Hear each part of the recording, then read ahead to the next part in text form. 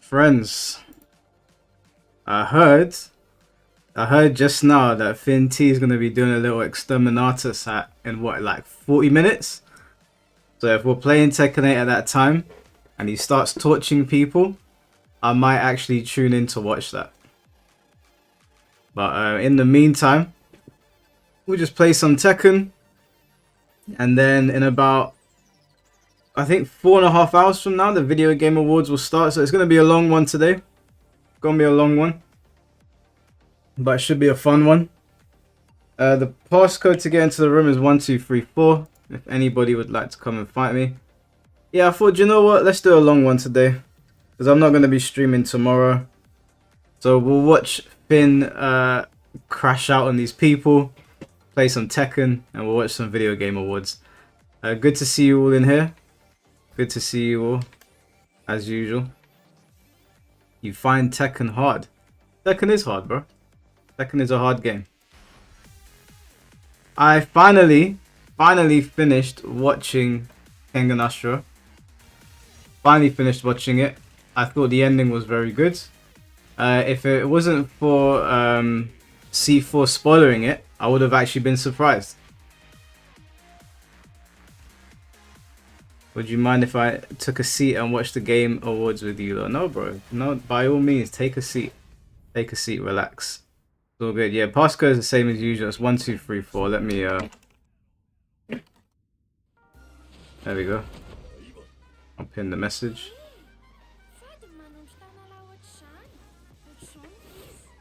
Still have no experience against her.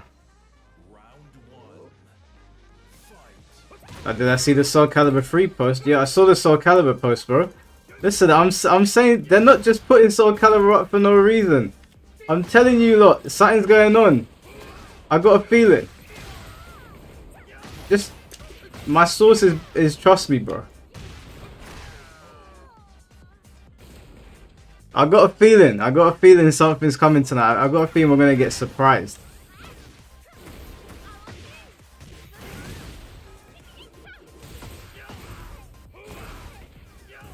Oh, good block. My sources, I made that shit up. No, I'm not even saying that I got it from any. I don't have a source. I got a feeling. I got a gut feeling that Soul Calibur's coming. Nothing but a gut feeling. No one told me anything. Got no insider information.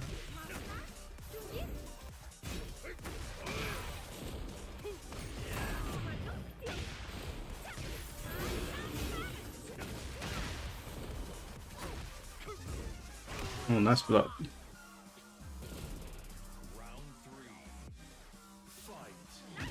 Soul Calibur 7 would be the end of Tekken 8. Maybe. Who knows?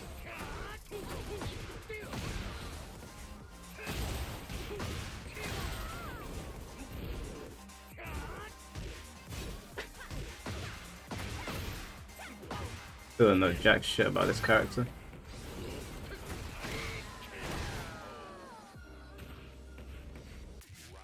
You've been kind of burnt out on fighting games? Yeah, if you're feeling, you know what, that's the best time to play some of your single player games, bro. Because you know, a lot of the time with these fighting games, we get caught up on them and we don't play the single player stuff. We end up missing out. Like, I haven't played any single player games in a long time because I've just been playing Bleach.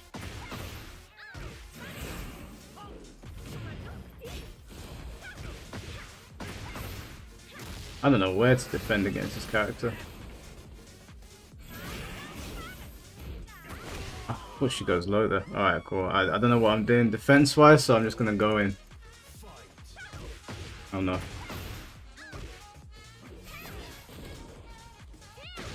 Oh god.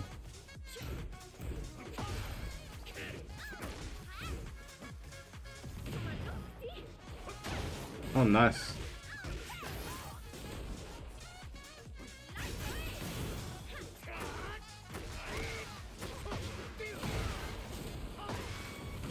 Been avoiding Tekken, but I've not been playing Tekken at all.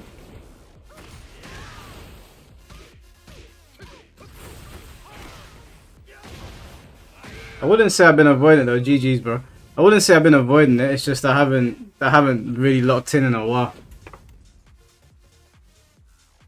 Mike's relationship was the end of the Guna streams. Yeah, bro. Listen, I can't be playing those games with a girlfriend. You gotta show your girl some respect. Like, even though obviously we're messing around here, it doesn't look good to have a whole girlfriend and you're playing them games. You know? And the thing is, yeah, like she saw you guys asking about it, and she was willing to. She almost conceded. She was like, I guess you could play it, but like, blah blah. Like, we were talking about it, and I was like, babe, I ain't playing it. I'm not gonna play it. I told her that you guys enjoy them a lot, but it's when I sat and thought about it. Like, obviously, it's just a game, but when I sat and thought about it, I was like, that's not a good look, man. I don't want to be like one of these people on the internet that's disrespecting their girl like that, and then you see what Piers Morgan's wife is putting him through right now. I don't want to be in a relationship like that.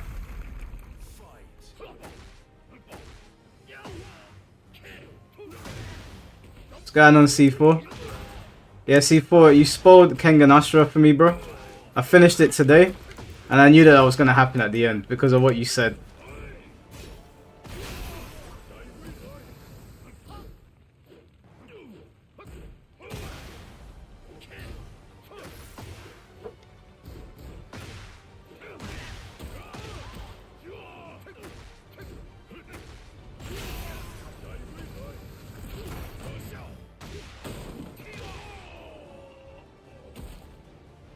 What is Piers Morgan's wife doing? I'll tell you guys after this fight. Bro, it's messed up. It's actually messed up. Nice block. Wait, what did I say? Before I told you I hadn't finished it yet. You know what you turned around and said to me? I love animes. Actually, do you know what? I'm not gonna ruin it for the people that haven't seen it. But you basically told me the ending. You told me like how it ends. You were like, I love animes that do this particular thing at the end of their shows and at the end of their runs, and I was like, oh my god, I know what's gonna happen.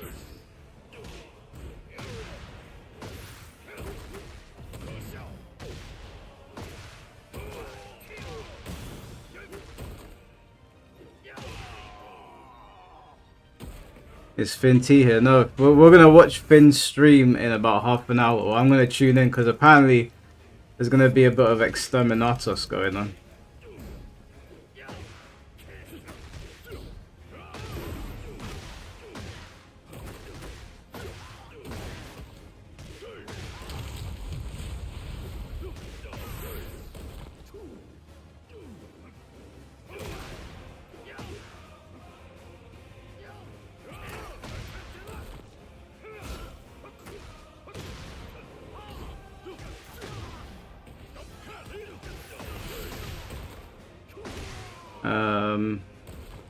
So Mike, you're not even on Kengan Omega. Do you know who the connect? I don't read manga. Oh shit! I did not mean to key charge you. I don't know what happened.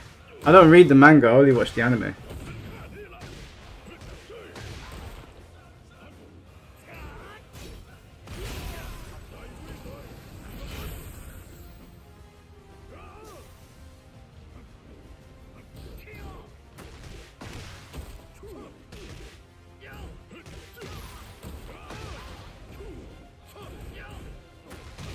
Oh no, I might lose. Alright, wait, hold on chat, let me lock in, I'm not paying attention. Nice.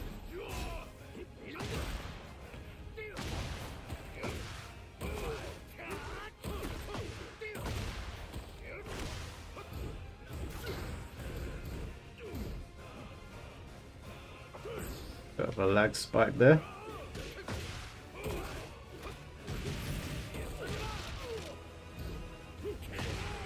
Sorry, Mesats. You know, Mesats, when I lock in Mesats, it's a different story. It's a different story.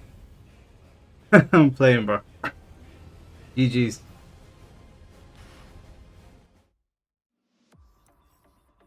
Am I staying up that long to watch it? Yeah, we're gonna be here the whole time. We're gonna be here the whole time. We're gonna watch Finn T stream in a little bit. And see who he exterminates. You owe me a favor. Yeah, you do, bro. You do, because that ending would have been peak. You gave it a 6 out of 10. I think that was a pretty sick ending. It was kind of left open-ended, and I felt like they did enough to continue the show.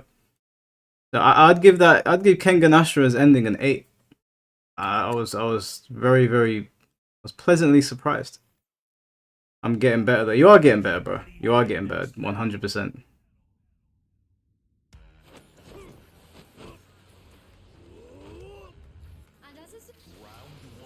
Oh god, not Mary's again. I do not know what I'm doing against this character at all.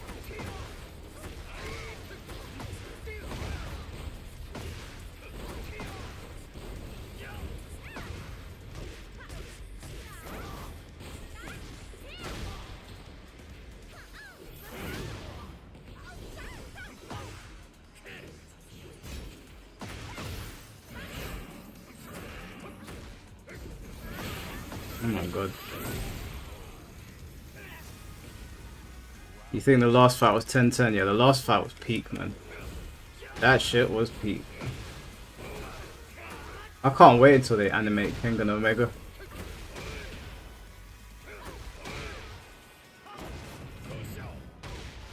I've gone back to Sakamoto Days today.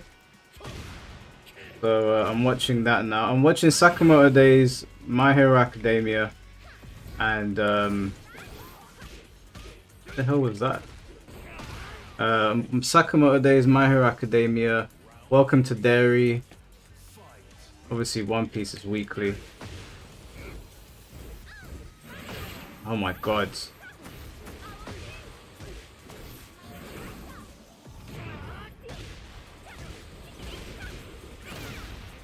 I don't know what's happening.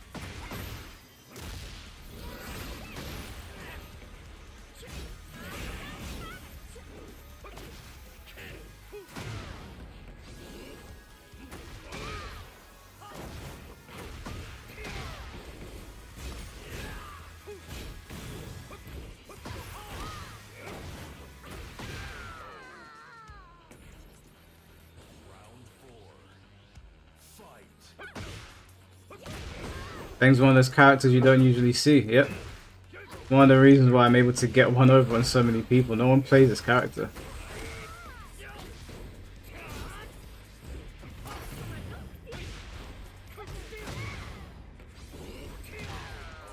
GG's, bro.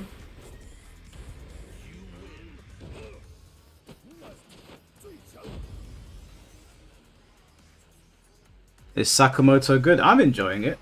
I know people that read the manga don't like the art direction of it, but I'm really enjoying it. I never read the manga, so I don't have that point of reference. Maybe if I did read the manga, then I'd be less inclined, but I can see that the artwork in the manga is better, but yeah, I'm enjoying the show so far. Gun and EA not playing. Good to see you, bro.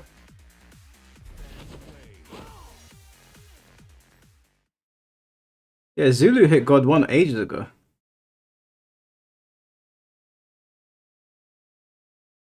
There's a bigger chance for DOA 7 at TJ than Soul Calibur 7. Listen, let me keep the dream alive. It's a tale of souls and swords eternally retold, bro. It will come back. What's going on, Beast? How you doing, bro? Alright, let me lock in because Zulu is no slouch. Well, the last couple of fights we've had, I've had your number, Zulu.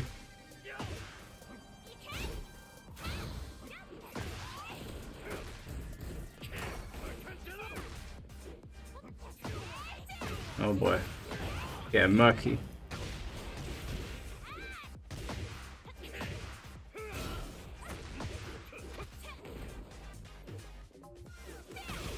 Oh, that was unfortunate.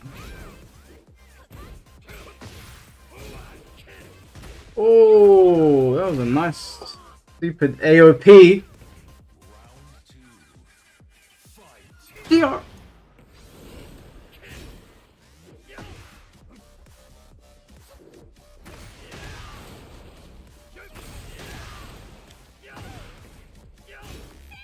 I wonder if I probably could have launched there, couldn't I?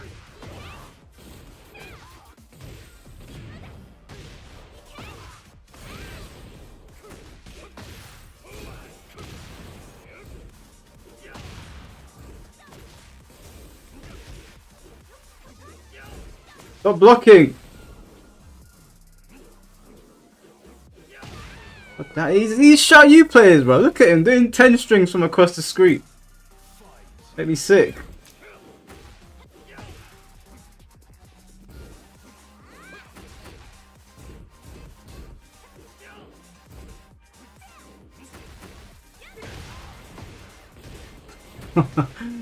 All it takes is one launcher. Now we're at the wall.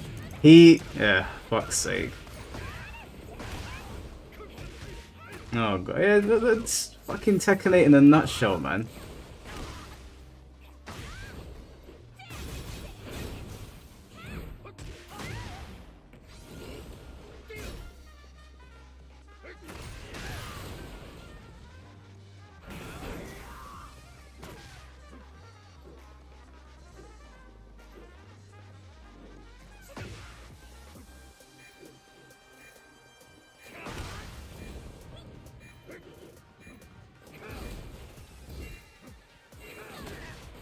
Oh, you cheeky bastard! Fuck you!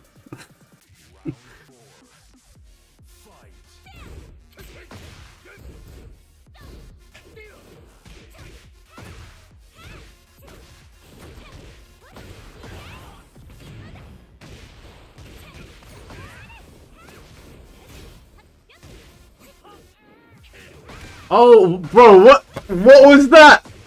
What was that? That took me out of the game. What the fuck was that? What was that? No, I need to rewind. What was that? No, don't GG's me. Hold on, let me take another look at this. No, the cameraman just fucking screwed me, bro. Rewind the stream and look at that shit. That wasn't even Xiao Yu, that looked like a glitch. Rewind that shit and look at it. That looked like a glitch. That was not lab results, bro. You were mashing. No, I'm looking at it again right now. It was the fucking camera. Rewind that and look what Xiao Yu's doing. What a crock of shit. Fucking cameraman gave him the round.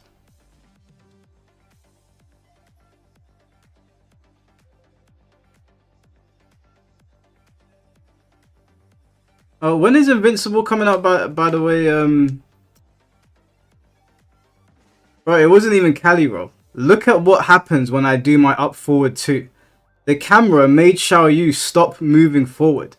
So she just started attacking and stayed in place. And that's how she was able to punish me. Otherwise, I could have run up and hit him in the back. Rewind there and look, bruv. The cameraman gave him the round. I can't believe it. Absolute nonsense.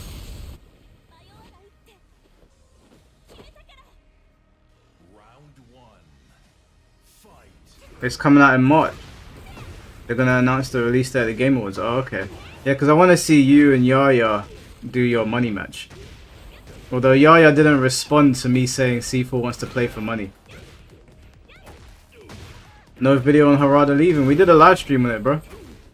We did a live stream on it. It was yesterday's live stream.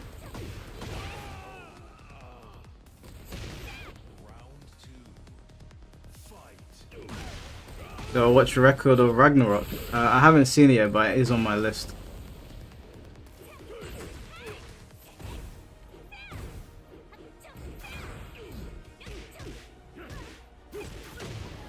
Any opinion on the Evo game choices? I think the game choices are pretty interesting.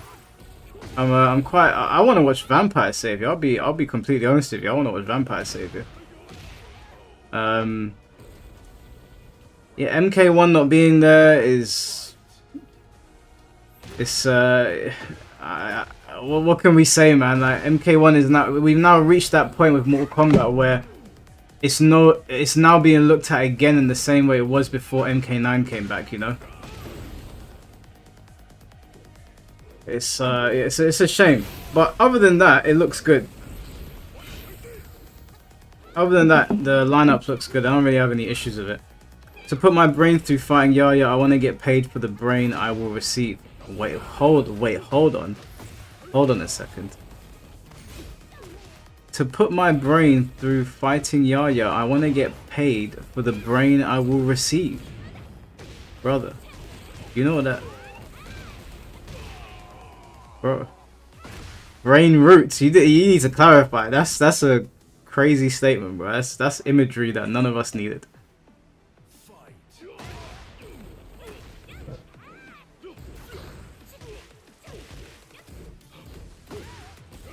Ed Boon's talking about balance patches upcoming. I think he's taking the piss out of the MK community, I'll be honest with you. Didn't they say that they have stopped all production for MK1 before? Why would they do a random balance patch for it now? The game is dead. They said that they've moved on to their next project. He's got to be capping. He's got to be taking the piss out of them. I think he's taking the piss because so many people quote retweeted him, like getting onto him for saying that there was going to be more MK1 stuff. I think that he's taking the piss. What's going on, JJBA and Densetsu? Good to see you guys.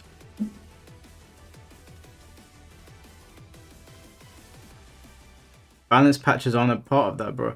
They're still part of production, though. Like, they're still producing something for the game.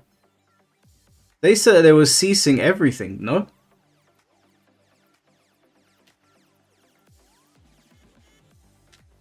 I have my final exam when the Game Awards start. Ah, mate, they set you up.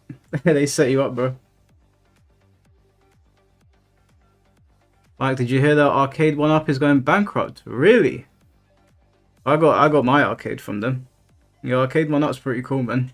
Pretty cool company. That's a shame. But I'm kind of not surprised. Like, no one's really buying arcade cabinets anymore. Do they produce anything else other than arcade cabinets? Did I see the Soul Calibur news? Yes, I did, bro. I did see the Soul Calibur news. I saw Soul Calibur 3 is out there. People are talking about it. And to that I say, what a coincidence. What a coincidence. I've been telling you lot, and you've been doubting me, that Soul Calibur is coming back. And now they're promoting Soul Calibur 3. Listen to me, guys. Don't play with me, okay? Did I get lagged in our match? Yeah, I did, bro. I just didn't want to say anything because it was laggy. It wasn't that bad, but it was a bit of lag. Hey, what's going on, Hypnotic? How you doing, bro? Good to see you. I wish you played fighting games, Hypno. It would be so sick to get you on a beef set because I know you can trash talk.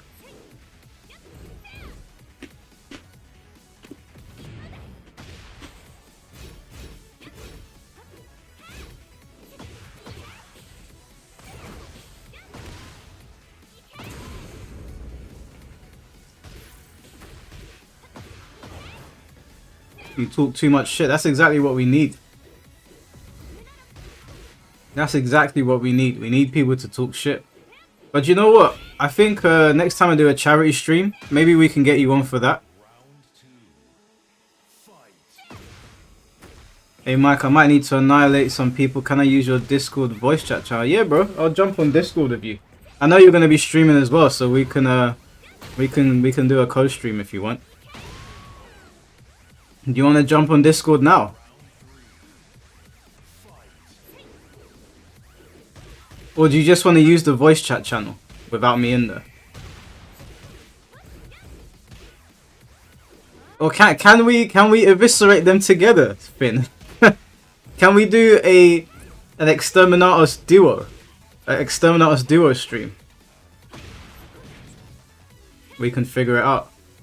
Yeah, it's definitely Hypno. It'd be good to get you on there, man. Be good to. I want to do another. We managed to raise £2,000 for the Great Ormond Street Hospital, and we did that in 3 hours. And I called them up, and they were so happy. Like, and I was like, do you know what? It felt selfishly, it felt really good to give to sick children. So I was like, I want to do that shit again. And I think if we get some bigger YouTubers involved, we can get an even bigger donation going to the chat to the hospital.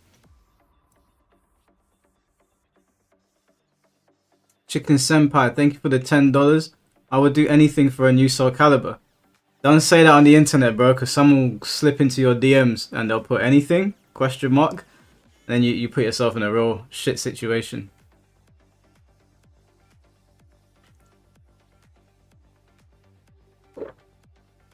Who's my favorite Soul Calibur 3 character and why? Brand new character to Soul Calibur 3 was probably Zasalamel.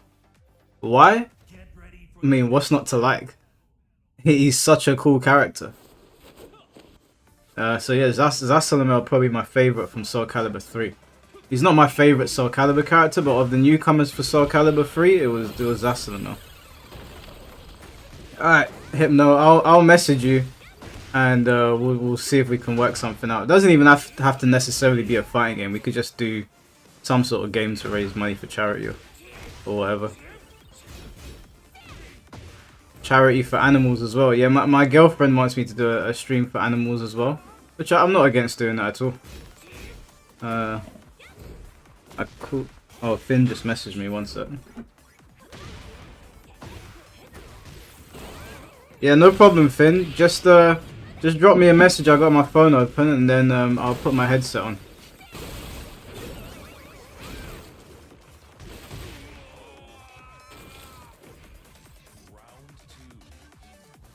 If a new Soul Calibur was announced, who would I want as the guest? I would really want them to not focus on guest characters. If you're asking me if I got everything I wanted from a Soul Calibur, and then we were to get a guest character, who would I want?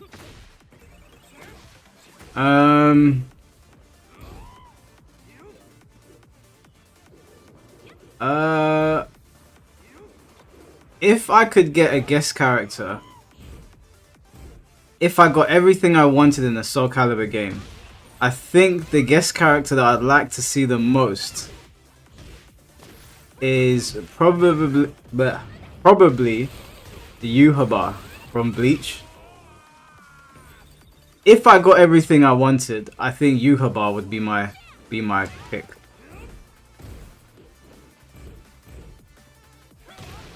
Now, we don't need another Soul Calibur so they can censor the hell out of Ivy and Taki. It's best to just have fond memories.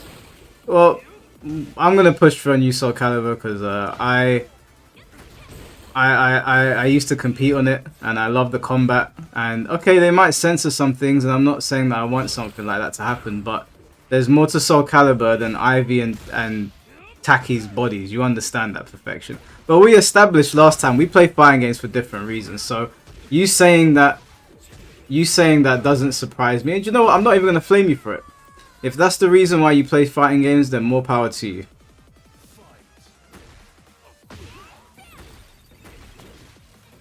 Cloud from Final Fantasy VII. No, I don't want any more Final Fantasy characters as guest characters anywhere. We got Cloud and Sephiroth in Smash Bros.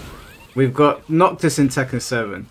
Clive in Tekken 8. I'm just like, just give it a rest. No more Final Fantasy.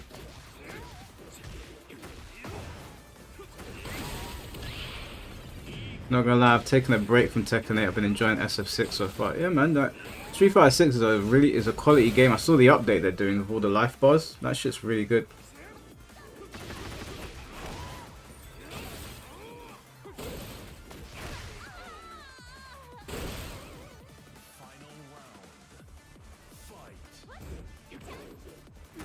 They didn't censor them in 6. Yeah, I don't think they would censor Soul Calibur. We need Tifa for Tekken 8. No, we don't. We don't. I am actively against any Final. And the thing is, listen, I ain't got nothing against Final Fantasy. You guys know Square Enix have always been good to me. They've always given me codes to give away to you guys. I've got a good relationship with them. But I gotta be completely honest. As much as I might love the Final Fantasy franchise, especially more now that I've like gotten access to a lot of their games and actually gotten to sit down and play them properly instead of just playing them in passing. They're great games. I absolutely love them. But I just don't want more Final Fantasy characters in Tekken. And I don't want to see another one in Soul Calibur as well. In Soul Calibur, I would be less annoyed because it just makes more sense for them to be over there. But ideally, I'd rather we didn't get another one.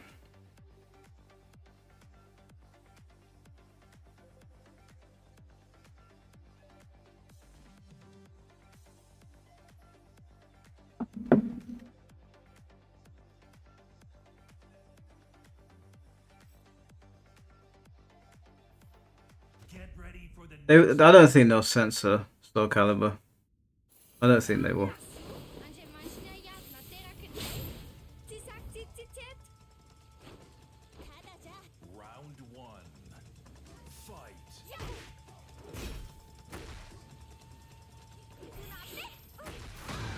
Yo, Mike, honest question. Do you think that Tokyo Game Show is a Oh, sorry. I thought T just said Tokyo Game Show. Is a respect... Tekken God Supreme. Is it a respectable rank? Yeah, it is a respectable rank. I mean, you gotta scale it to to what Tekken 8 is, right? And it's the second highest, other than the God of Destruction ranks. So yeah, it's a respectable rank. If you want to measure it against the entire Tekken history, then maybe not so much, because I don't think God of Destruction is a big deal in this game. It's not a big deal like it used to be in the old Tekken games, like getting the top rank. But for within the confines of Tekken 8, then yeah, you could say it's a respectable rank.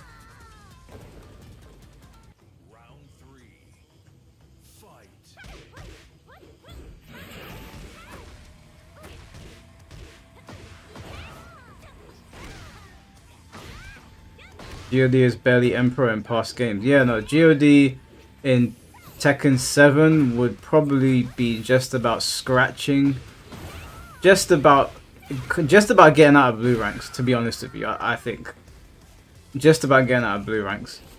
And in Tekken Tag 2 it'd probably be even worse.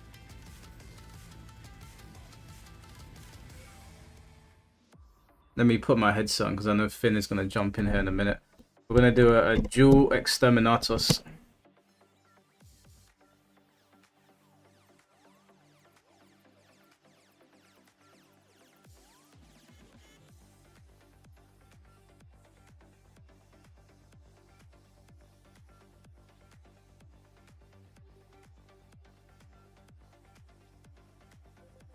What's going on, Gian? How you doing, man?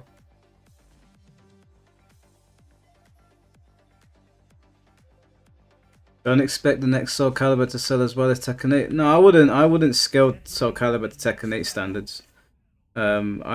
It's completely separate.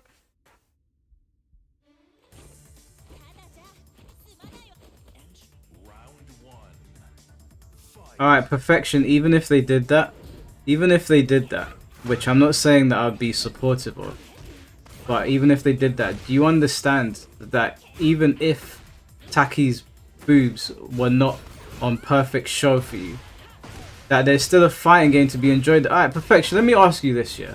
Genuine question. I'm not trolling you. Let's say they announced Soul Calibur 7, yeah?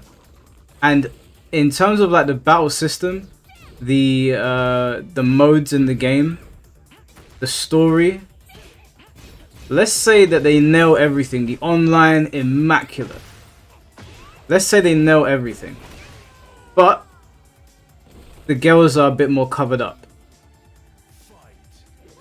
Let's say the girls are a little bit more covered up. Would you not buy the game for that reason? I just genuine question. I'm just curious. Everything else in the game is perfect. Everything is perfect, but the girls are covered up. Would that get you to stop playing the game?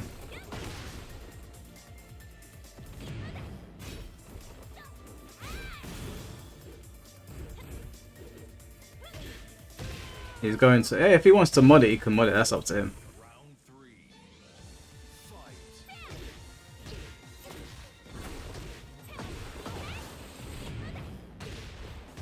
I'm just curious, because I have a follow-up question.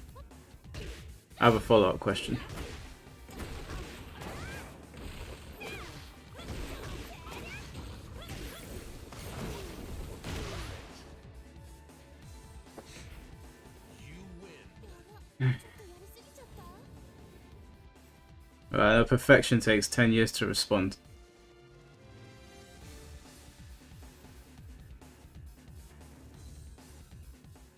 And do you know what? I wanted to do a podcast with Perfection and some other people, but the other people, I don't think they want to be on. I was gonna call it the Gooner versus the Gamer. Some bombastic headline. Obviously, I'm not putting people down that like a bit of that stuff. I'm not putting them down. It's a good headline. The Gooner versus the Gamer. Be a good little debate. Can we get an Exterminatus of Perfection? I think Perfection did that to himself a long time ago, if we're being honest.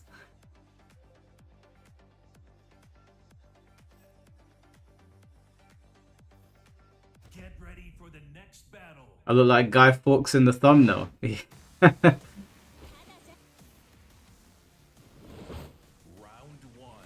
I was trying to get them on. There's a bunch of dudes that I was messaging. And they all had different reasons for why they wouldn't come on. I think Perfection's the only one that will come. He's the only one that would come on. I wanted it to just be them versus me. But I don't know if they'll do it, so... Unfortunately not. Maybe we'll make it happen.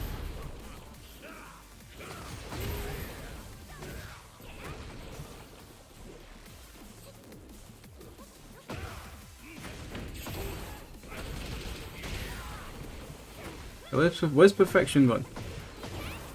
I was waiting for that answer.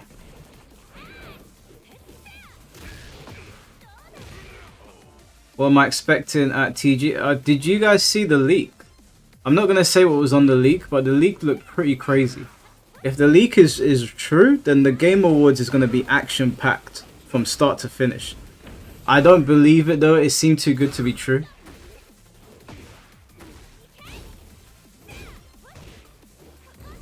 He always leaves when he gets pushback. Well, I mean, he stayed on the call for an hour last time. Yeah, we're good, Mickey. How you doing, bro? Insecure women whining about men not paying attention to them. What are you on about, bro?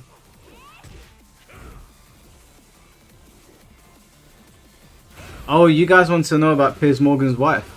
Alright, so I don't know if you guys saw the interview that Piers Morgan did on his channel. It's gone pretty viral. It's all over Twitter. I watched it the other day. He had Nick Fuentes on. And after the interview, Piers was like trolling Nick Fuentes because Nick said that he was a virgin. So obviously Nick Fuentes has quite a dedicated fan base. I think I got banned. Yeah, guys, don't ban Perfection, okay? Let him talk. I'm not saying anyone did either. He might be making excuses.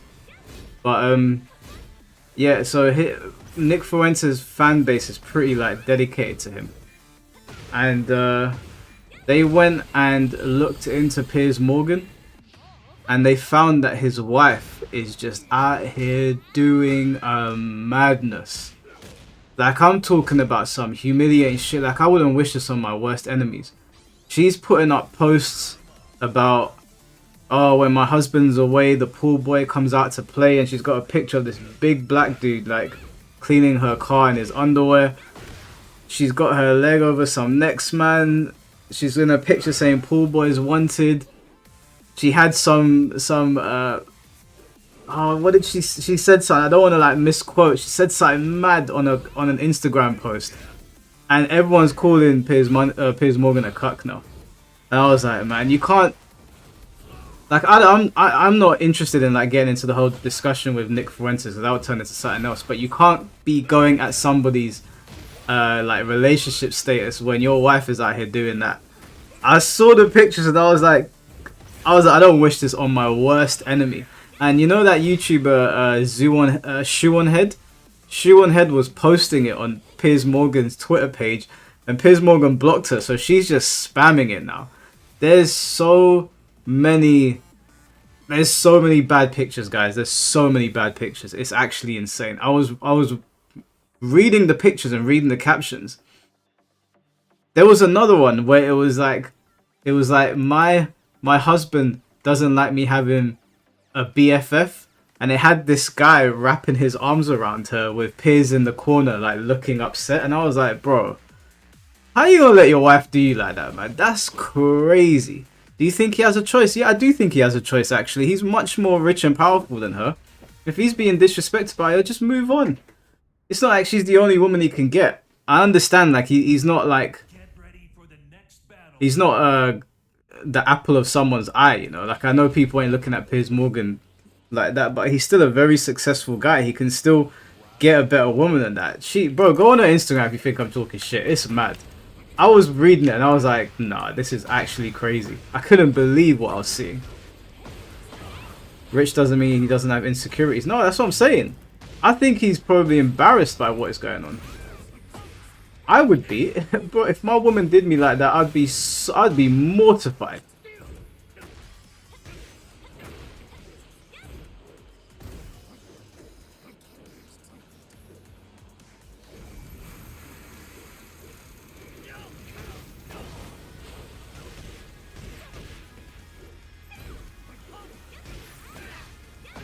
Nick's been exposed as a gay furry.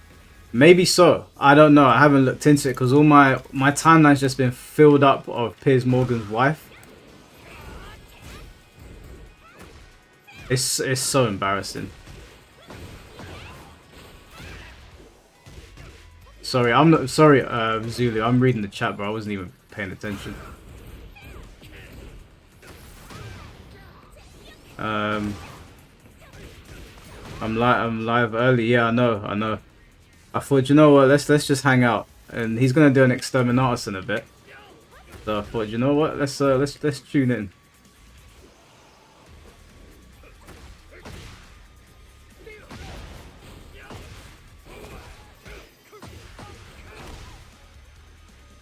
Yo. Wait, what? What's right? Wait, hold on. Sorry, wait, hold on. Let me at least get around. Give me 1 sec, chat.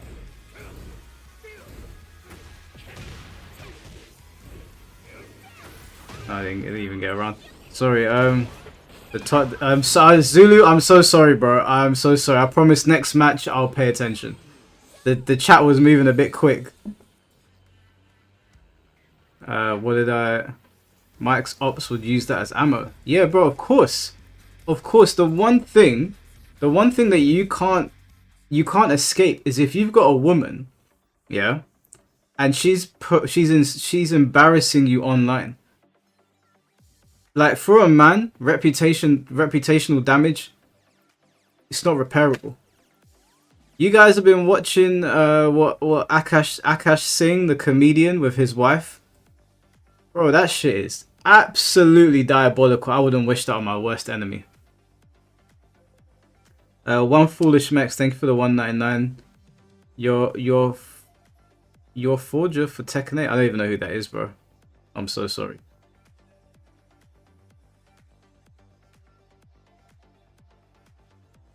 I don't know who that is. Let me have a look. Maybe I know them by picture. Your forger.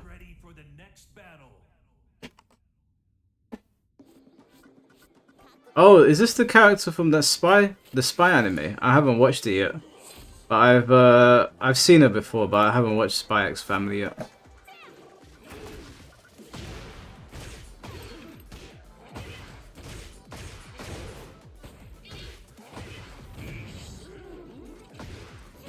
Yeah, bro, I wouldn't wish that shit on my worst enemy. I would not wish that on my worst enemy. Now, I'm obviously not saying there's not things that men can do to women to like really embarrass them online, but you know when a man's wife is out here doing that and the internet catches wind of it, he's finished. He'll never be able to speak in peace again. He'll never be able to speak. Anytime he tries to criticize someone, someone's going to bring up a picture of his wife now. And what can you do?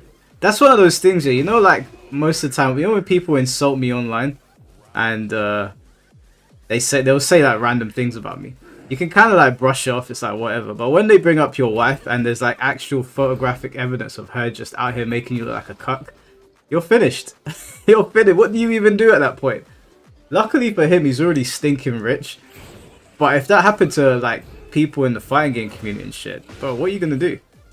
What can you do?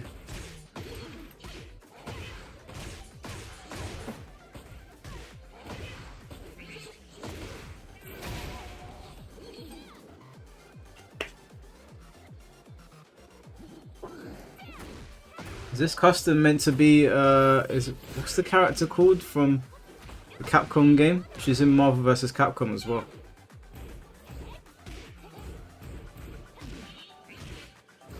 You'd get corned forever, yeah. Thing is, yeah, is that even if you did have good retorts, no one cares. No one's going to listen to anything you have to say. No one's going to listen to anything you have to say.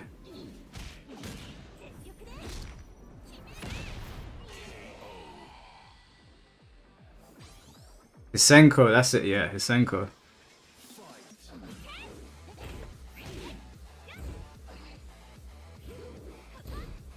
What's Finn doing?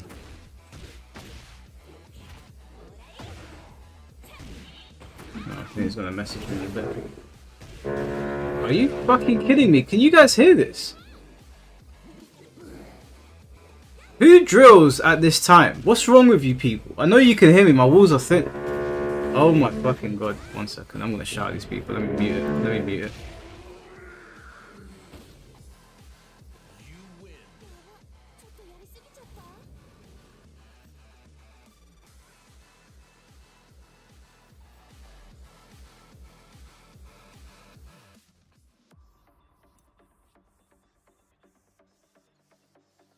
Fucking idiots, man. So tired of these neighbors all the time. All the time making noise. 8 o'clock in the evening. Why are they drilling? This is the only time I've had to go Karen on neighbors. The only time. I actually had to report a noise complaint. 1 in the morning. They're drilling. 1 in the morning. I'm so tired of their bullshit.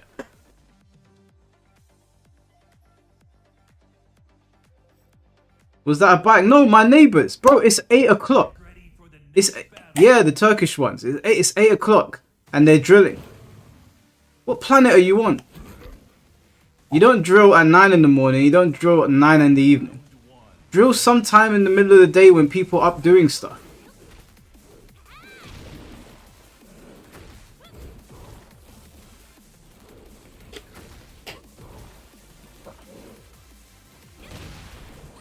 You know what I caught their kids doing? There was a cat, I don't know whose cat it was, but I come outside my garden to let my dogs out, and we see the kids have grabbed the cat, and one of the kids is punching the cat, and I screamed at them. I was like, "What the fuck are you doing, you stupid kids?" And then the dad pokes his head out the window, going, "Guys, like, calm down." I'm like, "Bro, what is going on here?" So I had to report them. Once I saw that, I reported them. I was like, that's it, I'm tired of these people. So I've filed a complaint against them. I've asked for them to be investigated, because one thing to make noise, if you're punching animals, then I'm just like, bro, you need to go. You have to go. I want them gone. They know that openly. One foolish Mex, thank you for the 199. Akash should use the Shungoku Sats on his wife. Bro, Akash's wife, again, that's another one. I saw the podcast he did with Andrew Schultz. And they were trying to like make it out as a joke and all this stuff. But I'm sorry, if your wife is on the internet going, I miss popping my pussy to a roster of guys in college, there's no way to recover from that. You ain't gonna recover from that. It was a humiliation ritual, bro. And you know what the word? It just got worse and worse. There was a video of her with her pants down in the doctor's surgery, like her bare arse cheeks out, and her smiling into the camera, going, "I think he's single." I was like, "Excuse me?" I said, "What?" Yeah, bro. The amount of things she said as well. There's no coming back. It doesn't matter what they say. There's no coming back from that shit. And when she was on a podcast with her friend, trying to convince her friend to let her have sex with her husband. She was trying to convince her friend, who is married, in front of her husband, that they should have an orgy. And I was like, thank God that this kind of love never found me.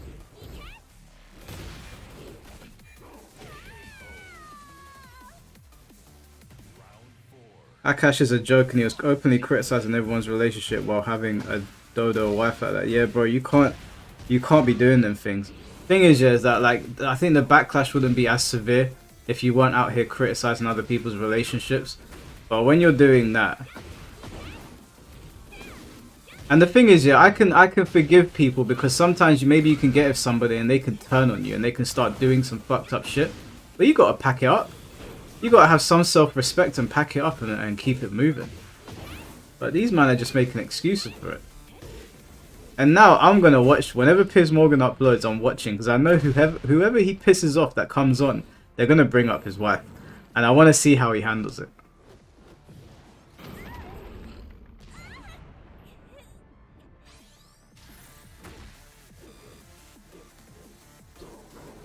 How can he not leave? That's wild as fuck. Bro, you're asking the wrong person. I don't know. I don't know.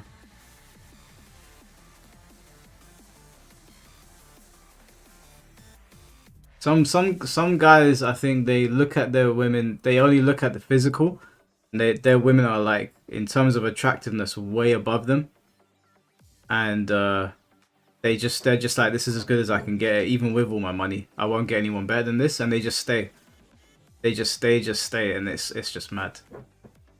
What about perfection Discord leaks? What? What about perfection Discord leaks? Are they being for fucking real right now?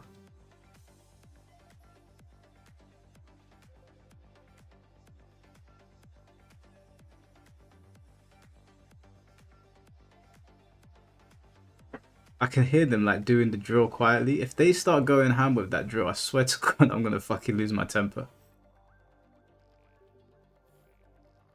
Do you guys hear that? Do you hear that? Tell me, if you guys can hear that, I'm gonna shout at them. He was talking to a miner in a weird way. What? You can't, you guys, okay, if you guys can't hear it, I won't shout at them. You let me know if you can hear it, now I'm gonna shout at them. I'm sorry, wait, bro, you can't just say those things without receipts.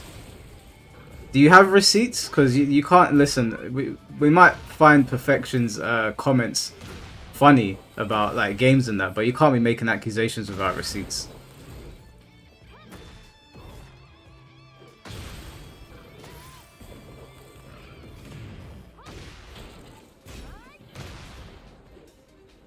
I didn't ping on Discord. Yes, I did. Didn't I?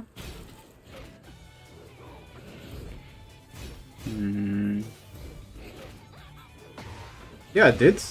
I did the same ping that I do all the time, bro. Oh, wait. Hold on.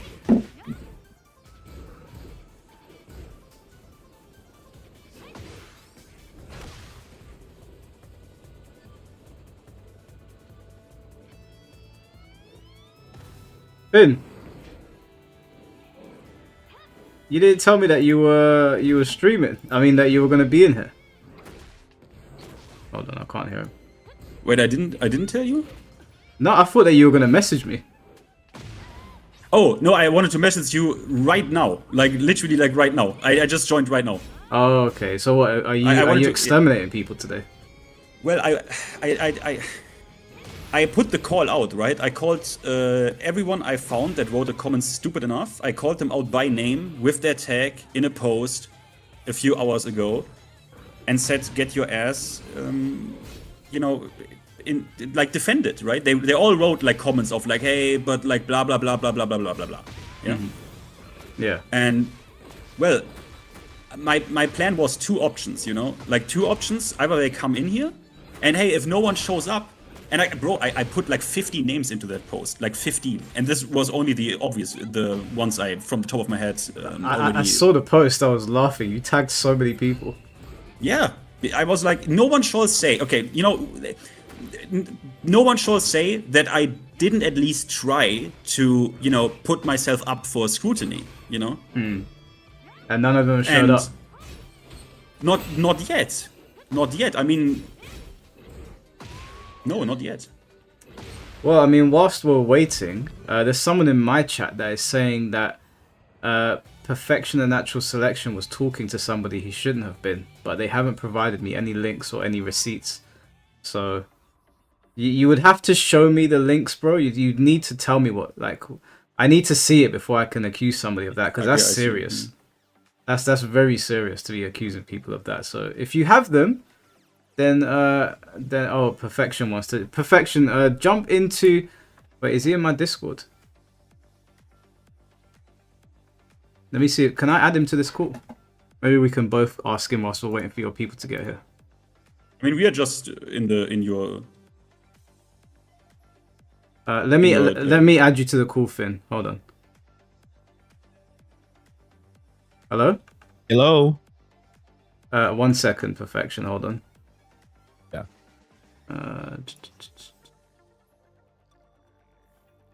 Get ready for the next battle.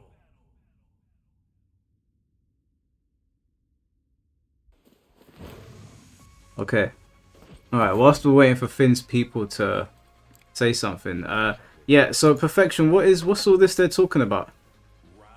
It's the same lie that they used to push back in the I Stand with Vic, Kick Vic. I don't know if you're aware of that era of YouTube, but it was this time like back in 2018 where, you know, the whole thing with Vic Mignogna went down. And during that time, there was a whole bunch of controversy in the Dragon Ball community between me and Geekdom. Now, me and Geekdom have long since squashed this whole situation, so it's like not even relevant anymore. But it was this other YouTuber.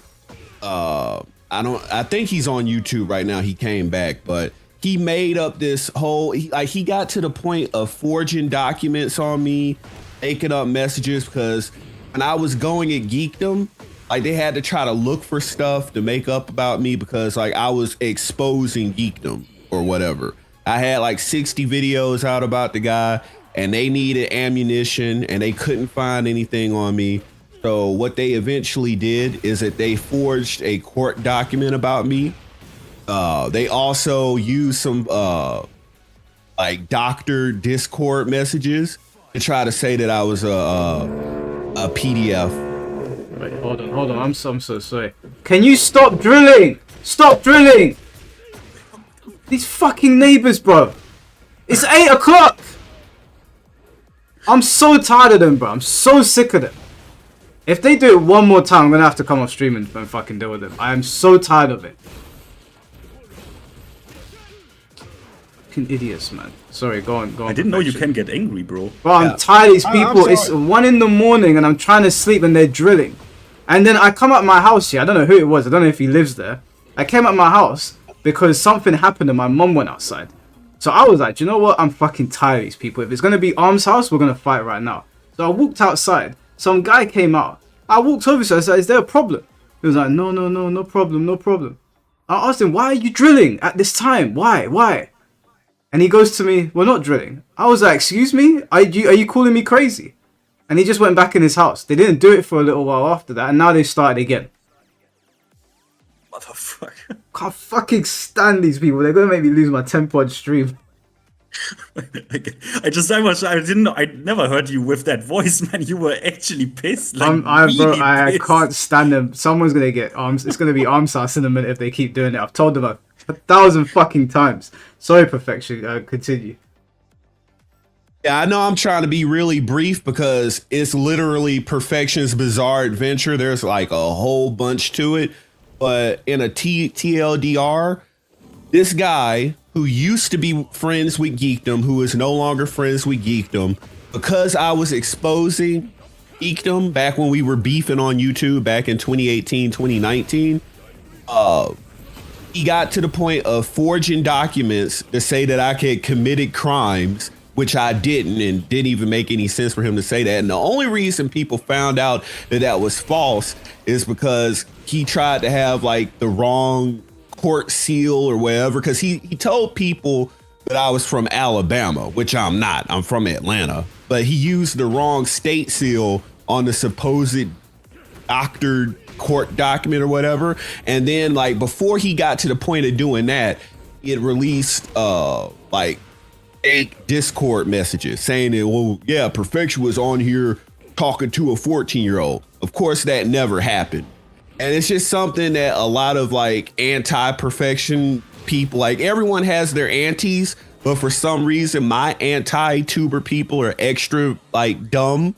So they go around to people that aren't aware of the situation and they stir up the shit brand new every time. Like, so they'll go whenever they see me in someone's comment section or whatever, they'll go and tell that exact same line, knowing that that person doesn't know any better. Okay, so you never spoke to a minor then? That never happened? Oh, no, never. Okay. Alright, so it's just hearsay then. Yeah, and I've only made it worse because I don't constantly try to address it. Like they'll do it and they expect me to get into a grapple with them every time they make that false accusation. And I've always, like for the past couple of years, I've taken the high road and just said, you know what, I'm not even gonna address it. I've already addressed it once. Like, just gonna leave it like that. But again, that's probably the wrong move because they keep going to new people and saying this, and it just keeps getting out of control. So I think that you should address it, because if it's not true and they're doing that, you can get them done for that, and they would have to. The people that are doing it that are like anime profile pics, or you can't see their faces, because you would open up a case against them. Their information would get revealed, because they're basically calling you a pedo. And I think I don't mind being trolled, but I think there's lines to things, and if people are gonna run around doing that, then I think that maybe you should fight back against that. That's not cool. Yeah, I know, and I always viewed it as one of those Streisand effect things. Like it was years ago that me, Geekdom, and the different people that used to be friends with this particular YouTuber that I'm talking about, they confessed to like their part in it. Like Geekdom had nothing to do with it. He was lied to as well. He didn't know that what was being said about me was false at the time either. So me and him squashed that. And the people that were friends with this person that knew that he was up to it, they even came out and told that he was lying about the situation. So after that point, I was like, okay, everything's cool. That's been dealt with or whatever. But again, these are people, because they don't like your opinions on video games, or they just don't like you. They have that kind of nature just to tell the most heinous lies about you. So Well, I can't be around them 24/7 to get into a debate every time they want to lie about me. So yeah, I've no, always tried to leave it alone. No, I hear that. Well, that's fine. There's no proof, so if anyone comes in saying that, we'll just disregard it. Uh-huh. All right, well, thanks for jumping and clarifying. I think that's good to put out. All right, there. man. Appreciate your time. No worries, bro. All right, peace. Peace. Finn, do you want to jump back into my voice, the other one? Yeah, let me add. Sorry to interrupt. When did you want to do that thing? Like this weekend? Because you had asked me when we could set up another stream. Yeah, it won't be this weekend because I'm taking my girl away, but it will probably be during the week. Weekends are a bit difficult for me right now, so it'll probably be during the week. But I'll message you because I'm trying to like get some guys from the DOA scene on as well. Okay. Yeah, I'll let you know All right, that once I set everything up. All right, cool. All right, man. Take care. All right, you too. Wait, one thing, Mike. Let me see. Someone. Huh? Someone made a short. Wait. Someone made a short of what? Oh wait, this is. Oh wait, I need to have sound. Sorry. I need to have the audio. Someone sent me a short of this Coach Kazama bullshit. Wait.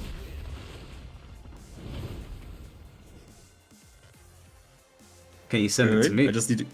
Yeah. I send it. I send it to you as well.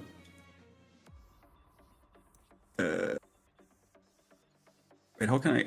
Okay, sorry. Well, it's with Count Dankula. Wait. I need to watch this. It's loud. Sorry. Wait. One more, guys. Where is it? Coach Kazama roast.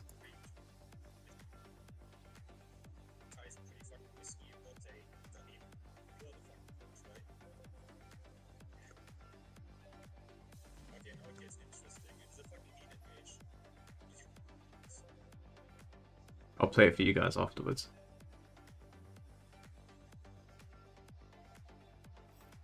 Sorry, I'm watching, Mike. One moment. Get ready for the next battle. That wall of muscle can't stop me.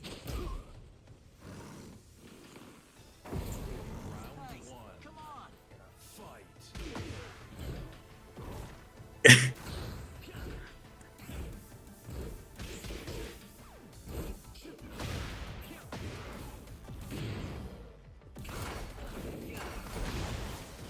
You are in there as well. I'm in the short. Yeah. Yeah, I'll play it for these guys afterwards.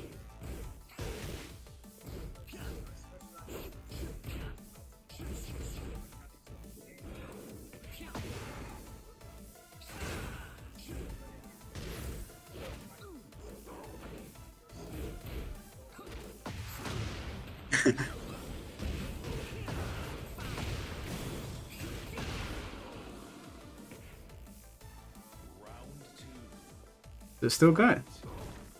It's still going. Yeah. How short is that? It's a long one. Ha! With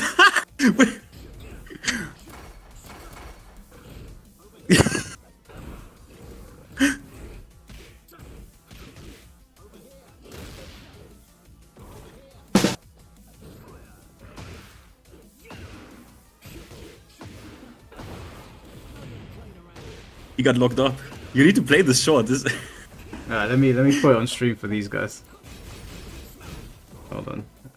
Alright, let's have a look. Okay, let me play it.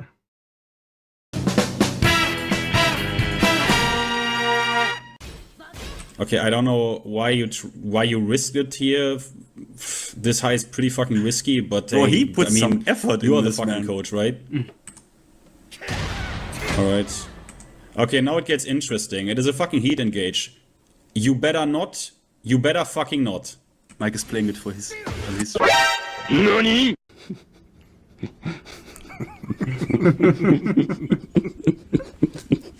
Nah, ain't no way. Nah, this is a mistake. Flashback. Risky, especially at a high level, because you don't have frames to press. In simpler terms, if you see minus, you cannot mash. Oh no! What happened? Oh no! How terrible! That's just awful! How terrible! Oh no! But wait, there's more. You might have So a small Tekken echo, God, just Mike he is also just playing mentioned it on here his screen. since Tekken 6, which I would don't- include I Tekken think Tag 2. people can Tekken hear me, Tag so 2's highest rank was you True Tekken God. I find that very hard to believe given the match footage that we had watched. So it says, I specialize in teaching players how to master the intricate mechanics of the game, including movement, combos, and mind games. Whether you're a beginner looking to improve or a seasoned player aiming for the top, my coaching sessions are tailored to your skill level and goals. You still have no one? Okay.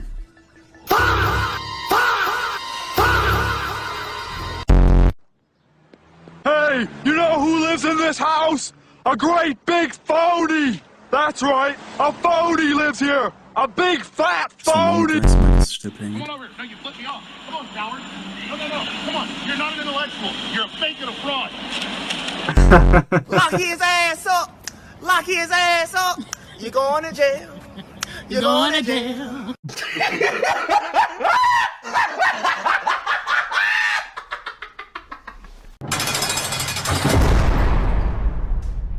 Well done, hero. That's a good day's work, and thousands can sleep in safety tonight thanks to you.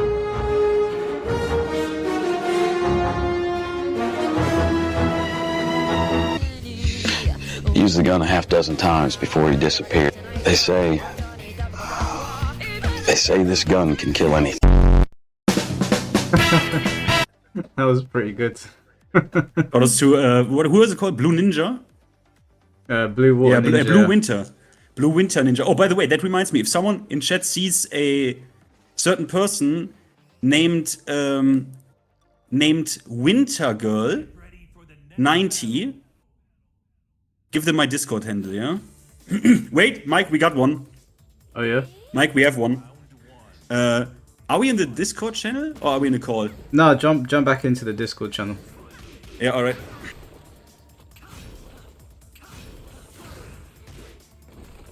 Alright. Apparently someone's about to come in here now. Oh boy. Wait, how do I invite? Ah, yeah, this, like this. Invite to server, copy link. Add this guy. There you go. Okay, guys, so at least we get one. Is this an actual girl? Wait, you mean Winter Girl? No, the Winter Girl wanted to talk to me about... I can't say. I can't say. I cannot say that. But let's say it's an agent. But the agent wanted to talk to me, but the agent forgot to also, you know, give me a means to contact, so I can't reach out for real. Oh, okay. So who is it that's coming in here to argue with you? Wait, what is his name? Is it Motish? Is this the person in here? Yeah, could be. Motish, can you hear us? I can see him in Discord. Yeah, Motish, I can also see him. I think but he tries to figure. Yeah, he's figuring out the mic, I guess. Okay. Okay, guys, but we got one target for execution. Imagine only this, be a moment. this guy comes in on smoke and just destroys me and Finn at the same time. No fucking way they're doing it again. Hold on, I'm gonna mute. So I'm gonna fucking lose my shit at these people.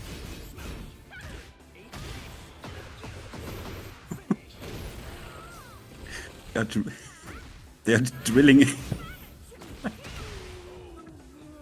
Bro, he's screaming. He is screaming.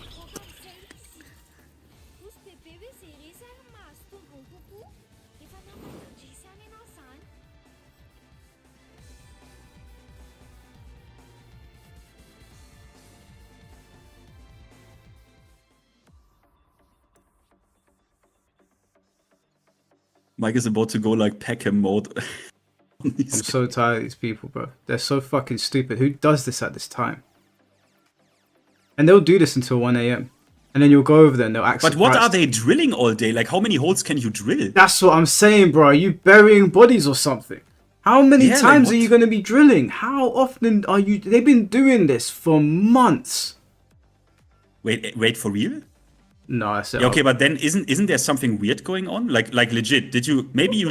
Mike, I know you're probably a pretty good-hearted person, but at some point you need to call the police because, like, this is weird. Like, you don't drill, like, for 10 hours a month. That's Like, what I'm there's saying. something going on. There is something going on. I don't know what's going on. The weird thing about this family next door is that there are so many kids in that house and none of them go to school. Can I ask you something? Are they Greek? No, they're Turkish. Turkish? Huh.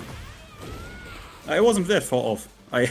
Because I had... Hey it's now, funny because I had... hey now, you're gonna enrage some Greek people and some Turkish people. No, I don't... No, a Greek... I know, Greek, Turkish, they have some... they have some differences. But I had Greek neighbors once who... they were also drilling. Like, literally... No. They were hammering. They were hammering all day. I'm like, what the fuck is going on? So with Greeks, it's the hammer, yeah? With Turks, do you know it's what? the drill. I wouldn't be surprised. It's like my uncles from the villages. Like they'll do something, but they forget that they're not in a village anymore. We're not next to Ayandabar or fucking Dorinho or anything. We're in a city. Like there's people next to you. You're not in your little village house where you're secluded from everyone for miles. And they come here and then you get onto them and they want to start fighting. It's like, bro, do you know, my dad used to do this thing as well. Because he spent so much time in Uganda and they have a certain way of doing things in Uganda. And every single time I said to him, Dad, don't do that. He would go, but we do it in Uganda. And I'm like, you're not in Uganda, you're in London. Stop doing it. We don't do it like that here. Like, I mean, he's going outside with Mike. There was a guy who looked at me funny, and he goes outside with a machete, and he already stop.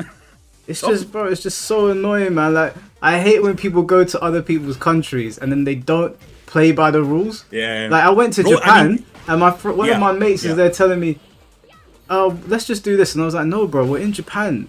In London, it's okay. Don't do that shit on the train in Japan." Yeah. Japan is like the where, like, for a certain, even though everyone knows, Japan is like this big kind of honor culture and respect and, you know, don't annoy others, right? I mean, one of my friends lived in Japan for years, for like half a decade. Not Frame Whisperer, by the way.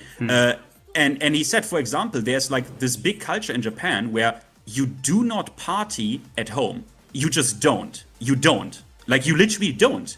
You go into a bar or like a karaoke bar or like a club, right? They don't have in Japan. It basically doesn't exist. They're like in-house, at-home party culture. That basically doesn't exist. Basically, yeah. For example, one of the differences. There's a guy in my chat just said to me, "You sound like a right-wing extremist." No, I don't sound like. Well, listen, Backing. I don't know if you're joking. Maybe you're joking. But if you go to someone's country, you gotta play by their rules. That's how it should be anyway. If I come to your country, we gotta play by your rules. When I went to Japan, I played by their rules. Things are totally different over there. Like, noise is non-existent on trains. You don't even talk loud. Oh, he's joking. Okay, cool. I was about to really? say. I thought he was joking. Yeah, we can hear you now. No, I'm the different guy. The other dude's still trying to fix his mic. I'm in newcomer. But who are you?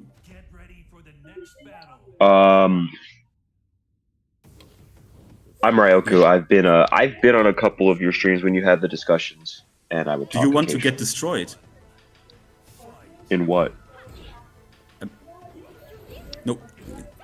I mean, did you see the post? Wait, was you one of the people that were tagged in the post, Ryoku? No, I was not. I just saw you guys. I kind of logged into Discord right now. I just saw some people talking, so I was just I just jumped in. But if you're talking about playing Tekken 8, I don't have the game right now, or I don't own the game, so. Oh, you are good, sir. Good sir. You're in the wrong building. we this is. I mean, I'm. Hold on, Finn. Hold on. Basically, what Finn's trying to say is that the reason that we're here is that Finn is looking to argue with some people. So unless you were here to disagree with him, he's basically like, that's what he was asking you. Oh, okay. So I'm not sure. Are we talking about being in other people's countries, or what are we talking about? Or what's the debate? Because No. Okay, wait. Basically, I've opened this room for Finn to talk to his detractors. He tagged a bunch of people today, so we're waiting for them. Okay, to then show no, up. I'm not one of them. Okay. All right. Cool. No problem. That's fine. You're always welcome in my country, bro. You're always welcome. Mr. Motish. Yeah, Motish. What's up? You said you're on your phone, right? Do you have a headset? Because if you have certain headsets connected, it might override the mic on your phone.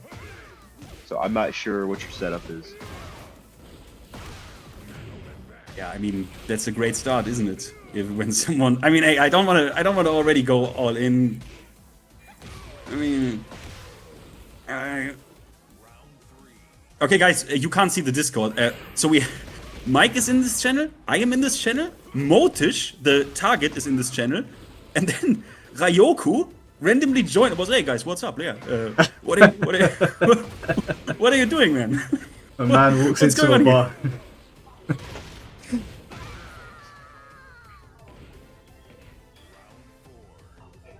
I don't know what's going on here. Yeah, so Ryoku, you're not here to argue with Finn. No, sir. Oh, okay, all right, yeah. This is just for Finn to like talk to his detractors right now. Okay, no problem. Are you guys streaming? Because if you're streaming, I'll just jump into that stream. But if not, yeah. We're both streaming. I'm streaming Tekken right now, but my stream's up and Finn's also streaming as well. I was hoping this was not the case. Damn, I'm sorry. Yeah, you're on stream. No, it's fine, bro. it's fine. It's fine. We could have made it a bit more obvious. It was, it was impromptu work. But it's fine. You can just go to Mike's stream or my stream, and you're very much welcome. All right, gentlemen. I apologize. I'll just jump into the stream. No problem, bro. Yeah, no problem. He's nice, and he's nice, and there's like a party going on, and people laughing in the background. He was just, hey, let me check what's going on here. I like him. That is literally a man walks into a bar. Yeah, yeah. Man, I love this shit, man. Holy fuck, I really like it, man. Oh man, I can't tell you how much fun this shit is. Also, yesterday. This with Tom, it's always so great, man. Oh man, I'm gonna get him to write a book. I'm gonna convince him to do it. Yeah, he needs to write a book. Like the fact that, guys, if you didn't know, right? Yesterday, I was allowed to be in the presence of the great late Grandmaster Tom Brady. I think I need to late. You only say if people have passed, right? Yeah, that's if someone's died. The big Tom Brady. And we talked about Tekken 4 because Harada, blah, blah. Go on Mike's channel to check the live stream out. And he remembered not only that Lee's misstep comes out of sidestep in Tekken 4, but he remembered like wall combo infinite notations. Like, bro, this guy is like he is actually on another level. Like, he had all the names, like Castell from Tekken Zaibatsu, the player's name of some random Korean guy. Like, insane. It's insane. It's crazy how Tom remembers everything. When we did the history of 3D Mortal Kombat, he remembered that Mortal Kombat moves don't really have names. Like they don't really have names. It's just like dash punch and this, that, and the other. But the 3D era, like they had loads of different strings. So I think the strings had names and certain notations. He was just rattling off random ones. Like I didn't know what he was on about. I just knew that he knew what he was on about. He knew everything. Like he knew all the fatality notations. He knew like specific setups. Even when I was watching him in practice mode, he went straight back in there. And he was like, let me see if this still works. And he just started doing random shit. And I was like, this guy's, he's just a walking archive. I need to get him to like document this. Yeah. Which is also, sorry, quickly, Motish. You can't be real. Is this, okay, Mike, is this like some troll shit? Yeah, I'm just going to kick him out. I think he's... No, wait. Like maybe because he actually wrote in chat, like, I shall... He wrote in chat, I shall send him the Discord. That's the guy who wrote also a comment under my post. Oh, he left himself. So he's not... I think he literally can't figure out how to fix his mic, which is a great fucking start to a discussion like this. How? It's so simple, man. Guys, man. What year are we in? Yeah, I mean, with Discord, it's actually not that hard. Like you just need to go onto your user settings, voice and blah blah settings, and most likely you just didn't click on the correct input device, or Discord switched it. Sometimes that happens, but it shouldn't be that big of a deal. Where was I? Wait, where was I, Mike? I didn't. You can't know because I didn't even start where I wanted to be. So. But you tagged a lot of people. Is there none of the other ones available? Mods, do you see anyone who wants to be destroyed? Because again, we have only play A and B. Because Mike is gonna do later, then I'm gonna just probably... I mean, it would be kind of funny to have a reaction if they actually show anything considering Tekken, but I guess I will just fuck off to Mike's stream then. We have a bit of time until that happens, and then I'm gonna fuck off to Mike's stream or send you all over there. But until then, because we have some time until this whole shit there starts, we do either people show up that want to get fucking annihilated, or what I suggested, Mike, is maybe get people of the community, because I mean at the end of the day I also do the Mike Hollow approach, that we do this kind of like for the community, and I think sometimes people want to just let it out. So I would be in favor of, if no one shows up, we can like get like a row of people in here that like can give their quick take how disgusted they are with a certain coach, if that's okay with you. Yeah, that's fine. I'm happy to do that. Okay, firstly, that's not Coach Kazama in my lobby. That's just someone taking the piss.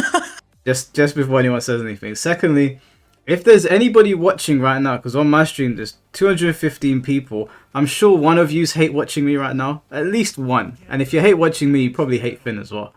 So if you are, and you've always wanted to say something to me, you've always wanted to tell me how much of a prick I am, or how much of a prick Finn is, let yourself be known. Just jump in, entertain the stream, and you can get off your chest. If not, and there's somebody in chat that wants to say something about what's been going on, maybe you like me and Finn, but you disagree with how we've been going about all of these situations, then feel free. We've still got 3 hours until the Game Awards, so we got time to sit and talk with people. So feel free, guys, let me know. I'll entertain the conversations. Wait, why is he is calling me now? Excuse me. Senor. Why is he the Motish? He has tried 2 times to call me. Like, mate, if your mic doesn't work in the channel, it wouldn't work in a call. Alright, why don't you accept his call, and if it's working there, then add me to the call. I mean, we now have this cozy channel, bro. I know, it's true. It's not going to make a difference. It's all Discord. Yeah, he's... I don't know what's wrong with you, man. Like, come on, man. I will now correspond with him in the written form. Please join channel. Izzy, you wanna debate me on the Avatar fighting game? No, because there's nothing to debate about. Wait, what? There's no debate there. There's I don't like what I'm seeing, and you do. And that's it. I couldn't be less interested in that game. I'm not saying it's a bad game either. It's not a bad game. It's just that I don't really. It's not going to be a very interesting debate because I am at zero interest for the game. So even if someone puts forward points to me, even if you put forward certain points to me, I just don't. I don't. You know, I'm not going to buy it.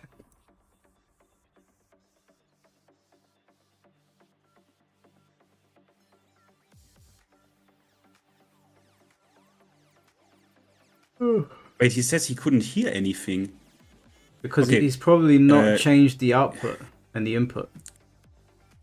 Yeah. Sorry, Senior Mortish, you need to go on your user settings in Discord. And then you have voice and video, and you have input device and output device. These two things need to be configured to the correct. No?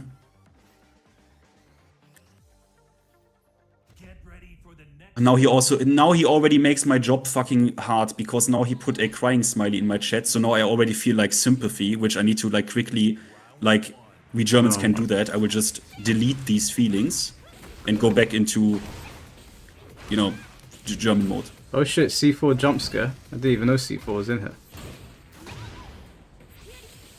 Yeah, I was lonely and wanted to be in a group.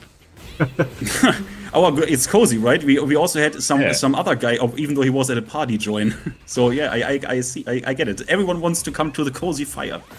I just, you know, I didn't want to be alone while I'm doing editing and stuff. Hey C4, do you know what I'd really love for you to do? I know that Ghost from 3S has blocked you, but I think that you should just. I think you should just rip him to shreds and then call him out for a money match, and then we do a beef set. Actually, I was saying this to Finn earlier. First, I want to take an L because I said Yaya wouldn't jump on. I said he wouldn't jump on, and he did jump on. So I'll take that L. He has bigger cojones than I thought. Yeah. Goes to third strike isn't Yaya. What are you saying he is? No, I'm saying goes to third strike. We all saw the video. He said I should block him. And then obviously I was on the podcast, so I couldn't reply. So I was going to reply the next day. And that's when I found out it was blocked. So imagine the gall to say publicly, you should block me. And then within 24 hours, you block that person. So they can't reply. That's like dropping a mixtape, a diss track, and then leaving the country because you don't want to hear what the other person has to say about you. Yeah, do you know what I'll be honest with you, and again, I ain't got nothing against Ghost of 3S. I literally got nothing against him. I know we had a disagreement a while ago, but I ain't got no beef. But one thing I have to openly say that I don't respect is that, you know, as content creators and even commentators, people. I'm not here. What? Sorry. Who the fuck is that? I'm the guy invited by Steve. Mr. Steve. Oh right, alright, cool. We'll forget what I was saying. Let's get this show on the road. Finn, if you want to take it away. Can you hear me now, good sir? Yes, sir. I can hear you perfectly fine. Thank you for having me. You're extremely quiet. Wait, I need to make you. Is he quiet on your end as well, guys, or am I fucking insane? It sounds like he's very far from his phone. Well, it's okay. Wait, wait. It's chill. It's chill. I just. He's quiet and polite, which I think is not the attitude. Yeah, he needs to come in here with. It's not the vibe I wanted, but I mean, hey. Hey, Mehdi, don't be deep, bro. Did you see what this guy said? He said, "Nice mic. Did you buy it from a dinosaur?" Okay. That's Excuse me. hilarious. How can I call you? Motish? Can I call you Motish? Oh, what is going on now, guys? My first name is Morteza. Morteza. Okay. Yes, that's right. Okay, Morteza. Do you... Well, now we get... this is going to be a bit problematic. So, your comment, right? You wrote a comment. Yes, I... I mean, I know what's going on, right? You're not actually... Shit. So you are the only one until now that is willing to join Discord, but let me ask you something. Have you seen every video regarding Coach Kazama? Did you just do this as an exercise, or do you actually think he has done nothing wrong? So first, thank you for having me here. I'm very grateful. On the second thought, I have watched your videos on Coach Kazama and another guy which I can't remember. He calls himself your edgy karate body or something. You like mean that. Nova Saiken? Yeah. Yes, Mr. Nova Saiken. What I know so far that you guys. One moment. I don't want to. Is there something you can do to slightly improve your microphone quality, because it is drilling in my head like the neighbors of Mike? Those motherfuckers. Is there anything you can Is there anything? Excuse me? No. No, it's exactly the same. No, it's not. It's not getting better. Are you calling us from Antarctica or something, bro? It does sound like he's in an igloo. It does. It really does. It sounds like he's in a bunker. He's trying to keep himself safe from Dominatos. No, sir. Hiding from the Hanba. Motish? How about now, sir? Is it better now? That is better. That's better, yeah. It's clearer, for sure. It is slightly better, yeah. So now, okay, let me just ask you one question, because I get the feeling you are not actually the guy. Do you think Coach Kazama did nothing wrong? What I think about Coach Kazama. No. Go on. First, I want to say what I've heard and saw from your videos. I'm aware that he did a diss back on Mr. Nova Saiken regarding some gameplay views or something, and he called himself a low-rank player. And I'm also aware that his coaching is very expensive for what it is worth. I also aware that he sent some copyright strikes to some of you guys. That's all I know for now. For example, yeah, but okay, you know what? When it comes to the substance of Coach Kazama, right? Let me ask you a question, and I need to do this. I'm sorry. Steve, Flickr, forward 2. How much minus is that? I want to clarify something. I am a humble and proud Kishin ranked player. That's fine. I don't know all these moves by their name, like move that Mr. Warrank has that called disrespect. You know that move that he switches a stance from left to right? Yeah, I know that move, yeah. Like if you say disrespect move from Horang, I wouldn't have known what that was. Okay, but unfortunately, this is a vital point of the video that you would have, you would know what I talk. You haven't seen the videos, right? Wait, so you cannot. What did he say? Move that he moved back. What did he say? Read the comment. What's the comment that he left? Well, he basically just. I wanted to go to the comment. The comment was just that he said, if people want to get your coaching, you can charge basically in principle as much as you want, right? Which is correct. The price is irrelevant. No one focuses on the price. The question here is that a self-proclaimed, quote unquote, professional coach, there have to be a certain standard. What kind of knowledge and skill I can expect from a person like that. And he falls below my standard. But okay, if your standard is different for $60 or for whatever amount of dollars, that's fine. But you said also your point number 2, which would be your defense, is point number 2, mistakes in naming motion inputs is not a big deal. I agree with you, that's what I said in my video. But what matters is if you get the frame data of a move so utterly wrong, which is why I asked you the question of Flickr 2. How much minus that move is, because that is a very big deal and very crucial to certain situations. And if you cannot answer this and you didn't spot the little trap that I built in this question, then you didn't watch the video, so you don't really have all the necessary information to even defend this guy. You realize what I mean? I can assure you that I watched your videos, but since it was some days ago and you guys are more technical than me in this game, I may not remember it fully. On the other hand, I think what could help our conversation to go forward is quite broad and more general.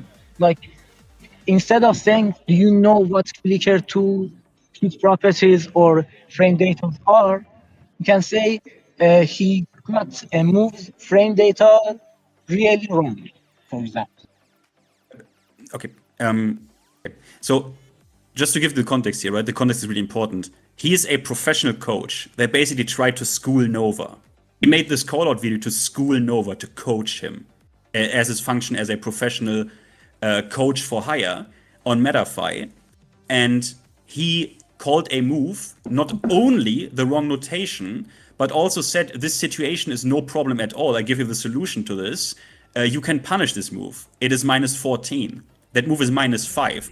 Like, that is, if you put out information like that is not only a mirror into how incompetent you are, which wouldn't be that much of a problem, right? If we have only that fact, you're just an incompetent. Are they still drilling? Yeah. No problem. So if you only take that, right, and some random says it, he's just an incompetent player, right? But if a professional coach says that in a video he makes to call someone out and try to coach him, that is. Do you think that's bad, or do you think that's like fine?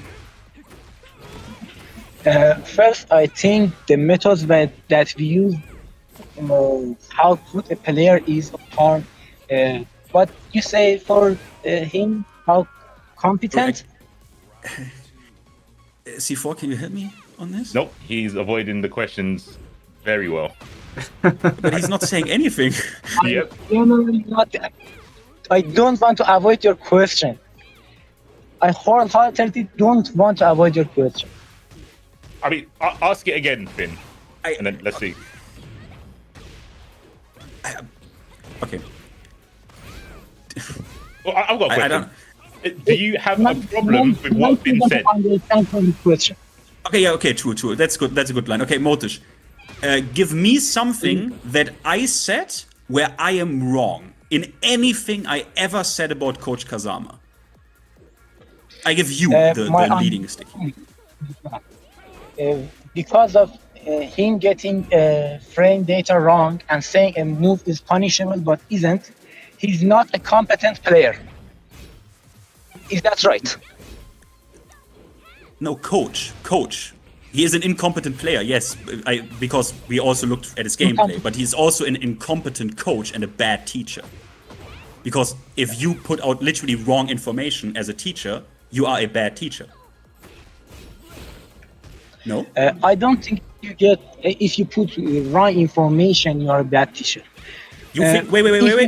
Did you just say you don't think if you put out wrong information, you are a bad teacher? Did you just say that? I just want to make sure. I'm going to elaborate. Can I elaborate? Yeah, but did you just say that? Yes or no?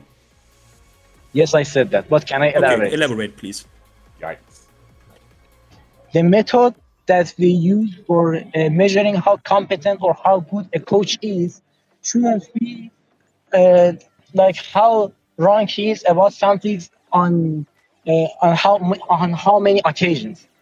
It's from getting results. Can he bring his students to set rank? Can he improve their gameplay? Like, can you? Okay, I can remember my. Look, that's not the question. I already answered that in my video. So because it literally doesn't matter, because it's a self-fulfilling prophecy. It would be like me putting out a coaching offer to teach you how to like literally go up the stairs. Okay, it's a self-fulfilling prophecy. So I already answered that. So I will directly ask you again. Another question. Give me something else. Like give me something else. Give me something where I was wrong. Because if you think wait, I get that you're saying like in your opinion it's not a bad teacher if he puts out wrong information. All right, then your standard for a teacher is extremely low. Okay, give me a next point where I said something wrong about Coach Kazama. Where did I? It's my show here, right? I am the king of this country right now. So you tell me where I was wrong in anything I said about Coach Kazama. You go. Mr. Fink, just because a teacher said something wrong one time doesn't mean he's a bad teacher. Or 2 times. One time. So he did it one. I can remember a lot of. So one. My once. teacher, Wait. Question wrong that Bro, take money. You shut the fuck up right the fuck now because this is my kingdom. All right. So you said he got something wrong once. Did you just say that once? Not often. Not often. Okay, explain to me. Okay, wait. You tell me now. You tell me, what did Coach Kazama say about 1-to-1 into Flickr? What did he say? What did Coach Kazama say? I don't remember. What all I'm saying is, when you talk or teach about something, you can be wrong sometimes, but it shouldn't be often or more than like a percentage or 1%, 2%. If it's more than 2 or 1%, I think it's more than acceptable error. Okay, so I get your logic, but again, tell me something that so you are literally agreeing with me. So you are saying everything I said about Coach Kazama is actually correct. Yes or no? May you repeat what you said about Coach Kazama? No, because you can watch my videos. Look, we're not playing this game. You answer with yes or no. Do you agree that everything I have said about Coach Kazama is true? Yes or no? Can I agree to something that I don't remember from a video I watched 2? Mate, I didn't force you to write. I didn't force you to write this comment because you obviously didn't even remember that this guy got demoted his ass out of GOD, because that is one of the next points you have written. He has reached God rank. My bro, he got demoted 2 weeks ago. He's at the edge of GOD. So that's a non-point. It literally is a non-point. Okay? And your second point was he made mistakes. I'll be right back. Fuck these, I'm tired. No problem. Fucking idiots. The second point fucking had it with these people. Yeah. So, guys, if you don't know, Mike's neighbors are drilling a hole in his head. I quickly have reduced Mike's user volume on my end because he didn't mute himself in Discord. He isn't used to that. So, your second point was mistakes in naming motion inputs. He didn't make mistakes in naming motion inputs. He made mistakes in naming crucial frame data as a coach who put out an edited video that he didn't even proof watch himself. So that's all bad, right? So the only thing that you bring forward is, in your opinion, he wasn't wrong enough. Right? But not unforgivable in my opinion. Yes.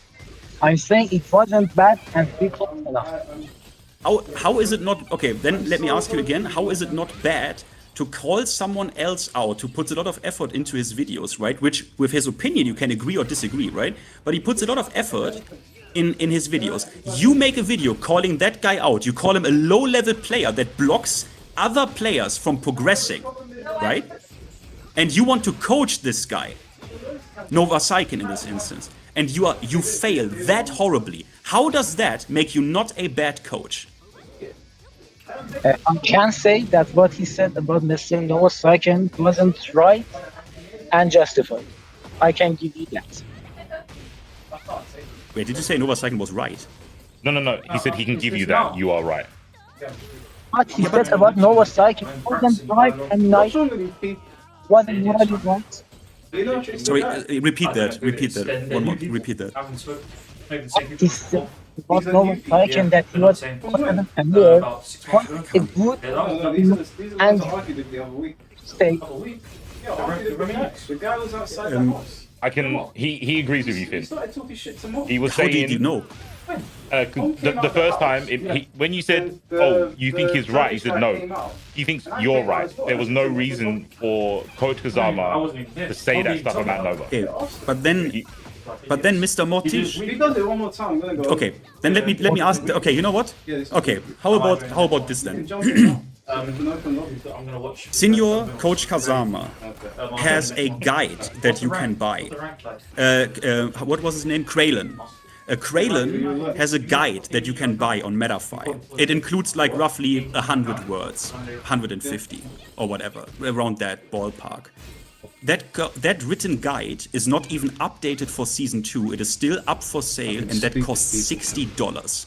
While Ty, an actual accomplished player that has won shit, has a Brian Fury guide with a money-back guarantee that costs $7 and has like 3,000 words. Do you agree that that is disgusting and perverse and designed to scam people who just don't know better? Do you agree or do you not agree?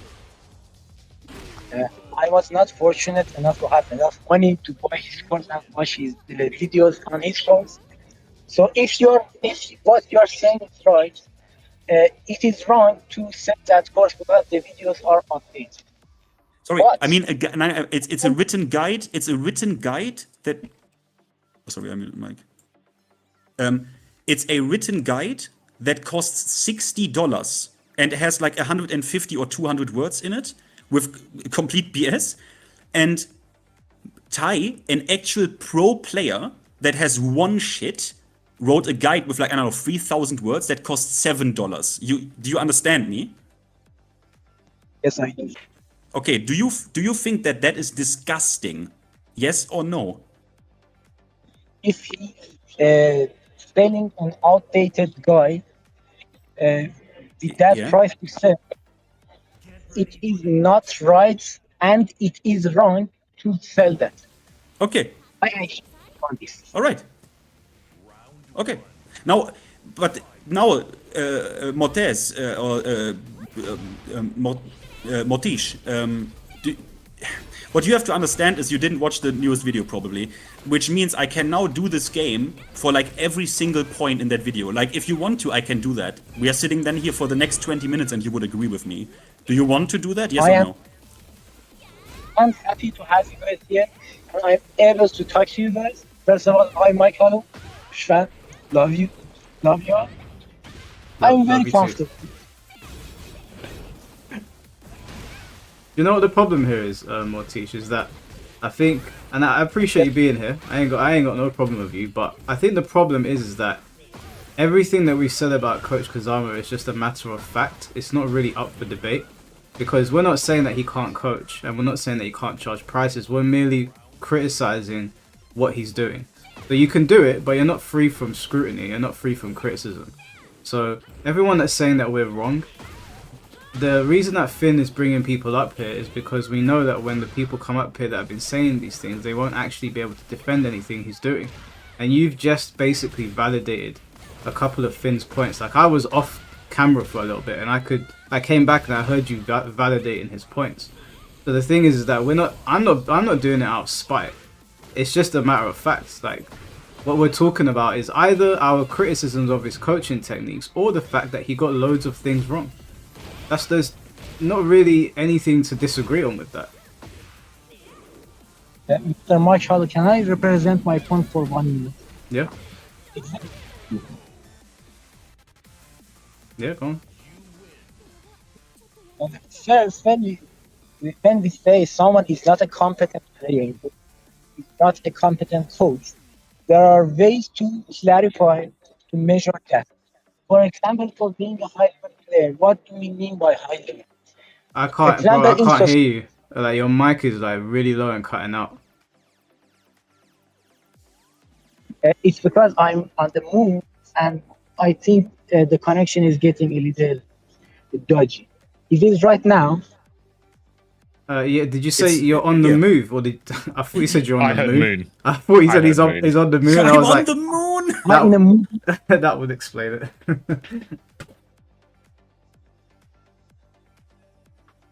Sorry, Motish, go on. I see where. Okay, you know what? I see where you come from, right? Sorry, go on, yeah. What I'm saying, top 5%, for example, in bills, top 5% can put the other 95% of the society in their pockets. Top 5% of academic individuals are on another level from everyone else in the academic community. So, yeah, but he isn't. When we talk about Tekken, top 5% of the players technically should be on another level from everyone else in that community. Yeah, it's crazy that it isn't the case in Tekken 8, is it? That is not respectable or not. It's crazy that it isn't in Tekken 8. Because, Why do you think people like that were nowhere? Why do you think people like that were nowhere to be seen in Tekken 7 and didn't do coaching packages in Tekken 7 for Tekken King even, or God forbid Tekken Court? Do you know why they didn't do that in Tekken 7? Because this game is actually what do you mean partly to wait. Wait, I'm getting fucking angry, bro. This is my lair. You are coming into my lair. You are. This game is partly also to blame. Do you realize that? In Tekken 7, no one did this shit. In Tekken 7, you couldn't just put some goddamn money on a fucking Tekken King rank because it wasn't a self-fulfilling prophecy in Tekken 7. That's why people like him, and I saw a few others, actually, yeah? I won already. If you are listening, right, keep looking behind you, man. Because I already saw a few other people who did this stuff, who put these packages up where they put like a price tag on a Fujin or a Tekken King rank. Do you know why these people were nowhere to be seen in Tekken 7? Because you couldn't do that shit there. Because it wasn't a self-fulfilling prophecy. You actually needed to work really hard to get that shit. Tekken King and Tekken 7. That's actually... some people would disagree with me here as well, but that's actually a rank worth something. Okay?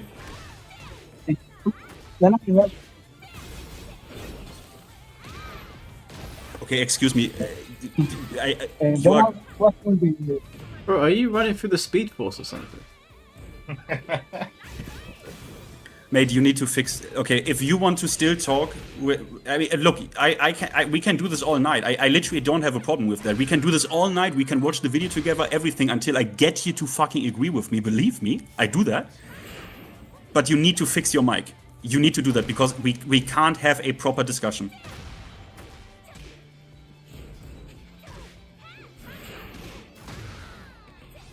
Well, I think that's the end of that. First, I want to say because my mic is so bad.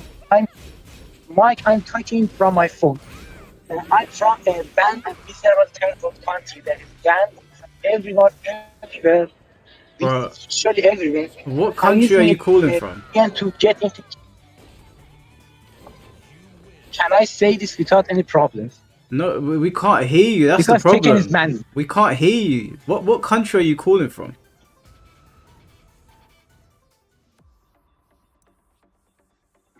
My country. I'm from Iran. You're from Iran. Iran. I talked with people from Iran. They can get. I know it's hard, but they made it work. Like, I'm sorry. I know that you're probably going through a VPN, but I mean... I know the situation is bad. I let him talk. I don't know when. You can talk now.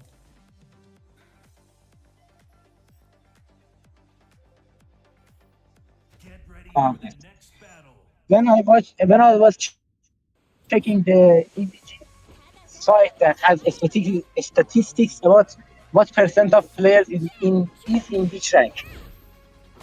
Tekken God or God of Destruction was 33%.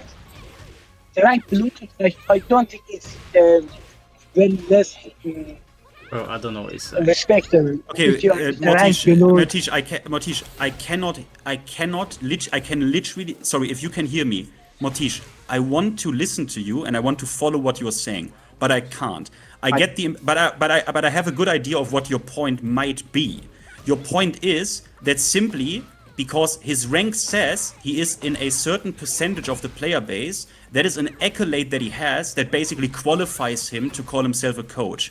What I'm telling you is A, that is completely irrelevant. B, we looked at how he plays in game, that's one thing. And C, his rank. He could be Arslan Ash. Mate, if Arslan Ash says flicker forward 2, minus 14 on block, I would say, Arslan, my bro, big ups for your Evo win, but you are a fucking idiot. You realize that? It doesn't matter.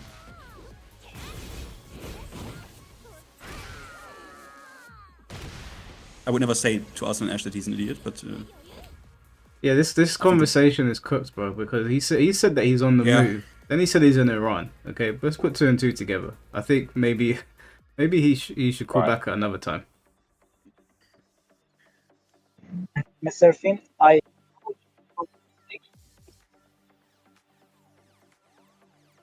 Bro, are you in quicksand? Okay, do you know what? Let me just put him out of his misery. if I can, to Yeah, I might kick him. Because it can't, he can't, it's not, it's now, it's probably annoying for people to... yeah, I kicked him. Sorry, Motish. Okay. If you're listening, it's nothing personal. We told you 100 times we couldn't hear you. Maybe he couldn't hear us.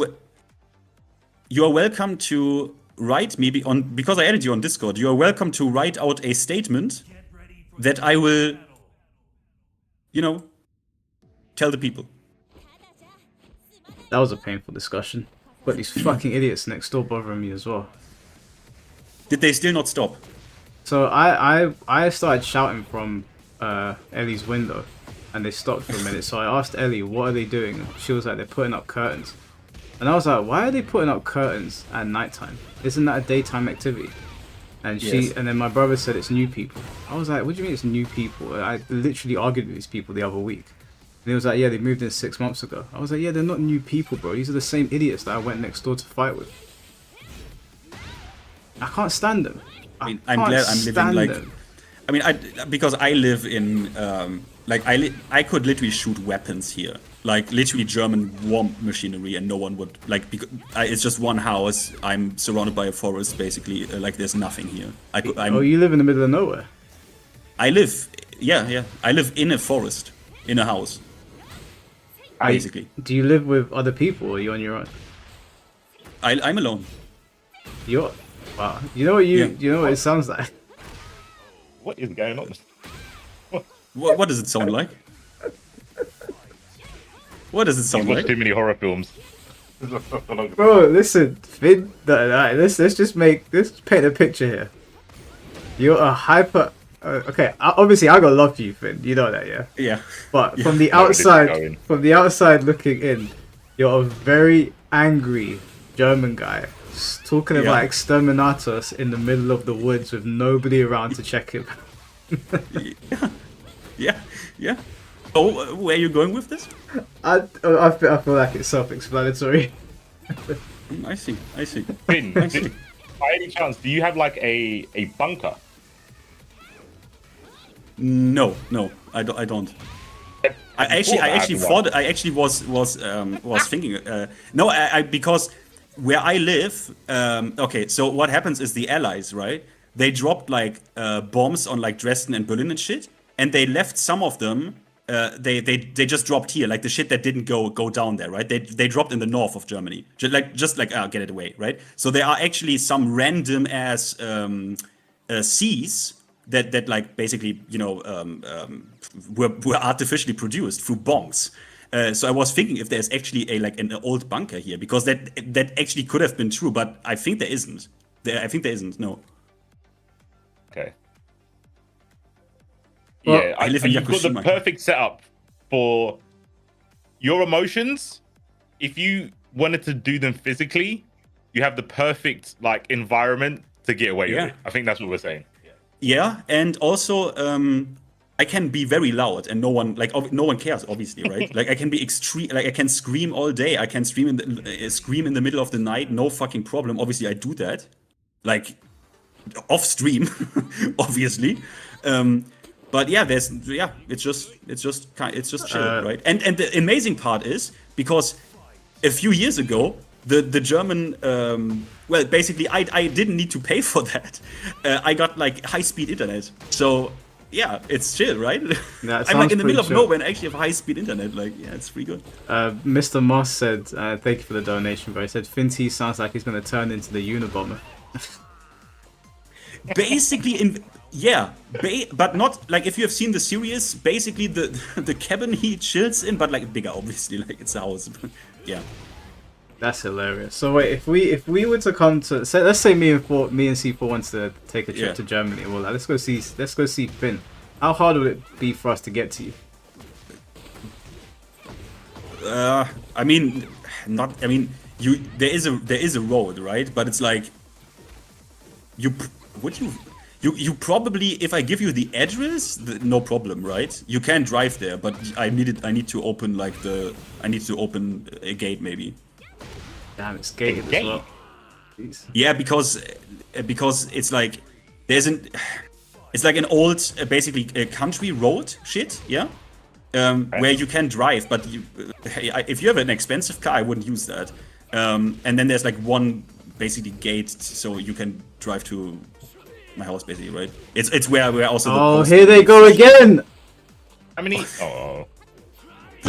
Who puts up curtains at 9 o'clock? Your neighbors? I mean, the way Mike looks, right? If he goes over angry, right? I wouldn't put up curtains again. I mean, if I go over there, the police are gonna come. As well as putting up curtains this late at night, why do you need the curtains in December? There's no light, bro. There's some, I can't even say what they are on stream. I'm gonna get demonetized. You know what they are. We all know what they are. I hate them so much. I hate them. I've never hated neighbors this much before. And I know my walls are thin. I know they can hear me. I hate you.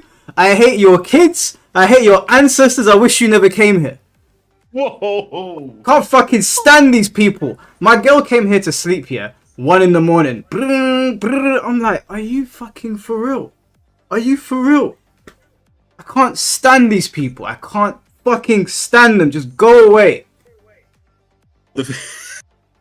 If they turn up in your chat, would you ban them? If they turn up in my chat, I'll tell them to pull up.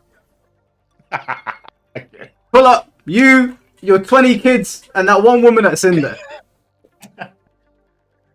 So tired of them, man. So annoying. I've opened an investigation against them. I called the police, and I called. Oh, you did already? Yeah, and I called the association that deals with people that do too much noise, because we've got yardies on our road as well, who are constantly like doing like parties that last a week, and it got out of control. We were like, yo, like, you're playing music for the whole neighborhood, turn it down.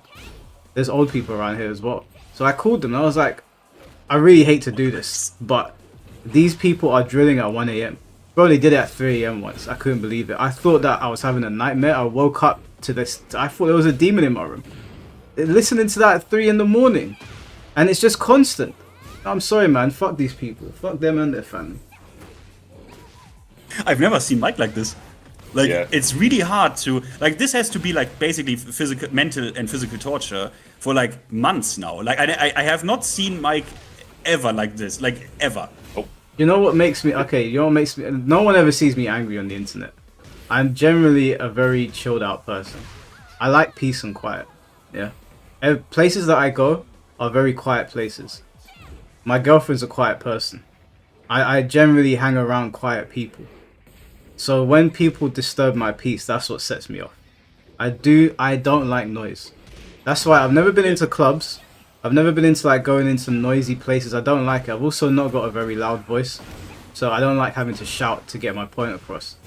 And then when my neighbors, people that are living on the other side of the wall from me, are the ones making the noise, and they're constantly doing it, and when they go over there they play dumb. And they're animal abusers. Yeah, I can't. They're animal abusers. Their kids were punching one of the neighborhood cats. Yeah, did you not hear that story? No. I'm not making it up. On my life, I walked into my garden, hand on my heart. One of the kids was holding the cat, the other one punched it. What the fuck? Bro, fuck these people, man. Fucking idiots. And I forgot about this. They stole my neighbor's delivery. The delivery driver took a picture. They took it to the wrong address. She texted me. She was like, Mike, can you go next door and get my delivery? I said to her, no problem, because I've known her from school. So I went over there. They're like, no, we don't have it. I was like, what's this? This is your house. They're like, no, we ain't got it. I was like, what? So I told her, I was like, they took your thing. Now, she's Irish. She's got older Irish brothers, like traveling. What would you call them? Yeah, you don't want that trouble. Yeah, you don't want that. I said to her, listen, do what you want. I'm gonna lock my door. You wanna come over here with your brothers? Do what you wanna do. They got your parcel. So next thing I know, yeah, I said I ain't getting involved in that. But here they are. So they come over. Suddenly the parcel appears. I'm like, you scumbags. I had to bring over these gigantic Irish dudes just to get her parcel back. Was that really necessary? Holy shit, man. I hate this road. I hate this road. Opposite us, so we've got these psychos next door making noise, and then opposite us, there's a woman. I don't know where she's from. I think she might be Turkish as well, and her man's Jamaican. They've got this dog that looks like it came out of Game of Thrones, bro. It is terrifying, and it attacked one of the other dogs in the neighborhood, and they couldn't get it to break its lock on the other dog. They thought that the dogs were gonna get killed. This is a true story, bro. Hand on my heart. This is a lockjaw in it. Like yeah. Even when you yeah, lockjaw. I think they're like American pit bulls or something. Like the dog is fucking huge, bro. It looks like a monster, and her dog does that. Everyone has a go at her. What do you think she does? She starts saying it's our fault. I was like, do you know what? My neighbors are they're all idiots. I can't stand them. I get it. Yeah, sorry, mods? Mods? Do we have more targets? You need to get out of London, dude. I am getting out of London. This is my last.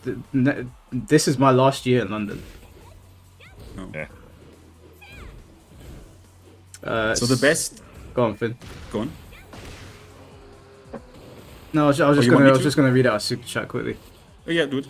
One foolish Mex, thank you for the $4.99. When I become a cop, I'll come after your neighbors, even if I'm from an entirely different country. Yes, please do. Please do. Mike, do you think it's Slime and GG wanted to give a take? Is that fine with you? Yeah, it's fine. We got time. We still got 2.5 hours till the Game Awards start. So. Yo, Slime, GG. Why you don't? You're on Mike's server, right? A GG for sure. Slime should be as well, right? Yeah, you both are. Yeah, just come. Yeah, just come in. Just come in. Can you quickly take over Mike C4 so I can? I just quickly need to go to the kitchen. Is that fine? Yeah, no problem.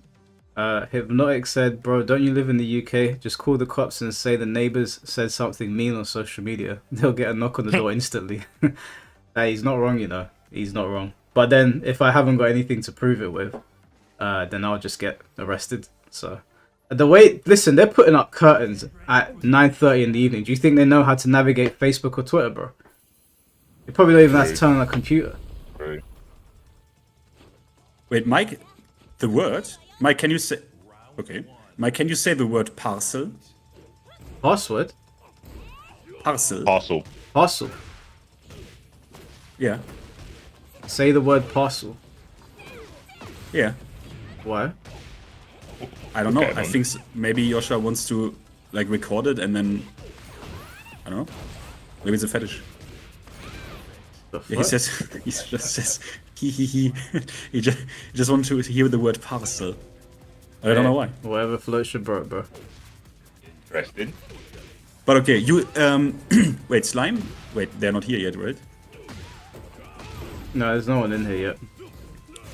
Okay, you take over, but then let them let them cook Coach Kazama, yeah? I'm coming back in a like 3 minutes. Yeah, no problem, man. It's gonna go fortify the gates and make sure there's no one in the forest.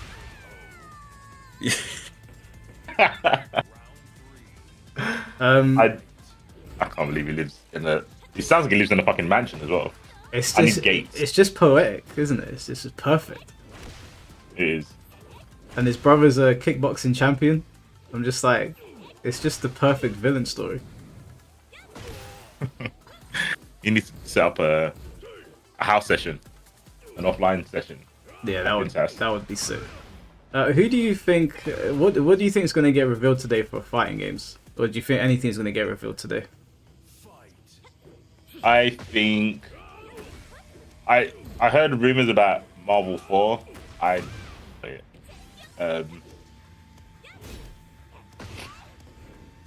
think Virtual Fire's got to do something. Yeah, it has to. They have to. Can you imagine? Yeah. We get nothing again. Yeah, out of everything, I want that to be something that gets announced. Like, I want stuff for Tokon, but I know it's far enough in development that it's like kind of cool with me. I know other people will get upset because it's been so long since they've shown like new characters, or whatever. But I think how Virtual Fighters in the public eye right now is bad. It's bad, bro. Like, I saw that is it the main character walking down the alley, and I was like, bro, what? I don't care about his feet, bro. Like, I think all I saw was feet and puddles. Yeah, it's been really bad marketing, and it's such a shame because I know RGG and AMC too. They do great work. I know they must have something. Like, just show us something, even like 30 seconds of a match with Hut, so that we can actually see what the game looks like in motion.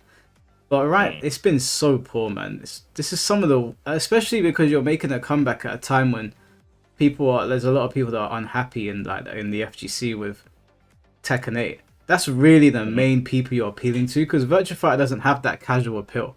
You're really appealing to like the hardcore here, and we're watching and we want to support, but you're giving us nothing to go on. Yep. Nothing to write home about, literally. And the worst thing is that like nothing will happen. Like last time, nothing happened, and me and Jay got on the mic, and people were like, "Oh, you're just complaining." But I was like, "But don't you think that we have we have a right to complain now? Like, what are they doing?" Mm-hmm. They did it to themselves. What the fuck? What? That JJ. Hello, knock knock. This is GG. I knew it. I never forget a voice. Hello? Oh, I don't know that That person. is that's slime, probably. Yep, Oh, that's okay. me. All right. Hello. Oh, I've heard Invited slime us before. in. Oh, did Finn invite both of you in? Yep. Right now. Yes. Okay. All right. All right. Well, what is so what's the disagreement then? Well, the disagreement is with your detractors in terms of this situation, because now the C4 is here, maybe he can whisper on their behalf for me and explain why do people, like, I don't really get the angle of, I wanted to actually look at my comment, but I'm having to use my phone like an actual phone instead of being able to look at it. I was going to ask why people are, I don't really get the excuse of, okay, yes, people can charge however much they want for coaching. That's up to public opinion. It's subjective. But I don't understand the angle of people. I don't really get that being like the defense that people are using by itself to say that's like, okay, we don't need to analyze Coach Kazama's gameplay in order to determine whether that's good or not. Like, it's just right. I had a comment specifically I wanted to bring up about it, but the guy that was on earlier, I forgot his name. Sorry. I think his point was you would judge a coach on the results of their students. So no matter their credentials, if their students are basically achieving the stuff that he promised, then the coaching was good. That's his angle. But that's not the argument that everyone else is making anyway. Yeah. So yeah, it would more so scale. Okay, go on, Mike. No, Slime is in here. Slime, are you against what Finn has been saying or doing?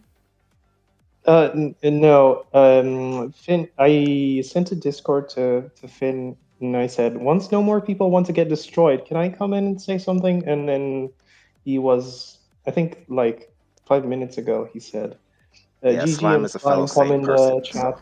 So I'm just gonna wait until the whole discussion is over. I think Finn might need to realize that because Finn's entertaining when people go at him, I think some people just say some shit they don't actually mean. I don't think anybody worth their salt is defending anything Coach Kazama actually did. I don't think there's anyone that actually believes that shit. But the thing is that when it comes to these like discussions, especially with the sort of podcast that you'll have, we can at least say that stranger things have happened. Stranger people have showed up in the flesh anyway. And I guess, but like I have to really like try and put those things together and Finn schedule is in them. the chat screaming for blood, so. I mean, Chad kind of did. Chad was kind of one of those people that defended it, kind of. Yeah, he tried. He tried to still manage to as much as his logic would allow, but you know, when you're looking at illogical comments, there's only so much you can do. But the thing with Chad is that, like, although Chad disagreed with us, Chad's not irrational, you know? Like, he just wants to come in there for a debate. Some of the people that I see leaving comments for Finn sound unhinged. And I always want to hear their voice. You know what? Actually, YouTube, you can record your voice now instead of leaving a comment.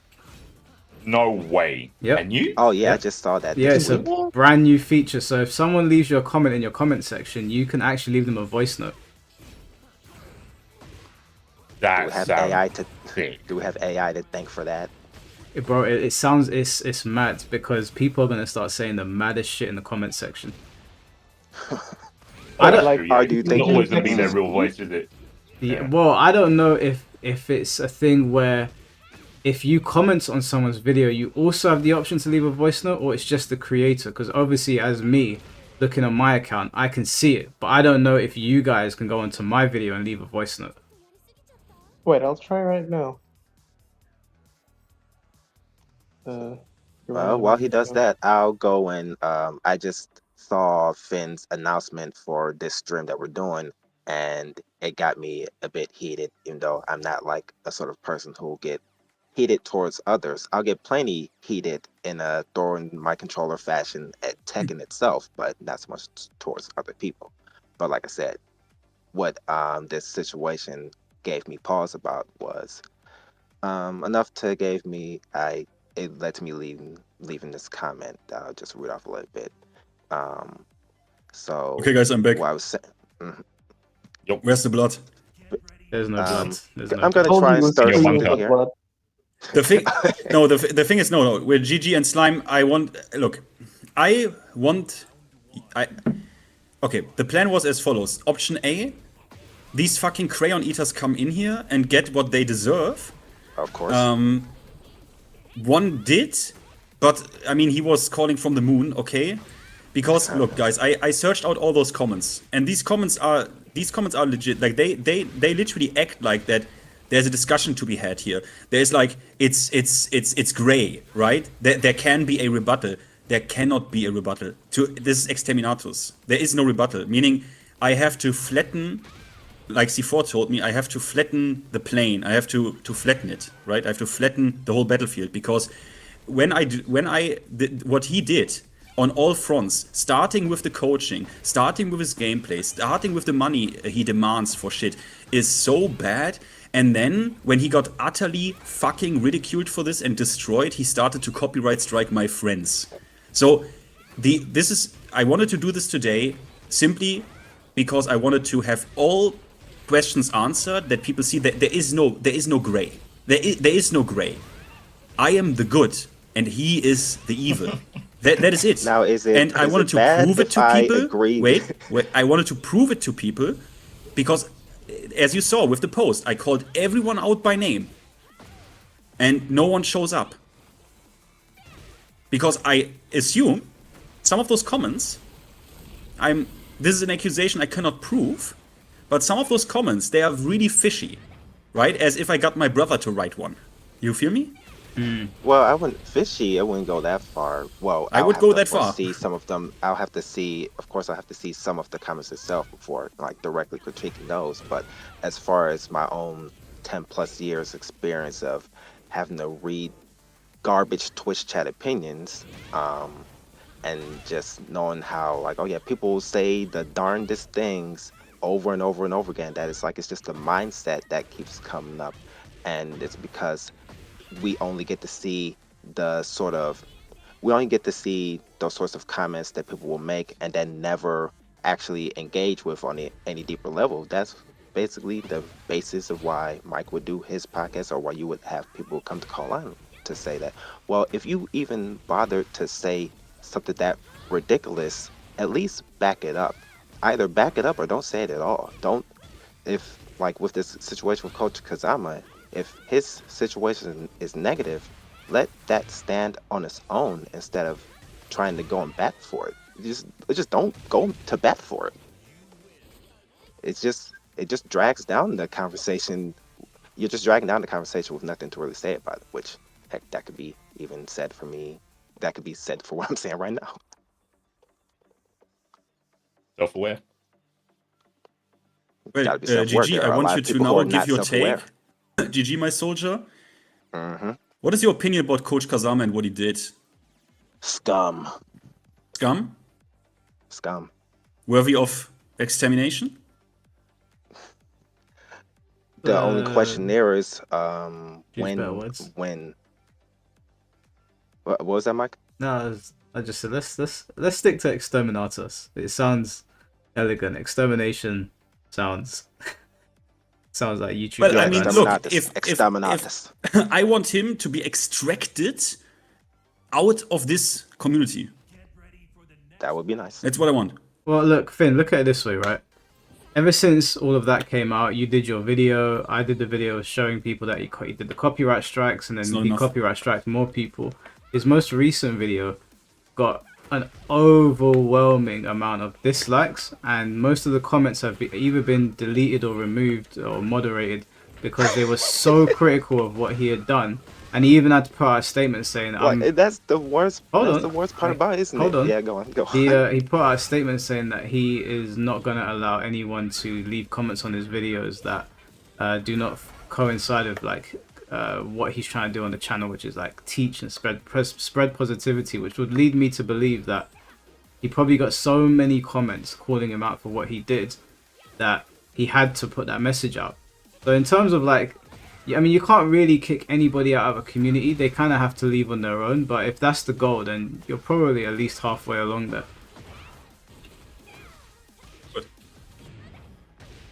To answer you, Finn, to answer you, my thought on Exterminatus, it was not a matter of if, but when. Because, heck, maybe the first video that I saw from Mike about it was enough. Just the fact of, for me, it could be enough of just a bad look on the community to have this guy come up out of nowhere and charging these, in comparison, exorbitant prices when we have more qualified people who charge way less and do way more. So that's a bad look on the community as a whole to allow this guy to do this. And then when you see, even though you could have said there that, okay, his skill relative to his money or whatever, we don't know at this point. That could have been enough to say, oh, let bygones be bygones. Let people, I can't even say with a straight face, let people get scammed, because that's not really community like. But then to go and actually see his gameplay and to see advice as something as crazy as, oh, they never mash at -1 in a game with evasive moves with Power Crush, in the game of Tekken 8 where they made Power Crush more important to the point like that is your answer to situations, especially with being minus. Just, I could continue to spout off about that point alone, but I won't for the sake of the audience. I can't read the comment stuff. And just, that's, again, I don't want to go on and on about that point, but, it's not about just one point of being a bad coach. It's you're still in the community. You're not even being accepting of the community you're trying to be positive for. If you have detractors, if you have people who are being negative towards you, turn their negative into a positive. Show them that you're sorry, show them that you can improve. When you're wrong, admit that you're wrong. He won't even admit when he's wrong. He'll just cover up the fact that he was wrong. And then you know, you can take that in many directions, especially with this situation with specifically calling Nova out and then being wrong while calling him out. And it's like, instead, and then he also did that thing of like, oh yeah, I was wrong about this thing, but more importantly, Nova was wrong about this and this. So mildly, I'll just skim over the part where I was wrong to then go to the main points that no, this guy was more wrong, and more importantly, I don't like him, because that's always when it comes around. It always comes around to the most petty emotional aspect of it. It's like, I don't like that guy. He's a bitch. It doesn't matter about what's actually right in this situation. They'll just treat it like it's only about who's right, and that's the exact opposite of how it should be. It's not about who is right. It's about what is right. That's like for me, it's look. I tell you, like for me, I come from this angle of for me, shit like this and other shit needs to be called out immediately and with the utmost severity, basically, right? Immediate, like level 3 response, threat level midnight shit, because. Well, you see what happens sometimes in communities where, for whatever reason, they turn into like Guilty Gear degenerates or whatever shit. And I will not let that happen to Tekken, because we got an influx of brain rot suddenly in the community because, I don't know, Tekken 8 made people mentally ill. I'm not gonna let that happen. So when I see something like this, I'm gonna call it out. And he was on my list way before he made this video towards Nova. Way before. That only made him ripe to be plucked, if you understand what I mean. So, and I think, you know, no one else does it, and I can understand why. Because no one else is mentally ill to like, oh, let me do the research, let me do this, let me do this, let me do the meta file, let me go in, let me click here, let me click there, to even find out. I mean, think about this. Everyone could have put this into... no, I think Mike had it. Yeah, Mike actually had it. His $60 guide. Oh yeah. The $60 written guide. Yeah, and when you compare that with Ty's guide, it costs $7. Has like 3,000 words in it, and his guide has like 200 words, not even updated for season 2. He still sells that for $60. And scum like this needs to be targeted on purpose, yes, and bullied out of a community, yeah. And I stand behind that. And if anyone wants to say no, that's wrong, you're welcome to join, but no one did. And I speak for me right now. Mike speaks for himself. This is not Mike. I don't speak for Mike. I don't speak for C4. I don't speak for anyone. I only speak for myself. But that's how I see it. That shit is not welcomed. Yeah, I think a lot of the time when these people leave these comments, I don't think that it's so much that they even believe what they're saying. They just don't like who's saying it. Like, you might be saying Exterminatus a lot, and they're like, you know what, I'm tired of this guy. I'm just going to leave a comment. Because a lot of the time, if someone believes something, like if I believe something and someone calls me out on it, I'll argue with them. But when you call these people out, they go quiet, or they're like, oh, I don't remember. How can you come into a call and say, I don't remember? What are you talking about? Of course you remember. You But then they're also going off of it. They're also going off of like that emotional aspect I brought up before, where they're just going off of Finn's tone in the video, or like this choice of words in the video, and saying that, well, we're not going to look at the entire situation. We're not going to look at the situation holistically, but we'll just see in this video that, oh, it sounds like you're a bit too harsh on this guy, and not understanding the actual context of the situation. Even though I explained it at the beginning of that very video. I severely explained exactly why I'm angry. Some people are dense anyway. They'll still just say, look, C4 tagging on that one. All I can say is that people are dense. I like to give. Never mind. Yeah. You go ahead. No, go on. Yeah. No. As you said, there's nowhere else to go. It is. Yeah, people are stupid, but I think Finn doesn't want people to be stupid, and he feels that Coach Kazama is a threat to intelligence. I know. Look, I said it once before. I can still remember or get myself into the mindset of how it is to not know anything proper about the game, right? Because the game is so complicated. Tekken. Imagine that. I know how that is. I still know how that is.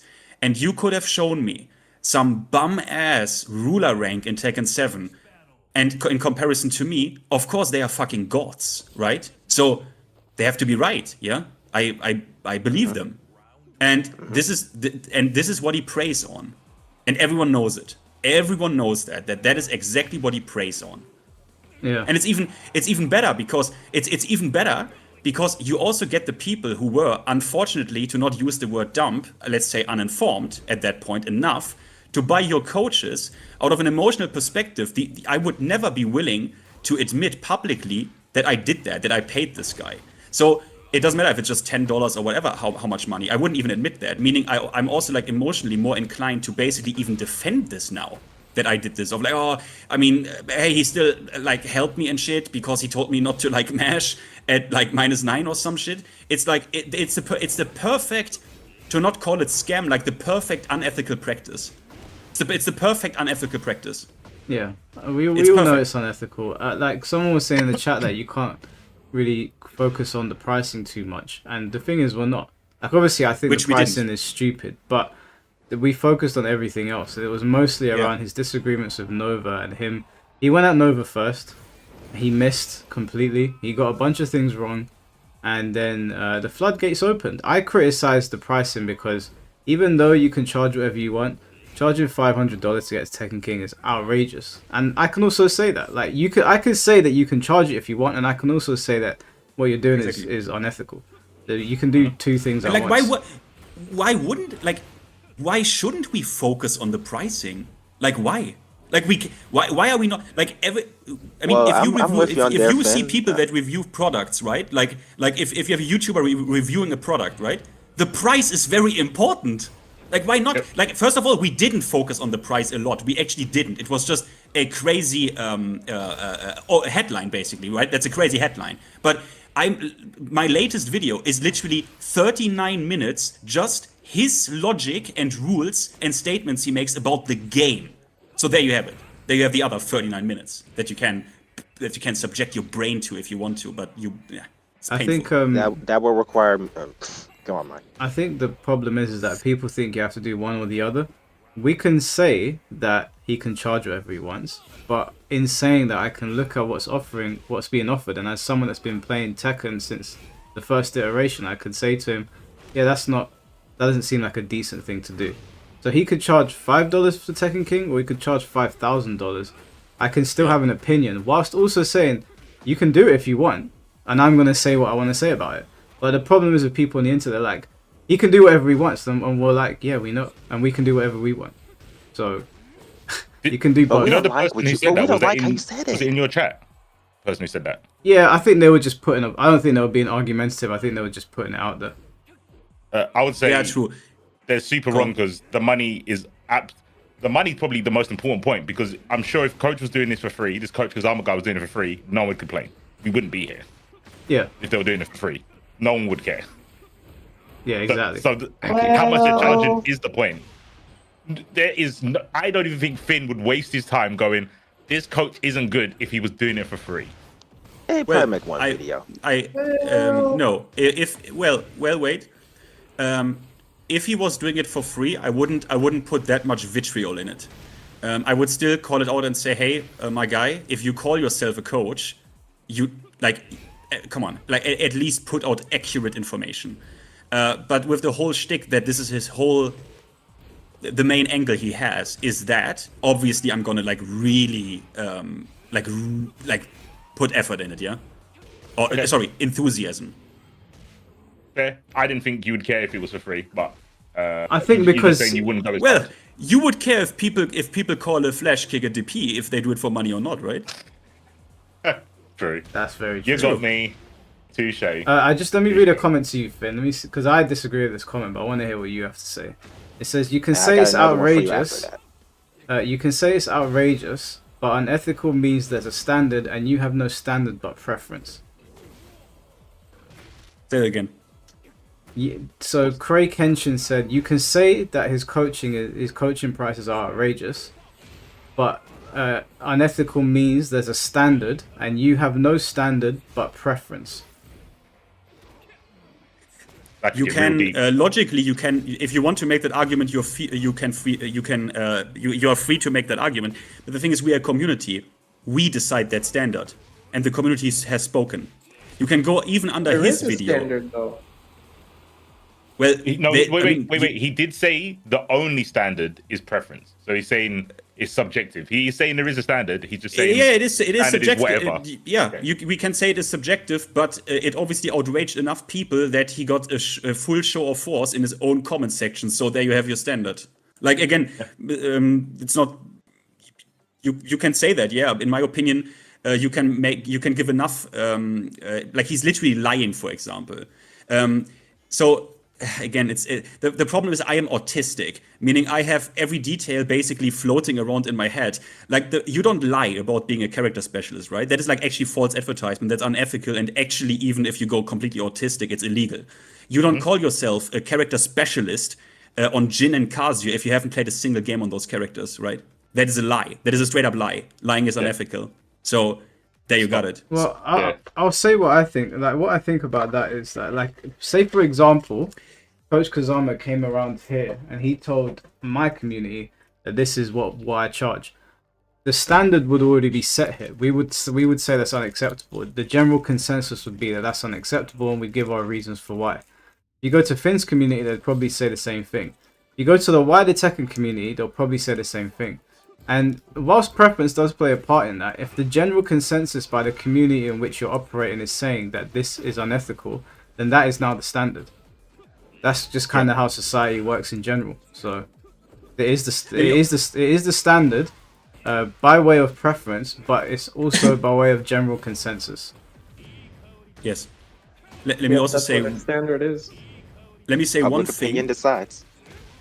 Let me say one thing, because this is an argument that is not an argument, or a line of thinking that I see brought up often. And I understand that some people, maybe in my chat or in your chat, are doing this just as an intellectual exercise. I understand that. Sometimes you do that, right? Like I do that sometimes. The line of, oh, I mean, if people are stupid enough to buy it, right?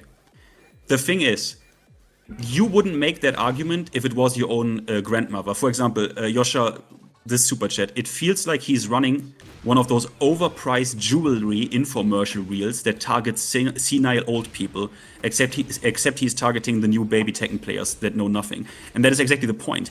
If your grandmother is senile or not informed enough to pay $1,000 for some dog shit ass glass diamonds, right? But she got informed they are glass, they are fake, right? But she didn't know, was not really whatever thinking that I don't know, thinking that whatever, was uninformed enough, right? You would never make an excuse for the people who did this to your grandmother. And because I am in this community and I treat the community seriously, so many people can attest to that, right? I love this game. I love the community. I made videos about players I adore, like Cody, out of NA, the Kazuya player. And if I'm sorry, maybe I have a different standard because I actually love this community and have a lot of fun with it for years. And I think it's time that I give something back. And if it's annihilating people like this, I can do that. Well, hey, I guess I would say for the people in the back who hate when you use hyperbole, since if this isn't a good enough example for them, we can still keep it to the game itself. And it's still the simple fact of how a lot of people, when they're playing fighting games, they don't know what they don't know. In the way that people would just start off as button mashing, and maybe there's a lot of people who don't progress beyond that point, and they need to even see people playing these games in tournaments, or like first be made aware of the fact that there are tournaments, and then maybe see them to realize that, oh, there's something deeper going on in this game. This is something that people can take seriously. Just getting people to that point of, with fighting games, to take them seriously. And this is something that I've been thinking about honestly for most of the year. I have something that I want to bring up in a minute as well. So I haven't really put it into words yet, but I was just thinking about the general issue with fighting games, about how they are hard to get into for a lot of people. Maybe not impossible. I won't go that far. Maybe I wouldn't go to the point of saying that fighting games aren't for everyone. They're for everyone in some capacity. I don't know if I would say that everyone can be like competitively decent at them, but I feel like that the bar of knowledge for people, maybe knowledge isn't the right word for it, but as far as, you know, just understanding the mechanics of the game and utilizing them properly, there are so many people who are below even that point that I feel like we have a lot of work to do. And in that sort of, when I feel like the bar is already so low as far as the knowledge that people have about fighting games, even when we get to the people who are on the competitive level and just the sorts of conversations that are, have going, just the sort of like conversations that are constantly going on in the conversation. I mean, not in the community, as far as like complaints about what characters are top 5, why is your character better than mine, downplaying, you know, like those negative sorts of conversations that constantly run the community. And I'm like, we could be talking about so much. I feel like we could be talking about so much more with the games, especially when we're trying to go with this mindset that they're a hobby worth dedicating to, and we're trying to have these GGB, I don't mean to scenes. cut you up, but I don't want to deviate from the conversation too much. And there's people in the chat that are actually disagreeing with Finn. So what I want to try and do for the sake of the conversation is stick to that. And also I want to invite them on as well. And also I want to invite Chad on as well, because Chad seems to have disagreements in my chat as well. So Cray, where is he? Cray Kenshin, if you want to come in here and have a chat with us, then we can. I remember that name. Yeah, he said, so a fallacy to consensus, and because we have the numbers, that makes us right. Which I don't think that's how we're not wording it like that. I want people, look, guys, okay. If you think you're right, this is now, oh God, I can't believe, like, are some of you actually, like, this goes to some people in chat. If you feel spoken to, it probably it gets the right target. Like, if you actually feel that there's something wrong that the community or we did to Coach Kazama, come on here. But I expect you to be fucking prepared. Okay? I don't want to hear any fucking philosophical arguments about legality or scam or not scam. I want people who think this guy actually has a point. Or if that I said anything. Like, is it so hard to understand? So I'm going to spoil it for you. That's not going to be the argument. The argument is going to be your actions to him. That's what it's going to be about. They're going to say, yes, you're right, but you shouldn't do X. That's what they're going to do. Yeah, which is funny, right? Because what about the actions that he did? Yes, I know. What about what he did? It goes back to the same thing of like, well, you're right, but we don't like how you said it. Oh, they're going to say that you can't justify your wrath by his actions. They're going to either minimize what he's done and say it's not that bad, or that you should be the bigger person and not act as harshly as he is. But if someone wants to come on and prove us wrong, if you got another take, come on and prove us wrong. Wait, I just want to respond to Chad, because Chad said I would still like the list of things it's acceptable to bully people out of the community.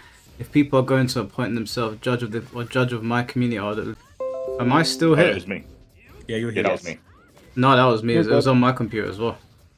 Oh, my bad. It just randomly disconnected me, but I think I'm still streaming. You guys Yeah, can you're still good. see? Yeah. Still Okay. Yeah, no, what I was saying was the thing that would get Coach Kazama bullied out of the community is the copyright strike stuff. If you go around copyright striking content creators, even if sound gone. Wait, hold on a second. I don't know if they can. We can still hear you, but yeah. Yeah, we can hear you. The stream's still live. You're live, but no, you're still I think doing there's the no stream. sound. Can you lot hear my stream? Yeah, I heard you on stream. Nope. You do? Okay. Yeah, no, I saw something happen on my computer randomly, but your sound is fine now. It was just a hiccup. Oh, okay. Probably these fucking idiots next door drilling into my shit. They really drilled it to the modem. Sorry, Mike, where were you at? Because I want to get something up, because I'm getting angry. Chad was saying, like, what are the laws on bullying people out of the community? And I wouldn't say that, like, we should, like, anything that Coach Kazama did would warrant bullying him out of the community, in my opinion. I would only advocate for him leaving now because of what he tried to do to everybody with the copyright striking. So I think that's not even a fighting game or Tekken thing. That is like a general understanding that people on their phones can't hear me. That's weird. Wait, hold on. Let me go. Let me just go on my phone real quick. And that's weird. Oh no, he said now we're back. let me just go on my phone. Yeah, I can hear myself on the phone. Yeah, it might have just been a hiccup. Yeah, if you that's weird. You can't see my stream. No, I can see it. I can't hear it. Have you tried refreshing? I did. That's weird. I'm on my phone That's and really I can hear you. They're lying. I think they're trolling me. They're trolling me. This is the craziest 50-50. You got him, guys. You got him. Yeah, it might just be me, but yeah. All right, we're gonna let it rock. They're saying that they can hear. Yeah. If you're on YouTube, hit subtitles. And do you know what? I've interacted myself twice now. Finn, you just go. Okay, so look, guys. Also, a big part of this why I'm like, maybe some of you don't understand this, because there are so many people who are like, who actually like, who kind of get it. Like, especially people like, I mean, I Richie got it because it's also about humbleness. So many people, or KSRD, right, who also coached many people just like that, without any monetary gains, which is obviously kind of whatever. But it's about also a certain bit of humbleness, and this is something that is not looked fondly upon in any fighting game community. If you are not a humble motherfucker, you need to at least like be really fucking good to not be a humble motherfucker. Especially if you put yourself out there in a community. And you talk all the talk, you call yourself a fucking professional coach, and you play like you do, and you lie about your own fucking rank history in Tekken. Bro, I don't know, maybe it's the problem that I just take this community serious, and I like the game, and I take the game serious, and you can say, hey, that's a bit unhealthy. Yeah, guess what, guys? We all have hobbies that we treat a bit more serious than we probably should, right? We all do. But, once again, if you come in here, I do not care about that you want to sniff your own farts about some moral dilemma or the righteousness of blah blah. I don't fucking give a shit. I want you to defend what he says, because I had people doing this in the comments, and I want these people to show up. Okay, I want you to defend his in-game logic, for example, his points about Steve. Okay, his advice, his solutions that he gave. Chad wants a list of reasons for what is acceptable to bully somebody out of the community, Finn. I give you a reason for what is not acceptable. Number one, Jason Montoya behavior. Number, to a certain extent, and I will tell you this for free, by the way, guys. I have so much more respect for Jason Montoya. You don't even believe this, because Jason Montoya would never do shit like this. I would rather suck Jason Montoya's dick than fucking shake the hand of dogshit fucking Coach Kazama. You can quote me on that. So, number one on that list of not acceptable behavior is behaving like Coach Kazama. That's number one point on that list. I will edit this list as we go along. I'm gonna be spoilers real quick. This is important for Finn, because Finn is basically, he is cucking the only argument against his position, which is morality.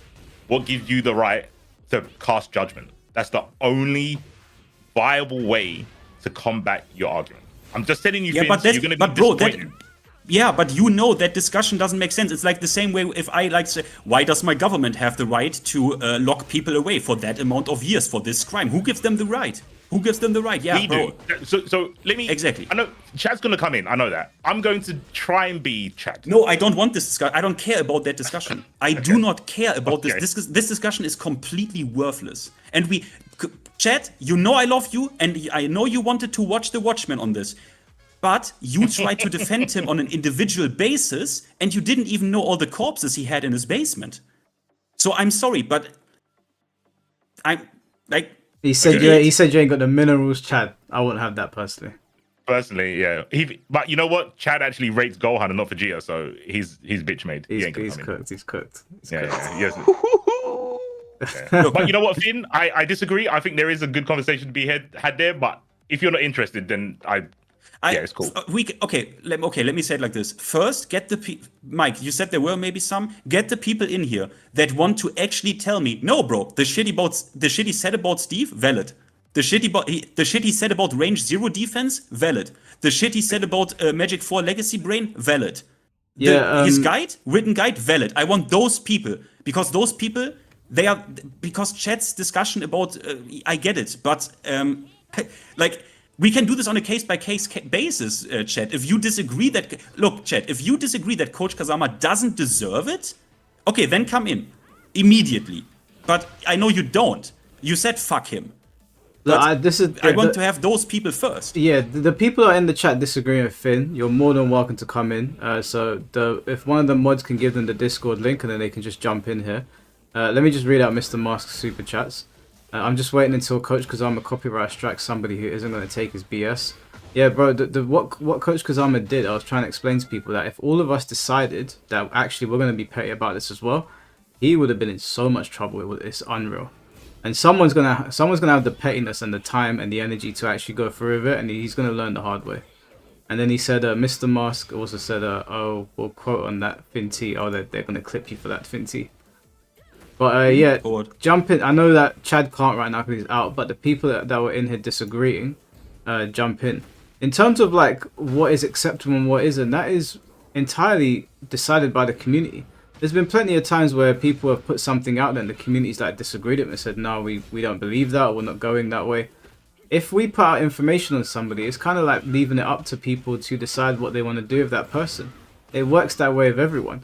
For example, I know there's a contingent of the NA Tekken scene and even the UK Tekken scene that doesn't want me to be a part of it. That doesn't want me to have anything to do with it. They call me a grifter. They say that I don't play Tekken. They don't believe that I should be in the community. That's the consensus that they've come to, that section of the Tekken community.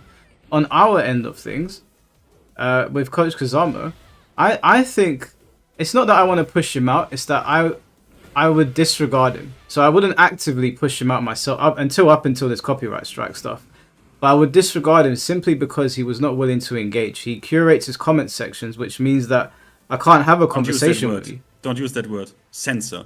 He censors it. He censors his comment section, which means I can't have a conversation with you. And I tried to extend the olive branch, and everybody was like starting to go at him. I sent him a message. I said, why don't you come on the podcast? Let's try to clear things up. We can even run a beef set. It'll be fun, whatever.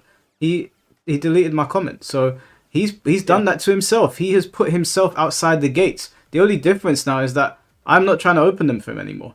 I can see him on the other side of the gate, and I'm just looking at him now. That's it. And I'm even willing to, like, we don't even need to go into that, guys. If you come on, we don't need to go into the copyright strikes. We don't need to go into the censoring of his comments section, even though that has directly to do with the product he offers, because he doesn't even let the product get fairly reviewed, which is fucking disgusting. But no, we can solely we go back to his video. How about that? And then you tell me again, flicker 1-1, option select Jin Kazama Jab, bro. Okay, how about it? Status report, I've gotten 0 DMs. Nobody wants to defend this dude. Because he's indefendable. How Mike, can you defend something like this? Mike said there are people in chat who Mike, you got anybody? Yeah, there's people in chat. They won't come in here to talk about it. You know what people are bro, like. Okay, I go to Mike's stream now. I want to see those. I write these names down. Coach, I think they're trying to defend the principle of they want to sniff their own farts because they make an intellectual exercise on this, which is like completely irrelevant. They're scared of the Punisher, bro. I'm also scared of the Punisher. But I mean, you know what the Punisher does in reality? Stops people doing bad things. So that's why I agree with Finn. I think the harshness is good because that's how you stop people from doing shitty things. The first thing but bro, I go to Mike's stream. I go to Mike's stream. The first thing I read from No Glitching, obviously, hey, I am Coach Carried. First lesson, Unga. Make an example of him. That's what I'm saying. It is what it is, guys. Look, for example, I give you an example. There's a guy. I'm not gonna say his name because some people probably would go after this. There's a guy. Alexis told me about, who offers coaching. And he not only has a $500 Tekken King package, he also has a $1,000 God of Destruction package. Thing is, that guy doesn't have videos, right? I can't even see, like, he could be Arslan Ash for all I know, but I know that apparently he has coached Rhythm. Now I know Rhythm is you probably don't know. Some of you probably don't know who Rhythm is, but very good player. So there, I don't know. I wouldn't even have. I don't even have grounds to like. I don't even really can touch this or attack this because I don't have anything, right? I just know the price tag. So just to make it a bit clear to people that we don't like the price tag is like whatever. The fact is we have valuable, like provable or verifiable information about Coach Kazama, like his own statements, his gameplay in contrast to what he teaches and stuff like that. I've got a question for you from Egg. Yeah.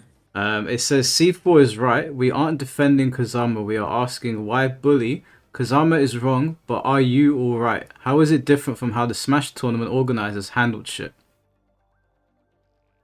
Wait, before you answer, real quick, Chad also said they would jail Punisher. I would agree, but they don't jail Batman, do they? They've tried to, though. They did try, and then what did they say? He's good for Gotham. I think maybe because Gotham is so fucked up, they were like, yeah, just leave him out there. And that's what Finn's saying. Finn is saying Tekken is it's got at least fucked up individuals that are taking advantage of people. Tekken and MK are pretty toxic. So sometimes you need bad to deal with worse. Yeah, but basically he's saying that like although Coach Kazama's behavior is indefensible, they're basically saying why are you now bullying and how is it any different from what the Smash TOs did? Where the Smash TOs actually like had the authority to like literally ban people from like tournaments, the TOs of that tournament. I don't have that authority.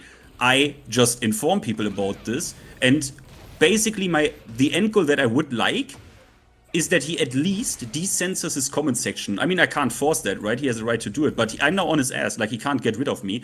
But first and second of all, there are a lot of individuals that if the Smash TOs had done that to them, you would like it. You would say that is good. It all depends on who is the target. Let's be real about this, man. Like, come on. There are people that maybe in your life did shit to you that you would have no problem with if they get like a bit bullied. Especially when they searched out the beef first. Like, let's be real about this. Like, again, stop sniffing your own pseudo-intellectual farts. How is it different? How is it different? What do you mean, how is it different? Like, come on. Again, defend him. I don't care about your pseudo-moral principle. Craig Keshin says that I do have an argument that it's not unethical and it's not scamming. The backlash for him is also fine. I would argue he is offering a needed service. No, that service is not needed, but you can make the impression on uninformed people that it is needed. When you, for example, call the rank Fujin prestigious at one point, and at another point, use that rank to insult someone. So, yes, that is unethical.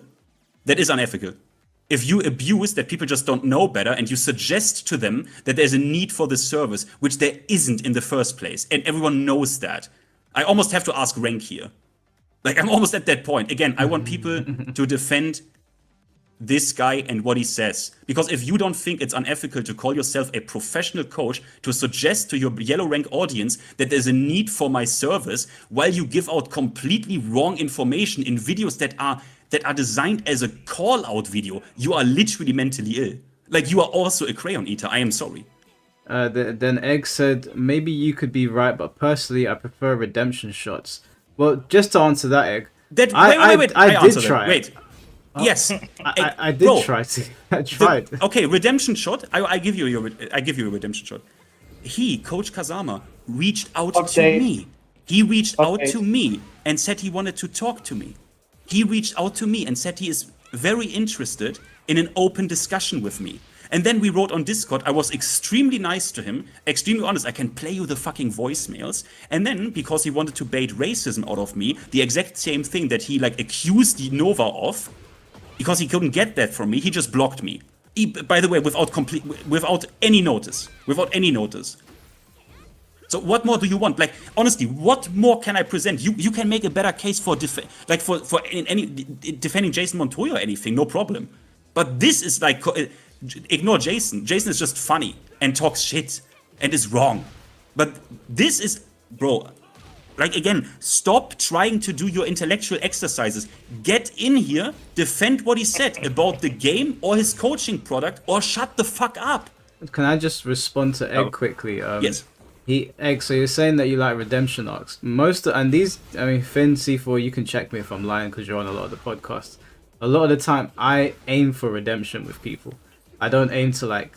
Finn is the one that does the exterminating.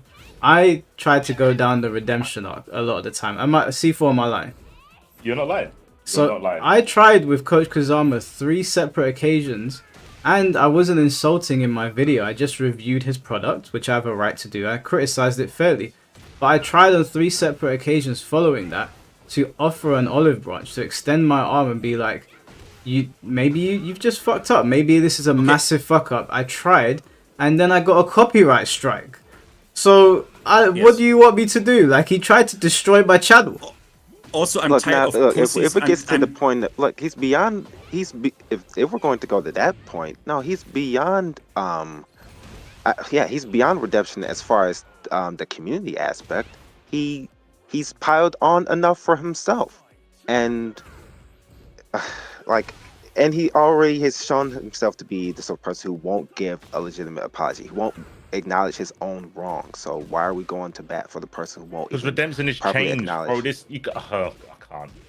Look, yeah, I'm actually transforming. I have an update. The essence of Chad. Wait, one thing before the update, because like Tom is right. Like, yeah, there's no way these dumb asses are trying to to compare this with the Hex situation. Yeah, bro, riddle me that. Yeah, Tom, fucking riddle me this. If Lothier God or DSP did this in the place of Coach Kazama, there would be no excuses at all. Yeah, exactly. It's like, bro, and again, I'm tired of like pussies in chat, like, but I think that intellectually, if you take the third dimension here and spin the... shut the fuck up, get in Discord or shut the fuck up. But please then, don't come with your morality BS. I want you to tell me that I got the wrong guy. Okay? Tell me it isn't. Tell me I got the wrong guy. Discord or duck, chat. Discord. Yeah, or duck. it's pussy shit. It's like what? And I'm tired because I'm tired. I'm tired of this. I'm tired when it happens with Mike, with all these fucking dog shit idiots on Twitter when he says I don't know, man. I'm just a fan of people at least having the respect to understand me correctly, and then say, "Oh no, I can't offer that. Sorry, yeah, you got the wrong guy," or just shut the fuck up. Like, I'm sorry. I just wanna respond to what Egg has said. He said that now the copyright strike shit is too far, but we shouldn't bully. We should just let him lick his wounds. Honestly, I don't think he actually knows how to deal with this situation because he's got other things going on. That's not true. Listen. I'm a very, very forgiving person.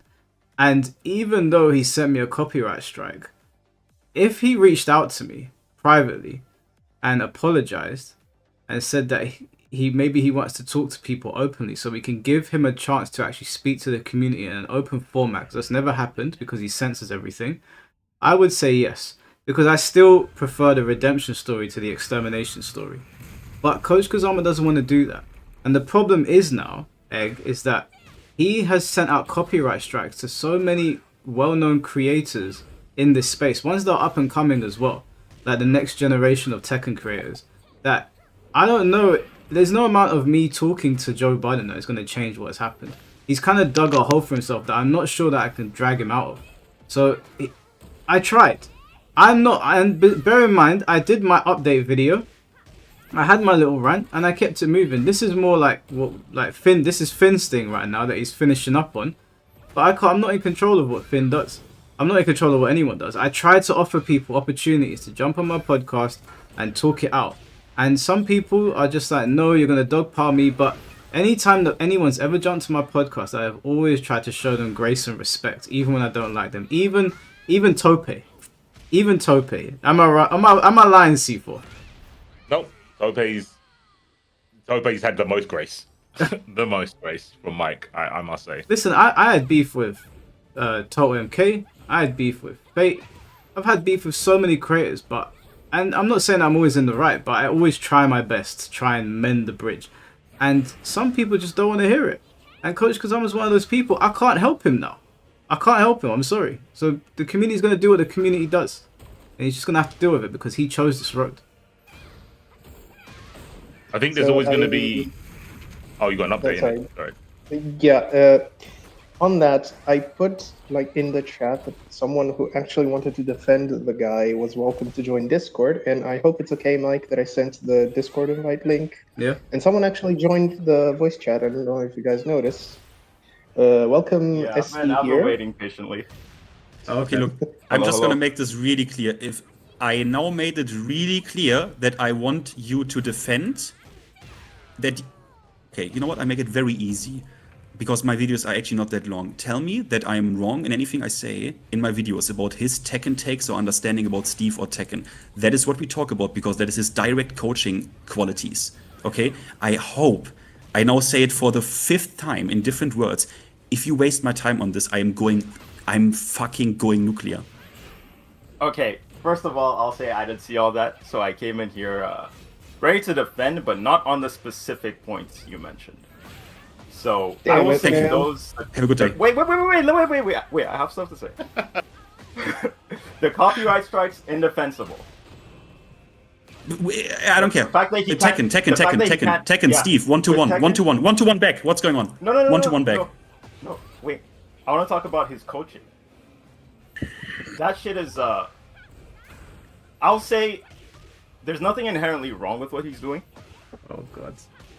Like being a coach, like trying to teach people, like there's nothing wrong with that. I personally come from a background where I started playing in Tekken 7. Bro, okay, sorry, I'm getting the... Are you sniffing your own farts right now? Wait, no. Bro, I'm sorry, but he even came in. Wait. I let you finish, but I want to have it noted. The jury, please note that you came in and said, yeah, I'm actually not going to defend him. I'm now going to start talking my shit. No. Talk your shit. But I'm going to say I want to question the response to what he's done. Because he has fucked up. He's handling it really badly. And I'm wondering, like, what the goal is here. Because... I told you what... Wait, you mean right now what the goal is? Right now? No. I mean, like, with all this, it's like... What needs to happen to him before... Like, that's not the question for today. The question for today is I want defenders of him in here. That is what the stream is called. I made a post. I'm trying to defend him.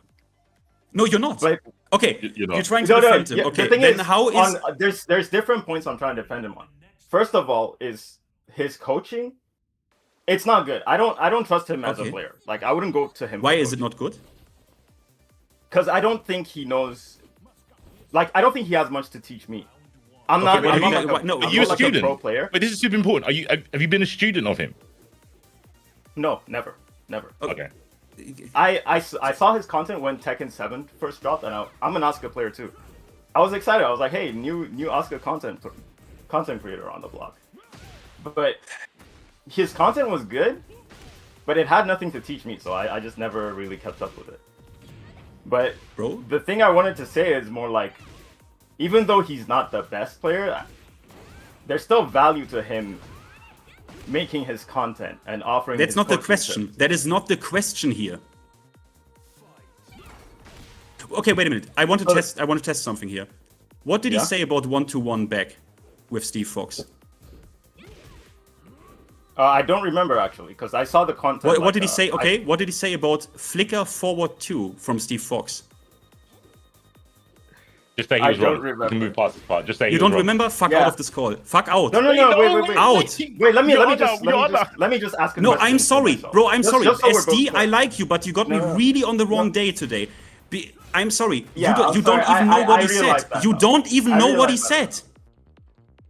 You don't know, right? I saw what he said.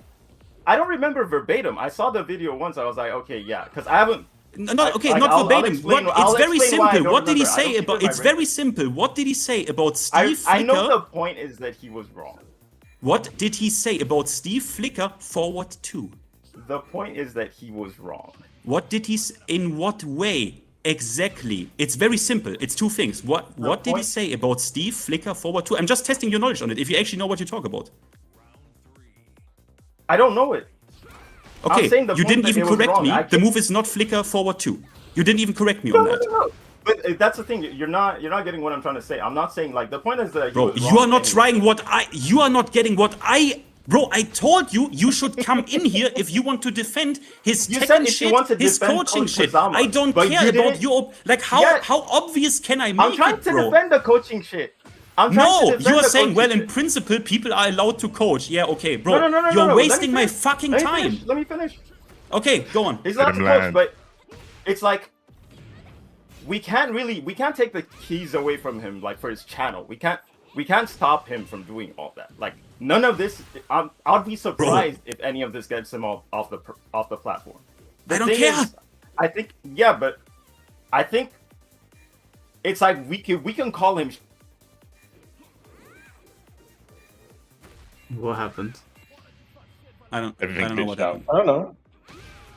Whatever. I'm gonna grab a fucking cigarette. I'm gonna listen to every word you say because otherwise I'm going to. My blood is so close. My blood pressure is at the level of Bob. I will listen to every word you say. It's now your stage. I give the moderation right to C4 because I don't know. It was. You can talk now, SD. I'm sorry. When you come back, when you've had a smoke, can I talk to you? Yes, I will listen to every word you say. I hear every word you say. Excuse me that I'm this rude, but I have the feeling that you're wasting my time. And God help you if I come back and you did waste my time. God fucking help you. Well, hopefully I don't. You know, you ever seen Inglourious Bastards? Yeah. You know, he sounds like he just broke into someone's house and he's looking into the attic. God help you if you're hiding a family down there. Okay. It's okay. In my defense, I saw a post just saying it was live and anyone's welcome to defend. I didn't know he was going to say defend specifically that he's right about the frame data. But my point is more like, I don't know if this response to Coach Kazama is warranted. Like, obviously, call him shit. If anyone asks you about him, tell him that you don't recommend the coaching services. But, like, realistically, we don't have the ability to take those keys away from him. We can't control what he does on those platforms. We can only try to inform people that we have the access to inform. That's what we've been doing, though. Yeah. But it's like, I've just been wondering how, like, because to me, it's like, it seems a bit heavy-handed. Maybe not to everyone else, but because I just put my video out. And Finn's doing his thing. Like no. That part is fine. That part is fine. It's more the. How do I say? It's like I don't know. For me, looking at from the outside, it's Finn. Finn is excessive, right? Yeah. I guess that's the vibe I'm getting from Finn. I'm new to this community, so I don't know him well. So I was surprised by how. I guess frustrated he seemed, but this must have been a bigger ordeal than I realized. But Finn's a bare knuckle boxer. The thing is, that's it. He's a bare knuckle boxer. He doesn't care about gloves. He doesn't give a fuck. But I think the best way to look at it, right, is that Finn is very important and necessary. People like Finn are very necessary for communities because, whilst I agree that maybe Finn can sometimes go like full on, you know, who you hiding in the basement. There's also enough of us here to be like, we don't need to go that far. So, Finn, that's why a lot of the time when I have Finn on my podcast, I don't tell him to stop talking or saying certain things. For the most part, I just let him say it.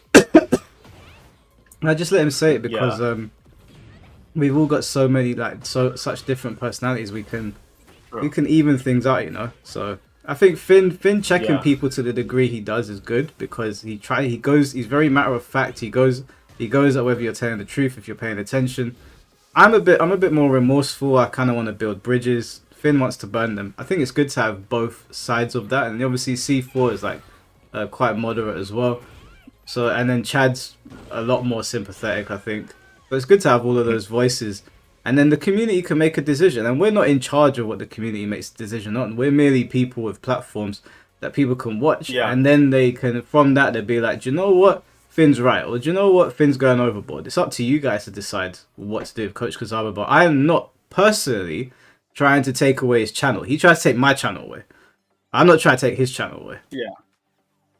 That's why it's because when Finn says his stuff about like being exterminatus, however you say that, I'm like, I don't know what exactly we could do to exterminate him. Like I don't think people doing the things he's doing really need to be exterminated. Aside from the recent fuck ups he's doing with the copyright shit, like that part is crazy. But I don't think there's a need to exterminate them because I actually. Well, could I ask you a real quick question? Just as I saw this was, yeah. Real quick question: what's the difference between the Coach Kazama taking people's money with like false advertising and Coach Kazama stopping people earning money through YouTube by striking them? Why is that the line? Wait, what? Why is that the line? You said before the striking thing. I was about to actually interject about that. He's not taking money. Well, I guess technically he is, but it's not like he's forcing anyone to give him money. They're going up to him and signing up for the coaching. The thing is, I actually looked at his coaching page when I saw the stream was up, just to like get like a further look.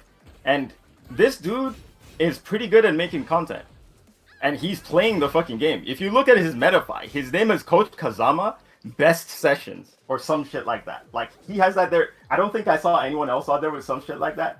You see that? You see that there? You're on YouTube. If you're like just a random player who just got into Tekken, you're playing Asuka, and you see this dude. You don't know Fergus, you don't know B Bias, you don't know Proswagonist, you don't know all those Asuka players. You see like, oh, I want help with this game. That guy, Coach Kazama, he's a coach. He has coach in his name. Let me go get coaching from him. He's really playing the game. And I look at the other.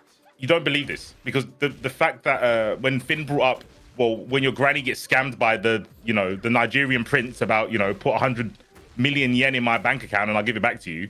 You don't go, well, your granny should have been smarter. Like we don't do this. No. When people don't know and they get taken advantage of. I was getting to a point there. It was like he's not the only one there. There's other coaches. There's Fergus. There's other content creators. I'm saying like he has that audience because he's really good at cultivating it. And what's good it's like his cultivation. What's good about his cultivation or the way he does the cultivation? By tricking people. Yeah, that's what I'm thinking. The thing is, in like, what way does good cultivation of content justify? It's not good, but I'm saying like everyone else seems so much worse at it. Like if you look at Fergus, it's like the price for a single session. Obviously, there's the branding part where he's like, you see immediately, Coach Kazama, he's clearly your coach. Best sessions. If you're stupid enough, you believe he actually has the best sessions on there. But price-wise, he and Fergus per single session, they have the same pricing. If you want to have multiple sessions with them, Coach Kazama has the best pricing out of all of them. So on that alone, he's going to get a lot of people, more than the other Asuka coaches are. So like, he's good because he undercuts the competition? I'm saying he's good as like a content creator. He's good at marketing himself. Like I don't know if we can do much about that aside from just telling people who will hear it. Yeah, but anyone can be anyone can be good at marketing if they're false advertising. That's Finn's point. He's not as good as he says he is. That's the point, right? But I could be a good coach if I. We know that. We know that. The other people don't. They see he's God. That's a high rank to the average player. Stop. You wasted my time. You completely fucking wasted my time. I can't believe. Like, what is something wrong with you? Wait, chill. Like legit. I have taken notes. I have taken fucking notes. You know what came out of your mouth? I saw a post and I didn't know that this was about defending Coach Kazama. My bro, then you can't read. I knew it was about defending Shut the fuck up for a moment. Know it was about the bro, I am back. I speak now, all right? I will kick you if you are silent now. So, second thing I heard was, I didn't know, I don't know if this response is justified. Okay, so you don't know. Okay, you don't know. Then you said things like, to me, shut the fuck up. I am not done. Shut the fuck up right now. Then you said, to me, it's like, it seems, it's heavy-handed. What the fuck? Can you make a point? Bro, I made it very clear. You are supposed to defend him. Okay, for example, the guide he has. Do you think that his guide is good? His written guide that costs $60. Do you think that's good? I mean, I haven't read it. I can't tell. You can't talk. You don't know. No, I can can't tell tell if you it's good, but that- I don't. I can tell you. I think there are that it has, better people to go to for guides. Okay. Like if you are need wasting guides- my time. You are completely. Do you want to defend him or not? I mean, you don't want to hear what I have to say, so I I want. don't even know how to answer that. Okay, give me your best argument for why I am wrong now. I will give you the best argument. Well, not the best, but an argument. No. It has to be the best. It has to be the best. I repeat my question because it doesn't seem to reach your brain. I don't know if you have crayons right now stuffed up your nose, but I will repeat my question again. Give me your best argument, any point in my video where I say something about Coach Kazama that is wrong. You go. I will just say before you kick me. All I'm trying to say is this response that we have to him is not really. We don't need to go this hard. Okay, I muted him. You can't hear him anymore. Because Mike, would you do me the honor? Yeah, sure. Just before I kick you, bro, I just want to say this is no hard feelings, but I think this is a prime example of when you come into a debate, you need to come correct and have your points all lined up and make sure you know exactly what you're talking about. I also think there's a lot of gish galloping going on and waffling and not answering questions directly, and this is a good lesson for it's a good lesson for anyone when you come into a debate and there's a clear line of questioning. Just answer the questions and then we can move forward. This whole like fillering your answers with a whole bunch of nonsense. First of all, people in the chat are just gonna roast you for it. Secondly, it's a technique that people use to sort of like drown out the conversation or like move in a different direction, which we've seen one too many times, which is why Finn is saying shut the fuck up so much, because we know where it's going. My bad. I thought he actually muted me. Okay. He did. I want to say something to the chat. I don't know if your chat is doing it as well. My chat, people are literally posting crayons and a smiley and then a dinner plate and crayons. Yeah, you know, like, I'm sorry. This shit is fucking. I guess he doesn't want to hear what I have to say, but it's like. That's a bit disingenuous. Why is this motherfucker still in this call? Oh no. Okay, well he wants to hear a specific answer to his specific question. He is willing to hear you out. He just doesn't want to hear the filler episode. That's what I tried to say. I don't know what he's saying. I've muted him. Like I agree with all this stuff. I'm literally done. Like I asked him his question. Look, we can get the next. Do we not have another person, Mike? Yeah. Yes. I had a question. All right. I mean, my question is along the lines of yours, SD. Let me try cook. It might be sushi, or it might be a well-made steak. I don't know. Let me try. Chat, give me your energy. I have one question for Finn, and I'm gonna try and lower the temperature in the room. So Finn, you know I'm basically on your side, right? Before, don't do this. Wait, no, this is wait, Finn. I promise you, I'm not trying to fucking. I'm not trying to do a debate thing. I promise you, I'm not trying to do that. So, with situations like this, even yesterday, right? Don't maybe do this. In my head, I have this image. I go, do I really need a battleship to kill a beetle? To me, Ghost is a beetle. Do I need to go full ham to destroy him? I say yes because I'm petty. Do you have a reason for going so nuclear, like actual mushroom clouds, on a small fry individual? Do you have one? Mine is pettiness. I think you're better than me. I don't think you're petty. Can you rephrase that question? Why? Oh, go on, Mike. That wasn't me. Oh, sorry. That was me. I was gonna say you put that better. You asked that question in a way that I wouldn't have been able to, but go ahead. Sorry. Cool. Like you said, I'm very much in the same camp as Finn. And the question I asked myself is, when I go hard, when I was going crazy berserk on Yaya, I was like, do I need to go this hard? That is the question. Do I bring a battleship to fucking kill a beetle? Me, yes, because I'm petty. I think everyone wants to know what your reason is. But I explained it in the video. It's literally okay.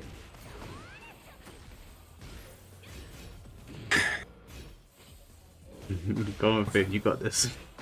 Well, look, again, it is a matter of how serious you take things. I take this community serious because, okay, okay.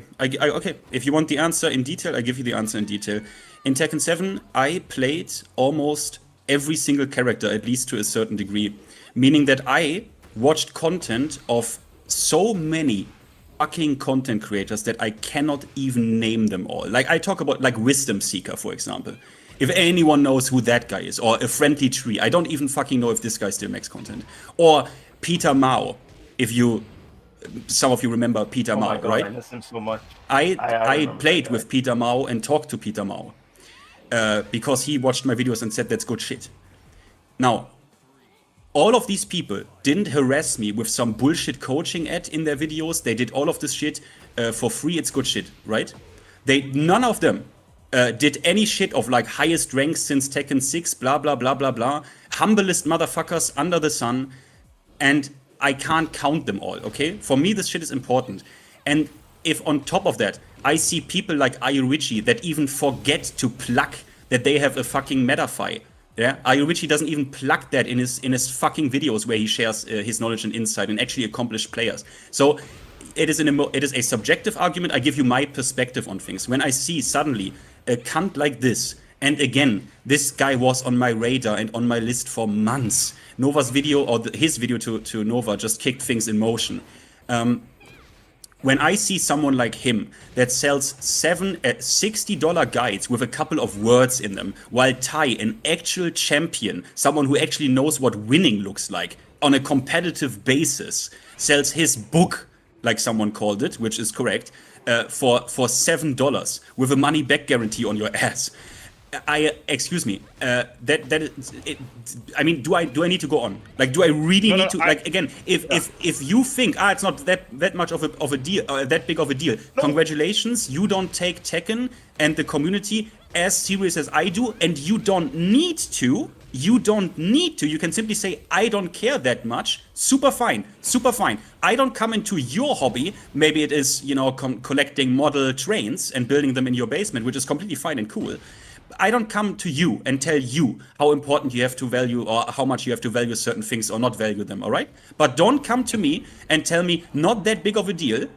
I want you to tell me where I am factually wrong in my accusations against Coach Kazama and where he is factually right. And that I made very clear in that post, because a lot of those posts from those people completely ignored certain facts or didn't know about them. And I wanted them to answer to me, and they didn't. And then when someone joins and wants to waste my time, I get very fucking angry. Finn, I hear what you're saying. I've got like one question and then one thing to leave you with, and then I'll let you go, right? Would you say your main reason for what you do is because of the community?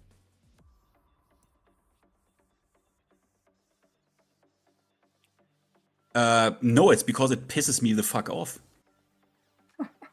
Okay. Lol. Would you say but it happens to coincide that it also pisses me the fuck off. Okay. And is good for the community to call it out. It just happens to coincide because, hey, guess what? People, things that I perceive to be scummy as fuck in my community, that piss me the fuck off. Like, I can't change that. Like, lol. You know what? Okay, that's gonna change. I thought you was gonna say it's for the people mostly, and then I'll be like, well, then maybe you should listen to the people. But you are more like me. My pettiness drives my motivation to basically go at people that are bad. So you're just like me. And I'm going to tell chat, you can't control Finn.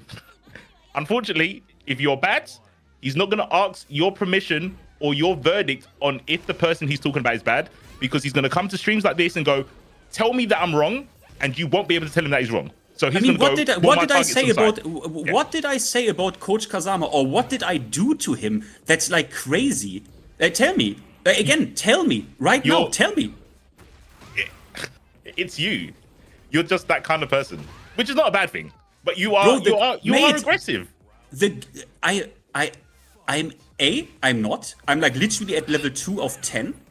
And that's the scary bit. B, that's crazy. He reached out to me. I can show you my voice messages to him. Do you know how nice I was to him? And I I'm was not saying you genuine. I always- can show you all 3 minutes of voice messages to Coach Kazama.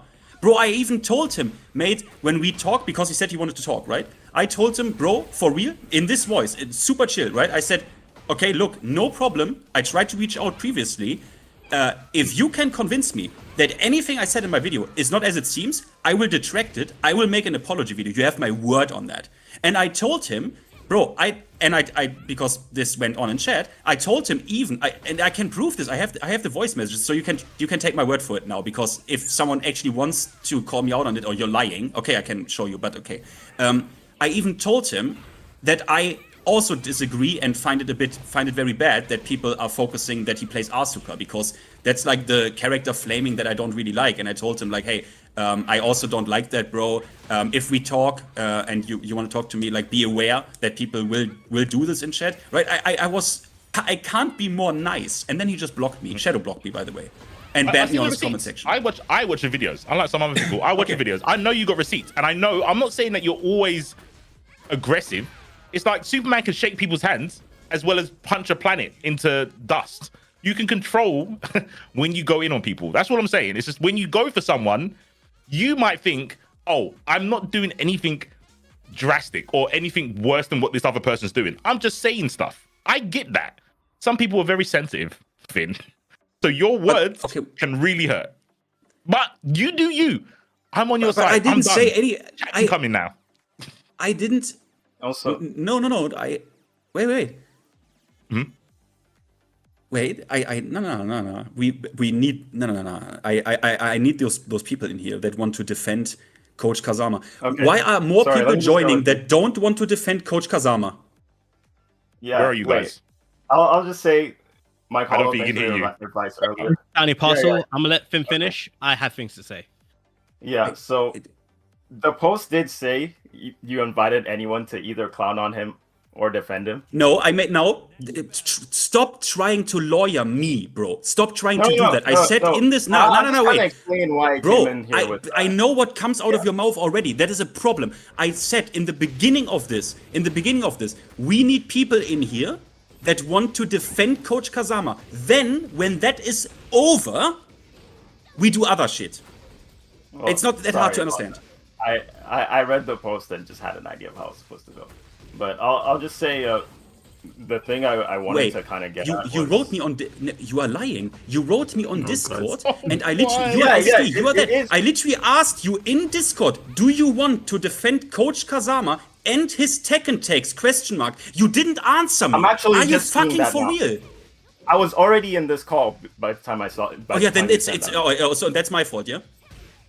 I mean, it's not. I don't think it's something to like split hairs over. You're doing the thing. You're making it mad up, by the way. I wanted to do this. No, I did. I think he's one guy in you. I think he's one guy in you. I think he's actually rage baiting you. I'm gonna go back. Me? Yeah. Kick him now. Mike, can you kick him, please? Alright, yeah, let's shelf it. Bro, Please. thanks for being on, bro. I appreciate you. Thanks for having me. Sorry for making you mad. That's okay. Fuck off. Yeah. Alright. Okay, Look, is there anyone here? Yes. Mike, Yeah, sorry. Let me just explain something to everybody, okay? Although we're sitting in an open channel, Finn has explicitly asked only for people to enter that have a disagreement with him.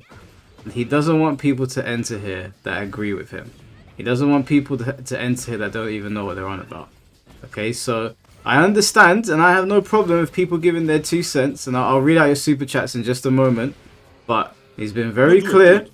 If you have a disagreement, he wants you to come in here. If you just want to also say things about Coach Kazama that coincides with what we're saying, he doesn't want to hear it. He doesn't want to hear it if you don't know anything about the situation as well, and you just think he's being mean. Okay, it's not anything personal. That's just what he's requested. Yeah, I made it very about the game and about his Tekken takes specifically in my videos. Specifically. I know I can't be more. I thought it was obvious. I thought it was very obvious. It can't be that hard. Like, are so many people so fucked up stupid? Is it really? Is it? It doesn't matter. Go on with the super chats, Mike. Yeah, let me read out some of these super chats, and then we'll get back to this. Unlike from Mr. Moss, thank you for the $5. Unlike the Smash TOs, Finty's trying to give Coach Kazama a chance to explain himself. Yeah, we've all tried. We've tried. He doesn't want to because he knows he's wrong. Go to chat. Go to super chat. Who was that? Mr. Mosk. Of course, Mr. Musk. Yeah. Yeah, Mr. Common Sense. Mr. Jamie, thank you for the $2. Just logged in. Coach Kazama crying at Yao again. No, he's just... I don't know what he's been doing since. I don't know if any more strikes have been sent out, but as far as I'm aware, he's just been censoring his comment section. Nothing else has really been going on. Ballyhoo, thank you for the 10 months. Thank you, Finty. 100%. Tell them straight to the point. Yep, I agree. Necessary. Finn is very necessary. Randall, thank you for the $10, bro. Appreciate you. Oh, thank you for the $5. Hey, Mike, maybe a dumb question, but I wanted to get into the Yakuza series. Which one should I start with? Hope your day has been well, brother. Start with Yakuza 0. Start with Yakuza 0. Maybe the director's cut changed the canon, so if you're new to it, it's not going to matter much. So yeah, start with Yakuza 0. Mr. Moss, thank you for the $1.99. Mike, can I hop on and say my 2 cents? Finn, I don't think Mr. Mask is disagreeing with anything you want to say. He just wants to add his 2 cents. What do you say to that? We do that after, like, Yeah, we do okay. that Afterwards, guys. Mr. Moss, thank you for the $4.99. Alright, never mind, I won't join, but there's no way of defending Coach Kazama both as a YouTuber or as a coach. Yeah. Yeah, we're still waiting for... I guess, Finn, is there anyone in your chat that you want to bring on? Wait, we have because I should also adopt this. Like TomTom, thank you for the $5. The reason why he doesn't remember is because he doesn't know anything that Steve does. Fucking correct. Then we had Joshua again. If you go to a restaurant and they give you food poisoning, do you not have the right to tell everyone it's a dog shit restaurant? Yeah, and that happened when I watched his video. I was like, what the fuck are you on about? I got fucking food poisoning of that shit. And TomTom, obviously, to regards to SD, sidestepping the question. Yes. Now, in God's name, I don't even... Who joined? Tiny Parcel. Yeah. But Tiny agrees with me. We talked on Discord. Oh, plot twist. He doesn't want to defend any of fucking Coach Kazama's Tekken takes. So, okay, wait, guys. Yeah, bait and switch. Guys, is it? Tiny, whose side you on? Tiny. I'm gonna preface this. Hold on. What did you ask about? You said talking about, because it's been a lot, and now I'm losing my points here. You said, Steve, look, Coach Kazama doesn't know what he's not qualified. He's just not qualified. That's okay. Not even, neither here nor there. Yes. And nobody is going to tell you that. Going to argue this. Then why are you in here? I'm trying to remember the notation you asked about in the video because it's a lot, and I had it in my mind and I'm grabbing it now. The issue is that like what he said was his basic premise is if you're minus, you shouldn't be pressing, and it's your own fault. That's his basic premise. No, he said in the video, if Jin is -1, if when Steve, for example, do you want to defend anything he has said in my videos or that I shown? Or not? Fuck it, I'll have a crack. Because I think people need to understand why you can't defend it. And they're not going to... Wait, what are you talking about? Do you want to... Wait. Do you want... Bro, Tiny, have you misunderstood the premise here? No. Nobody's going to try and come on to defend it. We don't know that. Somebody has to. No, you don't. Because I know you don't. Like, no. What he's asking, Tiny, is it something that you believe? I believe. Okay. Hold on. Yeah. No, let me pull out. We'll get to this later. Because. Pull out. Oh. Yeah, no, I'm pulling out. I'll come back once we're done with this particular moment here. Okay. All good, Spin. Okay. Okay, Mike. Yeah. Mods? Oh, wait. Wait. God. Mods, do you have... What wasn't... low tier rage baiting. wasn't there... Didn't the guy come back? The guy who was on the moon? Didn't he say something? Like, yeah, he wanted to rejoin. I don't know how good an idea. Oh God, I really lose my tongue. But okay, Mike, do you have anyone in chat that actually? Because I think now the premise is really clear. I think now the premise is really fucking clear. Is there anyone who want to defend Coach Kazama from anything I said in my free videos, for example? Let's just take that. It's enough. As it stands, there's nobody that is arguing against you. Okay. You have no detractors. There's nobody arguing anything that you're saying. The only people that were arguing I think they've probably gone quiet or they've left the stream, and they didn't want to join anyway, or one of them couldn't join. So, I think the people that are gonna disagree with you are gonna stay in the comment sections. They're not gonna come onto live streams because they know it's indefensible.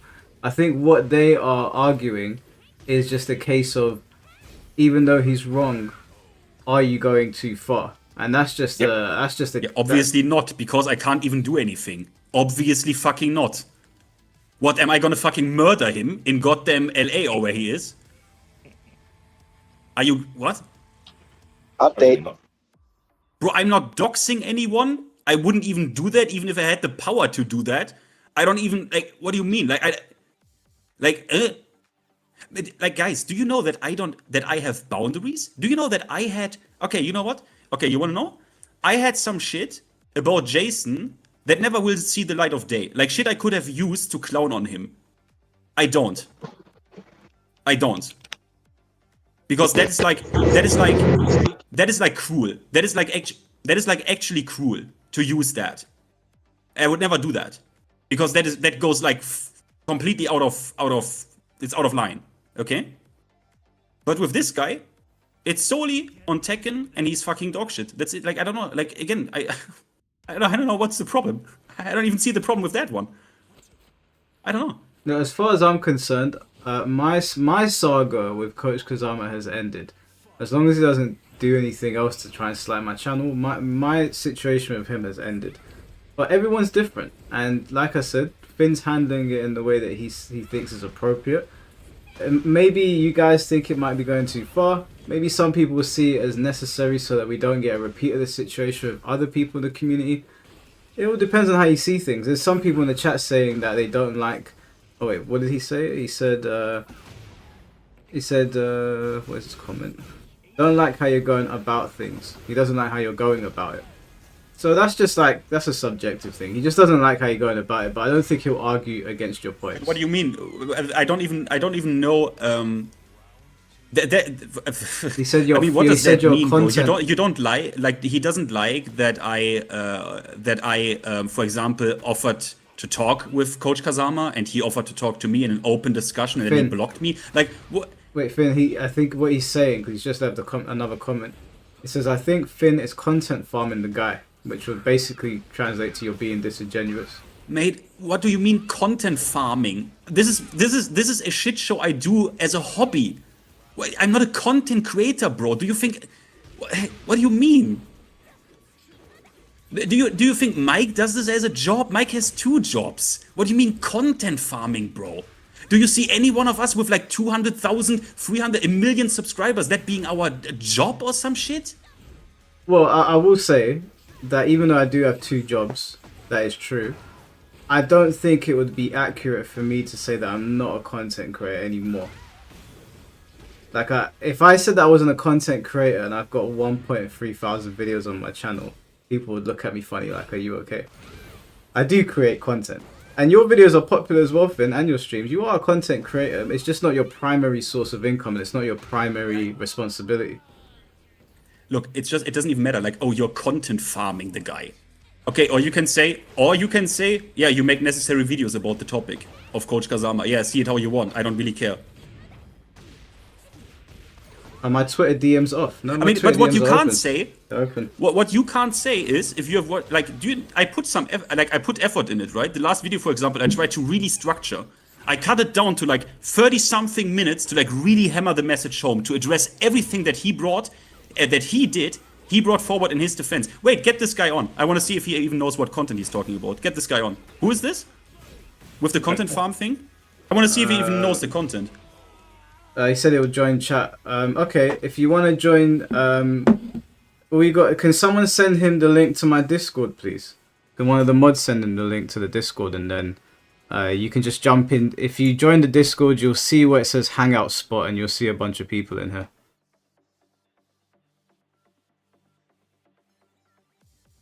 Because for some reason, when I tried to post the Discord link, it just says copy on here for some reason. Thank you, Jaton. Appreciate it. As a matter of fact, let me pin the Discord link. I shouldn't have done this. Because the guy also doesn't disagree, right? No, he does. He disagrees with what you're saying. Does he? Yeah. So if you join the Discord and then jump into where it says random chit chat under Hangout Spot, and then you'll be able to join the conversation. I mean, I'm sorry, guys. I thought we could. I mean, or like in the chat and in your chat. I'm sorry. I thought we could get some good entertainment out of this, and you know, we actually had people come forward that it would be like kind of interesting. And I hear some arguments that I never would have thought possible in my mind, like literally getting educated on shit. But you know, maybe you know my understanding about Tekken is completely wrong, and Coach Kazama actually is completely right in his analysis. So excuse me, guys. Excuse me. I think he's on his way. I guess it's not happening. I don't disagree. I disagree about how he's going about things, so I don't know if that's enough of a requirement for you. I mean, yeah, I guess. I mean, there's not going to be any other disagreement. So I mean, he. I don't know that he's. I mean, you know, he would say, "Oh, content farming." What I would tell you is, first of all, I don't care. I do videos about shit that I find either funny or I just want to do, bro. I did hours of coaching videos that no one cares about, that have like 1,500 views or something. No one cares about that shit, right? I put hours of my time into that, and I just did it because I enjoy it. So your judgment on content farming goes like I don't care at all. And the second thing is, I would have done one more funny video that I put a lot of effort in right now. As like a little farewell cherry on top. But then I didn't even want to talk about his pathetic response video. I didn't even want to talk about this. But that was the day, and Mike can confirm this, Mike, that was exactly the day where he copyright struck all of this shit. So I was like, okay, then we can also like completely destroy his response now, because it seems like an appropriate moment to do it. Even though I didn't even want to give him that spotlight anymore. But then when he did this, I thought like, okay, now I will really have fun with you. Yeah, and that's all it is. Summer, if you're gonna join, bro. Like they gave you the Discord link is pinned. Jump into the Discord, and then join the call. Like we're in the Hangout spot. It's if you scroll down a little bit, you'll see all of our names in there. You can jump in. I mean, you're still commenting in the chat, so you might as well. It's still a disagreement. We got 50 minutes to go until the Game Awards. And once we get 10 minutes from the Game Awards, the conversation's over. So if you have something to say. Hello? Then, oh, is he here? Yeah, I'm here. Okay, Finn, take it away, bro. We'll listen. What's your problem? What's your problem? What is your problem? I just feel like this whole conversation is tired, bro. I'm not gonna lie. Like, I want to know what your problem is, not how you feel like. Well, that's my problem. I'm tired of the okay, fuck off. Situation. Wait, Finn, hold on, bro. Yeah, you see, this is my exact I don't point, care. bro. What is, bro? I made it really clear. Bro. I made it really clear. Bro, Mike, what can I do? I want to feel know what like his problem my problem is. I'm tired, is you're bro. dragging I'm tired, this bro. for too long. You're dragging this for too long, bro. And you already know what this type of person is. So when I say content farming, it's just like, well, this is going on for way too long. Yes, you have a right. Your opinion, bro. Oh, there you go. Well, I literally laid out what my problem was. You said I should hop in. Bro, your problem is that I make too much content. Okay, acknowledged. Do you have Well, a problem no, on that the isn't my substance? problem, Do you have a bro. problem on Sorry. substance? Do you have a problem on substance? Substance as in? Substance as in the videos. I have a problem with the way you're going about things. I laid that out Okay, in chat. Go. Like what? Look, do you have a problem with the substance of my videos? Yes or no? I don't care It's about- just I yes or don't no. care. Okay, wait. Just yes or no question. Do you have a problem with the substance of my videos about Coach Kazama? Yes or no? Wait, so if I answer this, are you just gonna say fuck off again or something? No, it's just a yes no question. Yes or no? No. Okay. I have a problem with how you're morally doing things. It doesn't really put you in. What is my kind moral? of- What is my morality? I feel like it doesn't really put you in the best position. Describe my morality. It does not put you, and let me finish, it does not put you in the best position to be talking about things when you're kind of slashing back at people. And I feel like this is what Chad was talking about. How does it put Chad me was not in a talking good about, 'cause position? it's like you're Wait, going wait, I too want far. to wait. You need to be precise about you're just yapping. Describe the position it puts me in. I don't know, it just puts you as someone who's trying to get revenge over someone. And why? It just describe If the you position it understand, puts me in. if you are, I guess, the bigger man in some parts, and yes, I will give you the fact that you said that. Look, I'm not gonna enter copyright strike. Fair enough. But like even before that, it I just tried seems to like talk to him. Yeah. yeah, you He tried to said he would talk talk to him, to fair. me. Yeah, fair. And then Yeah. he didn't. And then what? Okay. Yeah, what and do you now mean, we're what? still He- talking about this. Yeah, we are still talking about this. And Yeah. Well, And can it I just just seems try to and then get this on the right track? So the timeline of Alright, cool. events was that we would talk. It was a talking point, and it kind of died down. Like Blackheart said the other day, it was about to die down, and then obviously the copyright strike thing happened, and Finn heard about it, and that reignited the entire thing.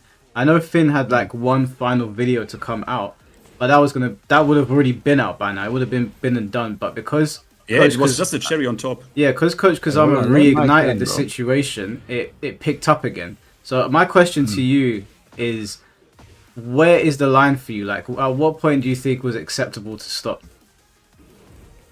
I think after like the whole like community coming after the guy, I think after I don't know how many videos has already come out about the guy. I feel like the damage has already been done enough. basically. Like the damage has been done basically. Anything else just seems like overkill at this point to me. Can I personally? Yeah, That's you me personally, answering I the get question. that. You still failed to describe this weird position that it supposedly puts me in because I get the feeling Because you just I used answered words. Mike's question, Why are you? bro. Wait. No, Wait. because I answered Mike's Yeah, question. okay. I'm answering your You question. answered, but before you answered Mike's question, you talked to me, and you just used words. Okay, let me ask you something. You watched the videos, Should yeah? I use other Did words? you watch my videos? No. No. Because I can't be fucked. So you don't know anything. You mean I don't So know you don't anything? even know what is in my videos. You don't even know the let's use the word I don't know severity why of you're the so situation. I don't know why you're so angry. Bro, because you join and you don't even know the situation. Like you don't even know the topic. You don't even know if it's You mean I necessary to don't make know the videos or topic? not. How does it make sense that I don't know the topic? Okay, if I didn't true, watch you're your right. videos, How does it make sense? Describe to me. If I didn't watch your videos, does it mean that I haven't watched anyone else's videos on this What topic? videos do you have The watched? only reason why I have a problem with you is because you're the most vocal person out of everyone. Is And it anything I seems say like the about him damage wrong? is done. Is anything I said about Coach Kazama wrong? I never said anything you said about him is wrong. It just seems that you're so kind of angry and so hung up on it that it's just like, what's actually going on here? That's why I commented on like the So you content don't know? farm. Yeah, but you could have watched my videos to answer that question for yourself, right? Why I'm angry? You don't even know how angry I am. You didn't watch my videos. What the fuck are you talking about? Exactly, and imagine if I did know how angry you are. Imagine So if you I did know how angry you are. so you just want to yap, yeah? Finn, can I ask him a question? No, I'm getting so tired of this. Wait, Like, Finn, I'm Finn, getting Finn, so can't wait. tired. Hold on, Finn, chill, because we're coming to the Game Awards. Let's try and steer this conversation in the right way. Let's see if There we're is no asking- conversation. I don't want to talk to mouth breathers like this. But this is all we got right now. This is all we got. Yogen? Is it Yogen, yeah? Yeah, what's good, bro? Yeah, what's good. My question is, what would Coach have to do for you to see what Finn is doing and go, that's justifiable? What would Coach have to do? What would he have to do? Yeah, for what Finn is doing to him, in your mind, to be like, oh yeah, I get why Finn's doing that. That's fair enough. I'm gonna answer. I'm gonna answer both ways, if that's okay. Sure, go for it. I think the way Finn has handled. Look, I have no problem with what he's doing. You don't know what I did, Hold bro. on. This is so stupid. You haven't seen Wait. any of my videos. You don't know what I did. Finn, let him land. This is Let so him land. retarded. Like, Let him holy land. shit. Let him land. Let him land. Wait, there is no field for him to land. What are you joking? Like, my bro, you sound like a really likable guy. How can you do that? Do what? To come Hold in on. here and say, I think you're a bit like you're like, bro, like I think we you're a could bit, talk like, too about much, this bro. proper. Like, I think we could talk about this proper. I feel but like you cannot. You don't. You holy fucking shit. Finn, I've got you. Please, I promise, I got you. What is? Do I need to Finn go doing for a cigarette which again? is Are you telling bad? me this right now? Yeah. Why do you think I'm on my phone? I'm already smoking. What do you think? What do you think Finn has done which is bad? What is it? I feel like it's led up a, what do you call it? Kind of like a bandwagon of people to kind of shit on this guy even more. So you think Finn is like the leader of the shit on Coach Kazama ship? Low key, yeah. Okay, cool. All right. That's something Finn can get mad at, legitimately. Because at the moment, he's just getting mad at nothing.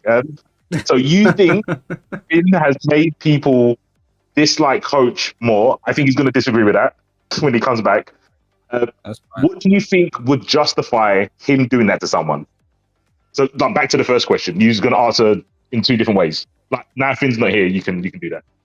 Okay, yeah. I think you phrased it differently last time, but I'm gonna try and answer the same way I was gonna answer. I think what he's kind of laid out for Coach Kazama is fine, but I feel like if he does answer the way on kind of Finn's terms, it's gonna kind of be like this. I don't know, just people yelling at each other and just nothing's really happening. Basically, it just wouldn't really satisfy anything. It wouldn't really put anyone in any place. I don't even think there's really, maybe at the time earlier it seemed like there was room for redemption. Obviously the actions that he's kind of placed out now, Coach Kazama, is just not sorry, it's just not gonna end well. So fair. But I feel like he's just kind of, he's gonna be thrown into a den of wolves, like even if he comes onto any of these chats. So I just don't really see any kind of place for Coach Kazama to even want to try and speak. I don't think that Finn is wrong. I just think that if you, it seems like, yeah, maybe some people giving him a platform, yeah, maybe Mike, maybe, I don't know, other people, like, if anyone kind of gave him a platform to speak, it's just like, it seems like there might be ulterior motives. And of course, like saying it from... Sorry? Do you think that's fair now? Like, after the copyright thing, do you think it's fair that no one would let him on? No. I'm talking about like everything. Yeah, like prior. I'm not talking about now. Okay. Like, I've already admitted that, yeah, obviously now it's like, well, he's just gonna get shit on. And I feel like the copyright strike, right? I feel like it's kind of led onto like a bunch of kind of like pettiness going on, like back and forth, low key. That's like, I don't know, if he has no other, like, we already know we're dealing with a guy that isn't really, well, he's obviously like low key scamming people. And the only way he's gonna get back to you is like through these methods. That's why I'm like, well, clearly this has affected bro like enough to now try and act in such type of way. I'm not justifying it whatsoever. I'm just saying that this could probably go on forever. Okay, so, but, sorry, just because Finn's going to come back and it's going to go crazy again. So I want to talk to you quickly before Finn gets here. Before the copyright thing, what do you think about when Mike was saying, you can come onto my platform? Do you think Mike was genuine in that? Because I feel I do. Like, I've came on here before. I've come on a few times. I feel fine coming on here, but that's from a different... Sorry, go on. I was gonna say, but that's like from, well, I stand at a different place, really. Like, I don't really have any, like, a beef or any kind of quarrels to kind of quarrel with anyone. I think this is an okay platform to speak, but it's like, I don't know if I was Coach Kazama, would I really want to be on here? I mean, I offered to speak to Coach Kazama one-to-one initially. Yeah. To try and like see if there's any way that we can repair his standing in the community for what's happened. But then he struck my channel. And even then, now that I've calmed down after that, I don't like the idea of ostracizing people from the community. I don't like the idea of pushing people out. There's a part of me that still wants to speak to him and try to understand his mindset, so that maybe it's it's something that people can look at if they ever get in their feelings and be like, maybe I shouldn't do what he did, and the community is maybe more forgiving, so I don't need to go scorched earth, which is what he did. There's still a part of me that wants to extend an olive branch, but he's a little bit of an arsehole of the way he handles himself. Yeah. And I feel like he's done it to himself, but I've been doing these podcasts for 2 years now. Anyone that says that I ambush people is just full of shit. I let people come on here and talk. I don't disrespect anyone until they get out of hand. So him saying that, no, I was going to get jumped, it's a trap. Those people are just coping. It's because they don't know what they don't know how to deal with. No, I'm not saying like it's okay. Like this chat is okay. Like I feel like we have conversations. It's okay, but it's like I don't know how to put this in a way that just doesn't seem like stupid. But like there's just he's moist. He's moist. Yeah, like to be like moist. Like he's moist because Terra came on here and he did do that. He did. Yeah, like that was only like a week ago. Yeah. Terra basically grasped up other content creators to Bandai, and Mike still had him on, and you know he got his fair share of licks in, but he had his opportunity to talk. Someone said in the chat, just because you're chill doesn't make you right. I didn't say I was right. Did anyone hear me say that? I don't know if he's talking. I think he's talking about me. Maybe I don't know. Maybe. But yeah, probably. But I think that what do you call it? Yeah, there's just a way to like talk about it. It's like when you want something, or if you actually want to get through to people. And I'm not speaking to you necessarily, Michael or C4. I'm kind of just speaking on Finn. Really, like if you want to get through to people or like actually try and fix and mend stuff, I feel like there's kind of a well, you can go about it anyway, really, but the only way you're kind of going to really come to a solution is if you kind of come down to their level. Well, not like come down to their level, but it's like just speak with a just open voice. Like when it comes. No, I know. But I don't think Finn wants him. I don't think Finn wants a sorry. I think it's too late for sorry to Finn. Maybe Mike, like you said, it's a possibility, but yeah, Finn. I think you shouldn't paint Finn with the same brush as other people. There's some people that aren't going to accept the sorry. That's kind of what it's probably going to come down to, right? Oh no, I'm not. I'm not speaking for him. I'm just like I said I could come in here. I said that my quarrels. I just came to say what I came to say. Anyone can agree, can disagree. Same as anyone else, really. One thing. So yeah, one thing. That's basically There's one from TomTom for like 20 fucking bucks that I will buy my fucking coaching lessons from Coach Kazama. Can we stop this bullshit crying about bullying? However, Coach Kazama tries to financially bully and assassinate people's channels, and somehow he's getting less backlash than a person calling it out. I wholeheartedly agree, but Jorgen, I basically didn't care about anything you said, unfortunately, but let me ask you one question. Go for it. Do you play Tekken? I do. What's your rank? Tekken King. What's your ID? Do you actually play the game? Because I literally got the feeling that you don't even play this game. What? I don't know. I somehow got this feeling because to me it is like inexplainable how someone who plays this game. Do you play it seriously? I play it pretty serious, yeah. But I don't know. The kind of balance just keeps throwing me off, so I'm in and out. What character do you play? Do you have a main? Lee. Lee? Okay, let's say there's a guy, yeah? You like Final GM? He's okay. You know, let's say there's a guy who makes like on Lee, for example, right? There's a guy who put okay. Well, you know what the fuck? I'm just gonna give you the benefit of the doubt and assume that you're like you're You're like pretty. I mean, you said like he's okay, so I guess like you're actually at least a bit better than fighting GM. So let's run with that. Oh. So let's say okay. someone puts out content about Lee, right? And Right. for example, says like, hey, acid rain, right? It's like, I don't know, man, like plus 17 on block or some shit. Would that annoy you?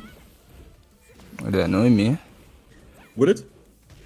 I don't think so. No, because I No? can just check for myself. Okay, so we basically, but What's what? wrong? And then that guy's also like offering coaching and shit. And you see that some people who just don't know better, like kind of fall into that. Like, would that They make fall you a into bit that. like? Would you feel like, hey, that's a bit? Would you say that's like scummy a bit? Oh no, definitely. Okay, so then when someone calls that out, is that like a good thing? It's actually good, yeah. Okay, I so feel like you guys how is have it then? called it out heavy. But why did you call it then like content farming or something? What was that you?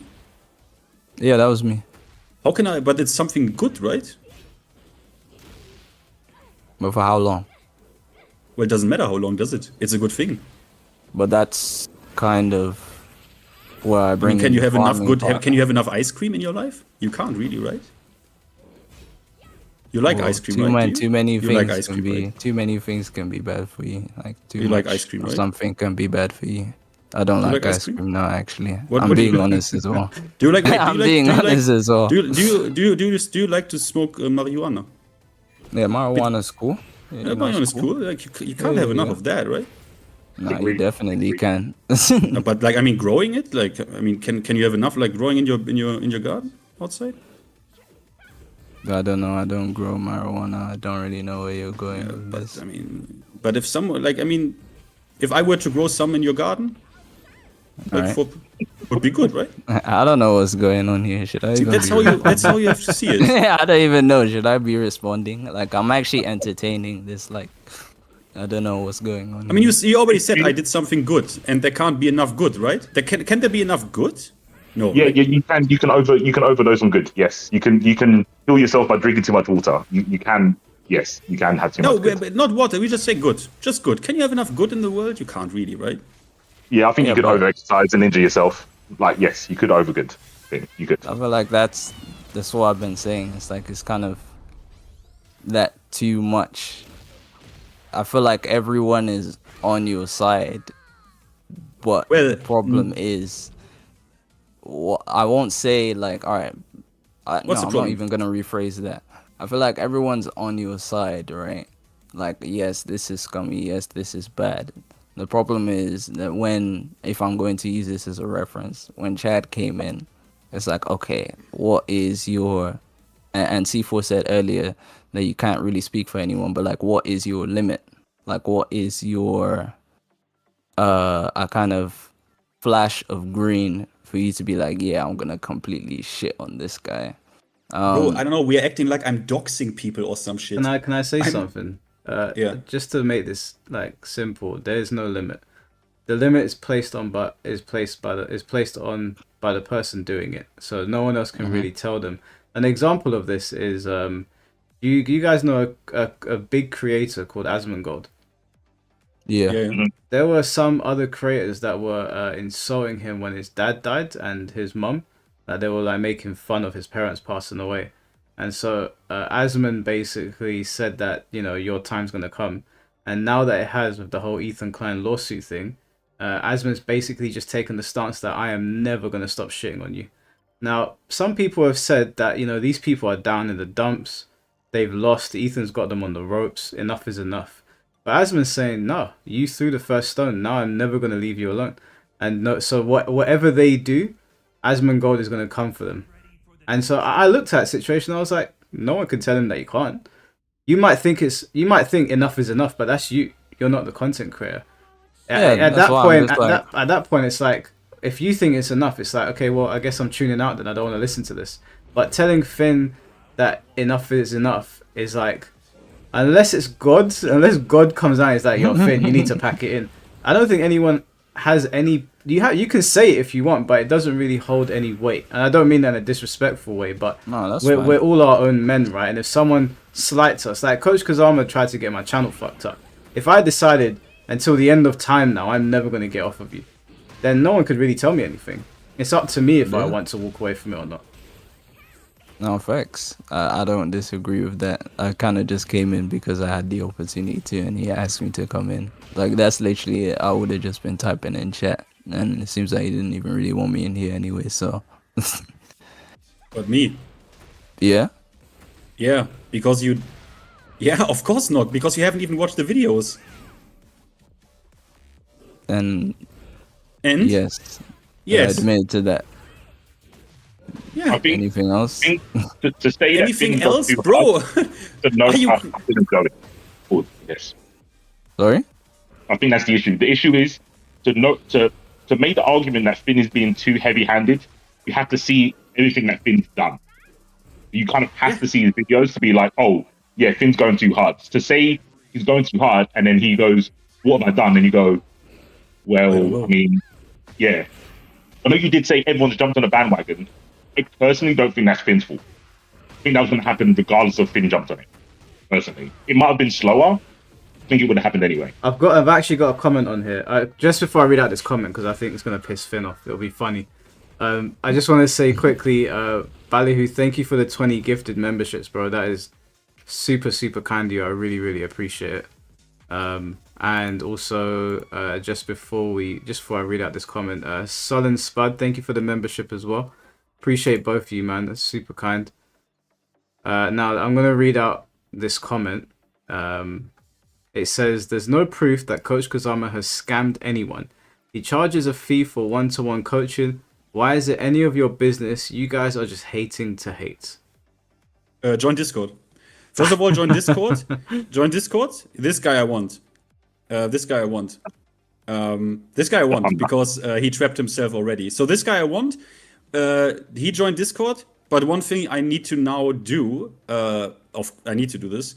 TomTom sent a voice message, so I would like to play that. Wait, hold on just a second. You know, I love TomTom just like everybody else here, but you need to listen to that voice message first before you play it, because we are on stream, and I know what TomTom is like. As much as I love the guy, I know what he's like. That's fine. You don't need to. You can. I mean, if you don't want to take you can just mute me if you want to take. Don't take the risk. Yeah. Okay. Like honestly, just mute me for a moment, okay? Okay? Okay, no problem. Go on. What was I going to say here? While he's playing that, I do want to hear it. I want to hear the voice note, but I'll let him play it first just in case. I know TomTom might go off his rocker. I want to respond to that. When you put a service on the internet, the person that's sent this in, Batman Robin 1583, when you put a service on the internet, people can review it, and that's what I did. So it's not really hating for hating. He put a service on the internet that is with regards to the community that I operate in. I left a review, and that's it. I don't see how that's hating. Is that hating? I don't know.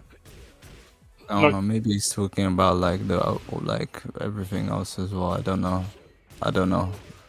Well, I haven't really said much, to be honest with you. This is kind of we hosted this for Finn because he was going to be streaming anyway. So if he said you guys are hating for hating, but this is Finn's argument. It's not a you guys thing. So maybe choose your words more carefully next time.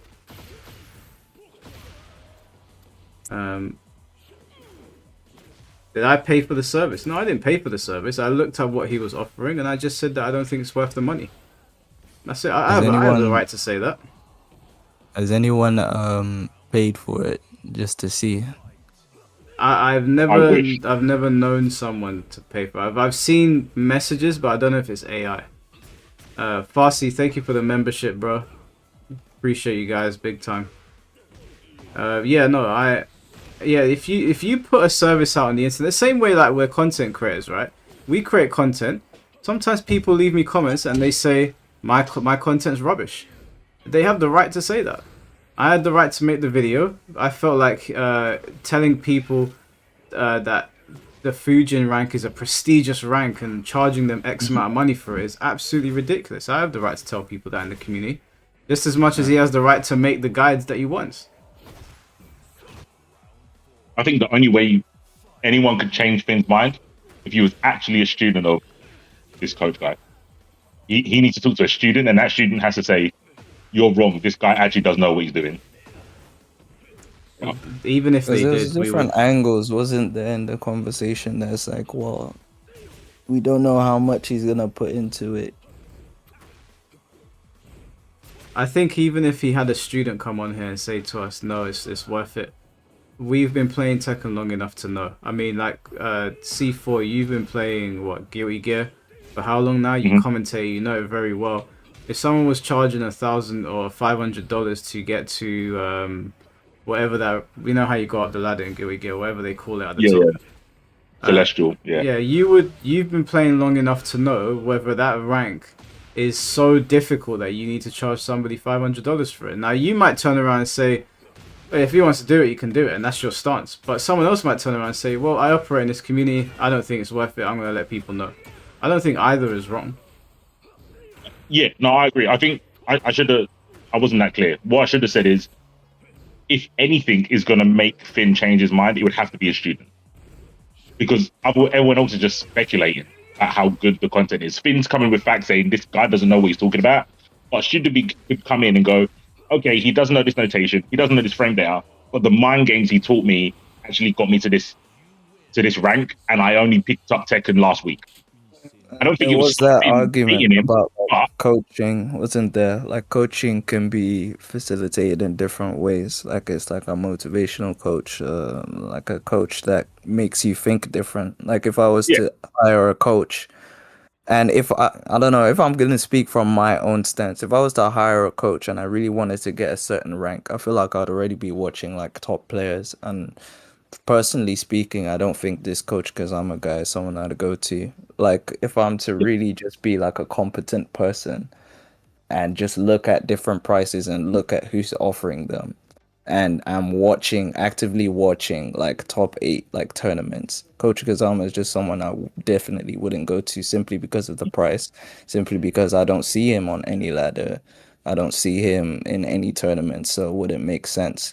But like, as a coach, and I can't speak for him because I haven't received any of his services, but like, a coach can open up your mind on stuff that's like, I feel like I'm very much led by approach, less than all the like mechanical stuff or knowing what to do specifically here. I like to experiment, so it could literally just be opening my mind through like different words. Like, I used this analogy on or I used this example of how Chad made videos on likening Tekken to like a martial art.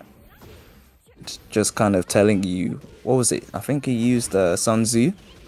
He used like Sun Tzu, and he was kind of using like the quotes from Sun Tzu to kind of frame that within a Tekken mindset. I feel like that type of stuff could help, but I don't know if that isn't what he's offering.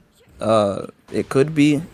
We don't really know. It could just be like hold your hand stuff. It could be anything. I don't think it would dispel his argument either, by the way. I don't think it would change Finn's mind. I think it's the closest, it's the only possible way to change his mind. I don't think it would work, but yeah. It's By only the way, would. Finn's unmuted. I think he's just muted himself. But there's someone in the chat that says, I'm Real Phils. I coached 2 people that paid for his coaching and they were not happy. He coached 2 people that paid for Coach Kazama's. Oh. Yeah, and they weren't happy, so. Yeah, Finn, if you can hear us, you're not muted, bro. He's deafened himself, I think. Yeah, I think he's muted No, himself. he is currently listening to Tom Tom's message. Oh, okay. I DM'd him. Yeah, I mean, listen, it doesn't matter if I mean, I appreciate people saying that, but I don't need someone, and this is nothing to do with like I'm Real Phil, it's just in general. Just looking at the packages, I can look at that and I can give a review. And I think we've all played Tekken long enough to know that it's just nonsense. And that's all I did. Like, I think if you put stuff out on the internet, people have the right to critique you. People rip into me all the time. I will go into my comment section and there'll be at least there'll be a couple comments, depending on how well the video does, of people saying all sorts of things about me. I don't censor them. Some you can't be for everyone. Yep. People think that you can't. Like, why are you hating on this person? It's not hating. You put shit on the internet. It's like UC4, yeah. You go and commentate Evo or whatever. 99% of people might be like, oh, he was sick. But there might be one person that's like, yeah, his commentary style is not for me. You can't be like, oh, shut the fuck up, man. Why are you hating? Why are you hating for? It's done. Yeah, mate. From when I put my camera on and took my hoodie off, and people took about my hairline, it's like, well, yeah, I shouldn't have got on camera then, innit? I can't get mad at people who are taking the piss out of me. Like, don't go on camera. Yeah. Yeah, I get it. Just fucking burn it, man. I don't know what to say. If you're on the internet and you can't take criticism, you need to find another hobby. No, you need to go to a library or something. Finn, what was the voice not okay? Finn? Sorry, yeah? Was the voice not okay? Yeah. It was based. The only thing he basically he's obviously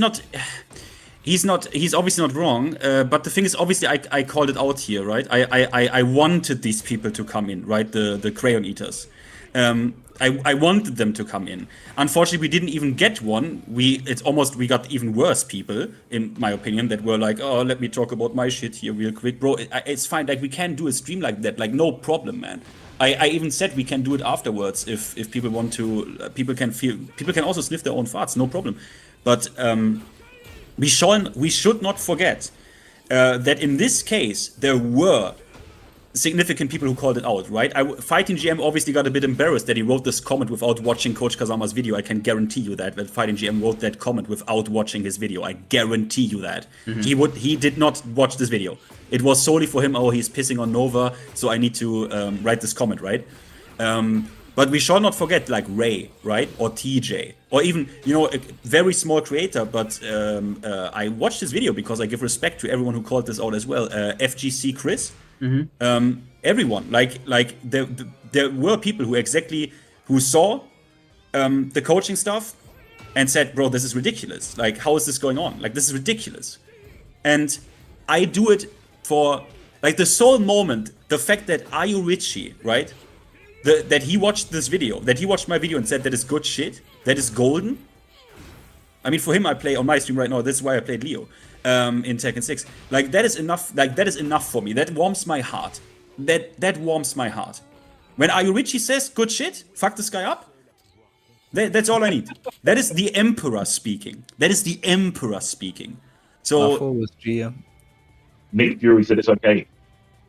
Yeah, the Emperor said it's okay. The Emperor said it's golden. So, excuse me, like, I'm anointed Ultramarine at this point. So that's all I need. But honestly, do you know what the only shame is, Mike? Sorry, that's my fucking cloud chaser here. The only problem is I would wish people would rather not watch my shit, but would watch Duelist shit. I mean, you know how much I tried to advertise Duelist videos? How much I tried. Multiple times we went to a Duelist video with the whole live stream and posted dragon emojis under a video, right? Because he does the best lab content. Like, the best lab content. Like, many people do crazy good lab content, right? But his is like full package, character, there you go, and you have everything, right? And it pains I have a pain in my soul when I see that my bullshit self-catharsis, basically self-therapeutic therapist video on myself, right, that I just do because I got annoyed, gets more views than a fucking Duelist video, right? Which is why I try to balance it out. I try to do the guide content. You know how many people that were like God 1 didn't know about this Heat shit I put out? The small Heat video? I try to balance it out, but guys, at the end of the day, when I see shit that makes me angry, I need to do a video about it. Like, I'm sorry. And if some people say that it's content farming, that's fine. I can live with that. That's fair. You know what, Finn?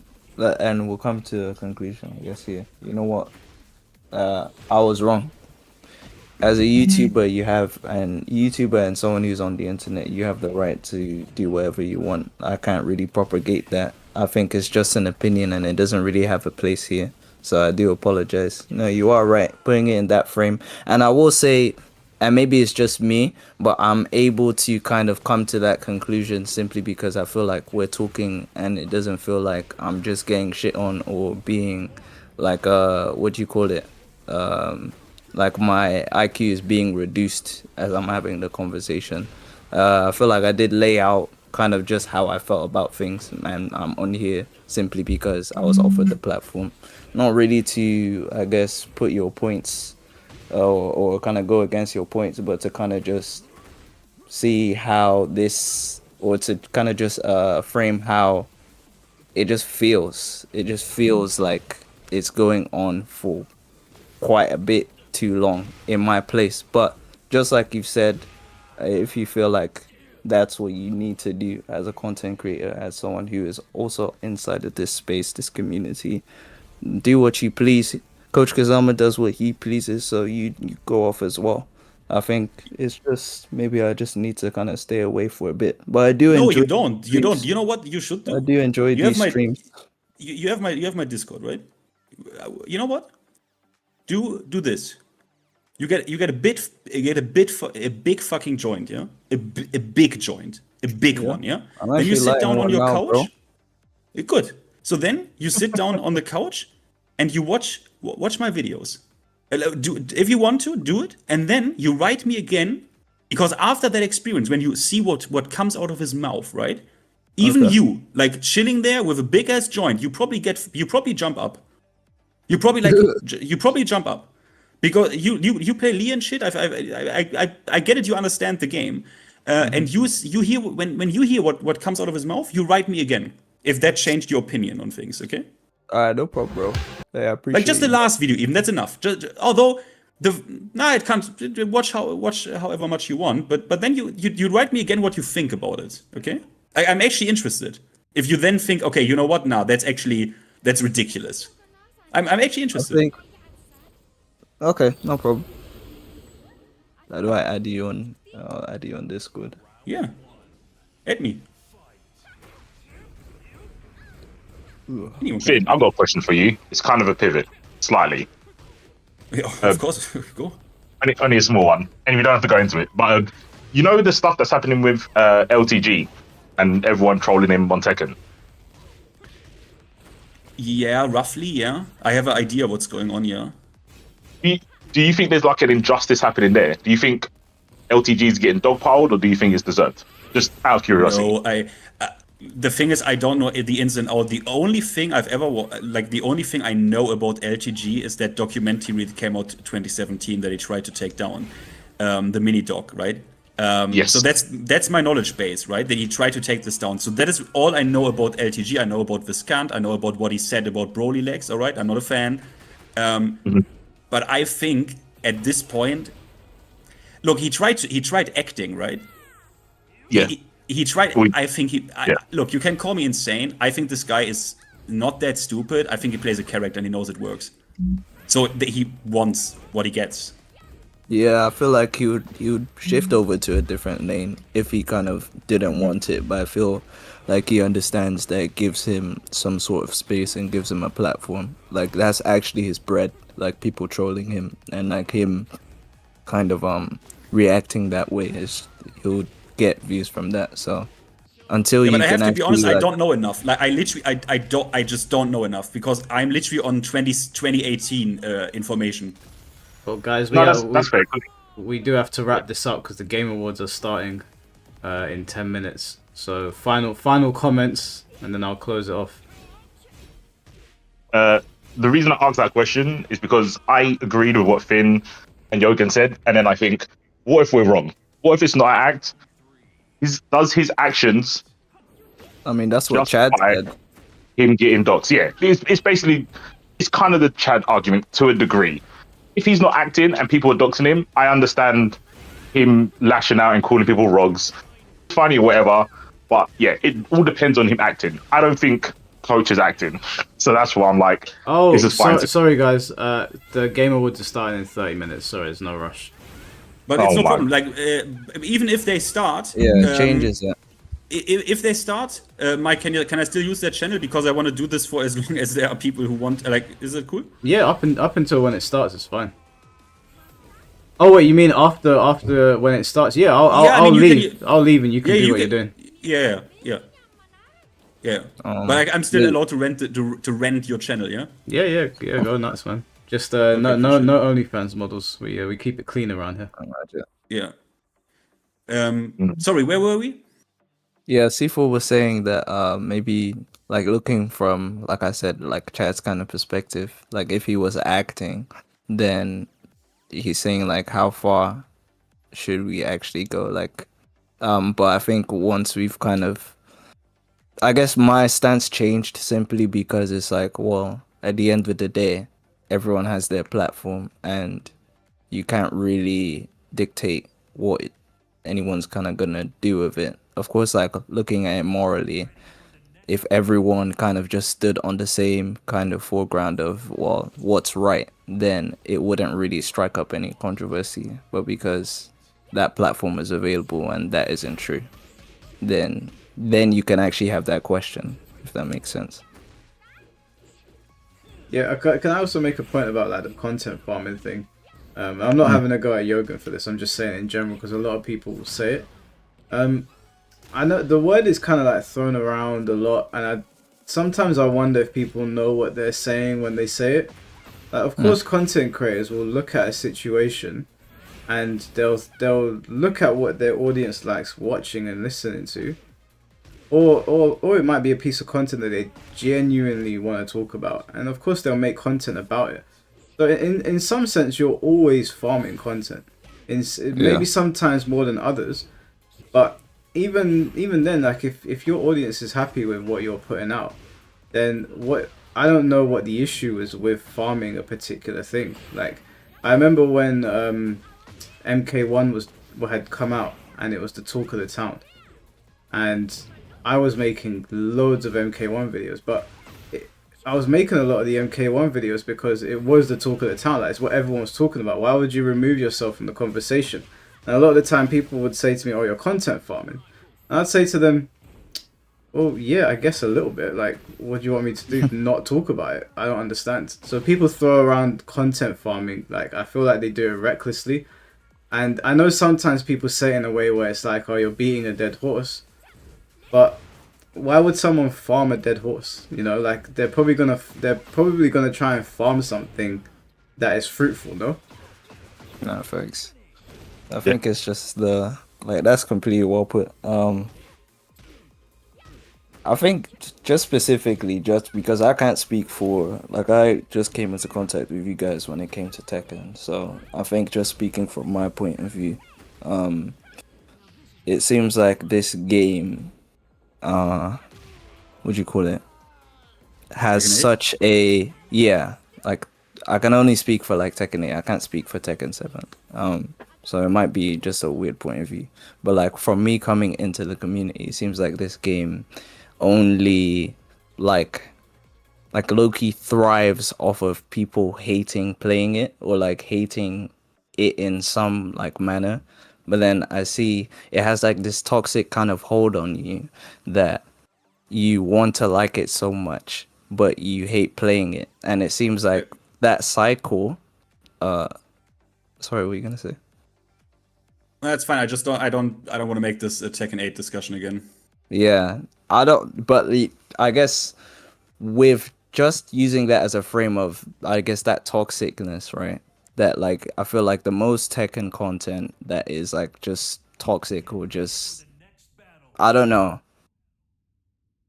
comes into conversation, that is the most views or the most I guess attention you'll get from a community, because it takes your, I don't know how to put it in words. I mean, it's because the game has problems and people like to hear about those, like to hear.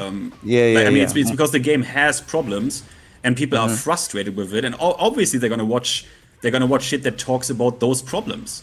Yeah, I mean, there is a reason people don't want to hear, yeah, bro, everything is like super good, super. I mean, bro, even that FDX is insanely positive, right? He's just a positive guy, and even he has like, yeah, guys, yeah, Yeah, well, I don't know, man. When do you think we're gonna get an update? Like, yeah, I guess.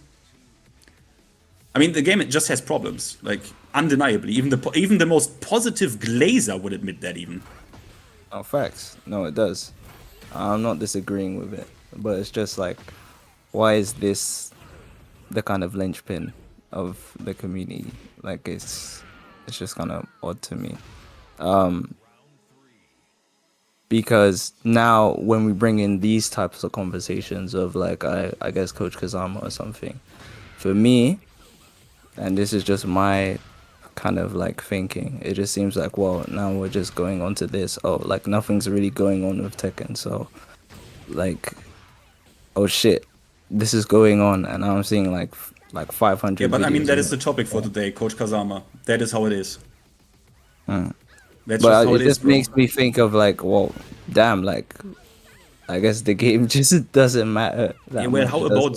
Okay, I give you a tip then. I don't mean this as aggressive as it sounds. How about you make some content? Oh no, we've had this conversation. What do you call it? The last stream that You I just came be in. the change that you want to see, and that is what I do. I mean, but who am I making it for? For yourself. I guess for me. That's what I do. You know what my mantra is? Okay. For some fucked up reason, I started enjoying this shit, right? Mainly probably because of the people who are as mentally ill as me in my chat and in Mike's chat, right? But my mantra is, I just do videos that I would like to watch. Like, I make videos where I think, like, would I like to watch that shit? I think yeah. I mean, if you don't, I mean, again, like, I don't like lazy shit. Like, just be the change that you want to see. If you think there's too much dog shit, negative content, or I don't know what you think, then just produce the content that you would like to see. Why not? It's kind of fun. I can advise it. It's very fun. Especially if you want to get one or two crayons in your brain. It's very fun. It's very fun. No, that's fair. I can't really speak on it because I'm not a content creator. I'm also not. I'm just a guy who makes fucking videos. Like, just do. I'm a Tekken player first and foremost. I'm just a Tekken player. No, Finn, you are a content creator. You are definitely a content. You are. You put a lot of effort into your shit as well. You got some of the best edited Tekken content out there on the whole planet. You're a content creator. It's just not your primary. Yeah, that's only because Blast Salami isn't there anymore. he has the best quality and editing. Maybe, but the fact remains you are a content creator, and you're a very popular one as well. Your popularity supersedes your subscriber count. Maybe, but that's just because I don't know. Lucky, just lucky. No, it's not lucky. Lucky is one video or two videos. It's not consistent, and you can tell when someone's not has been lucky because someone will watch their video, and then you'll go and watch their live stream, and no one's really there. I go and watch your live stream. Yeah, you got more people watching your live stream than some people that have 100,000 subscribers. So that ain't luck. Stop. You just accept it, bro. You're a content creator. You know how many people? I had a lot of people also saying that, oh yeah, you were on Mike's stream and stuff and blah blah blah. Like it's you also. Okay. No, you might have gotten a start because you were on my channel, but you maintained it. I bring loads of people on, but your channel has consistently grown. So, you do have to accept some responsibility, Finn. Yep. Loads of people come on my podcast, Finn. Loads of people come. I've been doing these, for 2-3 years now? Loads of people come on, but you've become a very big content creator. Like, just because you're under 5K, it don't really reflect how big your channel actually is. Well, I can only do this because of all the people that teach me about the game in the first place, I guess. So I guess it goes all to them. Yeah, I mean, we're all in it together. I don't think my podcast would be anywhere as big without all of you guys. But we're all in. Everyone's in this together. Like, I know C4's not a content creator yet, but I think if he starts jumping into that side of it, he'd also blow up quite quickly. And Blackheart's channel's picked up. Who else? It's Chad's channel. Like, I watch Chad's content all the time. Like, there's certain people where, like, they've come on, and I'm not saying that it's because of my podcast, But I've had a lot of people on, and there's been no motion. And then I've had some people on, and there's been a lot of motion. And you're one of those people. And don't act like you don't enjoy it either. You love this shit. Oh yeah. That's why I kept like yeah. Definitely. But also that's all. I started seeing that like a lot of people. I don't know that because everyone knows it, right? If you play Tekken, and if you're like kind of decent, like just decent, right? You see shit that makes you angry, right? Everyone knows this. Like everyone, like, oh, you are on Tekken, Reddit, or blah blah blah, and someone writes a fucked up, super low IQ dog shit comment, right? And it's also smug while doing it. Also, like just destroying something like that, it's cathartic. Like it's just cathartic. It's kind of cathartic. Yeah. And Famous not there anymore to do like Tekken and coffee and shit. So hey. Someone said C4 is a content creator. He just makes content for my channel. That's true, actually. That's a good way to put it. C4 is a content creator. C4 is still there. Does it work like that? I don't know if content creating works like that. Well, I mean, a lot of my podcasts wouldn't be what they are if you weren't on them. So you are kind of contributing to creating content on my channel. And they are all linked with your name on it. Yeah, I mean, yeah, if someone searches me up, they would come up with your content that I'm on. Yeah, I mean, sure.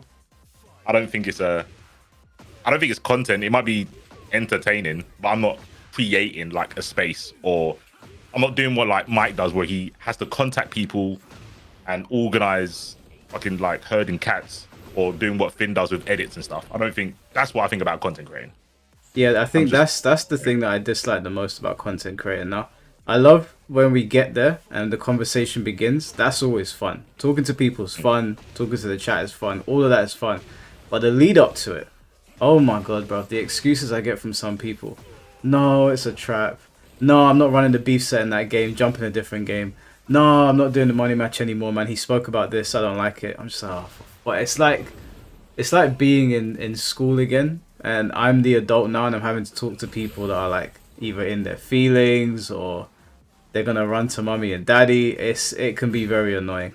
Like I spoke to Yaya today, and I was like, let's do the Grand Blue beef set. It was like, nah, run it in Invincible. I was like, bro, Invincible's not even fucking out yet. Just do it in Grand Blue, and then do it in Invincible as well. It was like, nah, run it in Invincible. I was like, alright, I guess so. I can't really force people. I know everyone was looking forward to that because we did say it yesterday, but that's the problem with this whole like chasing people thing. It's very irritating. Yeah, that's long, bro. Bro, he smoked me. He smoked like 4-0. And I said, money match me in it. Because I know if I hit Timo, that ain't going to happen again. But he doesn't want to do it. I don't think he wants to get caught in 4K, bro. He doesn't. Understandable. He's a content creator. He's got something to uphold, an image. And he doesn't want to lose no commentator. He'll just have to hold it, though. Yeah, it's a shame because like, that would have been something that I could have worked with. I could have taken the footage from that stream. I could have done a whole WWE promo with it. We could have had that as the main event. I know Fate plays it as well, so I could have got him and his boys on. We could have had a whole card. And my man said, nah, run it on Invincible. I was like, bro, come on, man. Fucking ruining the whole fun. And it was only for £50. It's not that deep. It's all right. In Invincibles, I'll up the money. And say, oh, well, we're starting off fresh, right? We're both at the same level. Yeah, when's it? So we're getting a release date today for Invincible, right? Yeah, that's what they said. We'll see. Rip said that they're going to announce it at the Game Awards. Hopefully it's like January, February time. That would be great because then we can start the shit talking. I'm down to do it literally the second day it's out. I'm down to do it. Wait, great. Just quickly, can I get someone in here? Yeah, yeah, we got time. Because at this point, yo, Josh, you wanna come in? Is there someone that is disagreeing with you? Yosha? No. But we don't have anyone anymore. You've exterminated everyone. So at this point, yeah. Mission complete. I mean, I just wanted to see if you need to. Basically, what I did is what Chat wanted, right? I wanted to do a watch the Watchmen kind of shit, right?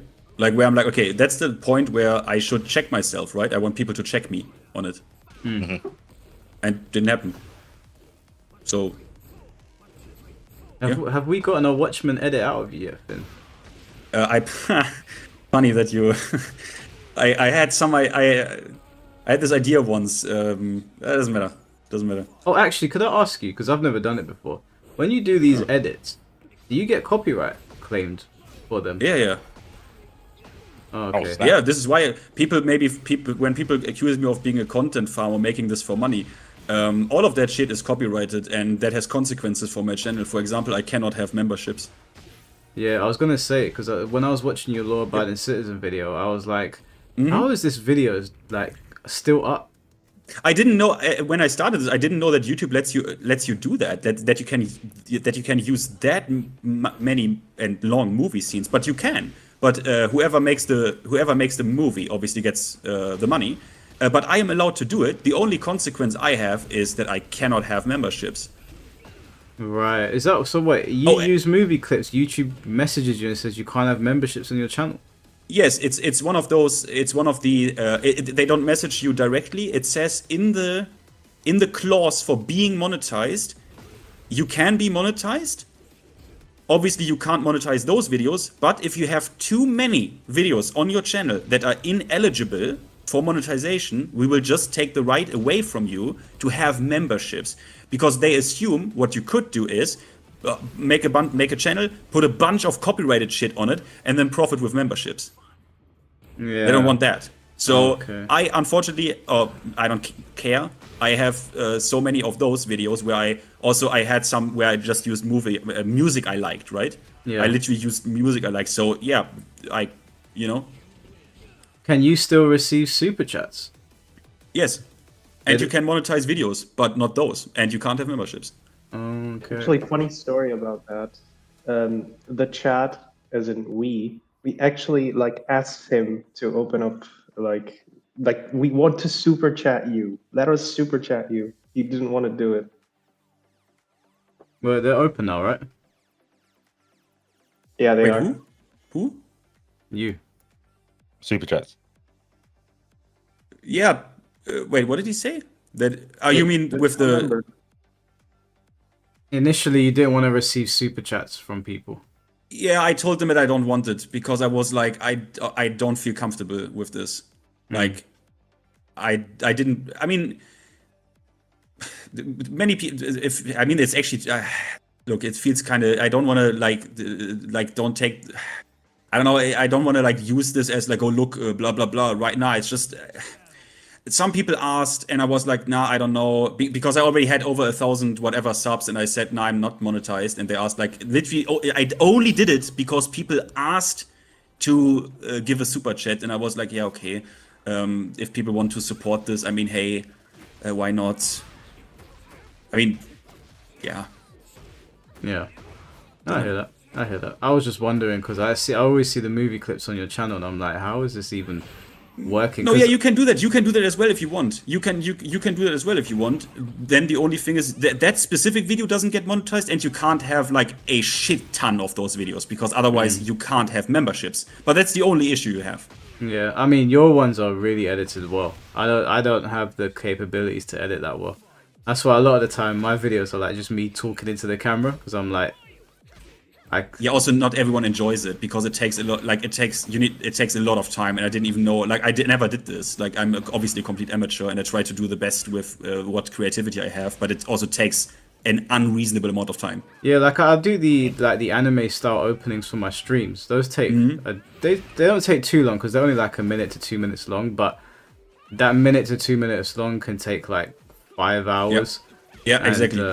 Trying to get the clips to match the music, and then making sure that the clip isn't too long if it's from one. I used the Tekken movie, but I couldn't use a clip for too long because then you get the copyright. Exactly. You could. I wanted this. The school scene from Tekken Blood Vengeance, bro.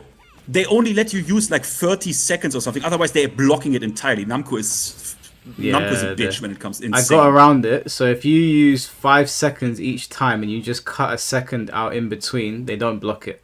So when I made one of my anime openings for it, I used tons of scenes from the Tekken film, but I cut them into different parts. So because they were cut, they didn't block it. But if you have one consecutive scene, then they block it. Yeah. They don't even copyright claim it. They take the whole video down. Yeah. They take the whole video down. They don't copyright claim it. They just block. You can't do it. It's crazy. Yeah, it's mad. Sorry, one thing, Joshua. Do I pronounce your name actually correctly, Skalka? Wait, before you start, I'm gonna shoot off, and I'll lurk in chat. All right, C4. No worries, bro. Right. Safe for letting me on. Take it easy, guys. Peace. See you in a bit. Goodbye. Skalka? Yes. Oh wait, I think your mic is also a bit. We got a problem. I think. Yeah, I'm gonna be here for 10 more minutes, and I'm gonna shoot off to the Game Awards. Yeah, no problem. Do you want to let something out?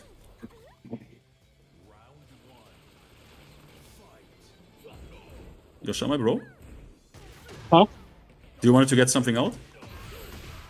I just wanted to say, like, how infuriating it was to listen to the same point about, like, kind of esoteric of, are you going too far? I don't like this. You handled this wrong. Yeah. Everything is just out of proportion. And then it's like, keep telling people, that's not what this is about.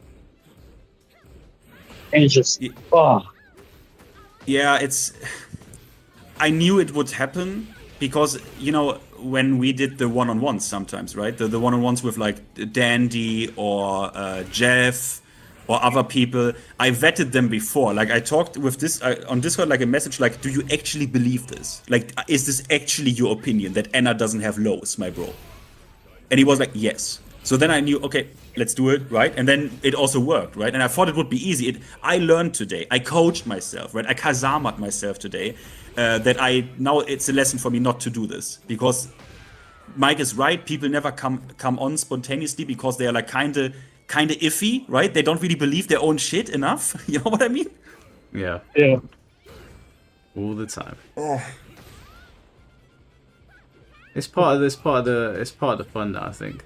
The ones that made me laugh the most are like I hate to pick, I'm not picking on them, but some of the Mortal Kombat guys, man. Some of the coping that comes out of the MK scene is just fucking hysterical.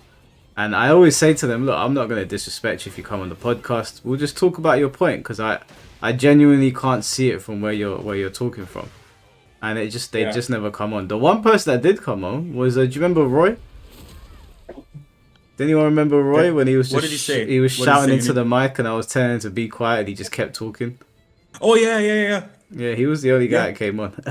I was about to say, because of those guys, when it comes to the Mortal Kombat stuff, they never come on. Like almost not a single one of them. Like you even asked him, Radical Michigan. You asked him on Twitter. I read this because you warned me not to read it because it's so stupid. And I read it and he was like, what did he say? Oh god, yeah, it was this whole nah, bro. He was trying to like go intellectual on you. Like he was trying to go like super intellectual. He accused me of using AI to write out my paragraphs, and then he called me homeboy. And so I said, if you jump on my podcast, I'm just gonna dog walk you through the conversation. But then he took that as me like threatening him. And I said to him, how am I threatening you if I told you that I'm going to bring you on my podcast? Obviously, I mean, verbally speaking, I'm not going to take you outside and dog walk you. And he was like, you ain't about that, bro. You don't want to meet me in the streets. You ain't gangster like that. I was like, oh, bro, you know what? I don't even want you on. You've already proven how stupid you are. I mean, oh yeah, true. I remember. Now I remember how it went. Yeah, true. Man, I hope. The only thing that is a bit that I regret about this Coach Kazama arc, which now basically only waits for its final episode, that I will maybe even premiere together with some people here. The only thing I regret is with Chad the third, because what he wanted to do is like good, right? Like you need to check people, right? And he wanted to check me on this Coach Kazama shit, right? But I mean, there are things he couldn't have known, but like, that was unfortunate. because people were like, "Oh, Chad, you are like, why are you glazing him? Why are you like sucking his cock? All that shit." And I'm like, bro, like because Chad is willing to do it, right? Chad is willing to like check you, even if it's not his like ultimate position, and he's like kind of like, fuck this guy, you know what I mean? It's okay when Chad did it though, because Chad genuinely came from a good faith position, and he was just doing. He was trying to defend. It was like a human. It was a very like. He took a very human stance. Like he was like, "What are we not worried about the player here?" And worried about the person behind the player. So even if people were to say that Chad was on the losing side, Chad didn't come from it from a place of like just wanting to argue. He genuinely had concerns about how things were being handled, and he looked at other situations in other communities and how they spiraled out of control. He put two and two together, and he also spoke about his own experiences with dealing with bullies, and I understood it from that standpoint. Obviously, as the conversation progressed, Chad ended up seeing that it was pretty indefensible, but no one can get onto Chad because he didn't come in there with bad intentions. He came in there to genuinely defend him from a good faith standpoint. Yeah, and I yeah. I think Chad and Finn kind of have their passion is two sides of the same coin. Whereas like Finn is more aggressive with his passion, Chad is more like concerned and like kind of protective in a different way. Yeah. I mean, the only thing, I mean, I want to make like I wanted this to be an example. I was really happy. You cannot. I also told this to all the people in question. Basically, like the joy I felt when the dominoes started to fall. And basically, Nova focused on the Tekken side of things, right? The factual battleground, which is the Tekken stuff, right? But I knew that this coaching shit, everything I saw, everything I already had, I was like, this is bad, and it will make people angry, rightfully so.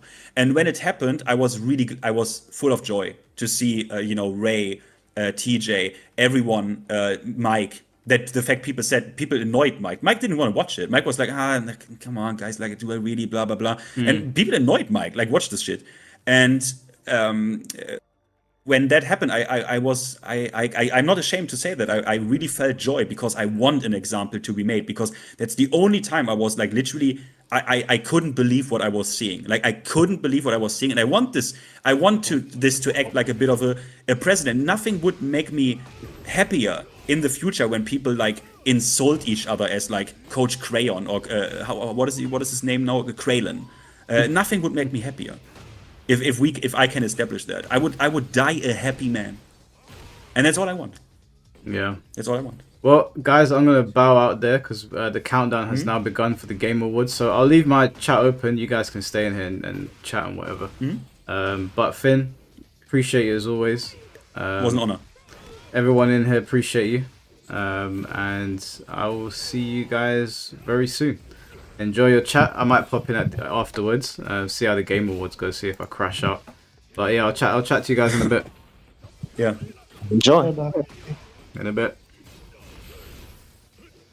Alright guys. Well, you're stuck with me now. Just me. I've got the countdown on my screen. Am I ending the stream? No, of course I'm not ending the stream. Wait, was I not speaking English? Huh? Suckers? Was I not speaking English? No, we're moving over now to the Game Awards. Yes, sir. Game Awards over here. Let me fix my camera. You guys can stay in the Tekken lobby if you want. I won't close it.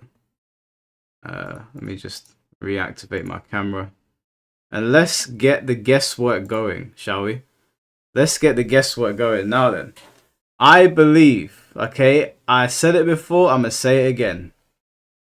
Soul Calibur 7. Soul Calibur 7 is coming to us. I don't believe DOA 7 is. I'm telling you, I can feel it in my soul. Soul Calibur is coming to us, guys. I think Devil May Cry. I think we're gonna see some Devil May Cry. I think that whatever that thing is that Jeff Keighley put in the desert, that weird demonic looking thing, it looks like a gateway to hell.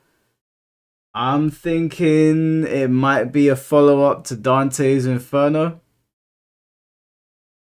That's where my mind went straight away. I was like, Dante's Inferno, maybe? I don't know. Maybe that's a reach, because I love Dante's Inferno. I thought it was a great game.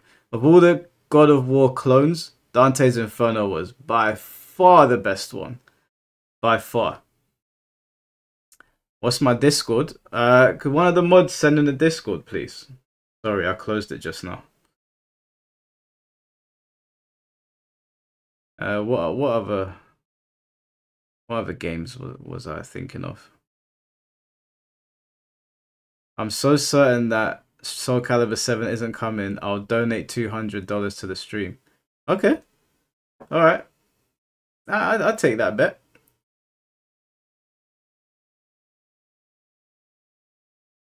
Final Fantasy 7 Part 3?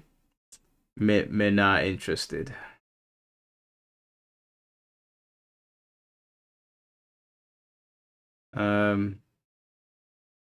What other games are there? I wonder, because there was a leak, and so far the leak has been accurate. And the leak had several games on there, and one of them was Capcom vs SNK 3. I wonder if they start mentioning that. I wonder if there's a slight mention of it, or Street Fighter 6 is doing pretty good right now. Maybe they wait. Maybe they wait until that dies down a bit. Don't want to saturate the market too much,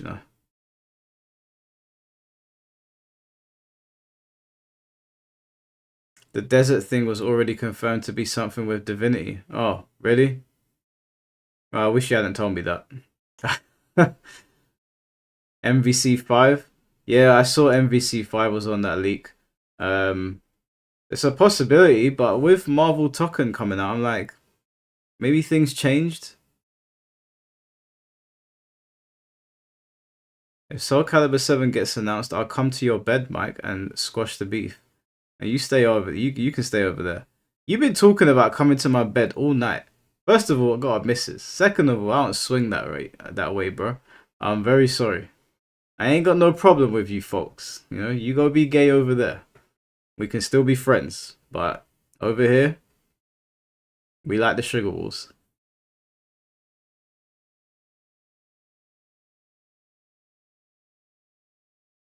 Adios, Mike. Hey, wait, no, hold on. Wait, hold on. Hold on, JJB. Where are you going? You're going to stay here and watch this announcement. It ain't even about the money. You stay right here. You stay right here and you watch. You watch. Wait, Mr. Moss, where are you going? Hey, no, what's going on here? What's going on? These guys are doing a runner now because I put the Soul Calibur bet out there. All of you stay right here. You're going to watch this. You're gonna. My Sharingan is active.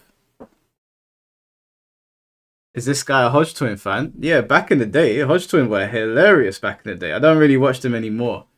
They started doing their political stuff, and I was there for the comedy.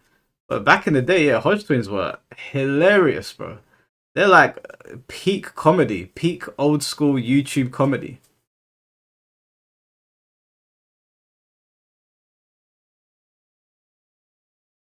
Their vernacular, their vocabulary. People still use that shit today. I'm pretty sure some of the gym terms that we still use today were created by the Hodge Twins.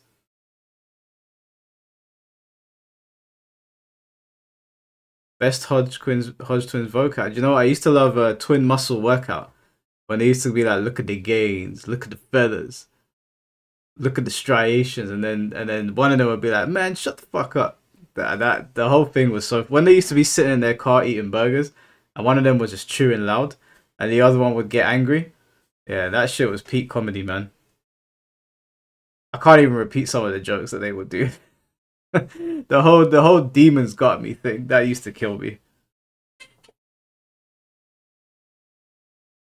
If we get Soul Calibur 7, I'll super chat 50. You guys are going broke today. Listen, I've got a feeling. Okay, I just need you to trust me. I have a feeling Soul Calibur 7. I feel like it's gonna be a big fucking deal. It's gonna be like Jeff Keighley's talking, and then suddenly there's just a sword that smashes through the Titatron like it sort of did with Scorpion's spear many years ago. And then we're gonna hear the announcer. Man, if we don't get Soul Calibur 7, I'm gonna get flamed. But I'm gonna say this right now. I've only said that I feel like we're getting Soul Calibur 7 off a feeling. I don't have any insider information. Okay, let me just make that clear.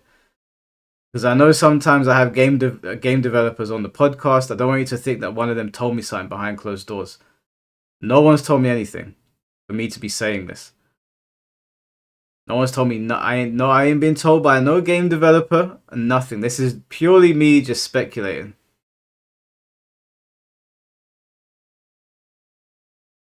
Oh, is Izzy you hitting on Jehuti in the chat? He said, "I think you look beautiful with long hair. Will you be growing it out?" Got a little romance brewing over there.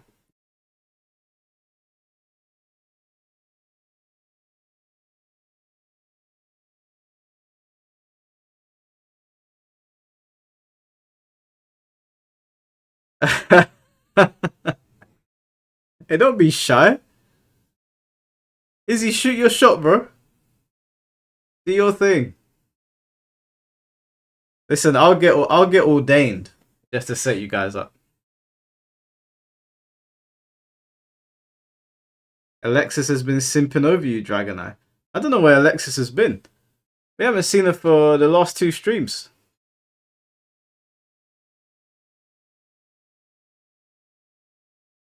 Mike, we are friends. I appreciate the compliment. Hey, Izzy, don't have that. Don't have that. Listen. Sir Michael Caine, he asked his wife out 20 times. 20 times. She friend-zoned him 19 times. On the 20th time, she said yes. And they've stayed together for over 50 years. So don't let Jehuti tell you that that you're just friends. You double down in a respectful way, not like a creep. Sorry, I think I missed some super chats. Let me go back.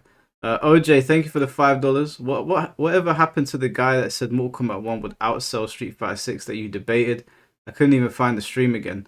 That's because that debate is buried in a Dead or Alive stream, so it's in one of the Dead or Alive streams. Some of the debates I've had have been super random, so they're not titled. But that debate is buried in the Dead or Alive stream. I don't know which one though. There's like 4 or 5 Dead or Alive streams. Mr. Jamie, thank you for the $4.99. Nintendo needs something big like Smash 6 or something. Supposedly they lost 14 billion in market value. PS5 destroyed the Switch 2 in Black Friday sales. Really? I didn't even know about that. I had no idea. I mean, it does feel like it's time for a new Smash Brothers game. It does feel that way.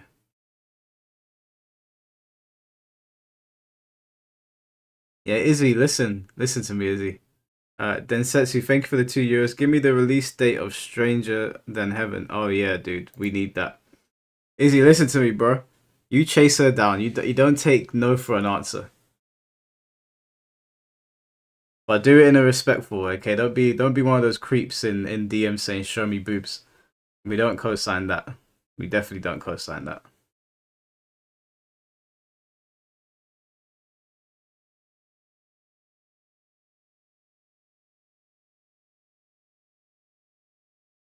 It's about to get cancelled.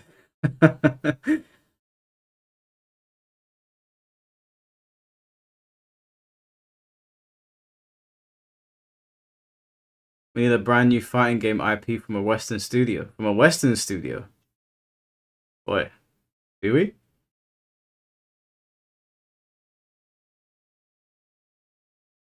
I know how you can win her over, Izzy. I know how you win her over. Buy a Ninja Gaiden and do a better combo than her.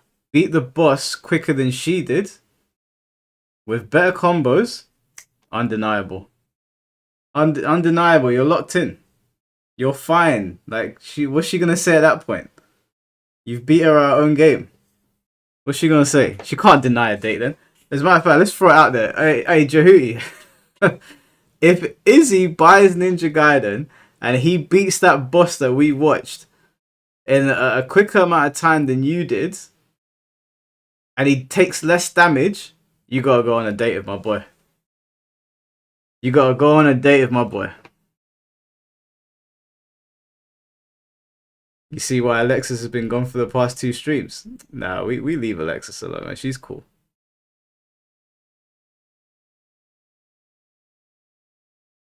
You wish they'd make a modern Star Wars game. Let's test sound. Let's make sound is okay. So desktop audio. Alright, we'll just we'll keep that down for now. So we aren't they like 1,000 miles apart? I don't think so. I think you're both Londoners, no? I'm just playing, guys. I'm only fucking with you. Panda. Alright, let's lock in.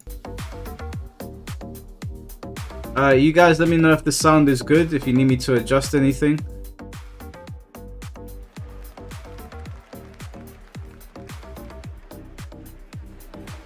Welcome to the 2025 Game Awards opening act. I'm Sydney Sound Goodman, good? here to start us off on gaming's biggest night, streaming all around the world. We are coming to you live from the Peacock Theater in Los Angeles to celebrate the year in games, with special performances including from the Game Awards Orchestra and Evanescence, surprise guests, Evanescence, come on. world premieres Come on. like Resident Evil Requiem, Phantom Blade Zero, Lego Batman Legacy of the Dark Knight, and many more. Plus, over 20 brand new games you haven't heard about yet. It will make you believe the universe is conspiring for you. And you know what? I don't think I can wait any longer. Let's just get started right now. Let's go. Mr. Mars faking for the $1.99. Very special Game Awards because 3 of our Game of the Year nominees are from indie studios. So we're going to start things off with the announcement of a beautiful new game from the Burlington, Vermont-based Frame Interactive Studios. This is The Free Shepherd.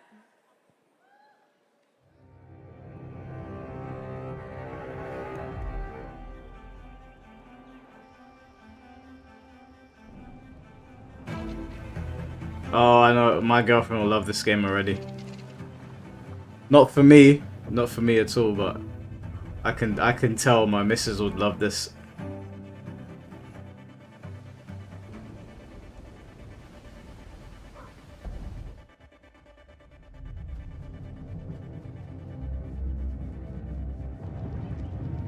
Oh, what? Are there monsters in it as well?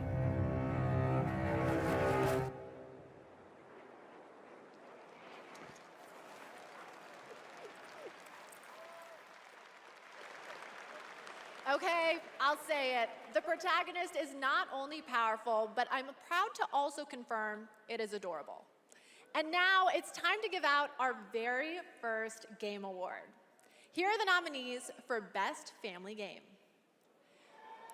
Donkey Kong Bonanza, Lego Party, Lego Voyagers, Mario Kart World, Sonic Racing Cross Worlds, and the Game Award goes to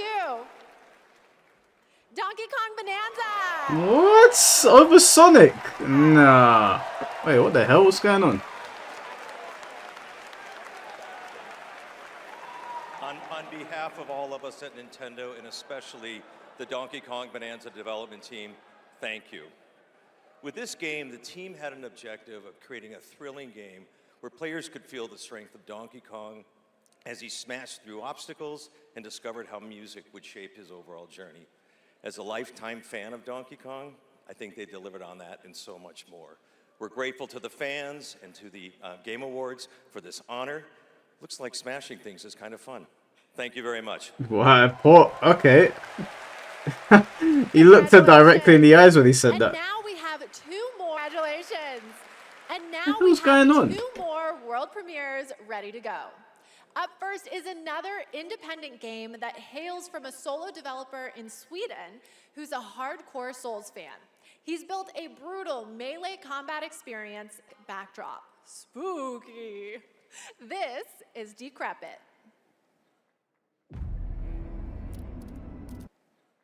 What the hell is going on?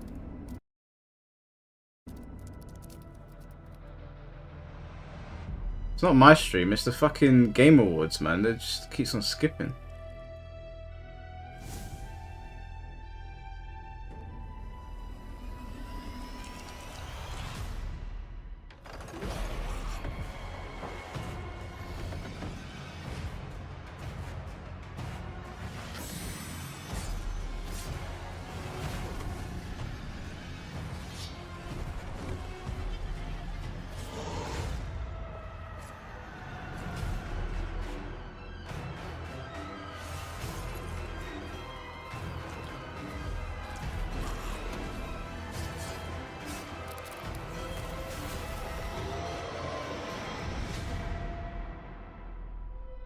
That didn't look that bad.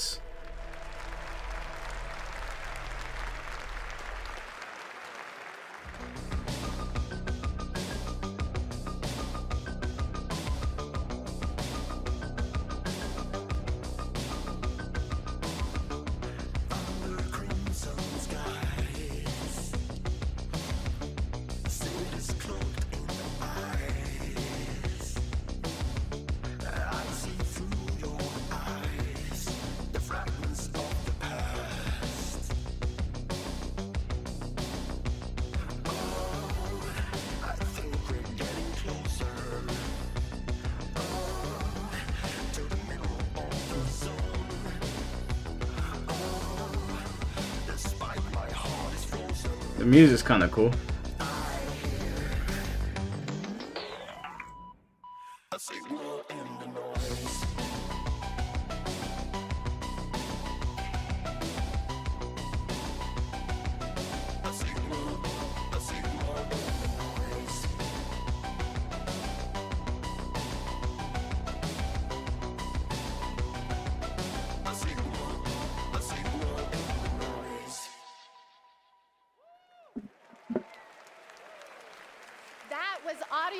The new game from Dylan Fitter, the creator of Audio Fitter. Soul. And starting tomorrow, you can play an Audio Mech demo available on Steam.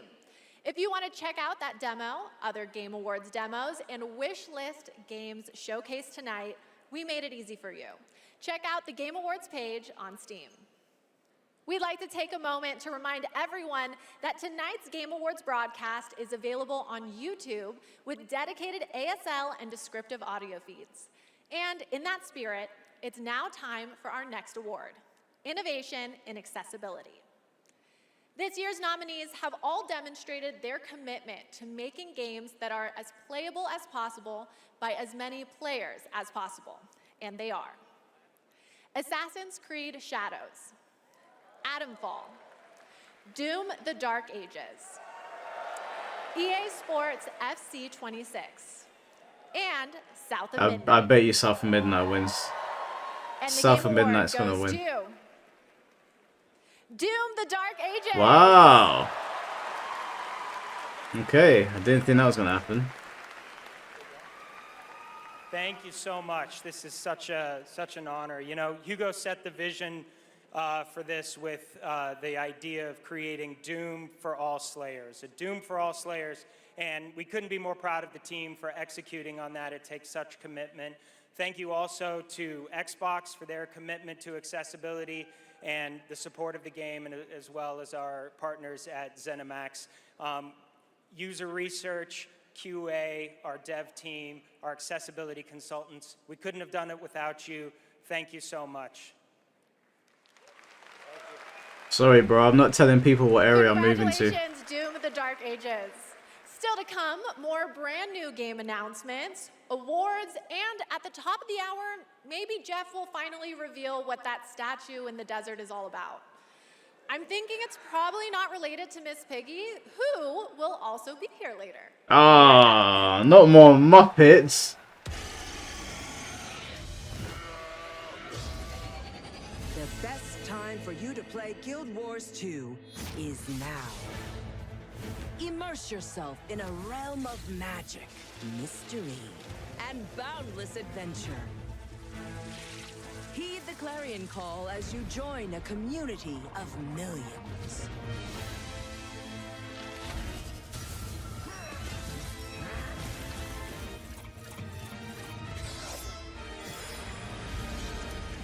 Dive deep and explore a wealth of lore.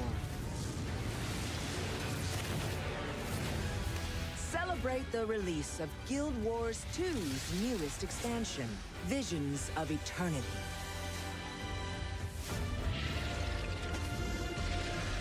Download and play now.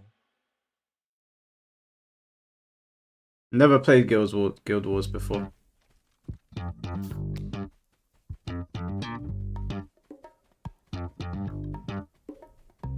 Mike Defo lives in Luton. I don't live in Luton, bro. I live in London.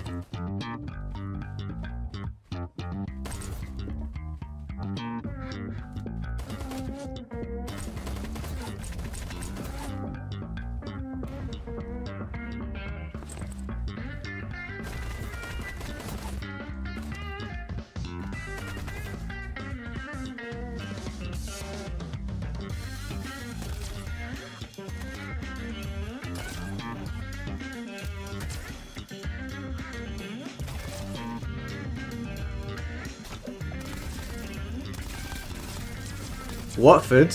I lived in Watford. There was a time when I lived in Watford.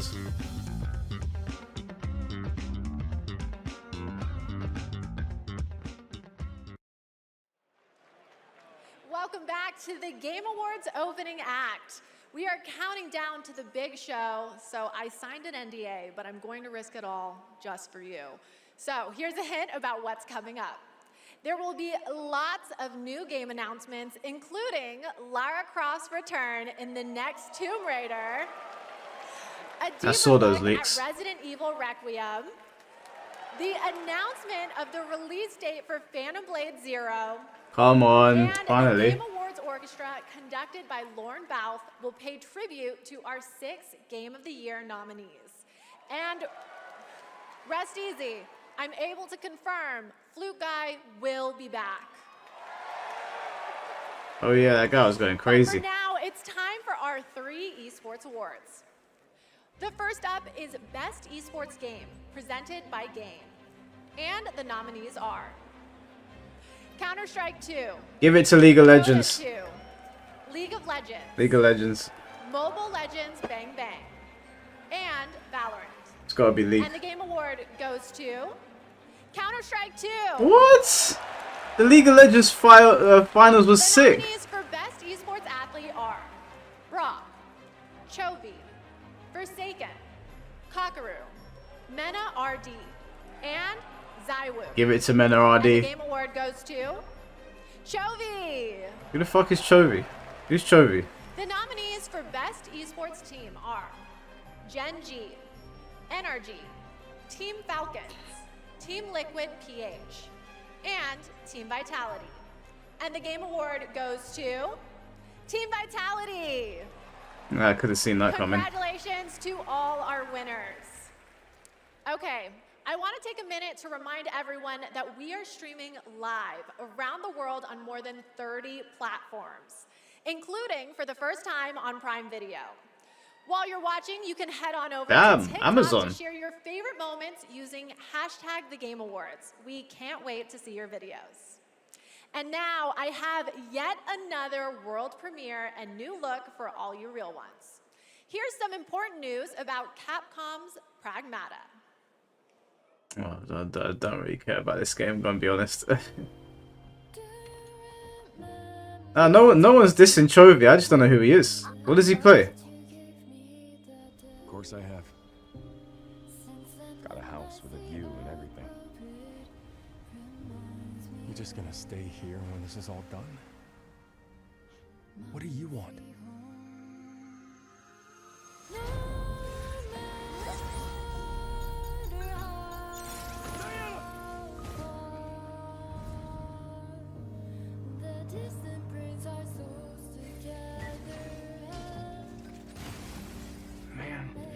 this again. I can't do anything.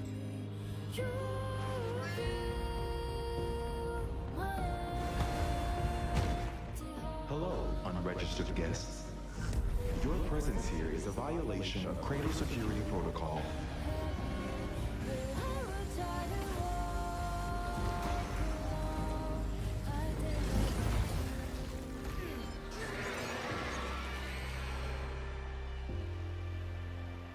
I don't think it looks like a bad game. It's just, it doesn't really grip me.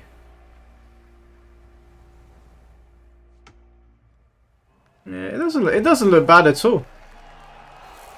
Oh, it's on Switch too as well. Yeah, it doesn't look bad at all. But I don't know. I'll try the demo out. It's no harm. Stunning. I have the same beach in my research station back home. And surprise, you can play a demo of Pragmata on Steam right now. See, we're giving you lots of goodies tonight, and trust me, there's more to come. And now I have another award. These nominees are games that never leave you because they're on your phone. Here are the nominees for Best Mobile Game. Destiny Rising, Persona 5, The Phantom X. Where's Bleach Soul Resonance? Rumble, Umama Sume, Pretty Derby. Damn. And Wuthering Waves. If Umama Sume don't win. It goes to If Umama Sume don't win. Umama Sume, Okay. Pretty Derby. I bet you the card doesn't even say that. She just heard the fans and she was like, I better fix up. It is a tremendous honor to receive this amazing award. This was only possible with the support of our fans. I deeply appreciate all the Uma Musume trainers out there. To the people who are not familiar with science, we are dedicated to being the best entertainment. We will promise you more wild contents coming, so stay tuned. Thank you so much. Thank you. Solid, mate. Congratulations. All right, I think I have to take a quick break and play Umama Sume. It's not my ADHD. It's professional development and my ADHD. But there's so much more to come, including 2 brand new game announcements from 2 brand new game studios right after this. You know, Bleach Soul Resonance is good. You guys are hating. I write this letter to you Big up, as Bleach. testimony of my undying love. Theorcus, my beloved, you will honor our goddess more than I ever could. Ricard, my cherished, find your father's steel and face the challenges ahead. I said, find your father still. That's crazy. She knew Maraike was coming for her. Never forget, the bonds that tie the 6 of you will be your strength.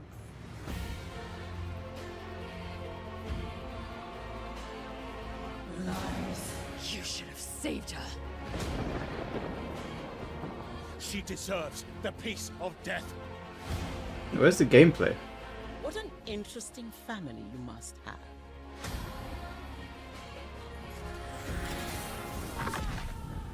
Is that fear I sense? Good. Stay in the light. Oh. Yeah, no, not for me. Never give into darkness.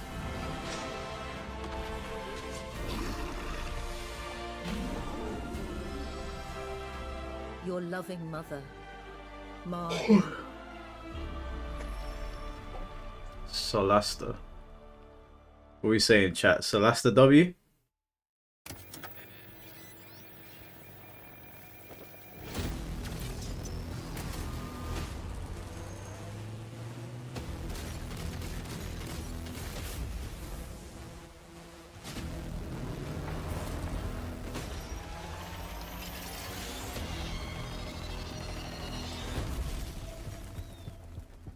I know we've never quite seen eye to eye. Believe it or not, Whitaker, we want the same thing. It's all out there in the zone. You never know what you might find.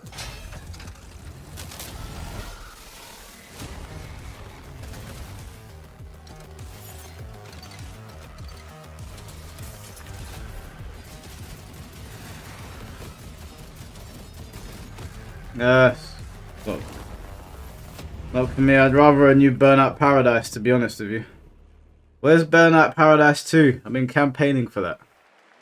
Welcome back. We are oh so close to the top of the hour. Everybody, go tell your friends to tune in and get ready for a night of awards, world premieres, musical performances, and lots of surprise guests we haven't told you about, because then they wouldn't be surprises. But now it's time to honor another game studio with an award, and it's one of my favorite categories, Best Independent Game. This year, there have been so many incredible independent titles from studios around the world, and our global jury of media selected these 6 as the best. Absolum, Ball Pit, Blueprints, Claire Obscure Expedition 33. Oh, it's going to be tough to beat that. And Hollow Knight Silksong. I think And the game award goes to Ice Expedition 33. Claire Obscure Expedition 33. There was no way that Silk Song was going to beat that. I'm sorry, guys. Thank you. I remember Sunfall beginnings in early 21, just 4 of us painting the walls of the small office we had just rented. We wanted to make a small game then, but with big ambition and creative independence. It was challenging every day. For most of our team, present here tonight, Expedition 33 is the first game we've ever shipped. Man, it's trembling, boy. This team has achieved, and we dedicate this award to all the indie teams around the world, to those who put creativity first, to those who push forward with limited resources, also to those who never make it to the release, and also to those who bring extraordinary games to life every year. You make our art form richer, and you continue to inspire generations of creators and players. Thank you. Congratulations. Oh, these trembling. That's hilarious. Teams, this next game is a special one from a brand new independent studio. It comes from Day for Night, a new studio from the lead designer of Red Dead Redemption and the creative director of Mario plus Rabbids. We're excited to share this global announcement with you for this action-adventure game that blends exploration with mind-bending free-form puzzles.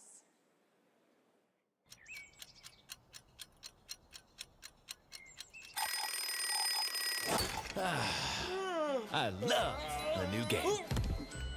Okay, sunshine, check. Back, check. Time for a new platform. I'm getting Sly Raccoon vibes. My village was done. All I wanted was to go back home. Badgerborn. Tried exploring. Did some jumping around. You know, the classics. It's what I do. Everywhere I went looked strange and weirdly... This actually looks pretty cool, I'm not gonna lie. And that's when I found it. And everything changed. Literally. Oh yeah! Make your own platform game, baby! Now we're talking! I had a new grasp on things. I learned tricks that blew my mind. I really transformed myself. Wow. It's amazing! Made a bunch of new friends. Picked up new wheels. This is meant to be the Last of Us stage or something. Big. And small. I had it all. A bit like Metroid.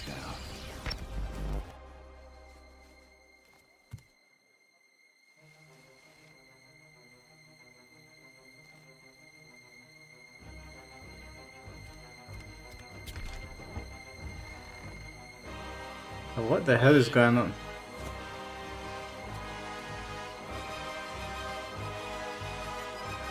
And that's when I found you.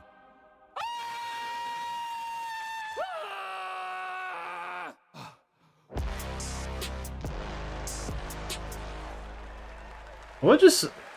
That was very intriguing, but I don't know what just happened. So I always expected it to be the AI chatbots that achieve sentience first, but I'm down for an animated Badger Singularity. And yes, that is actor Evan Peters playing the role of Bradley the Badger. I have one more world premiere for you. It comes from an incredible brand new studio in Osaka, Japan. This is a wholly original new world coming in 2026. And we're excited to share the announcement and the first look at gameplay with you. Oh, gameplay.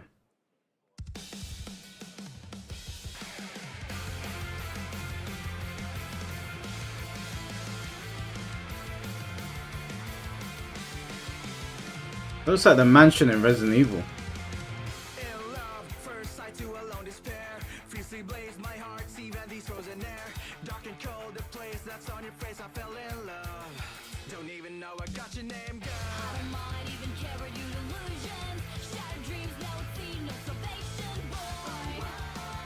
What is this, like Avril Lavigne the zombie game?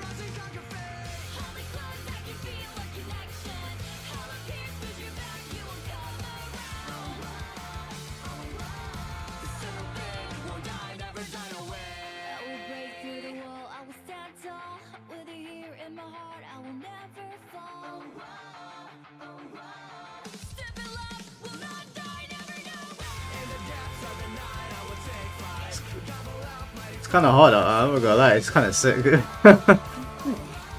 Feel like I'm back in the early 2000s.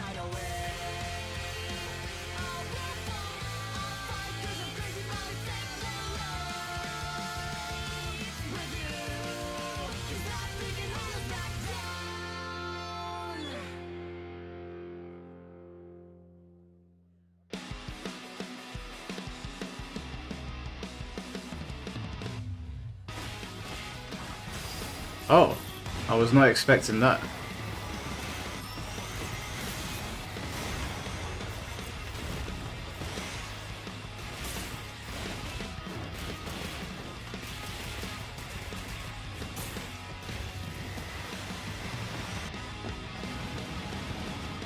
What the hell is going on? You know what? When this is the kind of game where if someone said to me, "Show me a cool video game," this is what I would show them. I don't eat humans. Yeah, that looks sick. That actually looks sick. Okay, if that doesn't get you hyped for the main show, then maybe you're the problem. That was Stupid Paradise wrong. with GP Track 50, a studio made up of action game lovers who have worked on titles such as Devil May Cry, Dragon's Dogma, and Resident Evil, creating action games for action game fans. Okay, we're minutes away from the main event. We have one more award for you. A category that celebrates other media that took video game IP and made movie and TV magic. Here are the nominees for Best Adaptation. A Minecraft movie, Devil May Cry, Splinter Cell Death Watch, The Last of Us Season 2, Get out of here. Until Dawn. I didn't get to see Until Dawn. I don't know if it was any good. I've only seen Devil May Cry. Last of Us Season 2. Oh, are you fucking kidding me? The Last of Us Season 2 is worse than the bloody game. Oh, look who it is. My best friend. I want to thank all the original devs that worked on The Last of Us Part 2, all my homies back at Naughty Dog, our outsourced partners, our fans, our video game fans. This opportunity wouldn't exist without you. Yeah, okay. Thanks to all the support we got from PlayStation Productions, Wrap it up. Sony Pictures, HBO. Do we need to thank Netflix or Paramount or whoever our streaming overlord is now? But most of all, I really want to give a big shout out to our crew, our incredible cast led by Pedro, Bella, Isabella, Gabe. They really threw themselves at this and did their best to bring our world to life in live action, and we're super proud of what they've done. Thank you to the Game Awards. Thank you very much. You somehow did it worse than the game. Season 2 of The Last of Us sucks. Okay, my guys, we have reached the end of the opening act, which What a means way to close it's time off. for a new beginning. The Game Awards main event is imminent, with big awards, even more world premieres, and amazing performances, surprise guests that even I don't know about, because if you guys remember, I violated my NDA earlier, and they decided I couldn't be trusted. But you know you can trust me to be absolutely losing my mind when we get to Lara Croft's long-awaited return, the announcement of the next Tomb Raider, which is just minutes away. And that's just one of the announcements we've told you about. There are a lot of other ones that are so secret, all I get to see completely serious. Anyway, thank you for going on this journey with me, and congratulations again to all the winners so far. Trust me, the fun Sort your is stream just out, man. beginning, so Fucking buckle hell. up. The 2025 Game Awards starts now. Yeah, it desynced for a little bit. Now, perfection. If Lara Croft don't look like a supermodel, don't come in here effing and blinding like it's our fault, okay? Oh, sort your stream out, man. What are you doing?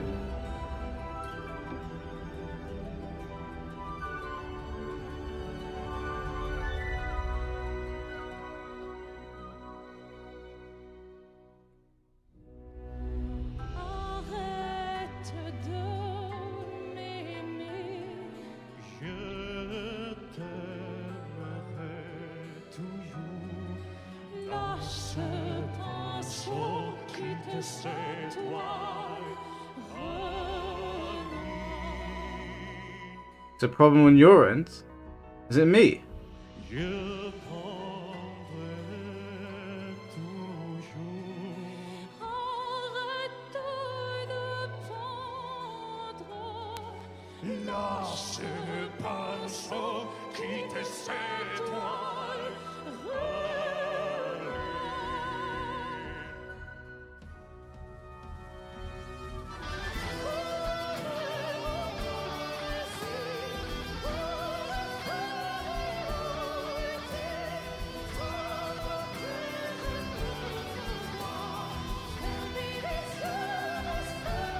Oh, really? I don't know what to say then. I just got a whole deal.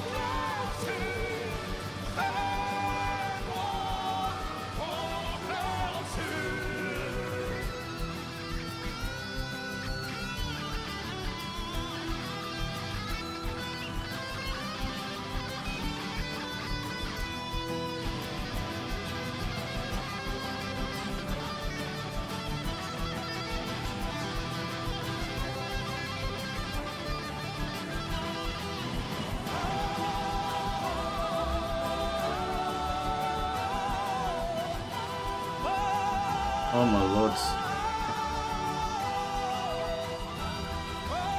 Rastafari! Look it up!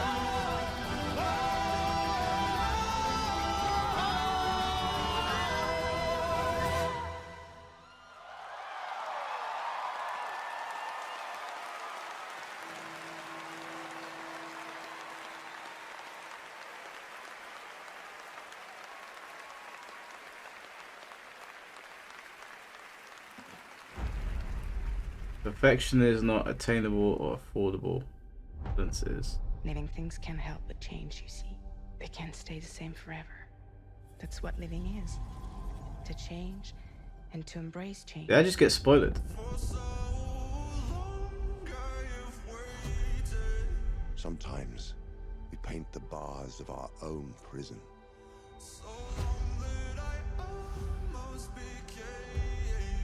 You chose a hard road for yourself. Oh, that James Bond game looks fucking sick. I can't wait to play that. Looks like another Uncharted. fun people change the world.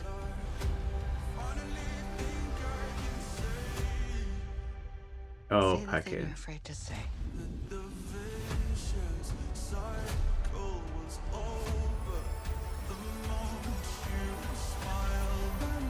We can work with this. The new beginnings.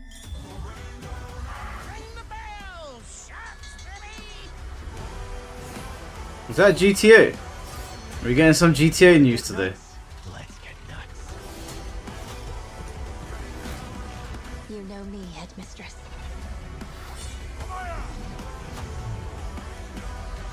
I know enough to get me into trouble. Is this what my tomorrow will be? For those who come after.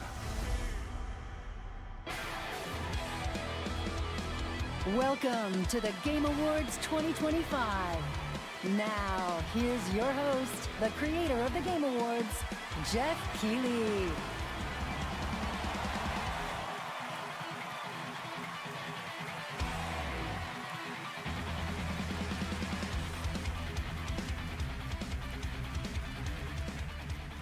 Good evening, everyone. Welcome to the Game Awards, a night to celebrate the best and discover what's next in video games.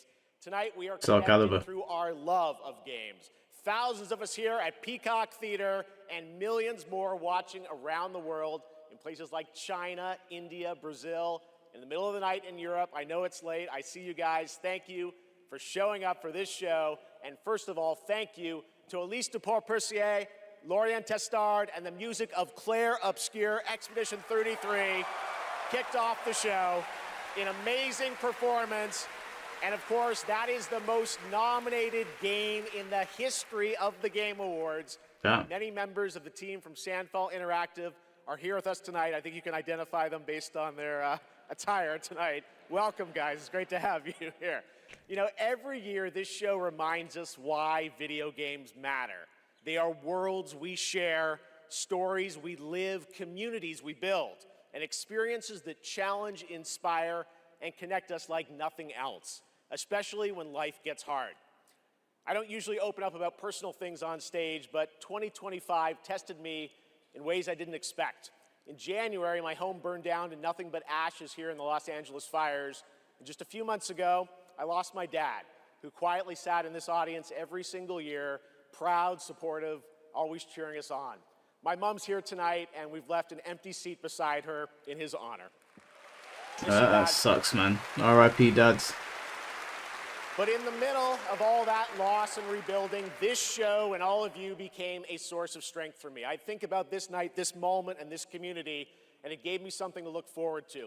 It reminded me how important it is to celebrate games. Games have this incredible ability to hold us when we're hurting, to lift us up when we feel small, to give us somewhere to go when the real world feels unsteady. I know I'm not alone in knowing that. All of you watching tonight, you've felt that power too, and that's why we're all connected in this moment. We're here to celebrate the artists, technicians, and storytellers who help this medium soar to new heights. Oh, I feel bad for her. That's terrible, man. Tonight, we're going to honor over 100 nominees and celebrate a record-setting 3 independent titles up for Game of the Year. That's right. And we are going to have some fun, of course, too, with a whole slate of brand new game announcements that will hopefully get you excited about the limitless future ahead. So let's get going. To present our first award, a father and son, 2 remarkable actors. He is one of the finest performers working today, from Isaac in The Last of Us to Chase in Dispatch, and his son brings young Chase to life in Dispatch as well. Please welcome to the Game Awards, Jeffrey and Elijah Wright.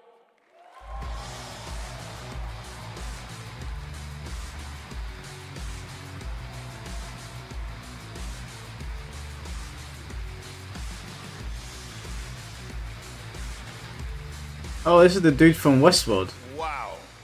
Isn't it? Incredible. I'm so excited to be here tonight. Commissioner Gordon, right? In the company of so many incredible artists and gaming fans. Yeah. particularly as games increasingly explore new frontiers of storytelling. But the reason I'm here really is standing next to me, my son Elijah. It was Elijah who brought me into the world of modern games, emphatically encouraging me to join the cast of The Last of Us Part 2.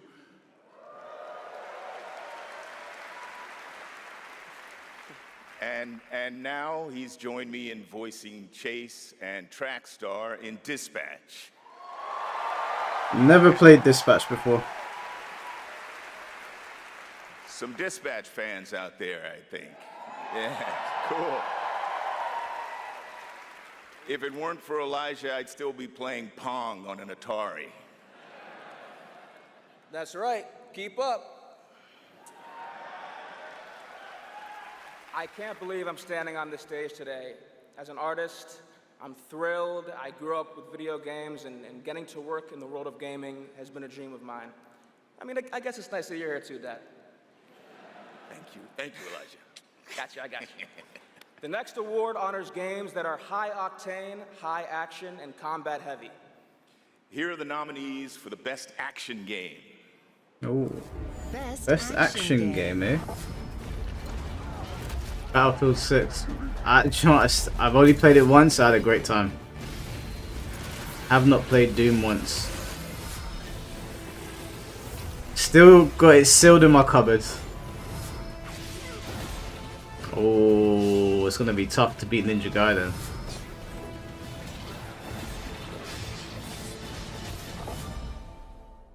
It's gonna be Battlefield and Ninja Gaiden. And the winner is... I'm going Battlefield. Hades 2. Hey, what?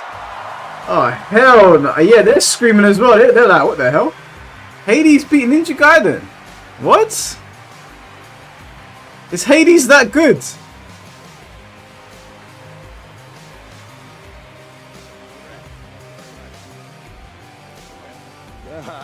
Thank you. Damn, I'm not even hating. I ain't played it. I just didn't see it coming. On our first action game, Bastion, all still work together at Supergiant Games.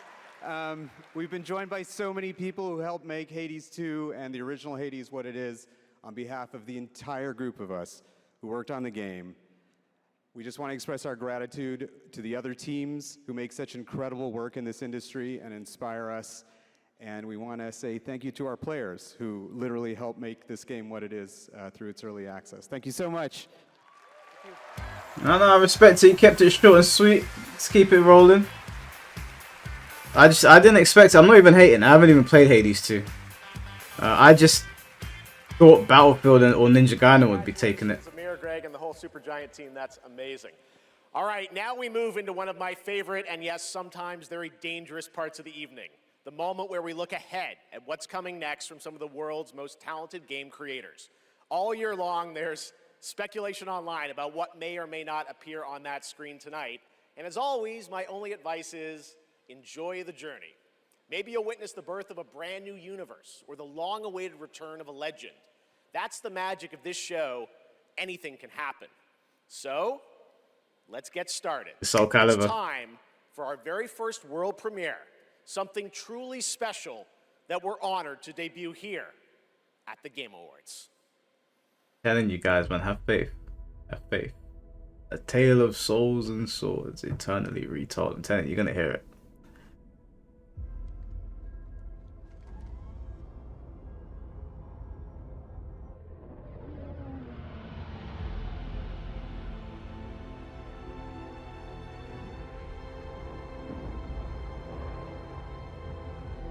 This definitely is Soul Calibur.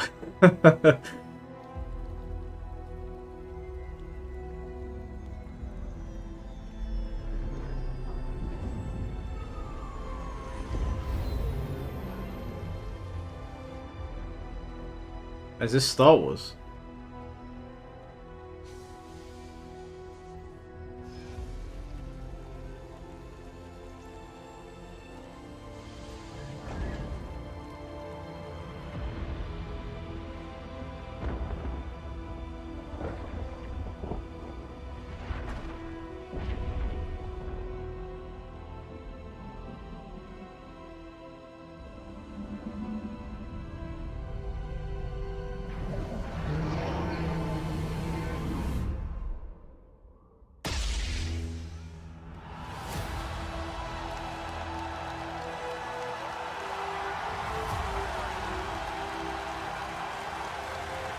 I can't get hype if there's no gameplay. What's everyone going mad over? There's no gameplay. Boom!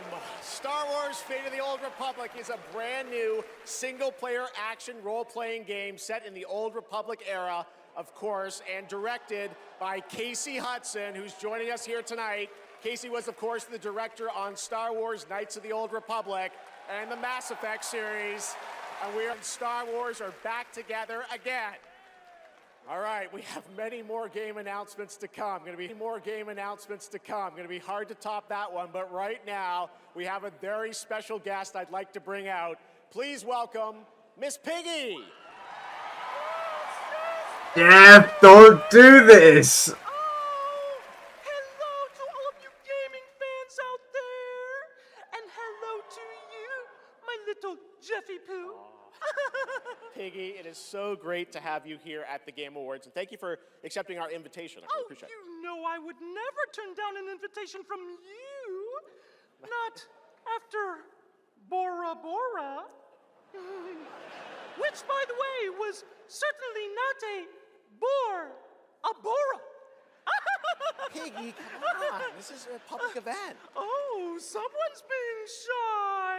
Miss Piggy, I said in the open, my mom is right there. I mean, Jeff into bestiality confirmed. You're going to do something later. You got a really special moment later in the show. You're going to be doing something, right? Yes, that's right. Especially for Vu. And Vu, Jeffy Poo.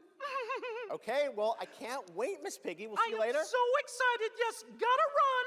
Want to make sure this performance is just perfect. Kissy, kissy, everybody. Miss Piggy, everybody. We'll see her a little bit later, and you guys are going to love it. All right, we have so much Game Awards ahead. The surprises do keep coming, I promise you. More awards, and later, Evanescence rocks the stage. How could you say what that mouth do, Miss Piggy? Hey, I should ban you. Of course you are. Pathetic. Now, we've compiled some valuable training materials, so you can stand a chance against the hungry undead. We can just run around those, right? Silence, both of you. Out there, you'll need more than your foolish instincts to escape the monster's claws. Or to pick a fight with a martial arts master. Oh, fighting games mentioned. Hey, Max. I didn't even see him there. But do you like winning them? Dude. You'll face samurai and demons and viruses. I'd like to talk more about the samurai and demons. Well, this is survival training, not survival talking. And lucky for all you helpless half-wits, we've cut the price on some top-notch materials. So study up, fools. Let's jump! This isn't Conquest. It's Red Sec. It's a lot of fun. Yeah, and it's free. Free Red Sex? Do you think anyone here said sex? He said sex. You said free. Redacted Sector. Really? Is that the name? It is. We gotta jump! Am I supposed to have a big gun? No. You're gonna find big guns down there, and we might even get a tank, noob. Oh, a tank? We're not getting a tank if we don't jump! Oh, we need to jump. Yes! Go, go, go! Yeah, Red Sex! It's Red Sex! Maybe, I don't know, I missed the joke.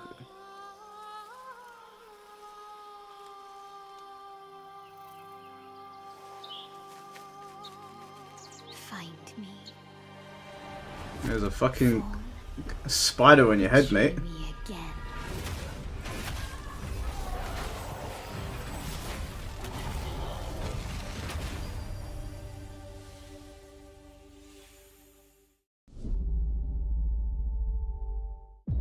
I've got bad news for you. Yeah, of course you do. Zombies are real. I need new pants. Famous last words in a zombie apocalypse. They can't hurt us if they can't catch us. We gotta get out of here right now! Let's go, Commando!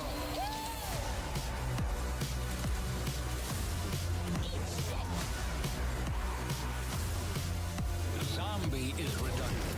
I prefer Homo Mortis. We're gonna have to tone this shit down for the movie.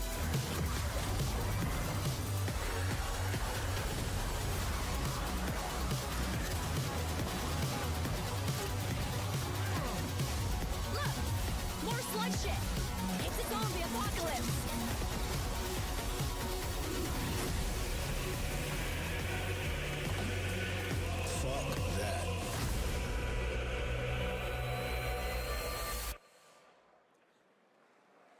Okay. All right, now it's time to put an end to gaming's most controversial mystery.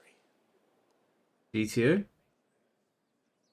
That's definitely not GTA. What is that? Fable?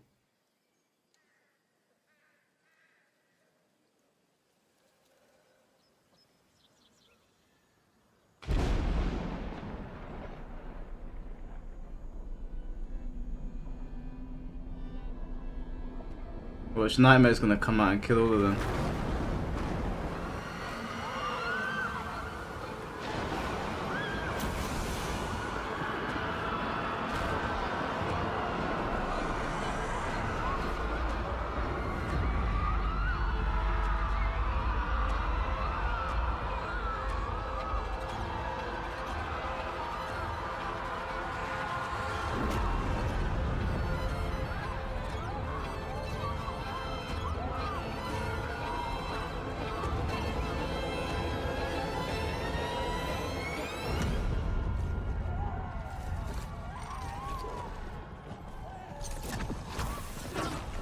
You're trying to give me a fucking epileptic fit.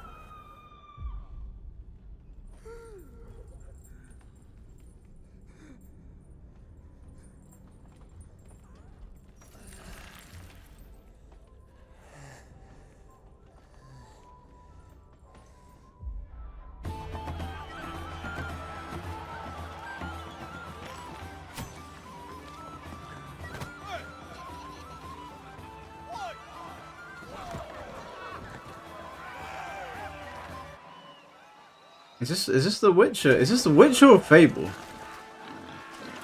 Jesus Christ.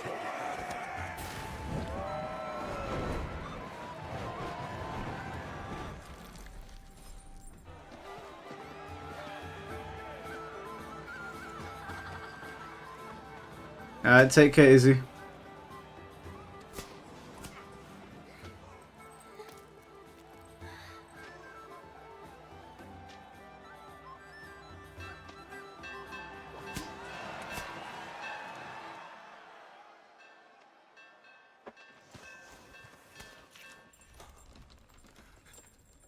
Are they gonna burn him? What is this, like the Wicker Man or something?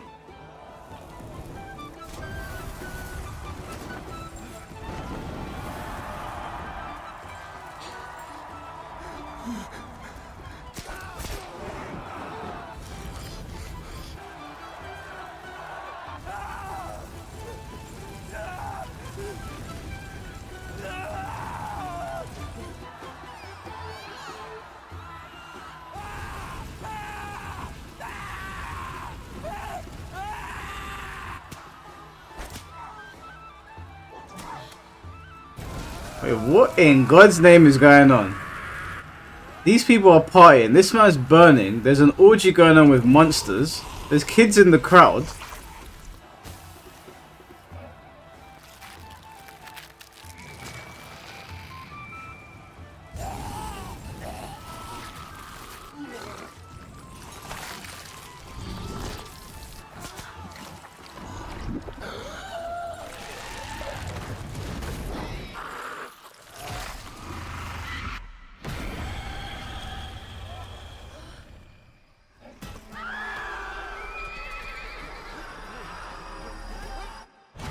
I am so confused.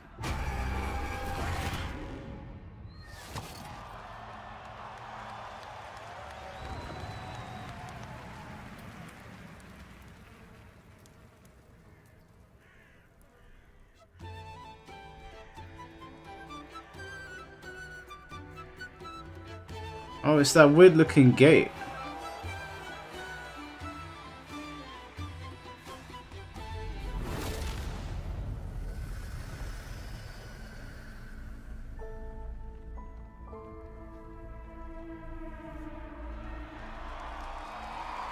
I don't even know, what is Divinity a new game or something? Is this a sequel? I don't even know what it is. What a moment. That statue or monument that has fascinated the internet now has a name, the Hellstone. And yes, Larian, winners of Game of the Year in 2023 for Baldur's Gate 3, are hard at work on their next role-playing game, a continuation of the Divinity saga. Divinity is their biggest game ever. That's right, even larger than Baldur's Gate 3, promising more breadth and depth than ever before, and we cannot wait to tell you more in the future.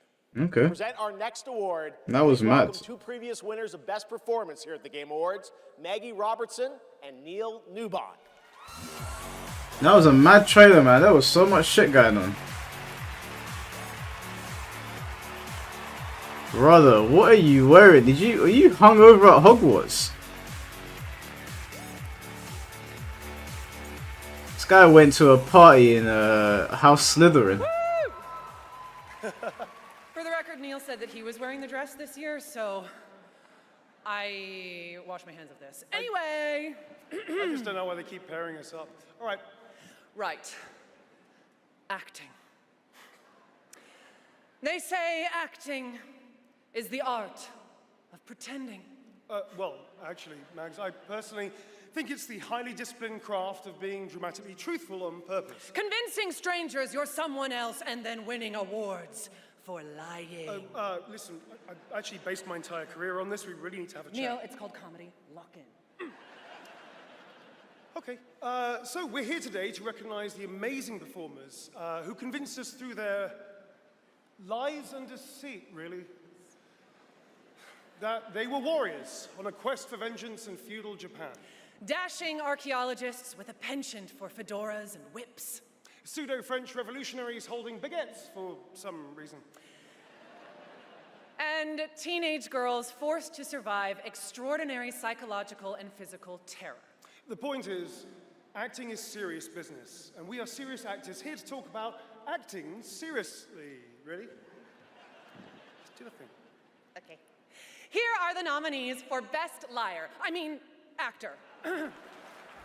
Best Performance. I didn't make the rules between you two. We'll break the cycle so she can't steal anyone else's future. I will find every member of the Yote Six. I swear it. I thought I was used to losing people. Expedition 33. These relics hold a force that could change the course of history. Expedition 33 taking up the whole damn thing. And the Game Award goes to... Jennifer English!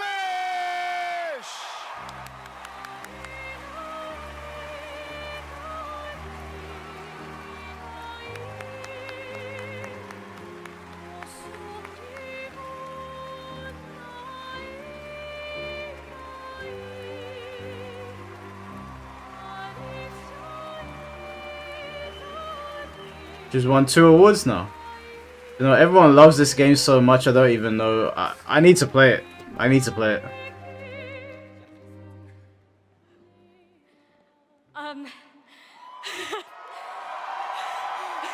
Damn, that's a reception. Thank you to everyone who voted. Wow, this is loud. This is not just my award. This takes a village. And oh my God, I love my passionate, beautiful-souled, artistic, clever, beret-wearing village. Every single one of you. Guillaume, Jen, special shout-out to Charlotte and Adeline, and of course, my wonderful Ben, who has been my ride or die throughout all of this, my big brother. Thank you. Thank you to my beautiful girlfriend. And I just want to double say... friend zone. To every neurodivergent person watching this in this room, because I know there's probably quite a lot of you, and at home, to all of you that feel like life is stuck on hard mode, this one is for you, and thank you so much to the games community and industry for giving us, so many of us, a home. For those who come after, thank you.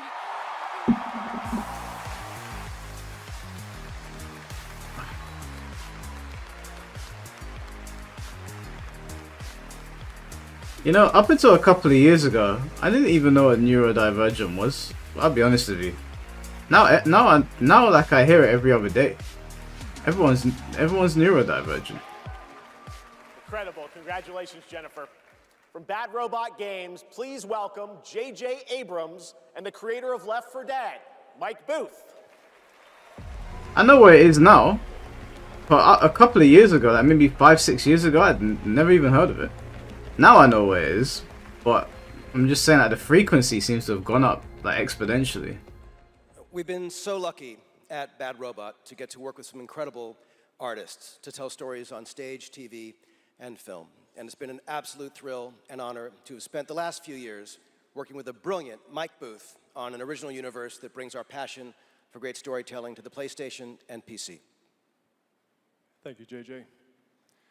At our Bad Robot Game studio, working with our friends at PlayStation, we've been creating a new kind of co-op game that builds upon what I learned making Left 4 Dead.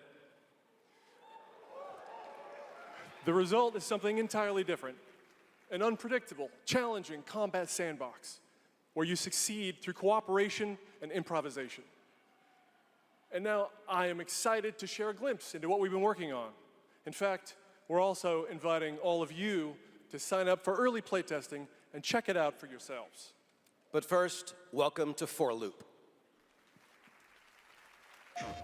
Welcome back, team. Now, I need you to brace yourselves. Earth was invaded. Lost in less than a minute. All of this was our fault.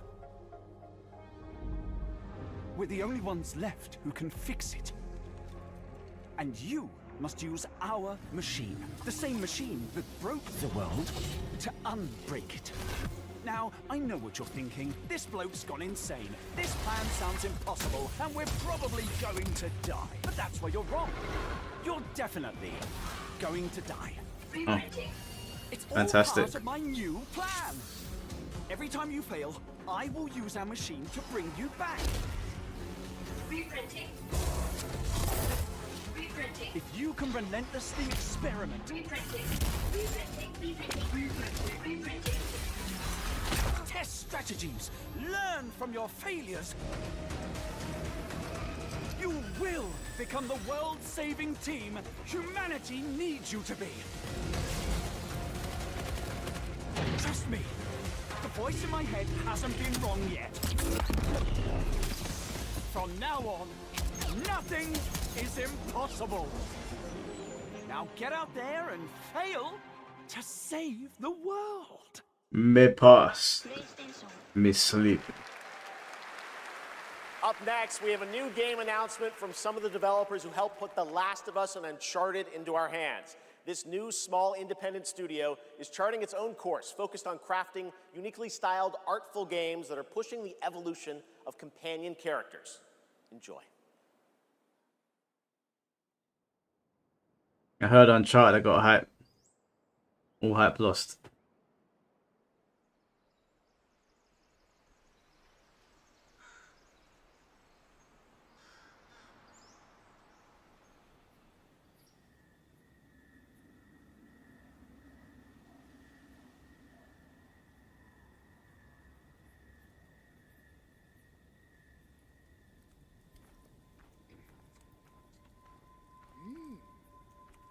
Someone say abuela.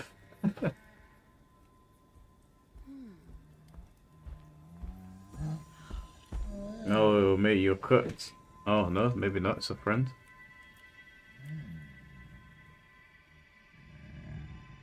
They're like a mutated sheep.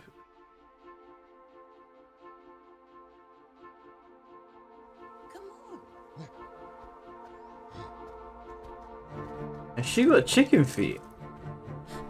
What in the...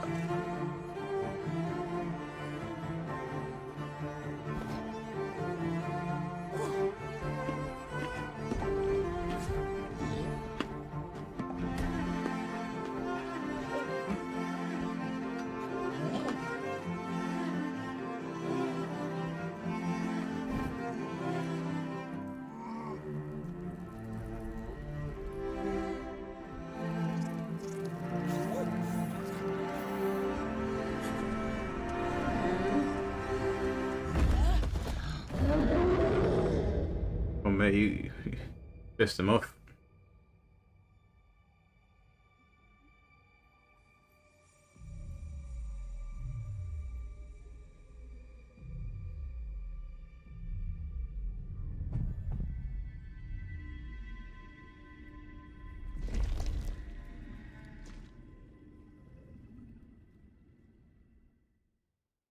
Me pass. Me sleep. Come, talk to me first. I can explain what's going on.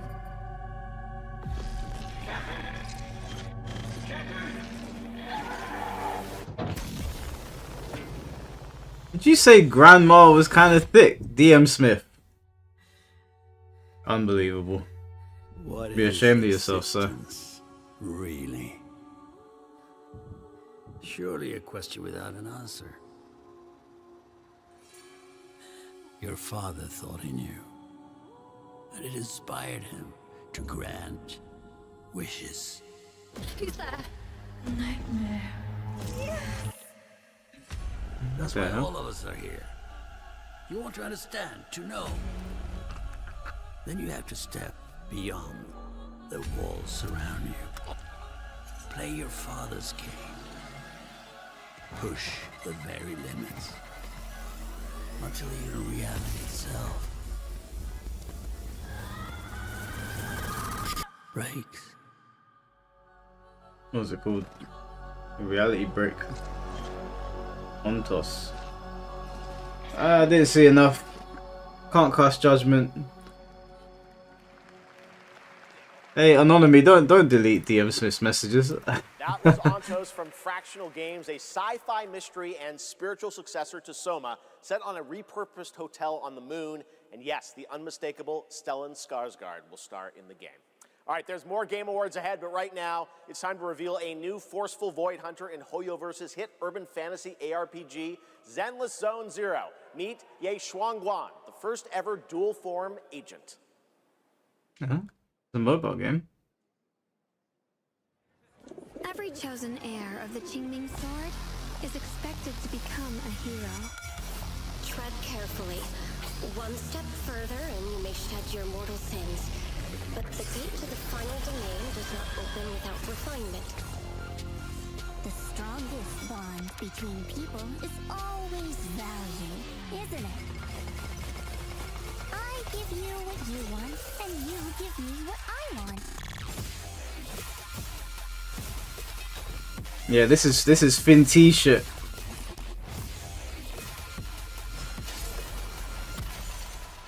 It was all a lie from the start.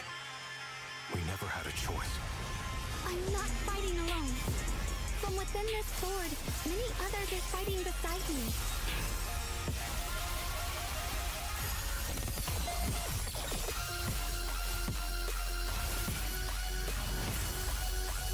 The more noble the excuse, the uglier the truth behind it. One instant, 1,000 visions!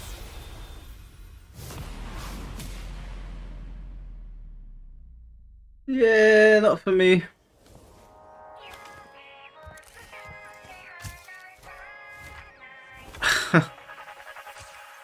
That was not a selling point. Hey, perfection, you get in there, bro. Finty, or you.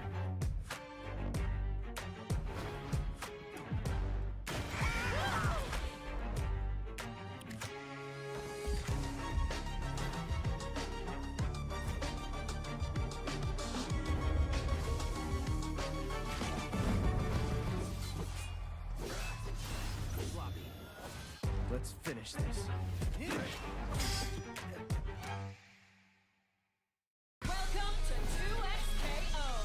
Oh, fine games mentioned.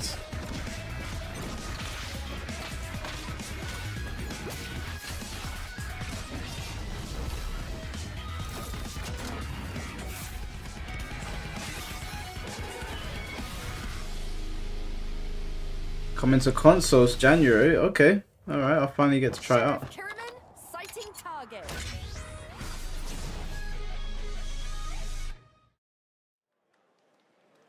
For a limited time only, Prime members can go to Amazon.com/thegameawards to save up to 25% on select nominees, including Split Fiction, Sonic Racing Cross Worlds, and Final Fantasy Tactics. Swear.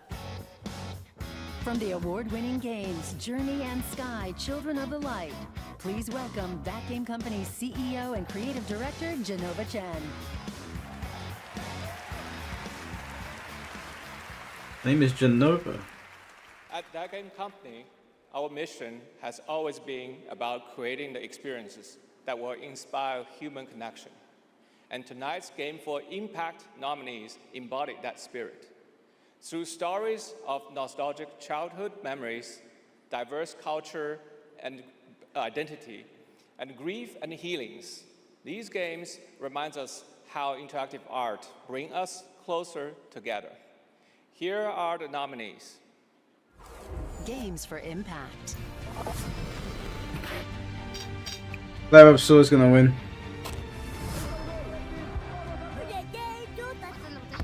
The hell? I've never had any friends like you. We forgot for a reason. It's not safe out there, Hazel. If I was the one missing, she wouldn't stop looking.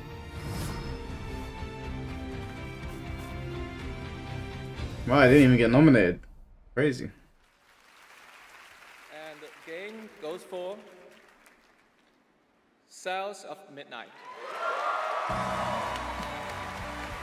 You know what? I didn't even know what South of Midnight was until I saw all of the culture war stuff going on Twitter. I didn't even have any idea what it was. I don't even know what it's about. I don't even know how it plays. No idea.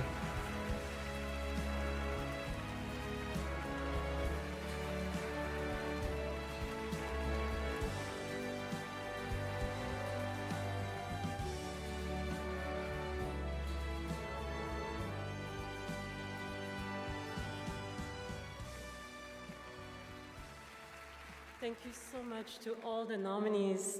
I would like to share this award with all of you, and of course to our incredible team back home, and every single player who's been part of this journey with us.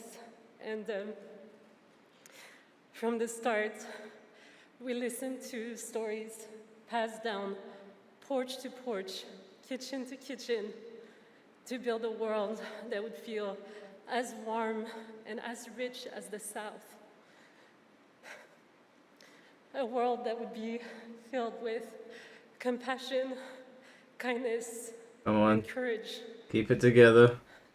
So we're incredibly excited to launch this spring South of Midnight on PlayStation 5 and Switch 2. Thank you so much. Wait, hold on. Merci. Hold on a second. Why did you have... Wait, hold on. Was this planned? Or was she... If they lost, they were just going to come out and announce it tomorrow? Tonight, one of the most iconic survival horror franchises returns to the Game Awards stage. For nearly 3 decades, Resident Evil has defined what it means to face the unknown, to survive against impossible odds. This next installment, Resident Evil Requiem, is a nominee for Most Anticipated Game, and tonight we're excited to dive deeper into the game and some of the surprises that await.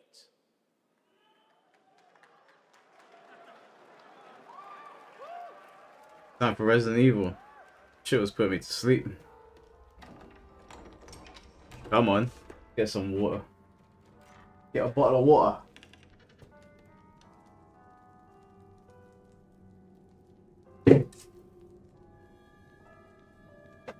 Some of my juice drink.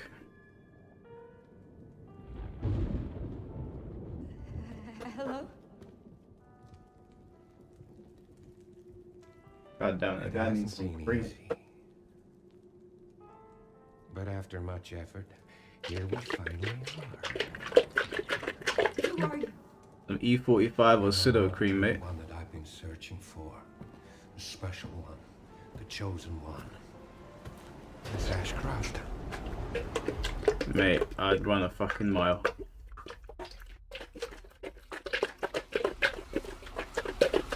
Sorry, guys. Is this one like the others? And it's not post-mortem lividity.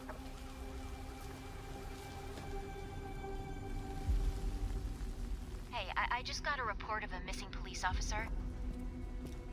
It might be unrelated, but he disappeared near where the 5th body was found. That sounds... Sorry, guys. Sounds familiar. Through you, Elpis can finally be set free. The team has settled on a person of interest. Someone with ties to Umbrella. Victor Gideon.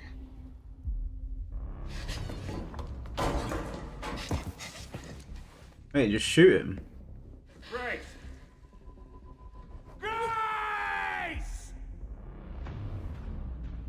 Victor purchased a building after Umbrella went under. I'll send you the address.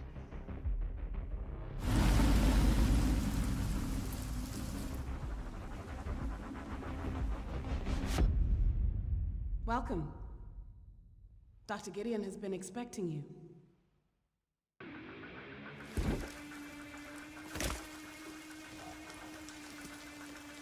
Jeez! Leon. Yeah. Come on. Game just got 10 times better.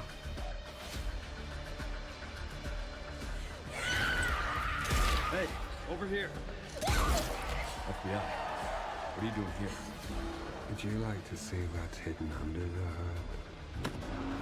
Don't do anything stupid. Me? Never.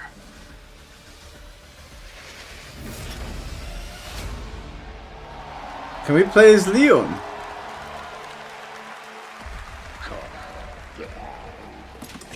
Didn't want a second opinion.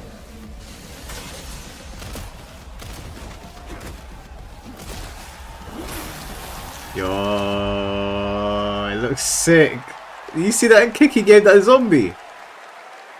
Yes, the internet was right. Leon Kennedy, one of gaming's most iconic characters, is back for Resident Evil Requiem. The story in Requiem will intertwine the fate of two playable characters. Grace's storyline takes players through a unique survival horror experience, while Leon delivers explosive action to the game. It's going to be exciting. It's coming out. I'm here for it. All right. This year has been an incredible one for independent games, as we've been talking about all night. Bold, original titles created outside the traditional big publisher system. So we felt it was important to spotlight those visionary projects tonight, right alongside the big franchises. This next game is a good example. It comes from a legendary name in the independent scene, someone I first met back in 2007, and it's a project that has been 10 years in the making. Let us begin. Template for command. Man, I want to see more Leon gameplay. Get this out of here. Can you charm that goblin? It's too far. I'll swap him out. I'm sorry. The Mirror Isles. This is how you follow Resident Evil. My soul. Will I pass the test? West. Endless caverns, beams of light. Nobody else could get this old mine suit working, so all the rewards go to me. Skipping stones to lonely homes. I'm close to the treasure. Just a few more minutes. If you don't get back before that storm hits, we're both dead. Now the question is, Fuse and grow. We will it so. is Wesker coming back? Beams. They're very useful. Watch this. Can you push a stone back across the water? That's water? Finn, you just missed Leon in Resident Evil. It was so cool. When the portal appeared and I stepped into this overworld, I had never imagined such a device that could fuse realities. Not just mashing together terrains, it weaves the very laws of nature into a composite whole. The result surprises me constantly, but who has done all this? And what do they want with me? They need to bring Wesker back. 7 minutes. 7 minutes is all I need.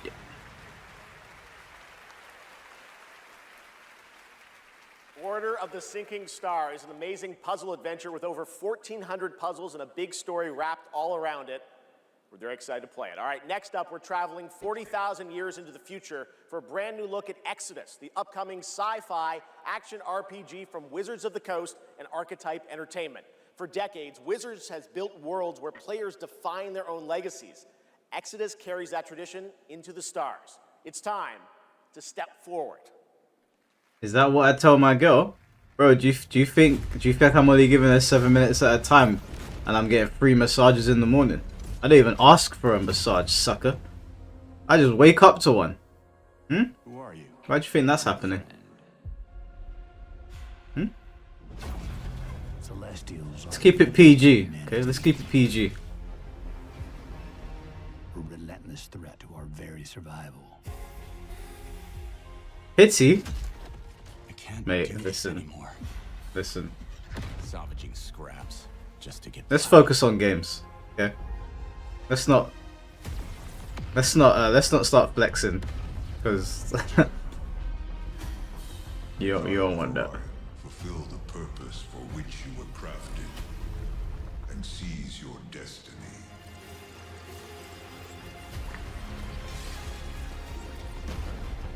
Our world is dying. You are the only one who can wield celestial tech and find a cure. Any Tekken? Terrifying. I know, bruv. No sign of Bandai Namco yet.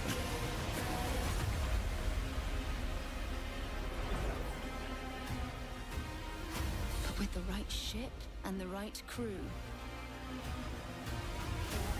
you could save all of us. I was on an alien world. Felt like I was finally doing what I was made for. Thank you, Chu.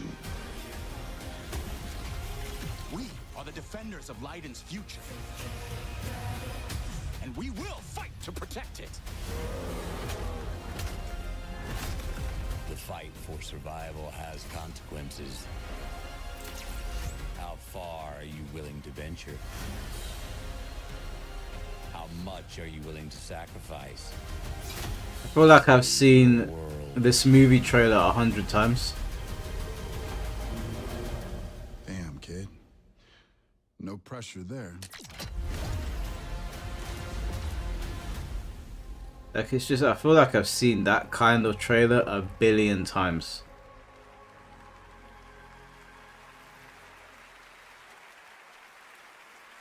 Exodus is coming in early 2027, and I'm very excited to play it. But that's not all from Wizards of the Coast tonight. Now to share something brand new, please welcome Trisha Helfer.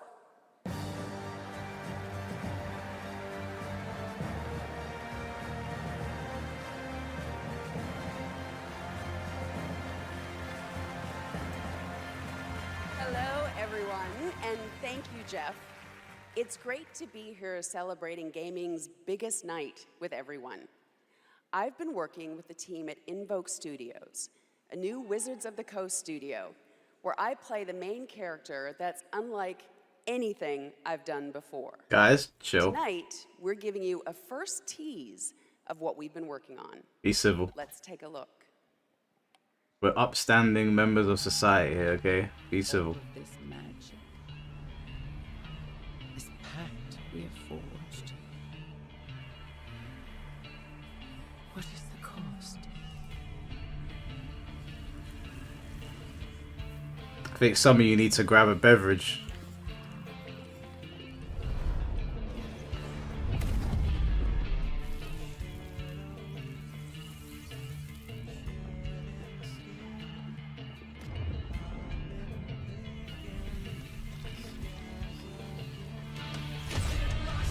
Hey, Deafy, chill, bro, chill.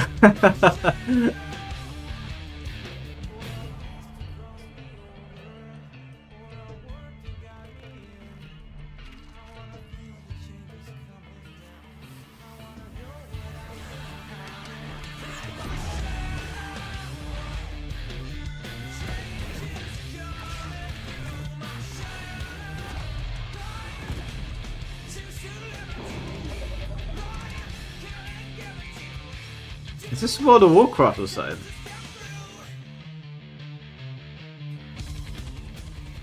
Oh, Dungeons and Dragons.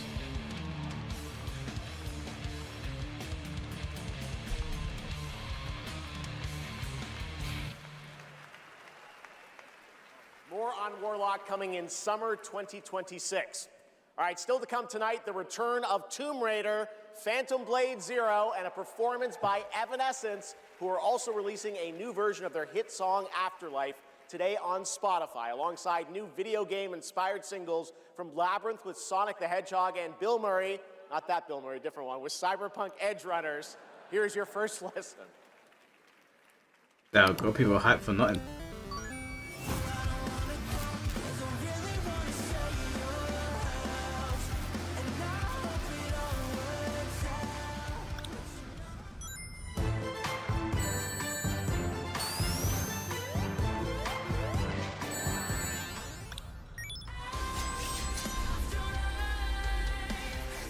This song was sick.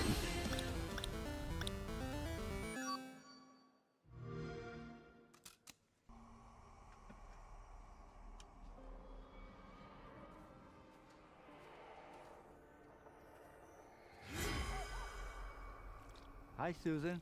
What is this, man? Oh, Xbox. Come on, man. Taking a piss, bruv. He's here. It's him.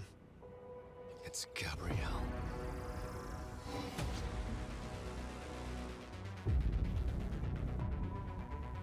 We need cars.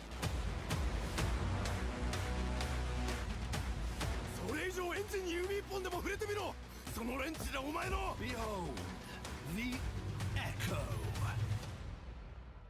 We have touched your anger, tasted your fury. It has sharpened you. Who it is your greatest weapon. リツコも言いたいことある？リツコ？ A Screamer tournament is about to be announced, held by a Mr. A. Consider this your personal invitation. Is this anime Gran Turismo?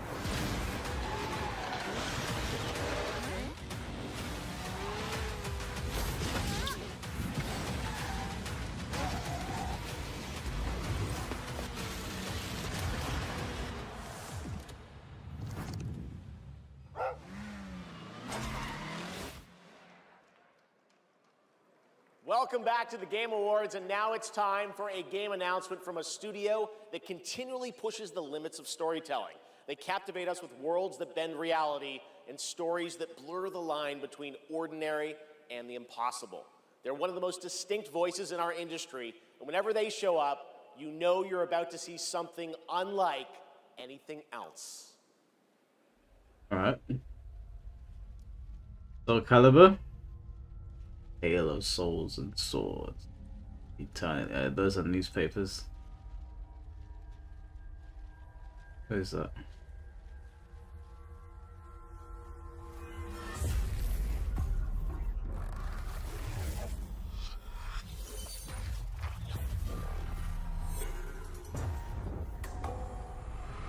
Is this that new Kojima horror game or something?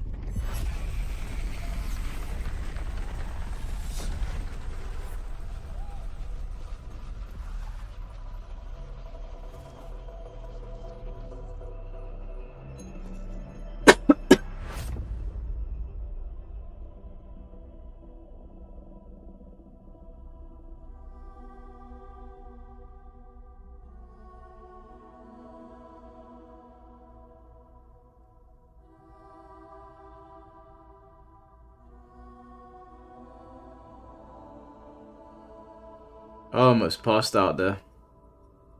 Almost passed out. Yeah, no, I'm good. I'm good, chat. I'm good. Getting old. Let me have some more of my juice drink. Let me not shake it while the trailer's getting done.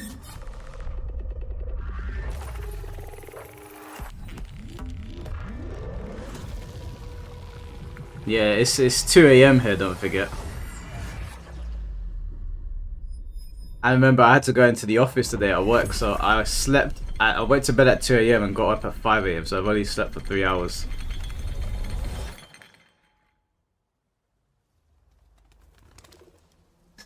Do a bit of shaking. Keep your gooning under control, guys. Damn. Of staggering power.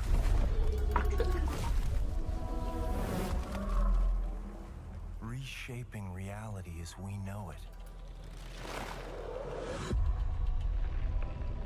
Everything we tried to keep inside. A little cocaine, maybe. Unbelievable. Did I take a nap? Nope. I couldn't. I had to go work.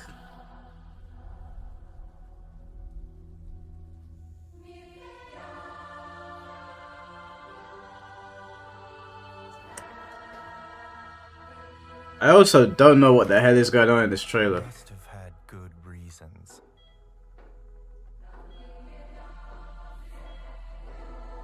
But we were not prepared.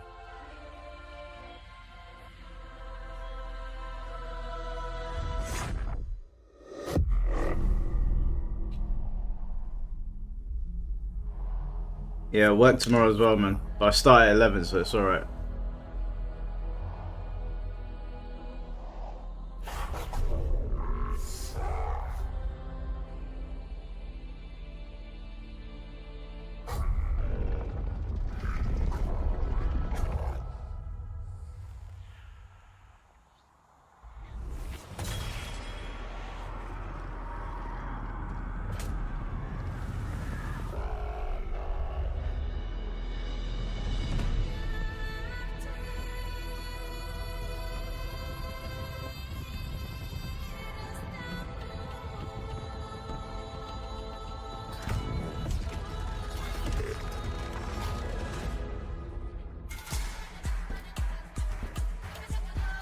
Okay, we're getting some gameplay.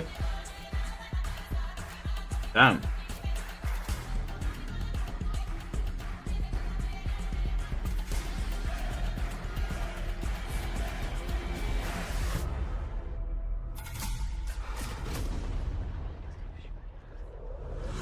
What the hell? Oh, it's another control game. Pace yourself.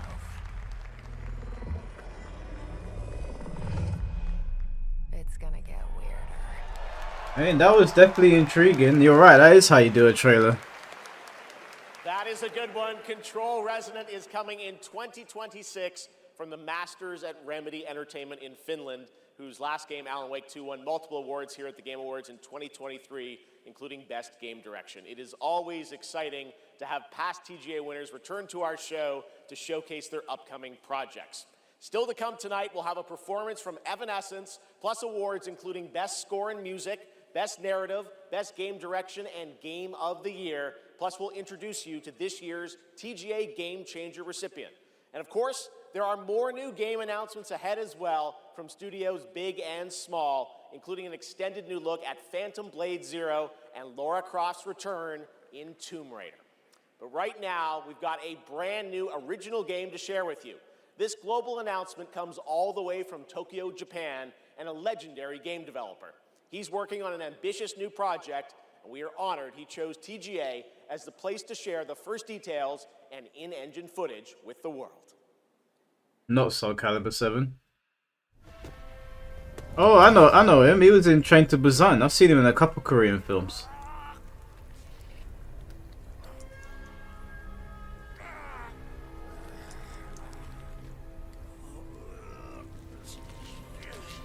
God damn. I think you're losing that fight, bro.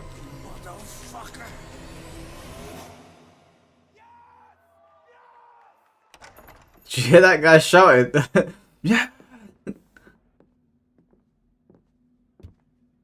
Shinji-song, yeah? Time to settle up.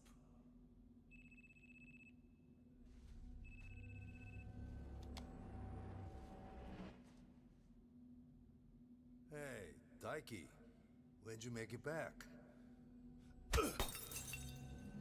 Excuse me, sir. Shut your mouth. I thought you were gonna shoot him. Talk soon. Is this stranger? Is this Stranger Than Heaven? The graphics are insane. On your feet now. Brother, you didn't even try. Son of a... Fuck it. Just kill him. Oh! Jeez!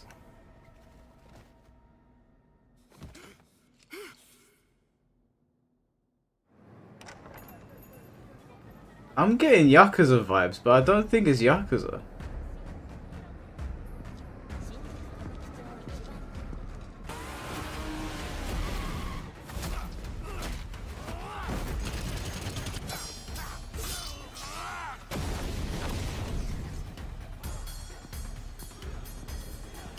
Bro, this must be Yakuza.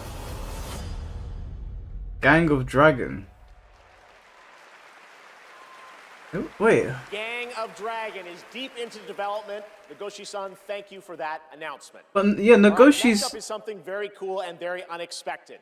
Get your quarters ready because one of the most iconic game series of all time is coming to the big screen. We're taking it back to the 90s when the ultimate rivalries were settled in the arcade. Right now, we have a special sneak peek of Street Fighter. Let's take a look. Yeah, Nagoshi worked on on the original Yakuzas. Hey, I'm all in.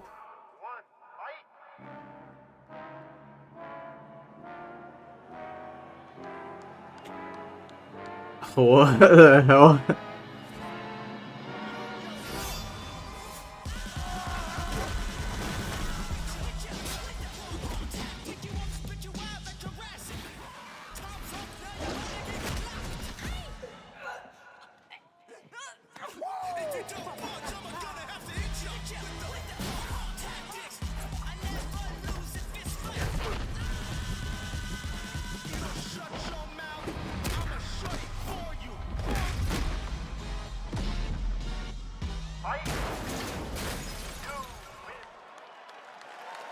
Bro, it looks so... It looks so stupid.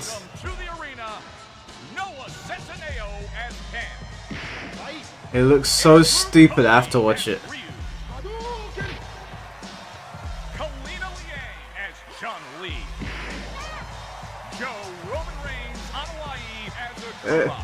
The tribal chief.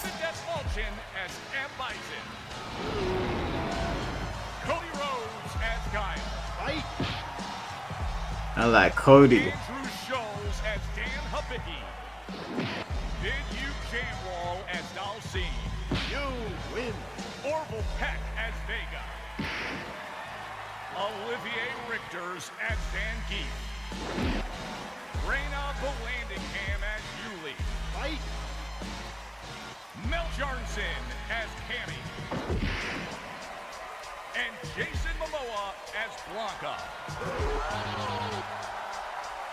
Ladies and gentlemen, the cast of Street Fighter.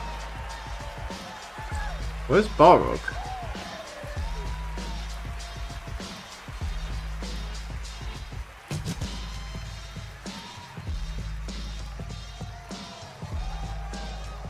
What a game award! Where's 50? Where's 50 Cent? Now, I know our movie comes out like a year from now, but there was no way we were showing up without a sneak peek. We just wrapped a few weeks ago, and fortunately for me, I had the distinct pleasure of kicking half of these guys in the face. Legally, on camera. I kind of miss that, guys. We miss it too. As a lifelong Street Fighter fan, like legitimately obsessed, it's the only time in my career where I threatened to kill Kale if he didn't hire me to play Blanca. True story, words matter. Fucking believe it. Tell him, Ryu. It's Ryu! It's Ryu! Not Ryu, Ryu! Ryu. Okay, we're also here tonight to present the award for Best Ongoing Game. Hey, I want to hear from the tribal chief. The games in this category are the ones that never quit delivering all year long. They keep us looking forward to what's next.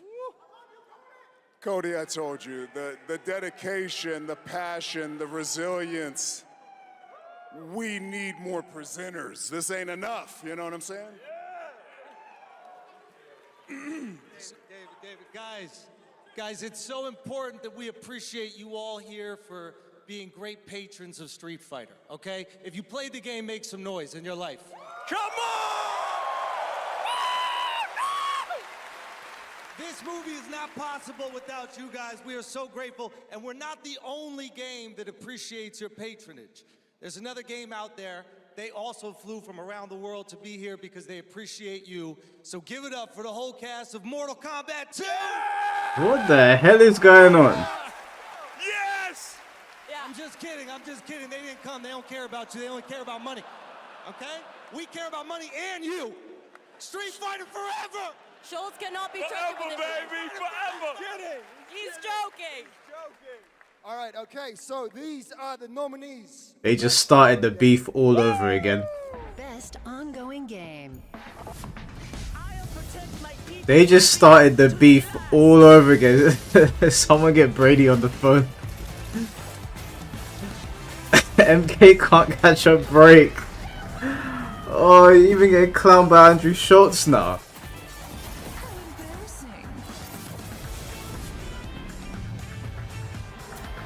Hey, MK's coughing up blood right now, man. This is peak.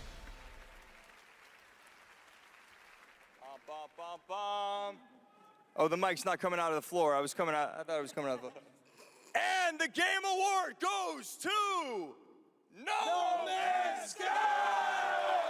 Yeah, No Man's Sky's been going hard for a long time.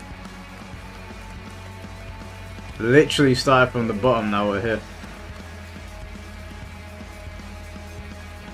MK is beaten and battered, bro. Yeah, bro. MK can't catch a break. They can't catch a goddamn break. I started to feel a little bit. Nah, I don't feel sorry for them. They deserve it. Okay, well, this is wild. I guess, so thank you. I would say a massive thank you on behalf of the whole team at Hello Games who have poured so much into No Man's Sky. I also want to especially say a thank you from Sean, who for family reasons wasn't able to be here tonight. But I know he's probably watching this in whatever time zone it is where he is. I'm slightly jet-lagged myself. And he'd be very sorry he isn't here.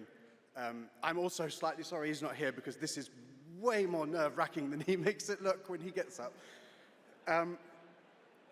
But, you know, just that our tiny, massive, impossible space game still means something to so many people.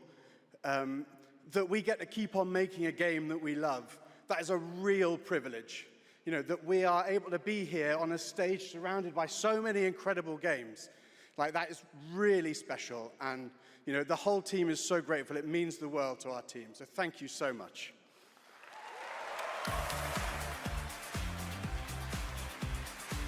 Bro, Mortal Kombat, bro. Fucking hell, they just... Ed Boon, do something! Do something, man! Everyone's clowning you. Look at the size of this guy, man. Holy shit.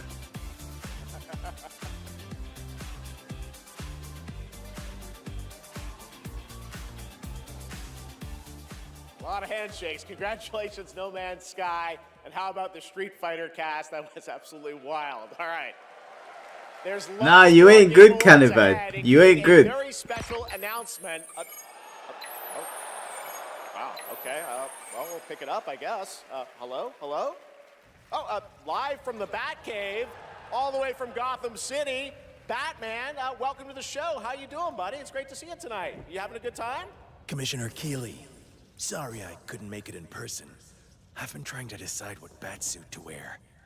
Abs or no abs? Anyway, great show so far, but it's about to get even better. Because it's time for a new look at my upcoming game, Lego Batman, Legacy of the Dark Knight. Batman out.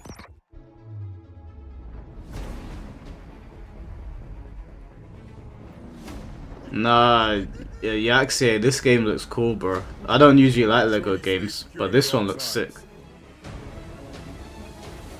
You want to see a magic trick? The city has become a breeding ground for suffering and injustice.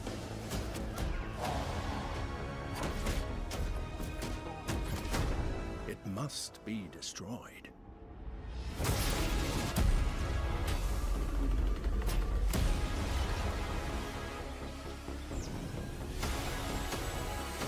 Let's get to work. Who are you? I think we can help each other. This town deserves a better class of criminal. Good evening, Gotham. Join us in a celebration of absolute chaos! Someone's gotta step up!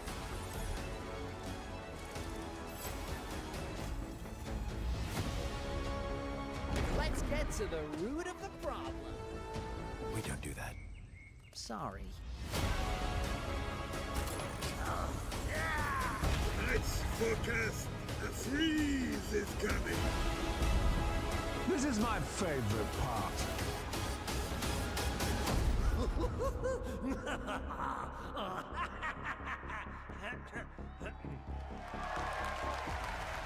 It does look good, man. I don't like Lego games. This is the first one that I've seen where I'm like, this actually looks pretty good. Legacy of the Dark Knight launches on May 29th, 2026. Now it is time to recognize a number of teams across the industry with the announcement of the winners in a few categories. Here are the nominees for Best Audio Design: Battlefield 6, Claire Obscure, Expedition 33. I heard Silent Hill Death F. Stranding 2 On the Beach, Ghost of Yote, and Silent Hill F. I heard Silent Hill This year, F the is Game Award really goes good. to Battlefield 6. Wow. Congratulations.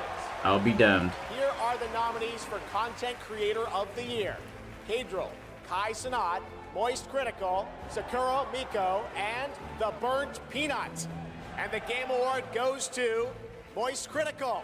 Congratulations. Charlie's still out here killing it. Here are the nominees for Best Fighting Game: 2XKO, Capcom Fighting Collection 2, Fatal Fury City of the Wolves, If Fatal Fury Mortal loses. Kombat Legacy Collection, and Virtua Fighter 5 Revo World Stage. Fatal Fury, please. The Game Award goes to Fatal Fury City of the Wolves. Thank God.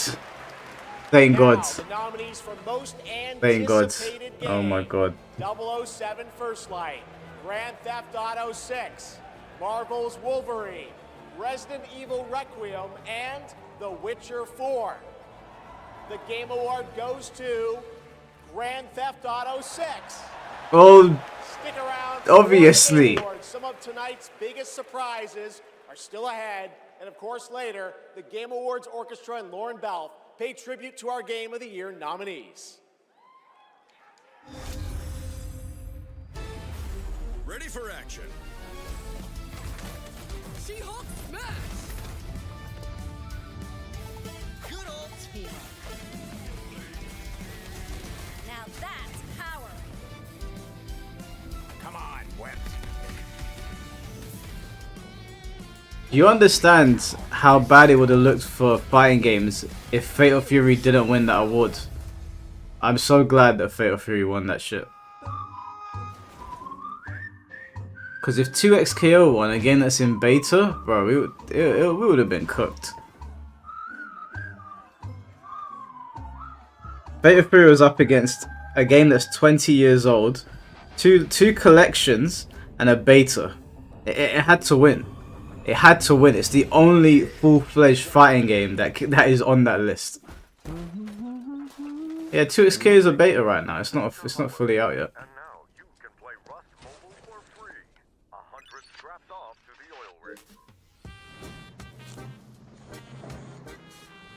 Why is it even nominated, bro? They put Sifu. Sifu was last year. The Sifu was on the nomination list. Sifu ain't no damn fighting game. They don't even know what a fighting game is, half of them.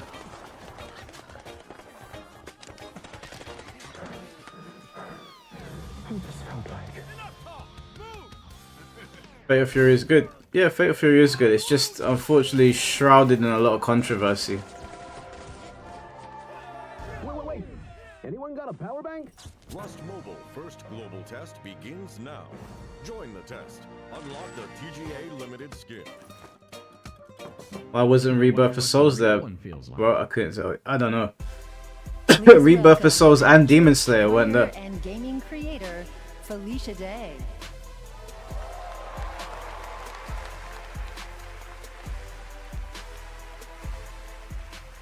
Hi friends. I am thrilled to be here tonight to present the TGA Game Changer Award, an award that recognizes an individual or organization that has demonstrated positive social progress in the gaming industry. And I'm even more thrilled that tonight's honoree is one of the most impactful organizations uplifting girls today, and one that I'm honored to represent as an ambassador, Girls Make Games. Over the past 12 years, Girls Make Games has empowered over 8,000 girls aged 8 to 18 from all around the world to create and share their own video games through summer camps, workshops, and game jams. In 2022, GMG established a college scholarship to bridge the gap for young women as they entered college and careers in the games industry. True to their mission statement, the founders of this incredible organization chose 2 inspiring members of their community to accept the award on behalf of Girls Make Games. And I'd like to invite them to the stage and hear how GMG truly has been a game changer in their lives. Please welcome Ellie Friedman and Monica Paredes.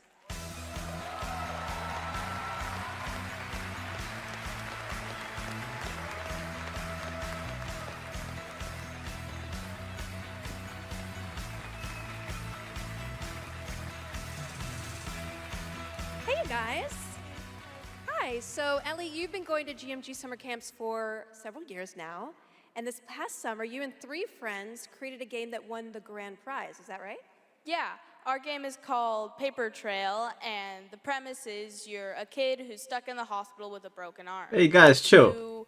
You draw when you're bored, and your drawings that you've made have now come to life and start attacking you.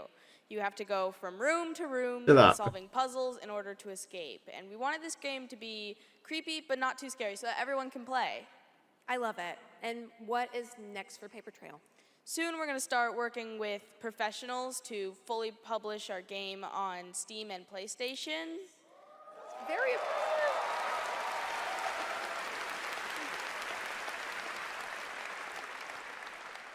I'm personally super excited to see the prototype we made at camp turn into a full-fledged game. I mean, it sounds amazing. I can't wait to play it. I mean, hopefully with my daughter, because she's actually the brave, scary games girl, not me.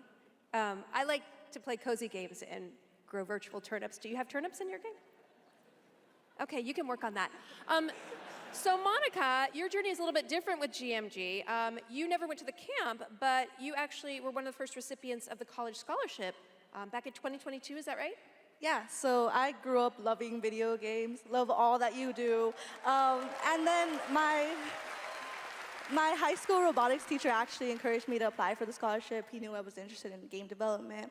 Then I got it. Now I'm attending USC, and I've been doing some game development. And now I've actually had some game development experience with our club there, Open Alpha at USC. Yeah. That's amazing. It sounds like it's really helped you set you up for success. Is there any message that you'd like to give girls out there who might dream of making their own video games one day? Yeah, I think if you're someone out there with an interest in making a video game, explore it, give it a shot. You never know where that interest could take you, and there's a ton of amazing programs like Girls Make Games who want to see you succeed. Yeah, well, obviously, I really wish that there had been an organization like this when I was a kid, but I'm very excited that starting next year, my 8-year-old daughter can go to GMG and express her love of gaming. You guys are very inspirational. Thank you. Big up the girl, them. And now, oh my God, she's thick. Okay, it is my honor to present the TGA Game Changer Award to Girls Make Games. Congratulations and a huge thanks to Monica Paredes and Ellie Freeman for accepting on behalf of GMG. Yeah, man, no grip strength whatsoever. Gotta work on that shit.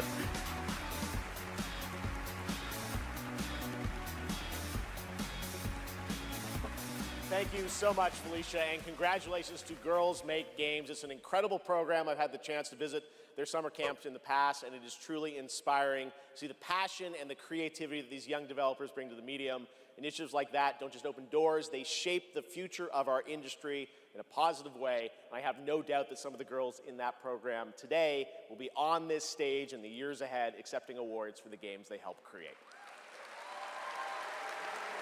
Now, it's time to move on to our next announcement here at Game Awards.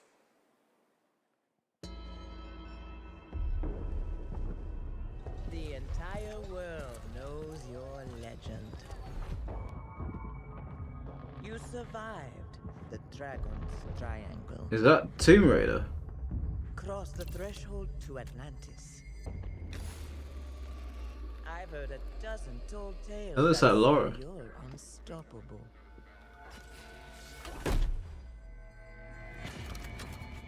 But I say, all legends must come to an end. Fucking Lara Spider-Man.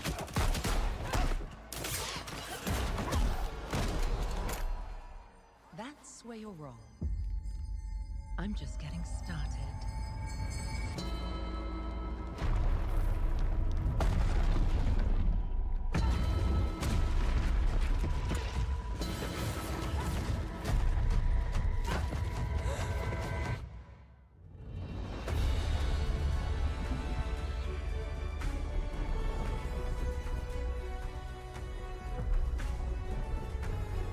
I need to see gameplay first, man. I love Lara Croft games, but I need to see some gameplay. Tomb Raider Catalyst. I need some gameplay. World reawakening. My mind traveled back to where this story began. And everything changed. They look like they've redesigned her a little bit as well. She looks like a blend of the original one and the new one. Years, but the events are still etched in my memory.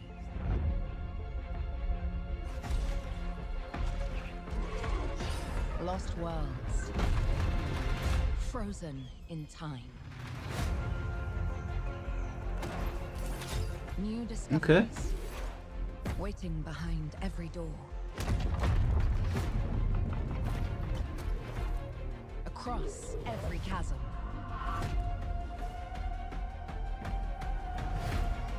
Okay. Old animations come back. Didn't know then the path this adventure would send me on.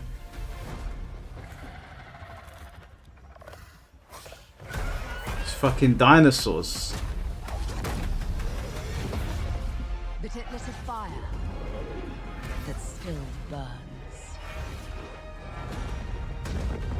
I need to see more.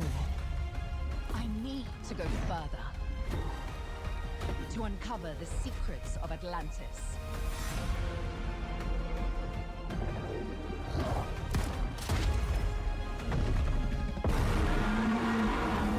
No, this is sick. Some legends are destined to be retold. I'm here for it. I'm here for it. Legacy of Atlantis.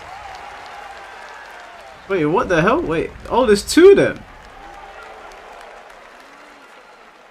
Damn. There you have it. Not one, but two Tomb Raider games. Tomb Raider Legacy of Atlantis, a reimagining of Lara's iconic debut from 1996 for the 30th anniversary in 2026 next year, and Tomb Raider Catalyst, a brand new game and Lara's biggest adventure yet in 2027. And now for something completely unexpected. Oh, no, damn it.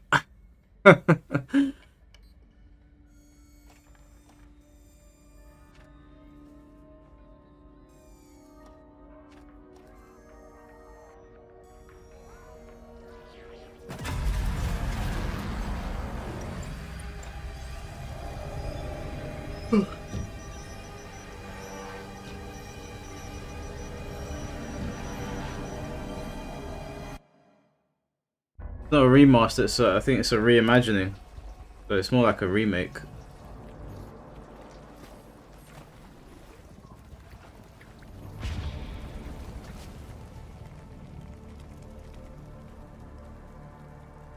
No idea what this is, but we got 1 hour to go, so we're not looking good right now, chat. It's not looking good right now.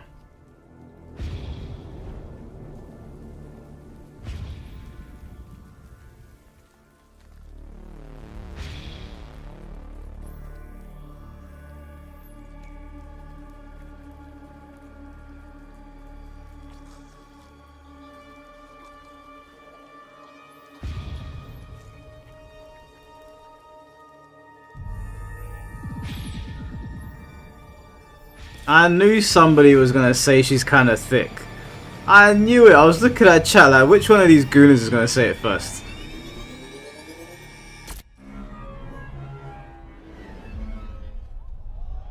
What?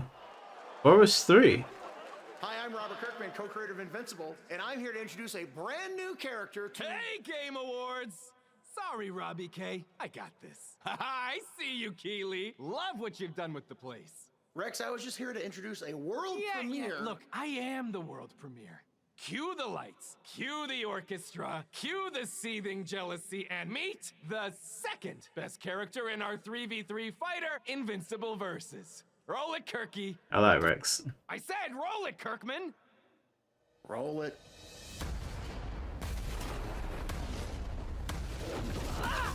You don't know my name now? but you will once this is over. I never been to jail. Tell niggas that I'm in here with jail. Who is she? She may be some minor Earth hero. My name is Elemental. You seem pretty cool. But that won't stop me from kicking your ass. You call this minor? So she's basically Storm.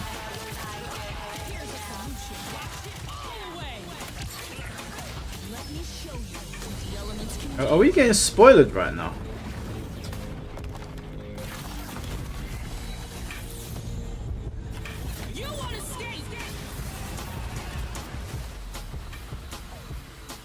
Did we get spoiled? It's an original character. Excited to share the global announcement of an upcoming game coming exclusively to Nintendo Switch 2. Mash 6. Come on. Mash 6. Nope.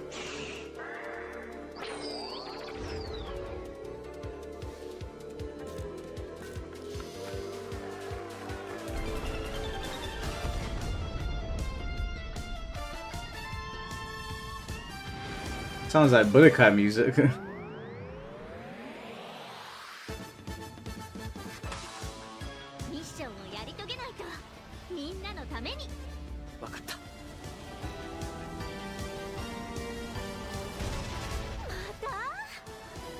I love the art style. Got that 80s anime look.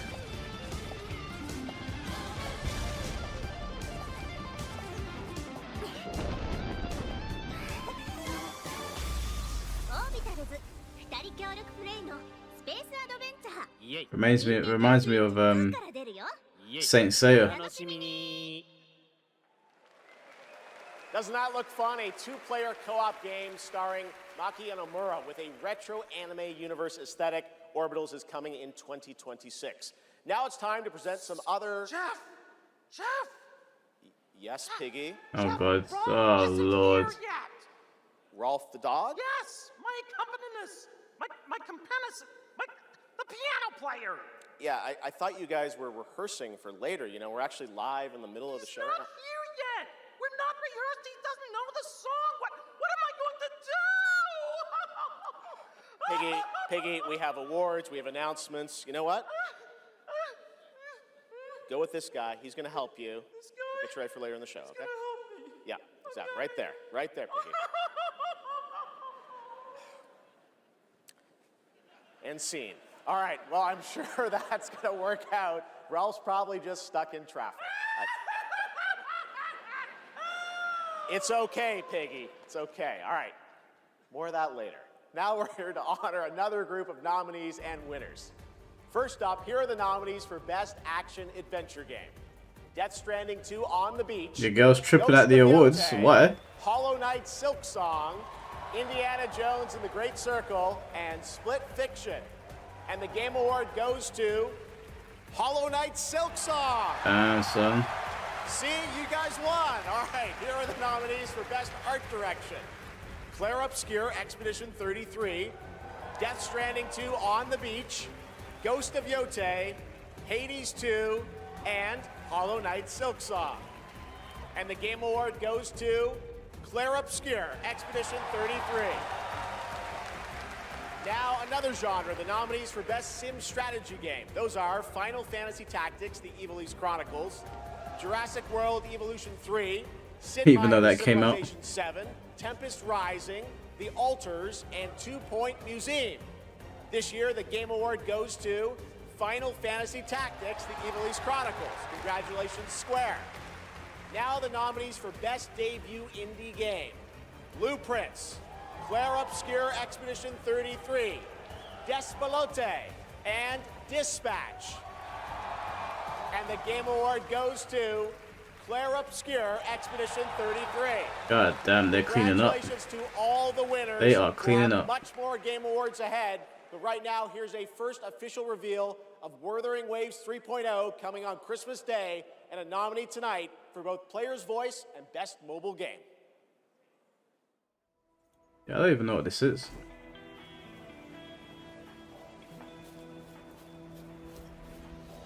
Oh, this is some Finn t-shirt.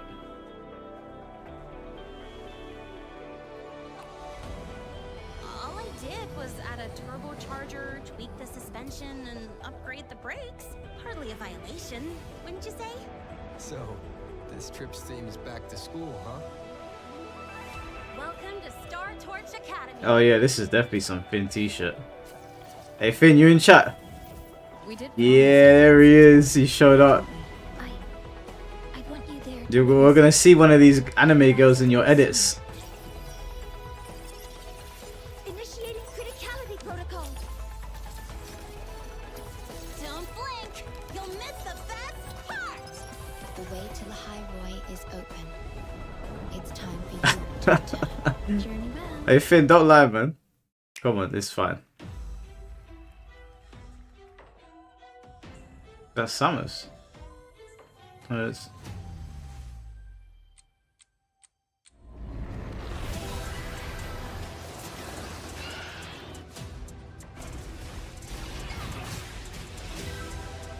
Samus! I've been waiting for this.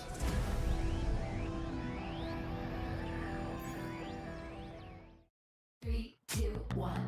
'Cause no one can do it like we do it, like we do it, like we do it. 'Cause no one can do it like we do it, like we do it, like we do it. 'Cause no one can do it like we do it, like we do it, like we do it. There it is, the Google Play Point, the most valuable jewel in the game. Come on, man. Where's Devil May Cry? Stuff you love. Where's Soul Then trade Calibur? them in for the sweetest in-game items. Score the latest IRL swag.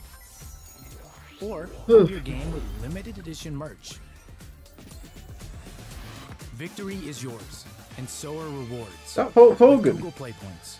Go reward yourself. Go play. Hulkamania's running wild, brother. I'm still waiting for something, yeah, man. There's been nothing so far, just stuff we already know about.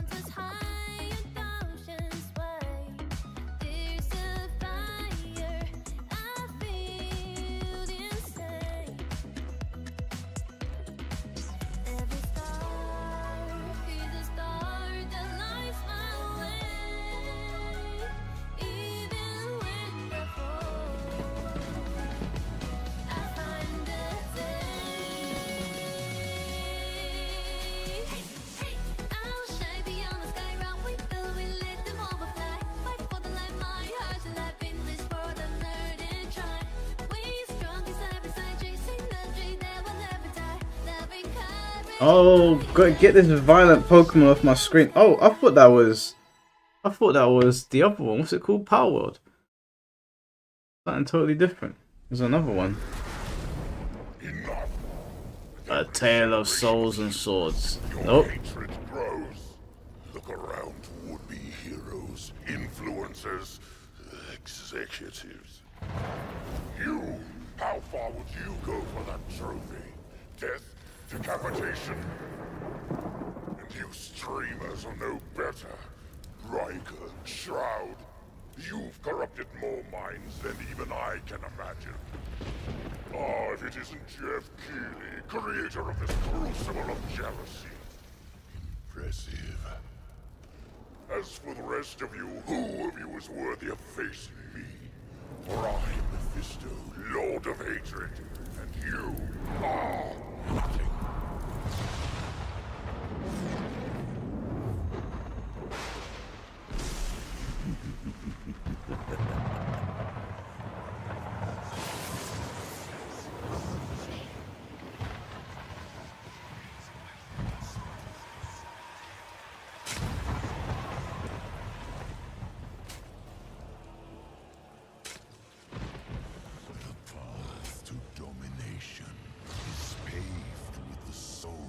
Of the willing. Soon, all of Sanctuary will be bathed in hatred, and none shall escape the flood.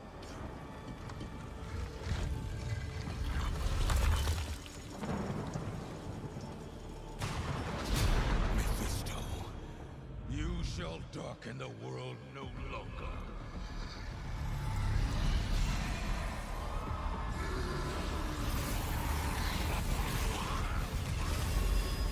Oh my god, these CG trailers are putting me to sleep.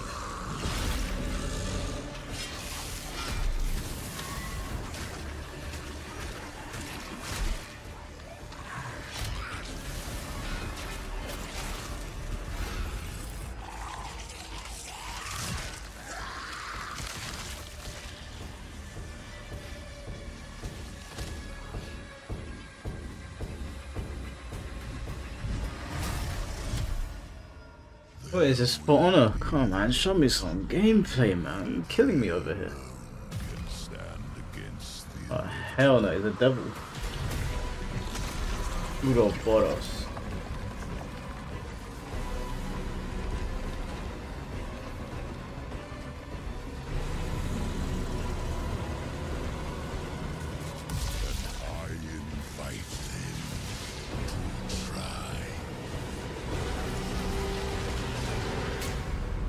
That's so fantastic. Diablo don't look anything like that when you actually turn it on.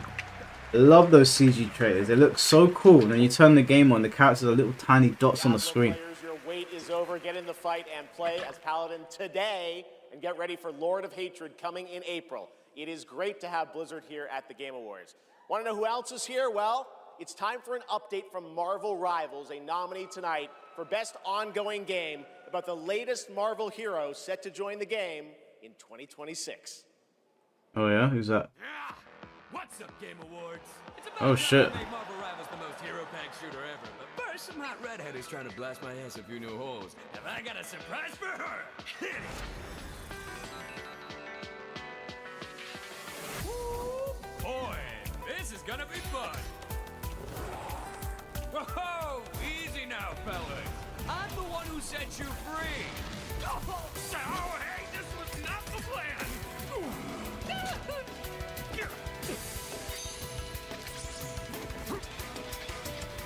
All right, you rejects. Get Tyrannosaurus Rex! Come on! I'm not even a...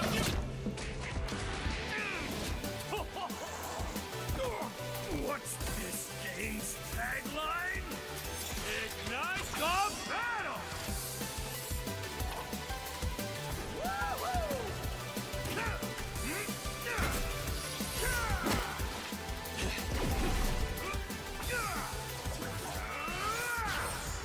And that's why I have 3 movies, baby! Yeah! Now why'd I do this again?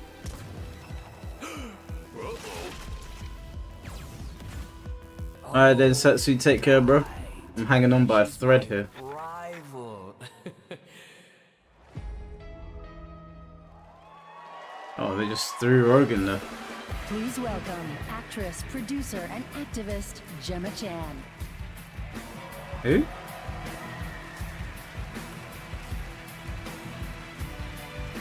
Yes, 007. Come on, this game looks sick. Game Awards. I have the pleasure of playing Dr. Selena Tan, head of the tactical simulations for QLab in 007 First Light. James Bond has long had the fortuitous, some might say daring habit, of crossing paths with rather dashing antagonists. And this one is undoubtedly unforgettable. Take a look. Yes, this is one of my most anticipated games.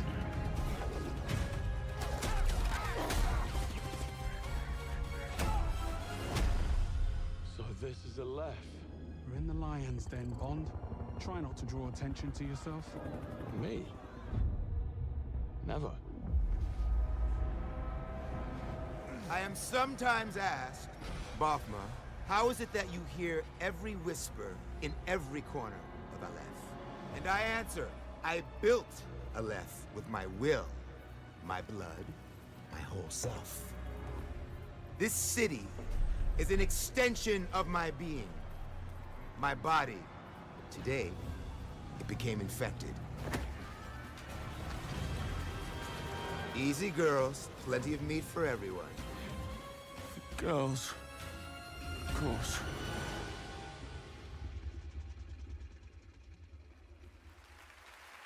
Oh, was that Please what we were? welcome Oh, Obama himself, 4-time Grammy winner, Lenny Kravitz. oh okay.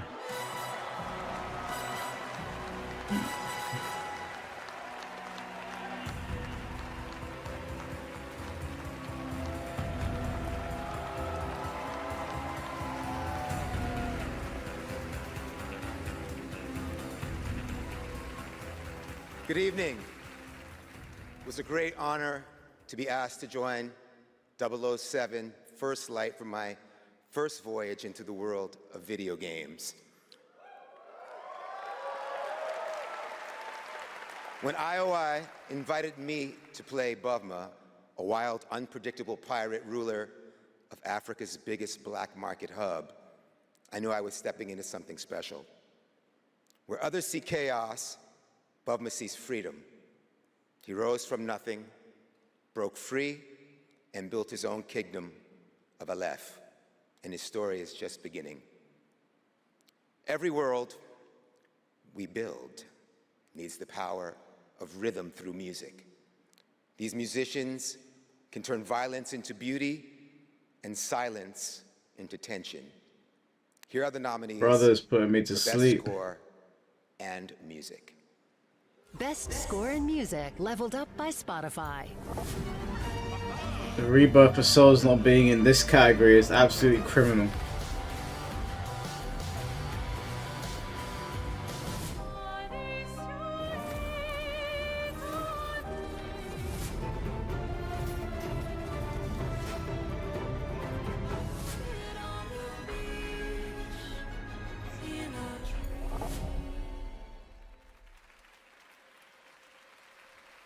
And the Game Award goes to Lorient Testar. Claire Obscure wins again. Jeez, they're sweeping up.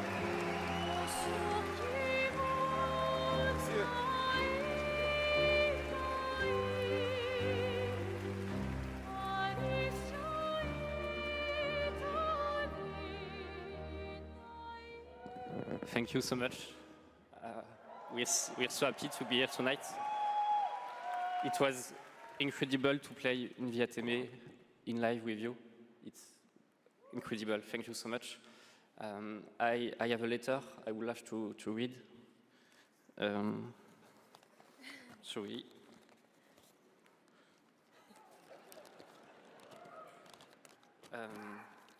I would really love to start by thanking all the musicians who work on the soundtrack with us, who give their soul and their hand and their voice to the sound of the music.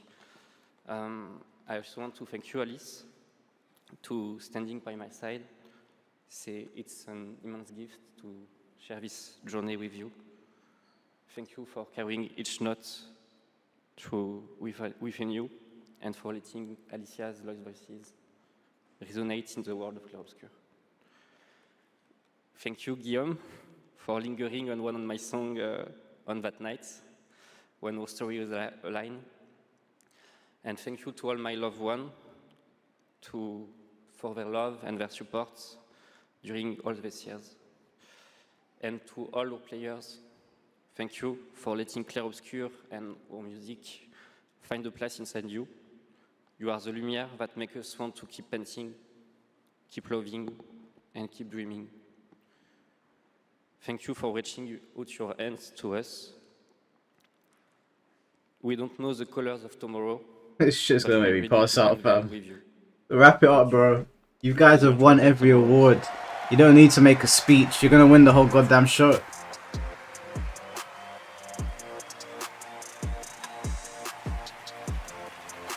I would like to say something too. No. We are so grateful to receive this award tonight.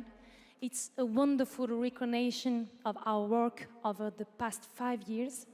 A hug thank you to Lorient, who made this world adventure possible. And a big thank you to Sandfall Studio for their trust and unwavering support. Thank you, everyone. Tomorrow comes. Maybe tomorrow don't come.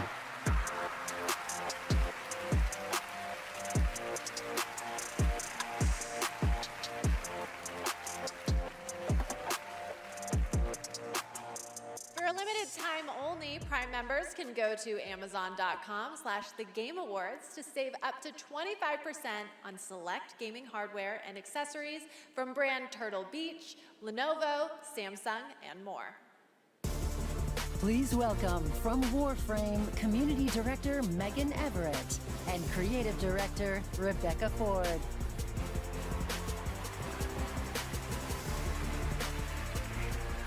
Hello, Game Awards! Hello! Reb, how many registered users is Warframe at? Nah, that's an inside joke for Warframe Twitch chat, Megan. All right, hi Twitch chat, hi Game Awards. We're here for Warframe. We launched our biggest update of the year, the old piece, just yesterday, and all things considered, the update went smooth. So we're not here to finally announce that we're coming out of open beta 12 years later. No, we're still in beta, 12 years, and you know, in those 12 years, all we have learned is that Ben Starr will do anything for money. Someone got a gun to your head, bro. Jesus. We have an amazing community of Tenno and Warframe, and now Envoys with Soulframe, and we truly wouldn't be here without them. So Reb, why are we actually here? We are here to outsource the question of what is Warframe. We have completely given up answering it ourselves. Warframe was once ninjas in space, which it still is, and we clung to the Careful tagline, now. ninjas play free. But Oh. it's time to let a legend tell you what is Warframe.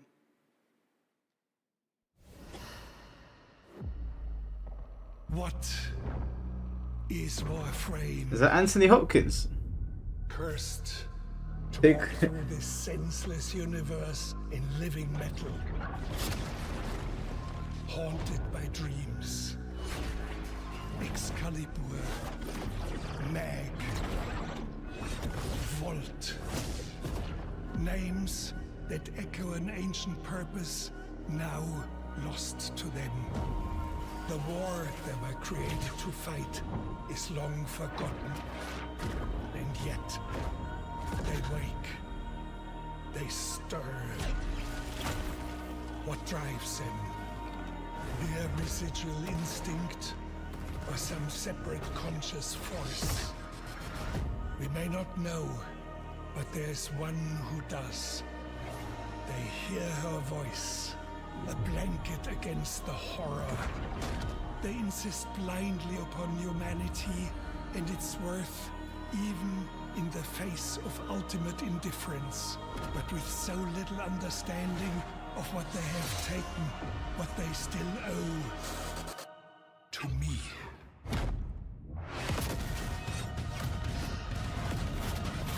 Wake up, Tenno.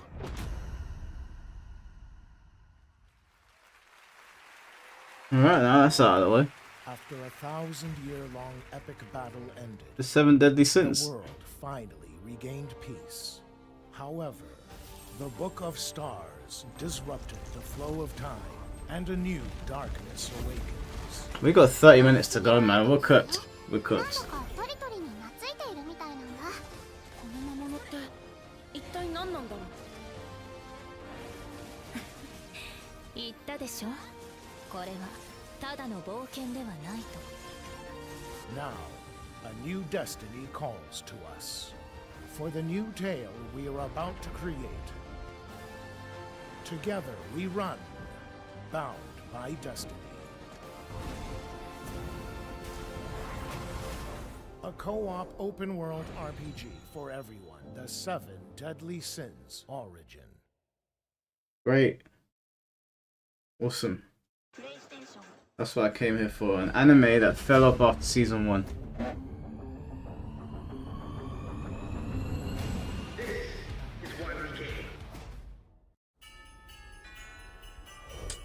Guys, we got half an hour to go before this thing ends. And it's not looking good.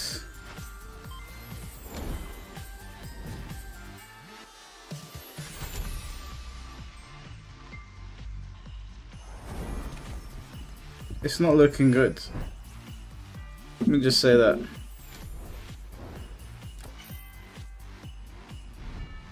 What's the big W so far? Tomb Raider has been the highlight of the show. Oh, and Leon coming back for Resident Evil. Yeah, those are the highlights of the show.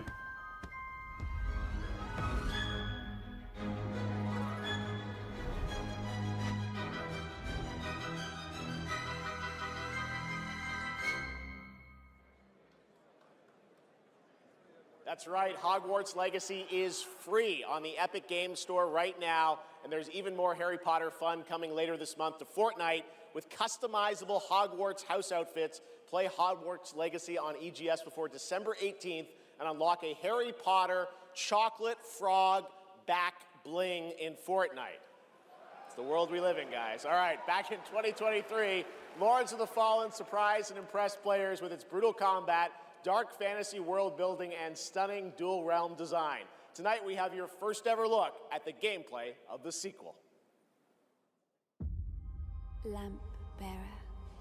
Disappointment. You must travel many paths. On the road to salvation. Oh, this looks cool. Through light. Paths. Come on, Mike, you can do it. 30 minutes. I will walk them with you. Wherever they may lead. No matter the cost. It's a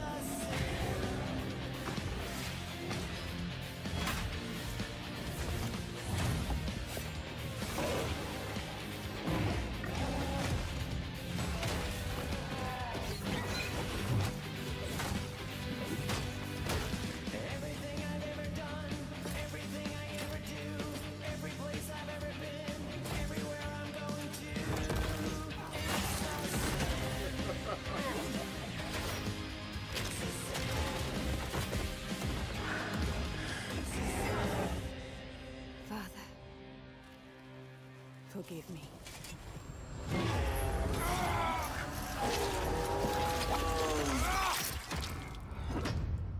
Wishlist now. Lords of the Fallen version 2.5 with new veteran mode out today.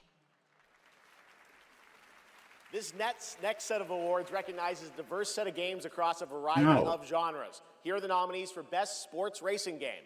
EA Sports FC 26, F1 25, Mario Kart Rematch, and Sonic Racing Crossworld. Oh, sports / racing game, The okay. Game Award goes to Mario Kart World.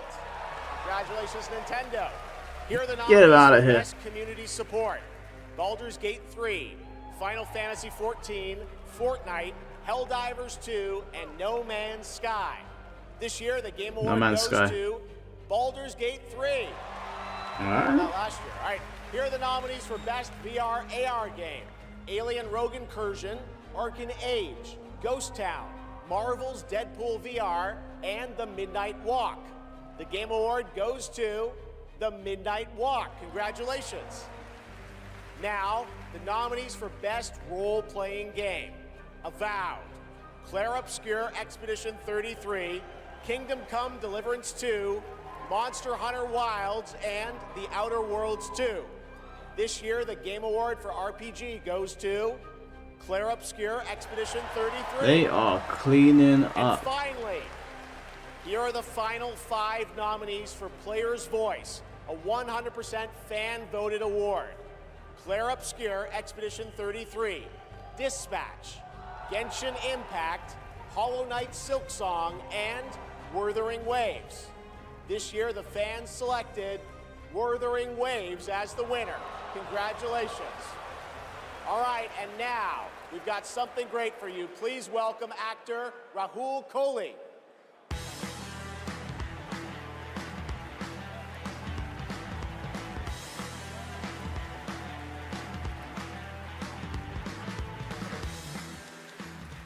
Good evening.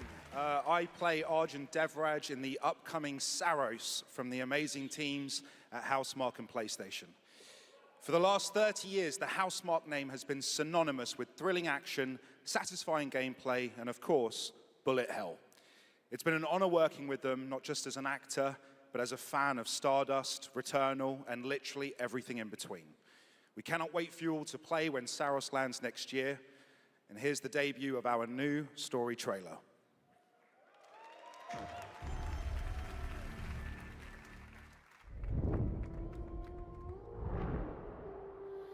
The sun is forever.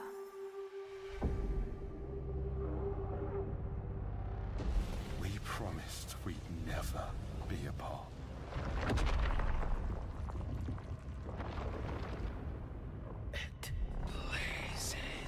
I'm so sorry, guys. These fucking CG trailers, man, they're doing my nutting. And then I'm dreaming, and I can hear these people in my dreams. It's me, boss. Wait, how long? Since the last time the sun died, mate. You left us here. We've lost people. There's no way to get home, and you... Life! This is what it does. It gets in our heads, and it twists, and it turns.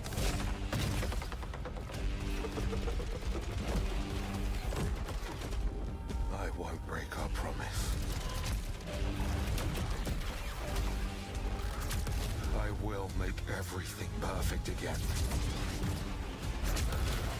I know you're here, and I will find you.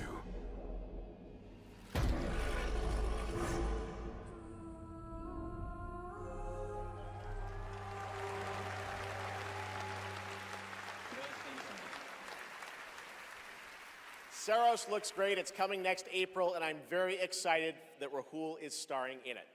To present our next award, I am honored to welcome a previous TGA winner. He's the writer and director of some of the biggest and most critically acclaimed video games of all time. Oh yeah? Grand Theft Auto 3, 4, 5, Vice City, San Andreas, Red Dead Redemption 1 and 2, and Bully. He's the co-founder of Rockstar Games and now the founder of a new studio, Absurd Ventures, where he is busy writing and creating novels, comic books, animated series, and yes, 2 big upcoming unannounced open world games. It is my honor to welcome to the TGA stage for the first time an industry icon, Dan Houser.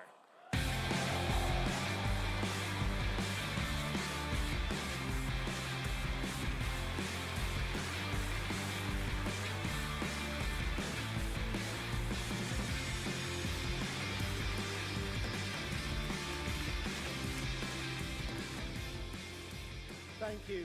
Good evening. It's a real pleasure to be here. In the 29 years I've been doing this, we've seen games emerge as the premier art form of the 21st century. More than any other medium, video games have the power to take the audience on a journey, both physically and emotionally. Games don't just tell us a story, they let us live it. The story becomes the experience, driven and shared by the player's choices. It's a level of shared authorship that's unique to video games. And when that all comes together, it's almost magical. And so here are the nominees for Best Narrative. Best Narrative. One stroke, and everyone of that age vanishes into nothingness. This thing between us, it was a mistake. I will find every last member of the Yote Six, and I will bring you peace. I always dreamt of leaving this place, becoming more than a peasant. I hate it all. I'll destroy it all!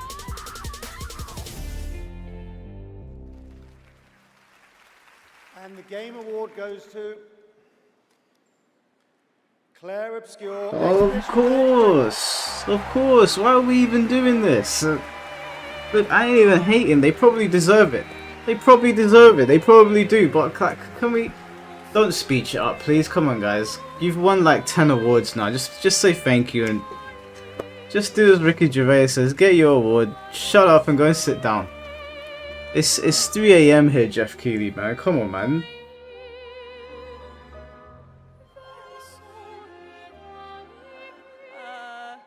Wow, there are a lot of people here. Yeah. There are so many people to thank, but first and forever is my husband. He is my light in the darkness.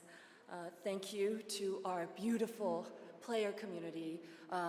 Thank you for welcoming our characters into your hearts. In games, a story is a shared creation. It starts with words on a page, but the player experiences it through the work of each of our teams. Character and environmental design, quests, combat, UI, cinematics, acting, music, VFX, and through localization into other languages. All of that is supported by our producing and our technical teams. The last ingredient is our players, who interpret the story in the context of their own lives. and who keep our story alive through their own creative expression and discussions. You ain't gotta read it out word for The marvelous word. thing about games Oh, is God. that we create that experience together, our team with our players. Thank you so much. No, thank you. Get off of the stage.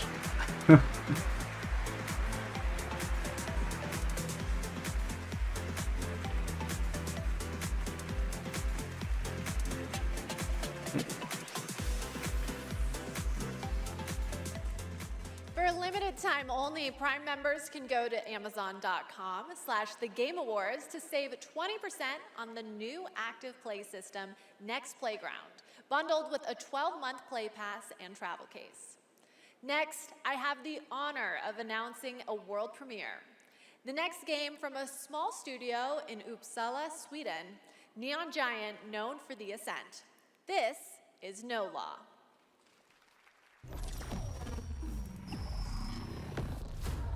Port Desire. A city that don't belong to anyone, but everyone wants a piece. No laws, no oversight. Just the jungle creeping back in. Both the vines and the people. The mayor stepped in where the government couldn't.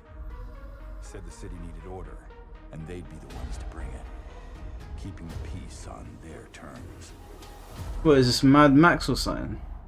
I walked away from it all. I wasn't paying attention. Dirt instead of blood. But desire is a fickle mistress. The city won't let me go. It won't forget my name. I asked for nothing, and they still came and took everything. The mayors and anyone that stands in my way. Every last one of them. They're gonna learn something real simple.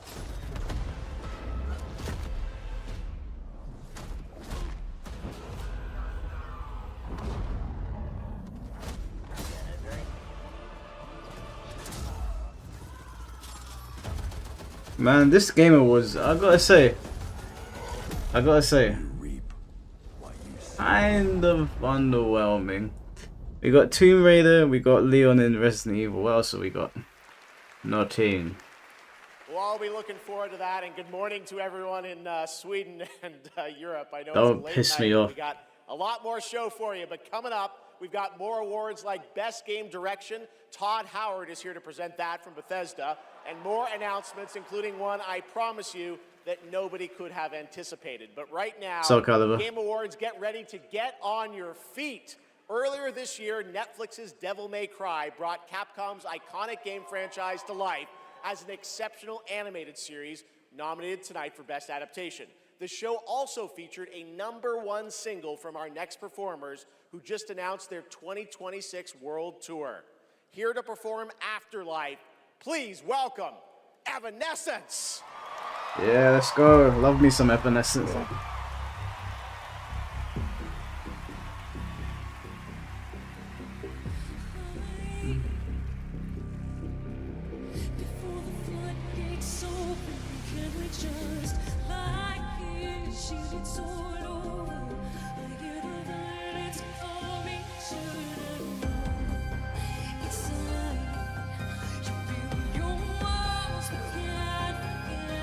Am I being sarcastic? No, I like it. Evanescence is great, man.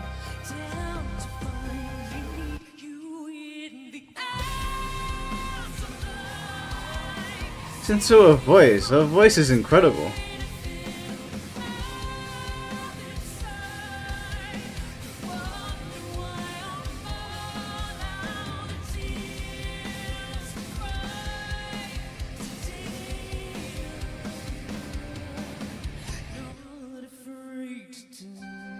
Come on, they must be performing for a reason. It's not just because of season 2 of this anime. Devil May Cry 6 must be coming.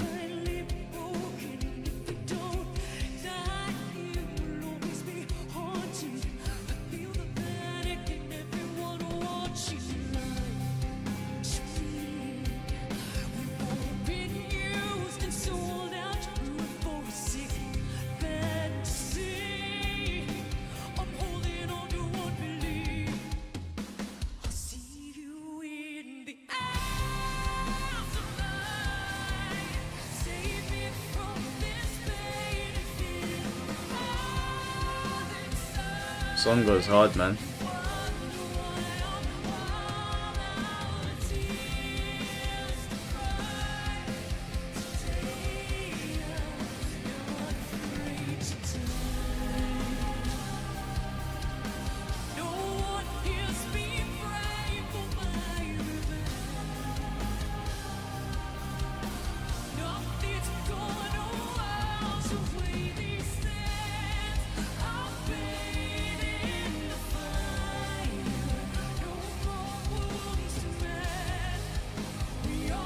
This is going in the gym playlist.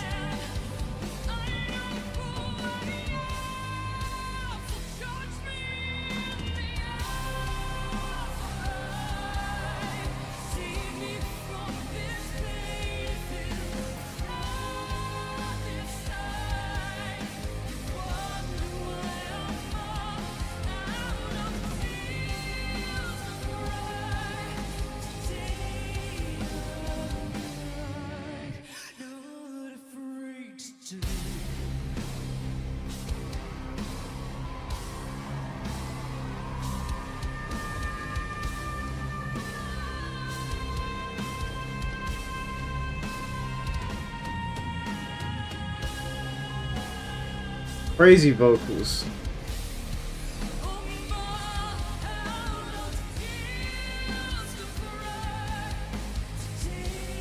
Wait, has season 2 of Devil May Cry come out yet? I watched season 1, but season 2's not out yet, is it? Oh no, I guess this is the advert for it.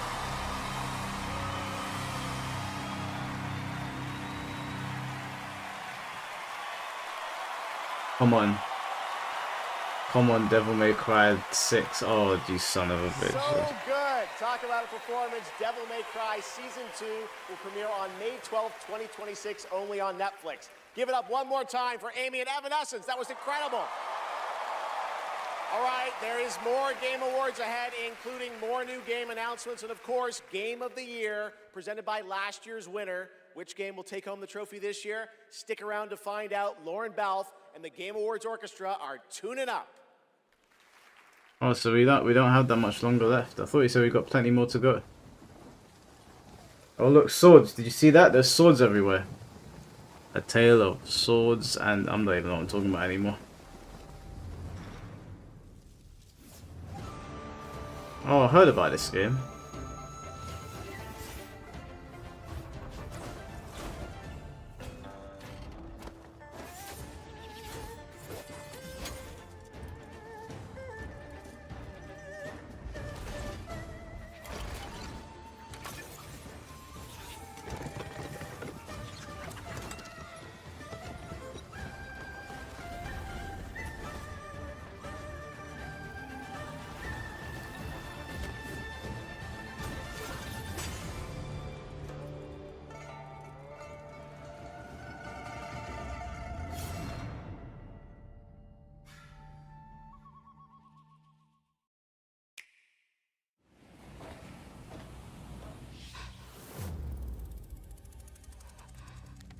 No, we got a horror game.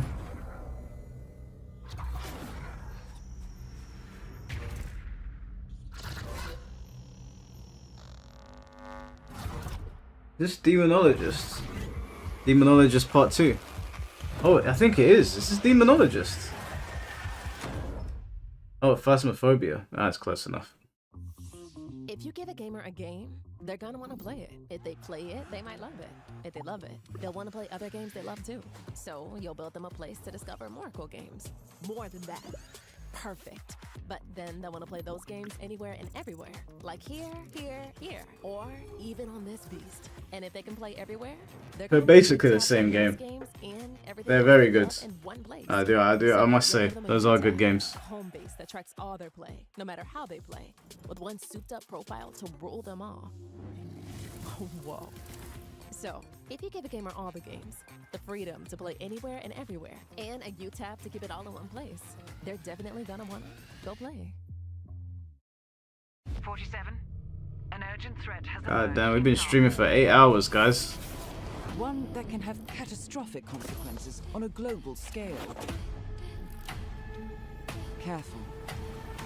One touch. Hey, it's What's her name? The Resident Evil woman, Mila or something like that. Please welcome the actress behind Hitman's next elusive target, Mila Jovovich. Man, you single-handedly ruin every single video game franchise you touch. What is it with this woman?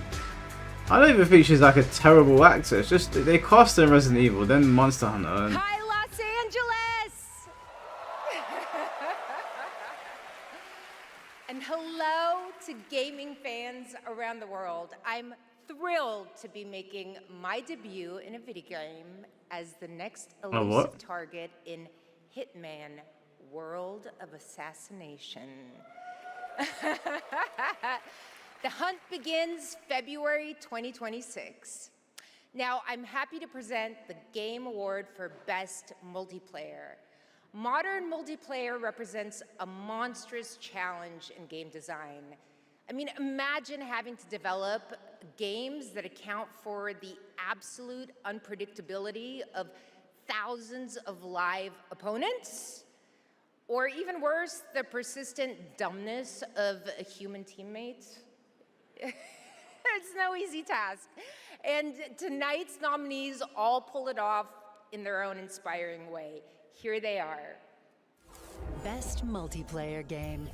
They said the world above had ended, so you learned to listen. my friends have been on Arc Raiders like crazy. Tragedy must be averted. I need your help. You have to do a sprint jump. Carefully, carefully. We sure cause a lot of explosions. Peak is gonna win, guarantee you. Hear me now. See, people have a lot of favorites out here. Who do you want? All right. I got it right here. And the game award goes to Gonna be Peak. Arc Raiders! Damn! Don't listen to me, boy. Apart from Soul Calibur 7, I'm gonna get that one right.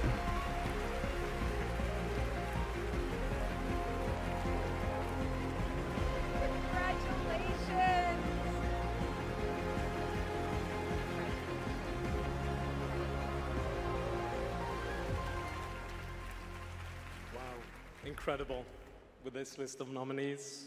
Who would have thought? First of all, thank you all. And I'm not coping. On behalf of the Arc Raiders team, Just trust me. this incredible team, we'd like to thank our loved ones for supporting us and cheering us on along the way. Embark Studios as a whole, because as we all know, it takes a village, for the fearless leadership of our dear Patrick Sutherland, the partners in Nexon, whose unwavering trust in us took us all the way here and made it all possible. And of course the players, whose love and engagement just means the world to us. Thank you all. Keep it moving.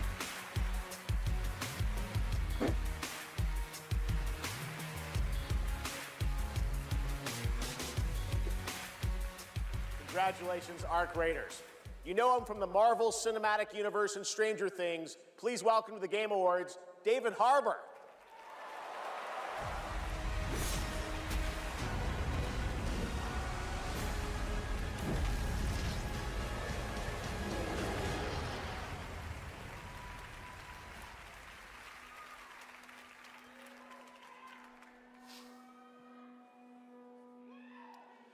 For 25 years, Creative Assembly has entertained millions of people all around the world with the Total War franchise. Today, I'm here to help announce where Total War is going next. And it'll be in a universe that is so close to my heart. I'm excited to reveal that Total War is headed to the grim, dark future with Total War Warhammer $40K!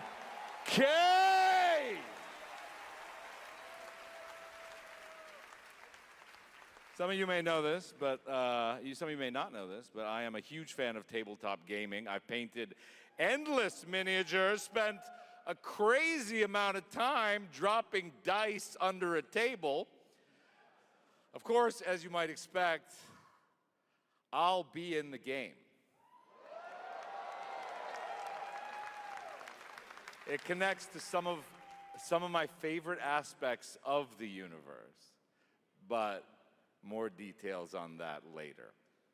Let's take a first look at Total War Warhammer 40K.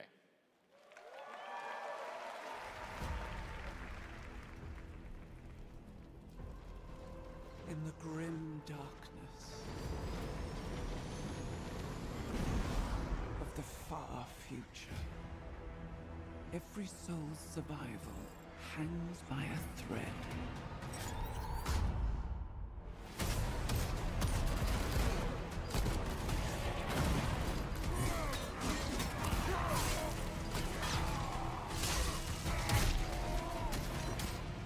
Mankind is beset by endless tides of aliens, traitors, and demons.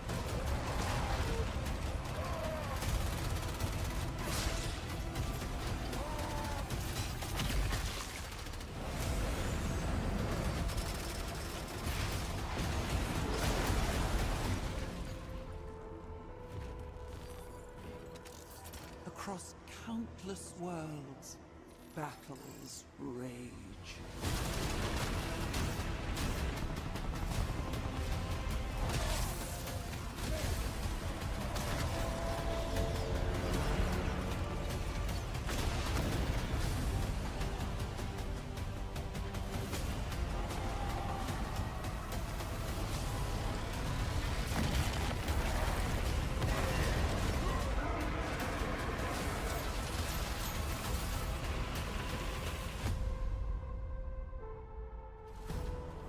Lead your armies. Conquer worlds. Fight on as the galaxy burns.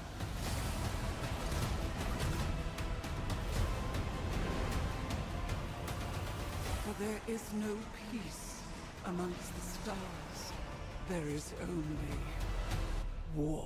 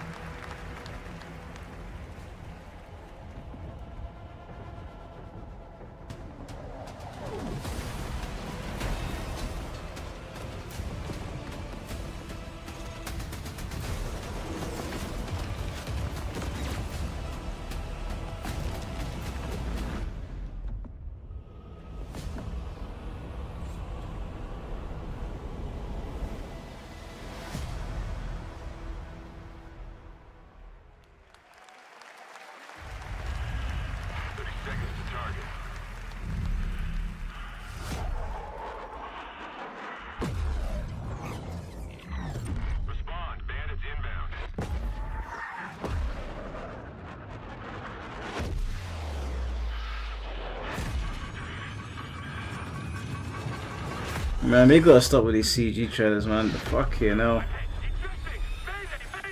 This is outrageous. This is absolutely outrageous. What a Come on. sight to behold. Whew, it's all over. The last lands of the FCU, the Federation of Central Asia. First of all, thank you for joining us on this ship. Oh, Bandai Namco. Fancy seeing you here. You are very lucky, you know. Yes. Bro, I don't even know how I was sleep. How long was I sleeping, chat? Don't worry at all. Hey, thanks for sticking around and watching. You're riding shotgun Appreciate you with a guys. legendary ace of aces. He's a mass delusion fabricated by the rumor mill of social media. Radar contact. We think it's the shadows. Our lone target is Wings. All dogs fire. Time to pull out, 22. Roger that. God damn it. But damn, I was out and you guys stayed. I appreciate all of you, man. Appreciate all of you. I thought I was gonna wake up to 0 people here. Let's keep at it, Rex. On your orders, Rex. To keep hope alive, Wings of Thief must stay on the mission. Must fly on. I can make up your kill count to be whatever. Right. From now on, you'll be the greatest ace pilot this war will ever know.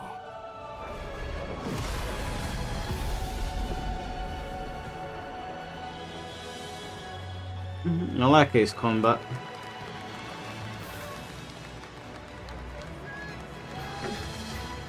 I wonder if we're gonna get a season 3 announcement. Yes, that's right. Ace Combat is back in 2026. Thanks to Bandai Namco for that. Over the past few weeks, fans have been visiting the Game Awards vote in Fortnite to help us select the best creator-made island of the year, and Genesis Squid Game came out on top. Congrats to that team, and head over to the Game Awards island now live in Fortnite to play all the nominees with the island code that you're seeing below.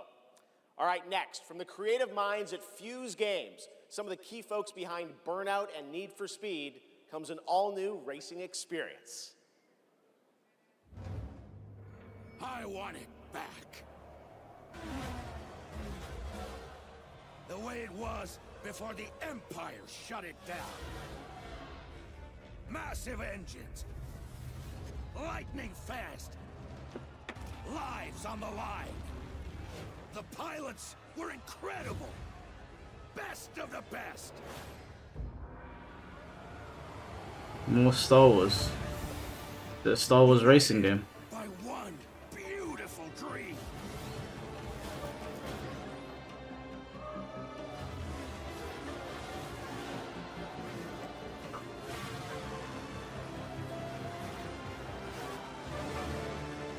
The galaxy needs racing.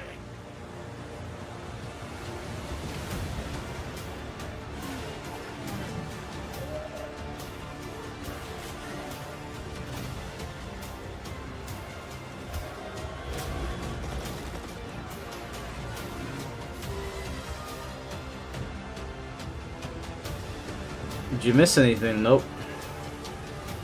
This doesn't look bad though. Star Wars racing seems like a cool concept.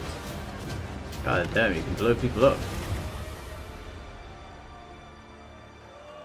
Galactic Racer. That's actually quite cool, I can't lie.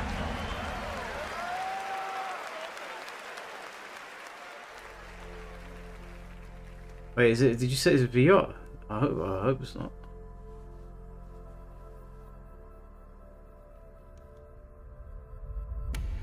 You? What were your names again? Well, I can't call you and can I? I shall give you names. Namey. Name or namey?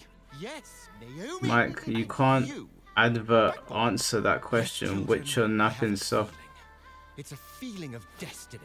Bro, I know I was napping, but you gotta speak English.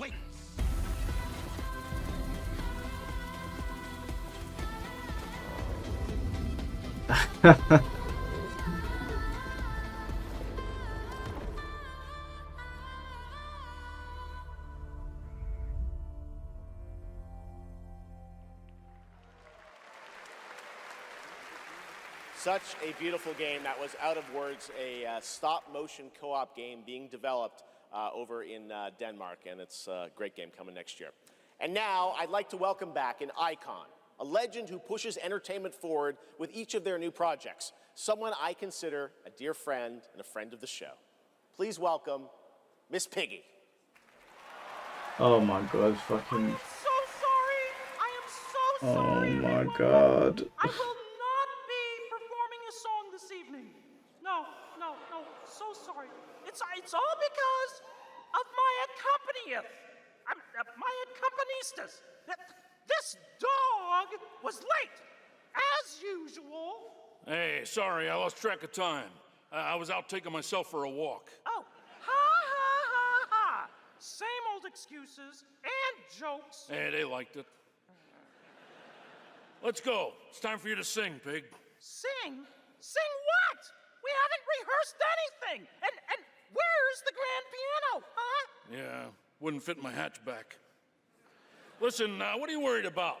You know, we'll just, we'll wing it. Wing it? Sure. Who knows? Maybe it'll all work out. How about something like this? In a world where gaming games are so exciting, waiting all year long until the time will come. Your turn. What?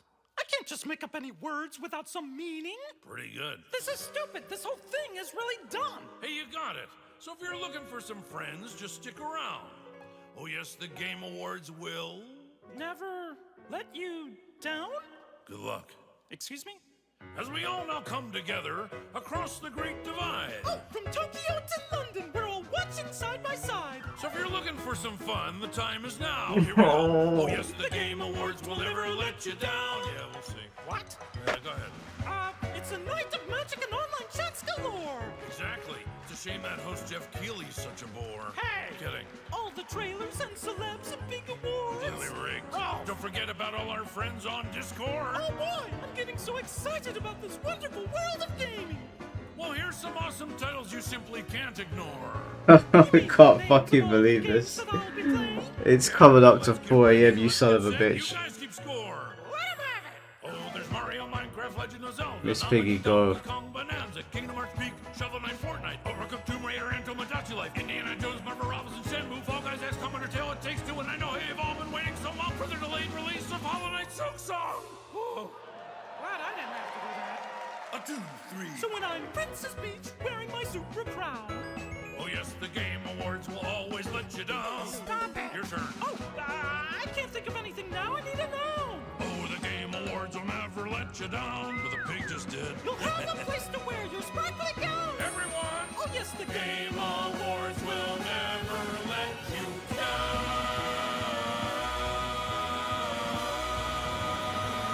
The Game Awards. Jeff. Gotta love them. The Muppets. No, you don't. Thanks, Miss Piggy and Ralph the dog. It all worked out in the end for them. All right, the Game Awards will be right Thank you, back One Foolish after this new look Bex at for the Duet Night $1.99. This. Definitely feeling your pain with Miss Piggy, bro. Not at this time, man. Not at this fucking time.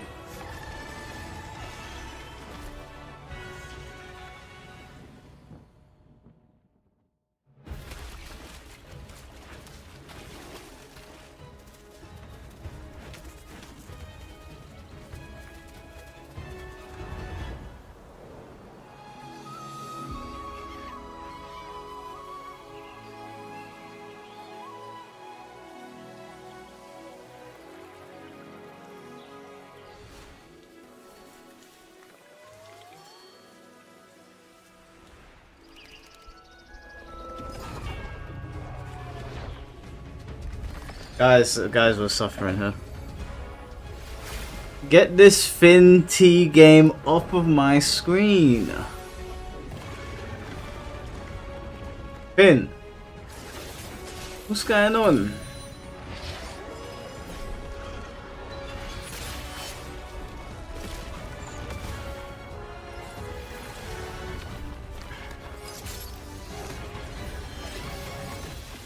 Hey, Defby, where you going, bro? You stay right there.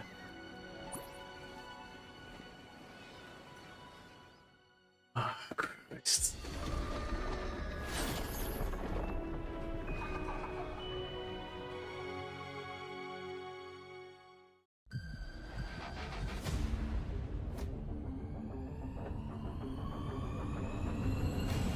Ooh, come on, Game Awards, man. Pull through something, please. Come on, man. Are we being serious? Another performance? Switch the light, crack the door, started wishing, found a mission, break a glass, ring the bell, superstition, but I've been wishing for someone that I can see with my humanity in the mirror, just a little clearer. So sick of the warning signs, I see the good eye, yes, nearer. I won't shed a tear. I look for gold, then it turned to rust. I look for faith, if it leads to us. Give me something. Somewhere to go. Somewhere that I know. I'm chasing the glow. Give me something. Someone to love. Someone to count these stars above. Give me something. Tell me lies. Make it up. Paint the picture. Take me with you. I don't care what you say. I'm making it into today. It's a new world. Oh, come on, man. What are you doing? It's 4 AM. Jeff Keighley. What are you doing, bro?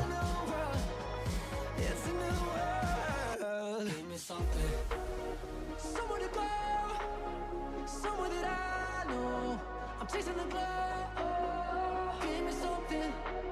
Someone to love. Someone to count these stars above. Give me something. Fantastic. Just wasted. I'm never getting that time back. That was the announcement of One Republic's partnership and a new song with Arknight Enfield, which arrives January 22nd, 2026 on PlayStation 5, PC, and mobile. You can pre-register now and be the first to join the frontier. Okay, here's another world premiere only for you here at the Game Awards. Come on. Come on. A Tale of Souls and Swords, eternally retold. Yeah, yeah. Okay, we're not far off. We're not far off. We're hearing a shamisen. People getting yeeted. I see swords.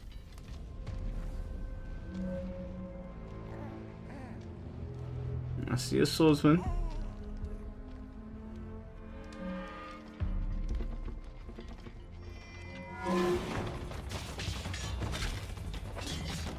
He's protecting the baby. Maybe it's like this baby will grow up to be a strong warrior. And maybe that warrior is Siegfried. You never know.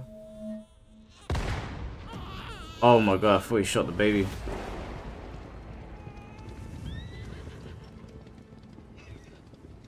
No one goes near that place, at least not anymore. But you, my darkness.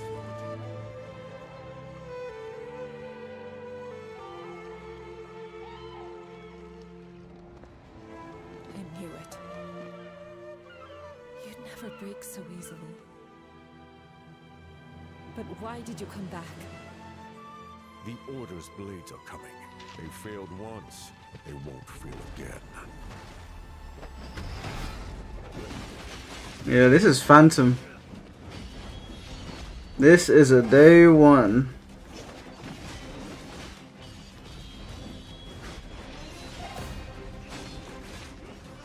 Where, look at this.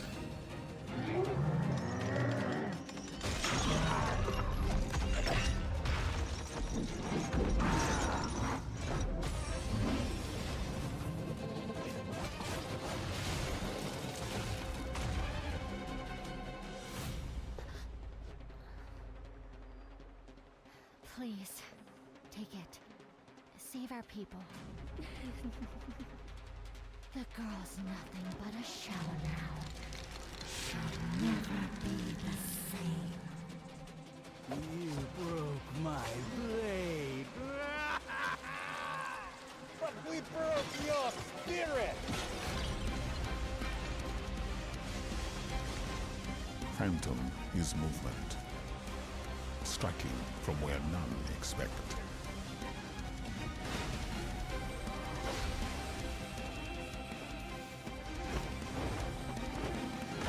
Blade is breath. We channel it into steel, turning any blade into a divine weapon.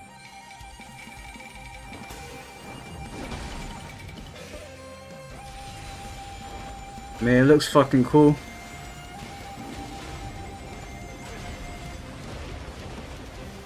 When Phantom and Blade unite, no enemy stands.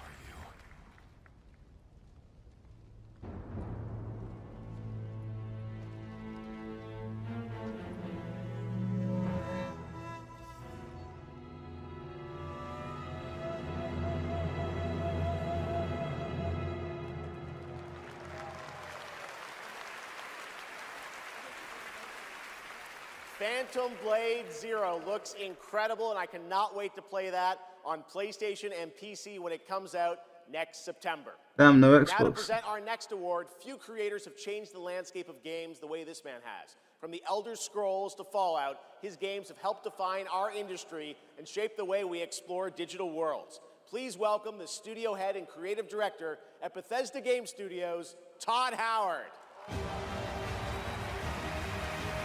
We got Todd Howard.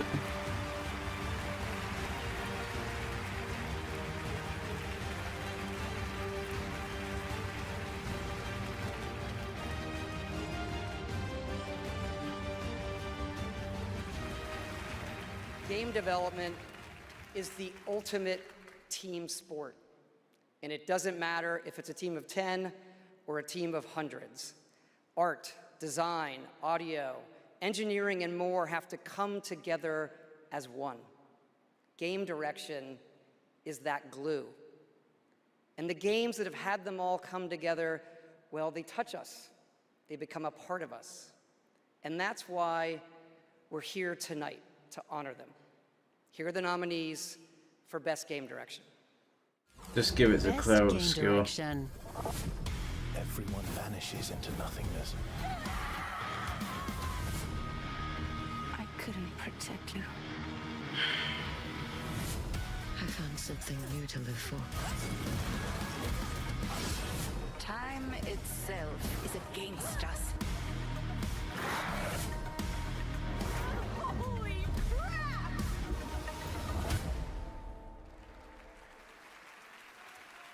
And the Game Award goes to Expedition 33.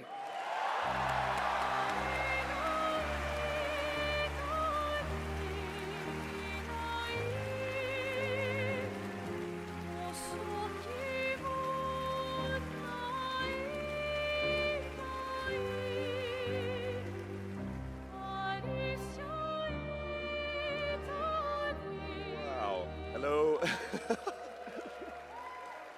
Oh, sorry, I dozed off for a second. Did they win again? Intimidating. Wow. Yeah. You know. Well, let's get to it. Yeah, so back in Brussels in 2020, I received a mail, just anonymously. Make a game, they said. It would be fun, they said. There's no way he's Yeah, making a what's the worst that speech could happen, right now. right? Yeah. Well, fast forward for a few years. And so to this day, we still look at each other of how crazy this timeline is, for sure. Still don't really understand, but, you know. It's a timeline, however, where we're eternally grateful for the My support man's and love we've received. Bit on the mic. All the ones with us tonight and the ones abroad, friends and family who believed in us and made this dream come true. And yep, I love to thank my wife as well. She couldn't make it here tonight, but I think she's watching it. She's in Brazil, so the time difference is quite quite huge. But yeah, anyway, thank you all so much. Have a lovely evening. Yeah. He's the kind of guy you ask a question and it takes 10 years to get an answer.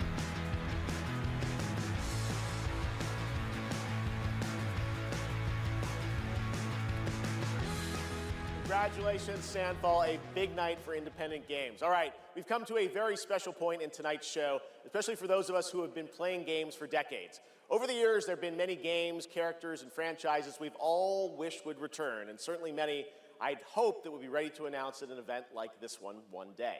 Tonight, I'm excited to share this piece of news with all of you.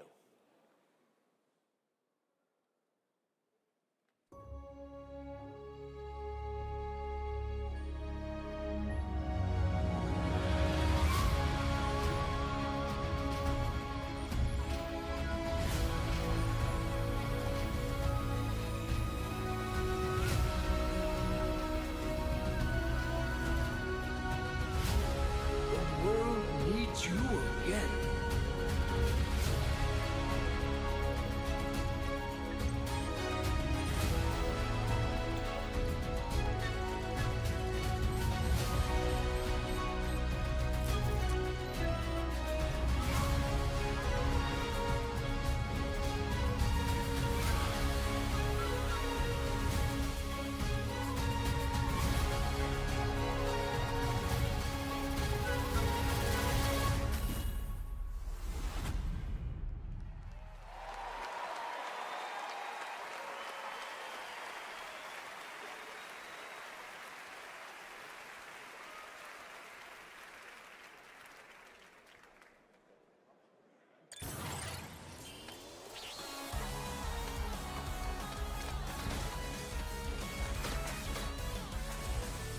You guys woke me up for Mega Man.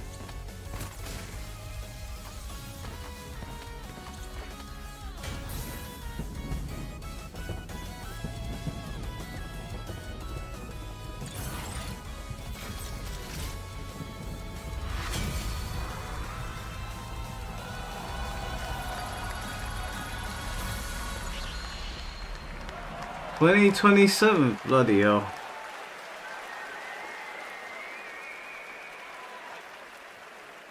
Finally, I've been asking Capcom for years. This was the year, and 2027 cannot come soon enough. And even got a very early glimpse at first gameplay. The team really wanted to share that with you tonight to show the classic 2D style that they're returning to.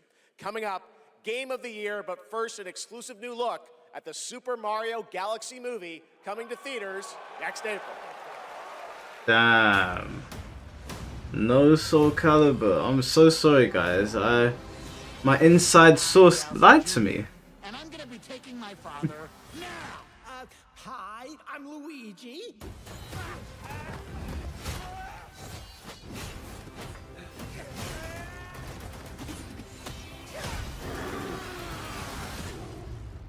Damn, he gave him a tiger knee.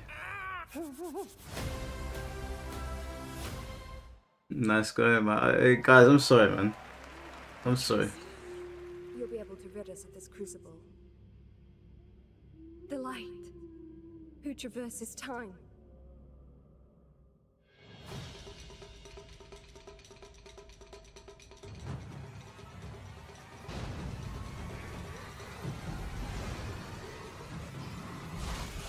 God damn.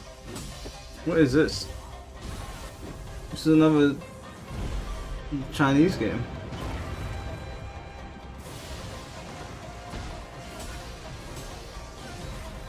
None shall interfere with my course! Become a spirit stone!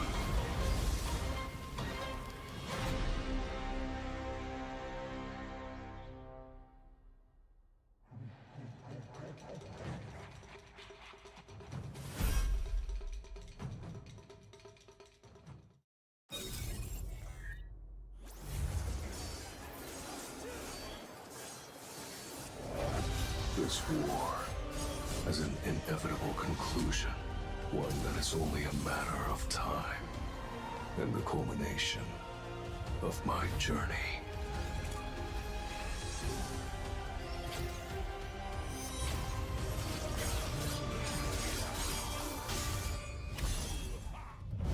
Arise.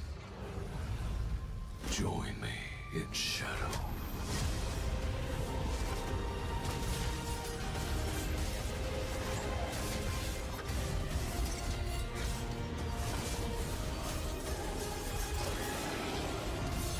I am the Monarch of Shadows. Solo leveling Arise. Overdrive. Available now. Amazing.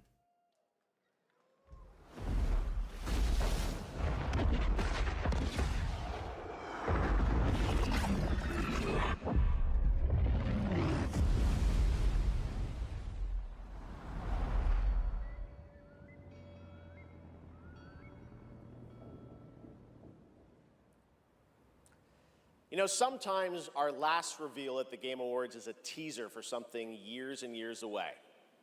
But not tonight. Our final world premiere comes from 61 members of the team that built Apex Legends and Titanfall. 4 years ago, the principals founded a new independent studio with the hopes of pushing the shooter genre forward with a new original game. They've done it in complete secrecy, which is even more amazing because the game is very deep into development. The power of independent, self-published studios to push this medium forward is a growing and I think positive theme in our industry. And so tonight, you're not only going to get the announcement of the game, but also your first look at the gameplay. I've played it, and after you see this trailer, I think you're going to want to as well. Welcome to Highguard. Let's see if it keeps me awake. Into lands Oh god, I'm already put off. and dangers untold. I venture without fear and ride without rest. For for cause. I fight to the end.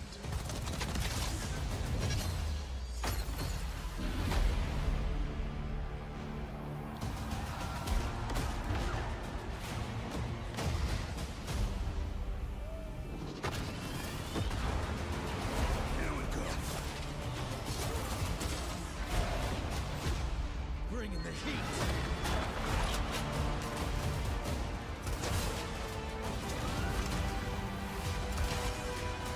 Your light belongs to me.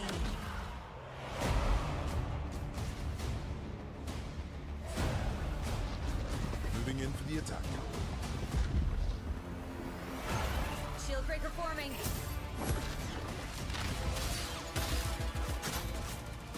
Blade out.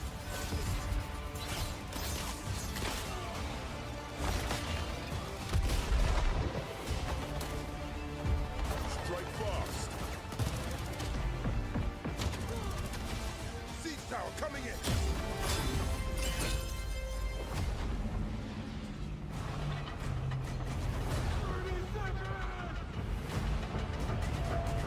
The enemy is on gates. I'm coming for you. Marking baddies from above. It's my turn.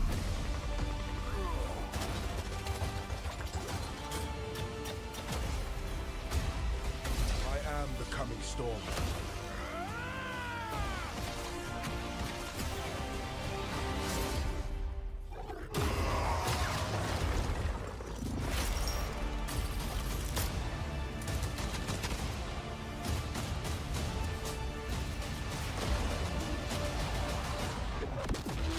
I am a warden, and this is my oath.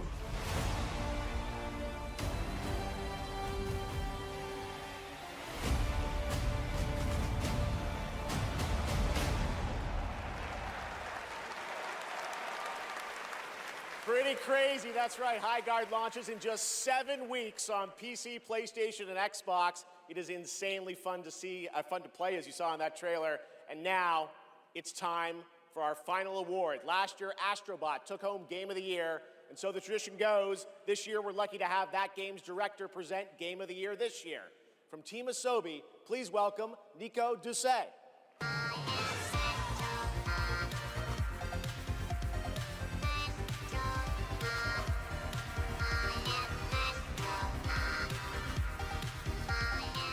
Good evening or good day wherever you are. This is it, right? So last year we were blessed with a huge honor on this very stage. So it is with great joy that we're back today to pass this incredible award on to another team. Congratulations to all nominees tonight. With your games, you made us travel, dream, sweat, laugh, and sometimes, very often cry, actually. From kids to hardcore gamers, there was truly something for everyone this year. And have you noticed? The games nominated this year were created by teams from all over the world. This is a testament that our industry feeds from various world cultures. And in this day and age, this is something we should really, really appreciate and celebrate.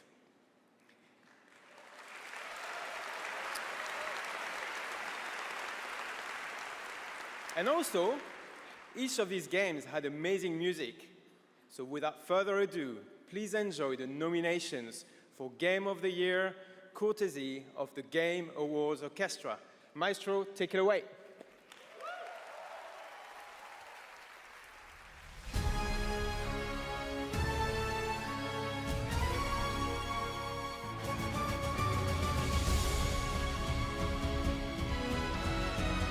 Oh, mother.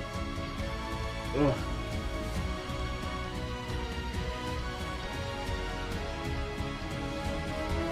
Guys, it's been a roller coaster.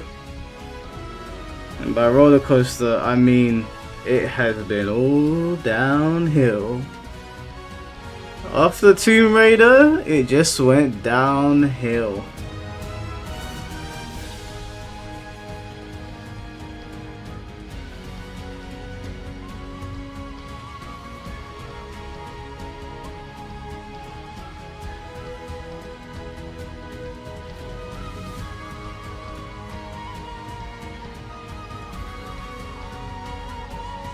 Ride's about to end. Ride's about to crash. We know Claire Obscure's gonna win.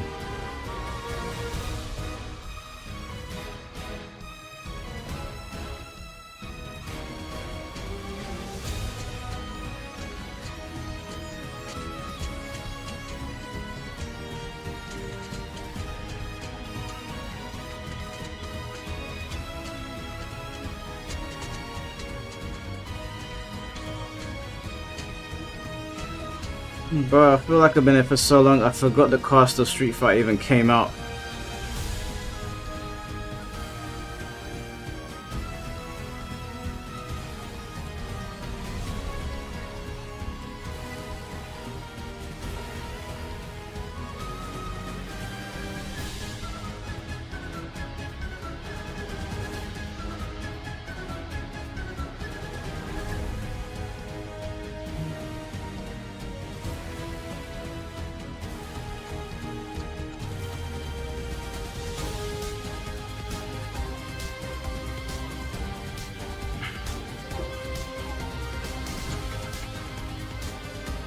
Music is kind of hard though. Jesus, that flute is huge. Pause.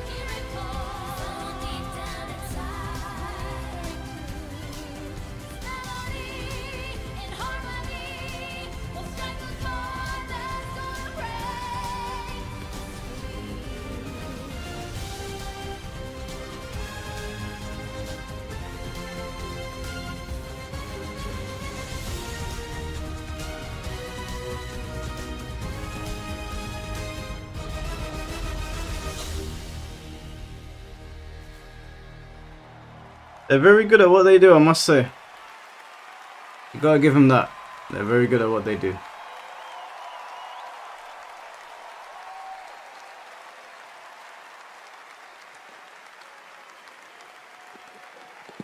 Blue guy going crazy. Right, give us the game of the year. Let's wrap this bitch up. And the game of the year is... Mon ami Claire Obscure, Expedition 33! Toi! Expedition Toi!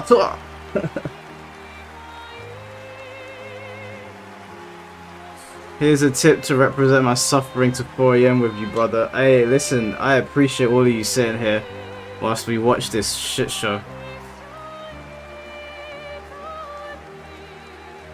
Thank you for the donation, bro. Always appreciate it.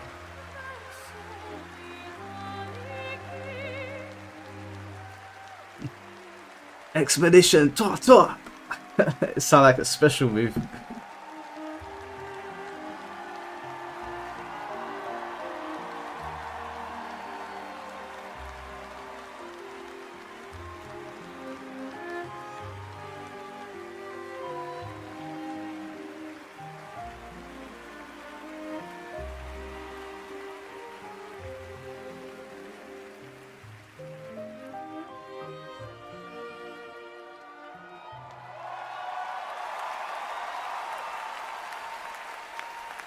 I'm gonna say that when I'm playing fighting games now. Expedition Toi! What a weird timeline for us. This was supposed to be a joke. The Barbarian Narnia. I have no idea what's happening. Well, I want to thank first the incredible team at Unfold Interactive. They are not watching from home as we brought literally everybody here to celebrate with us. So I love you guys. Nah, there's gonna be one more game before the show closes out. Oh, it's gonna be Soul Calibur 7, guys. Hold on hope.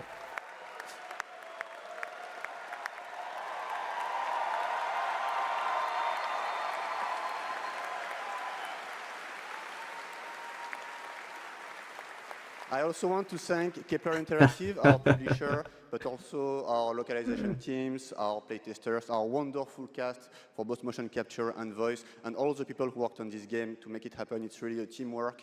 So just thank you to everybody who contributed. And also, I want to extend a thank to the unsung heroes of this industry, the people who make tutorials on YouTube on how to make a game, because we had no idea how to make a game before. So thank you. Damn, they just clowned on everyone. I said I had no idea how to make a game, so I watched the YouTube tutorial. That's fucking crazy. And I extend a personal thank you to an important man in my life, Mr. Hironobu Sakaguchi, who made me fall in love with games and inspired me to become a game dev. So thank you, Mr. Sakaguchi. Chicky Senpai, thank you for the $2, bro. Appreciate you, man. Finally, just a massive thank you to the players for all your covers, your fan art, your endless arguing about which ending is a good one. That's wonderful to read. Thank you so much. And I think that actions are worth more than words. So if you remember, we promised some content a few months ago. So I'm very happy to say that it's releasing now. And you can just go home and play. It's free. New weapons, new quests, new boss, just the cool stuff. So just thank you so much. You changed our lives. You changed the studio's life, and it's really wonderful. So thank you, and for those who come after. Mr. Mars, thank you for the $2. Only Invincible Versus showed up for the FGC. That's what I'm saying, bro. That's what I'm saying. It's crazy. What are we doing?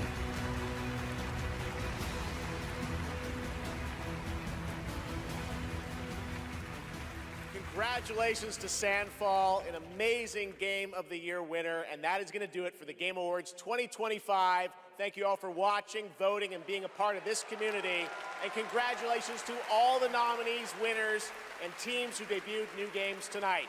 We'll see you again on Friday, June 5th for our biggest Summer Game Fest ever from the Dolby Theater in LA. And we'll be back right here at Peacock Theater for the Game Awards next December. Thanks to our entire Game Awards team and everyone who helped make this show possible. Happy holidays. Good night, everybody.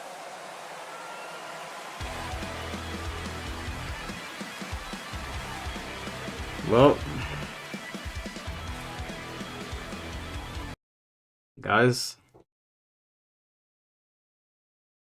before we go, I know everyone wants to run to bed. Even in America, it must be late now. What are we rating it out of 10?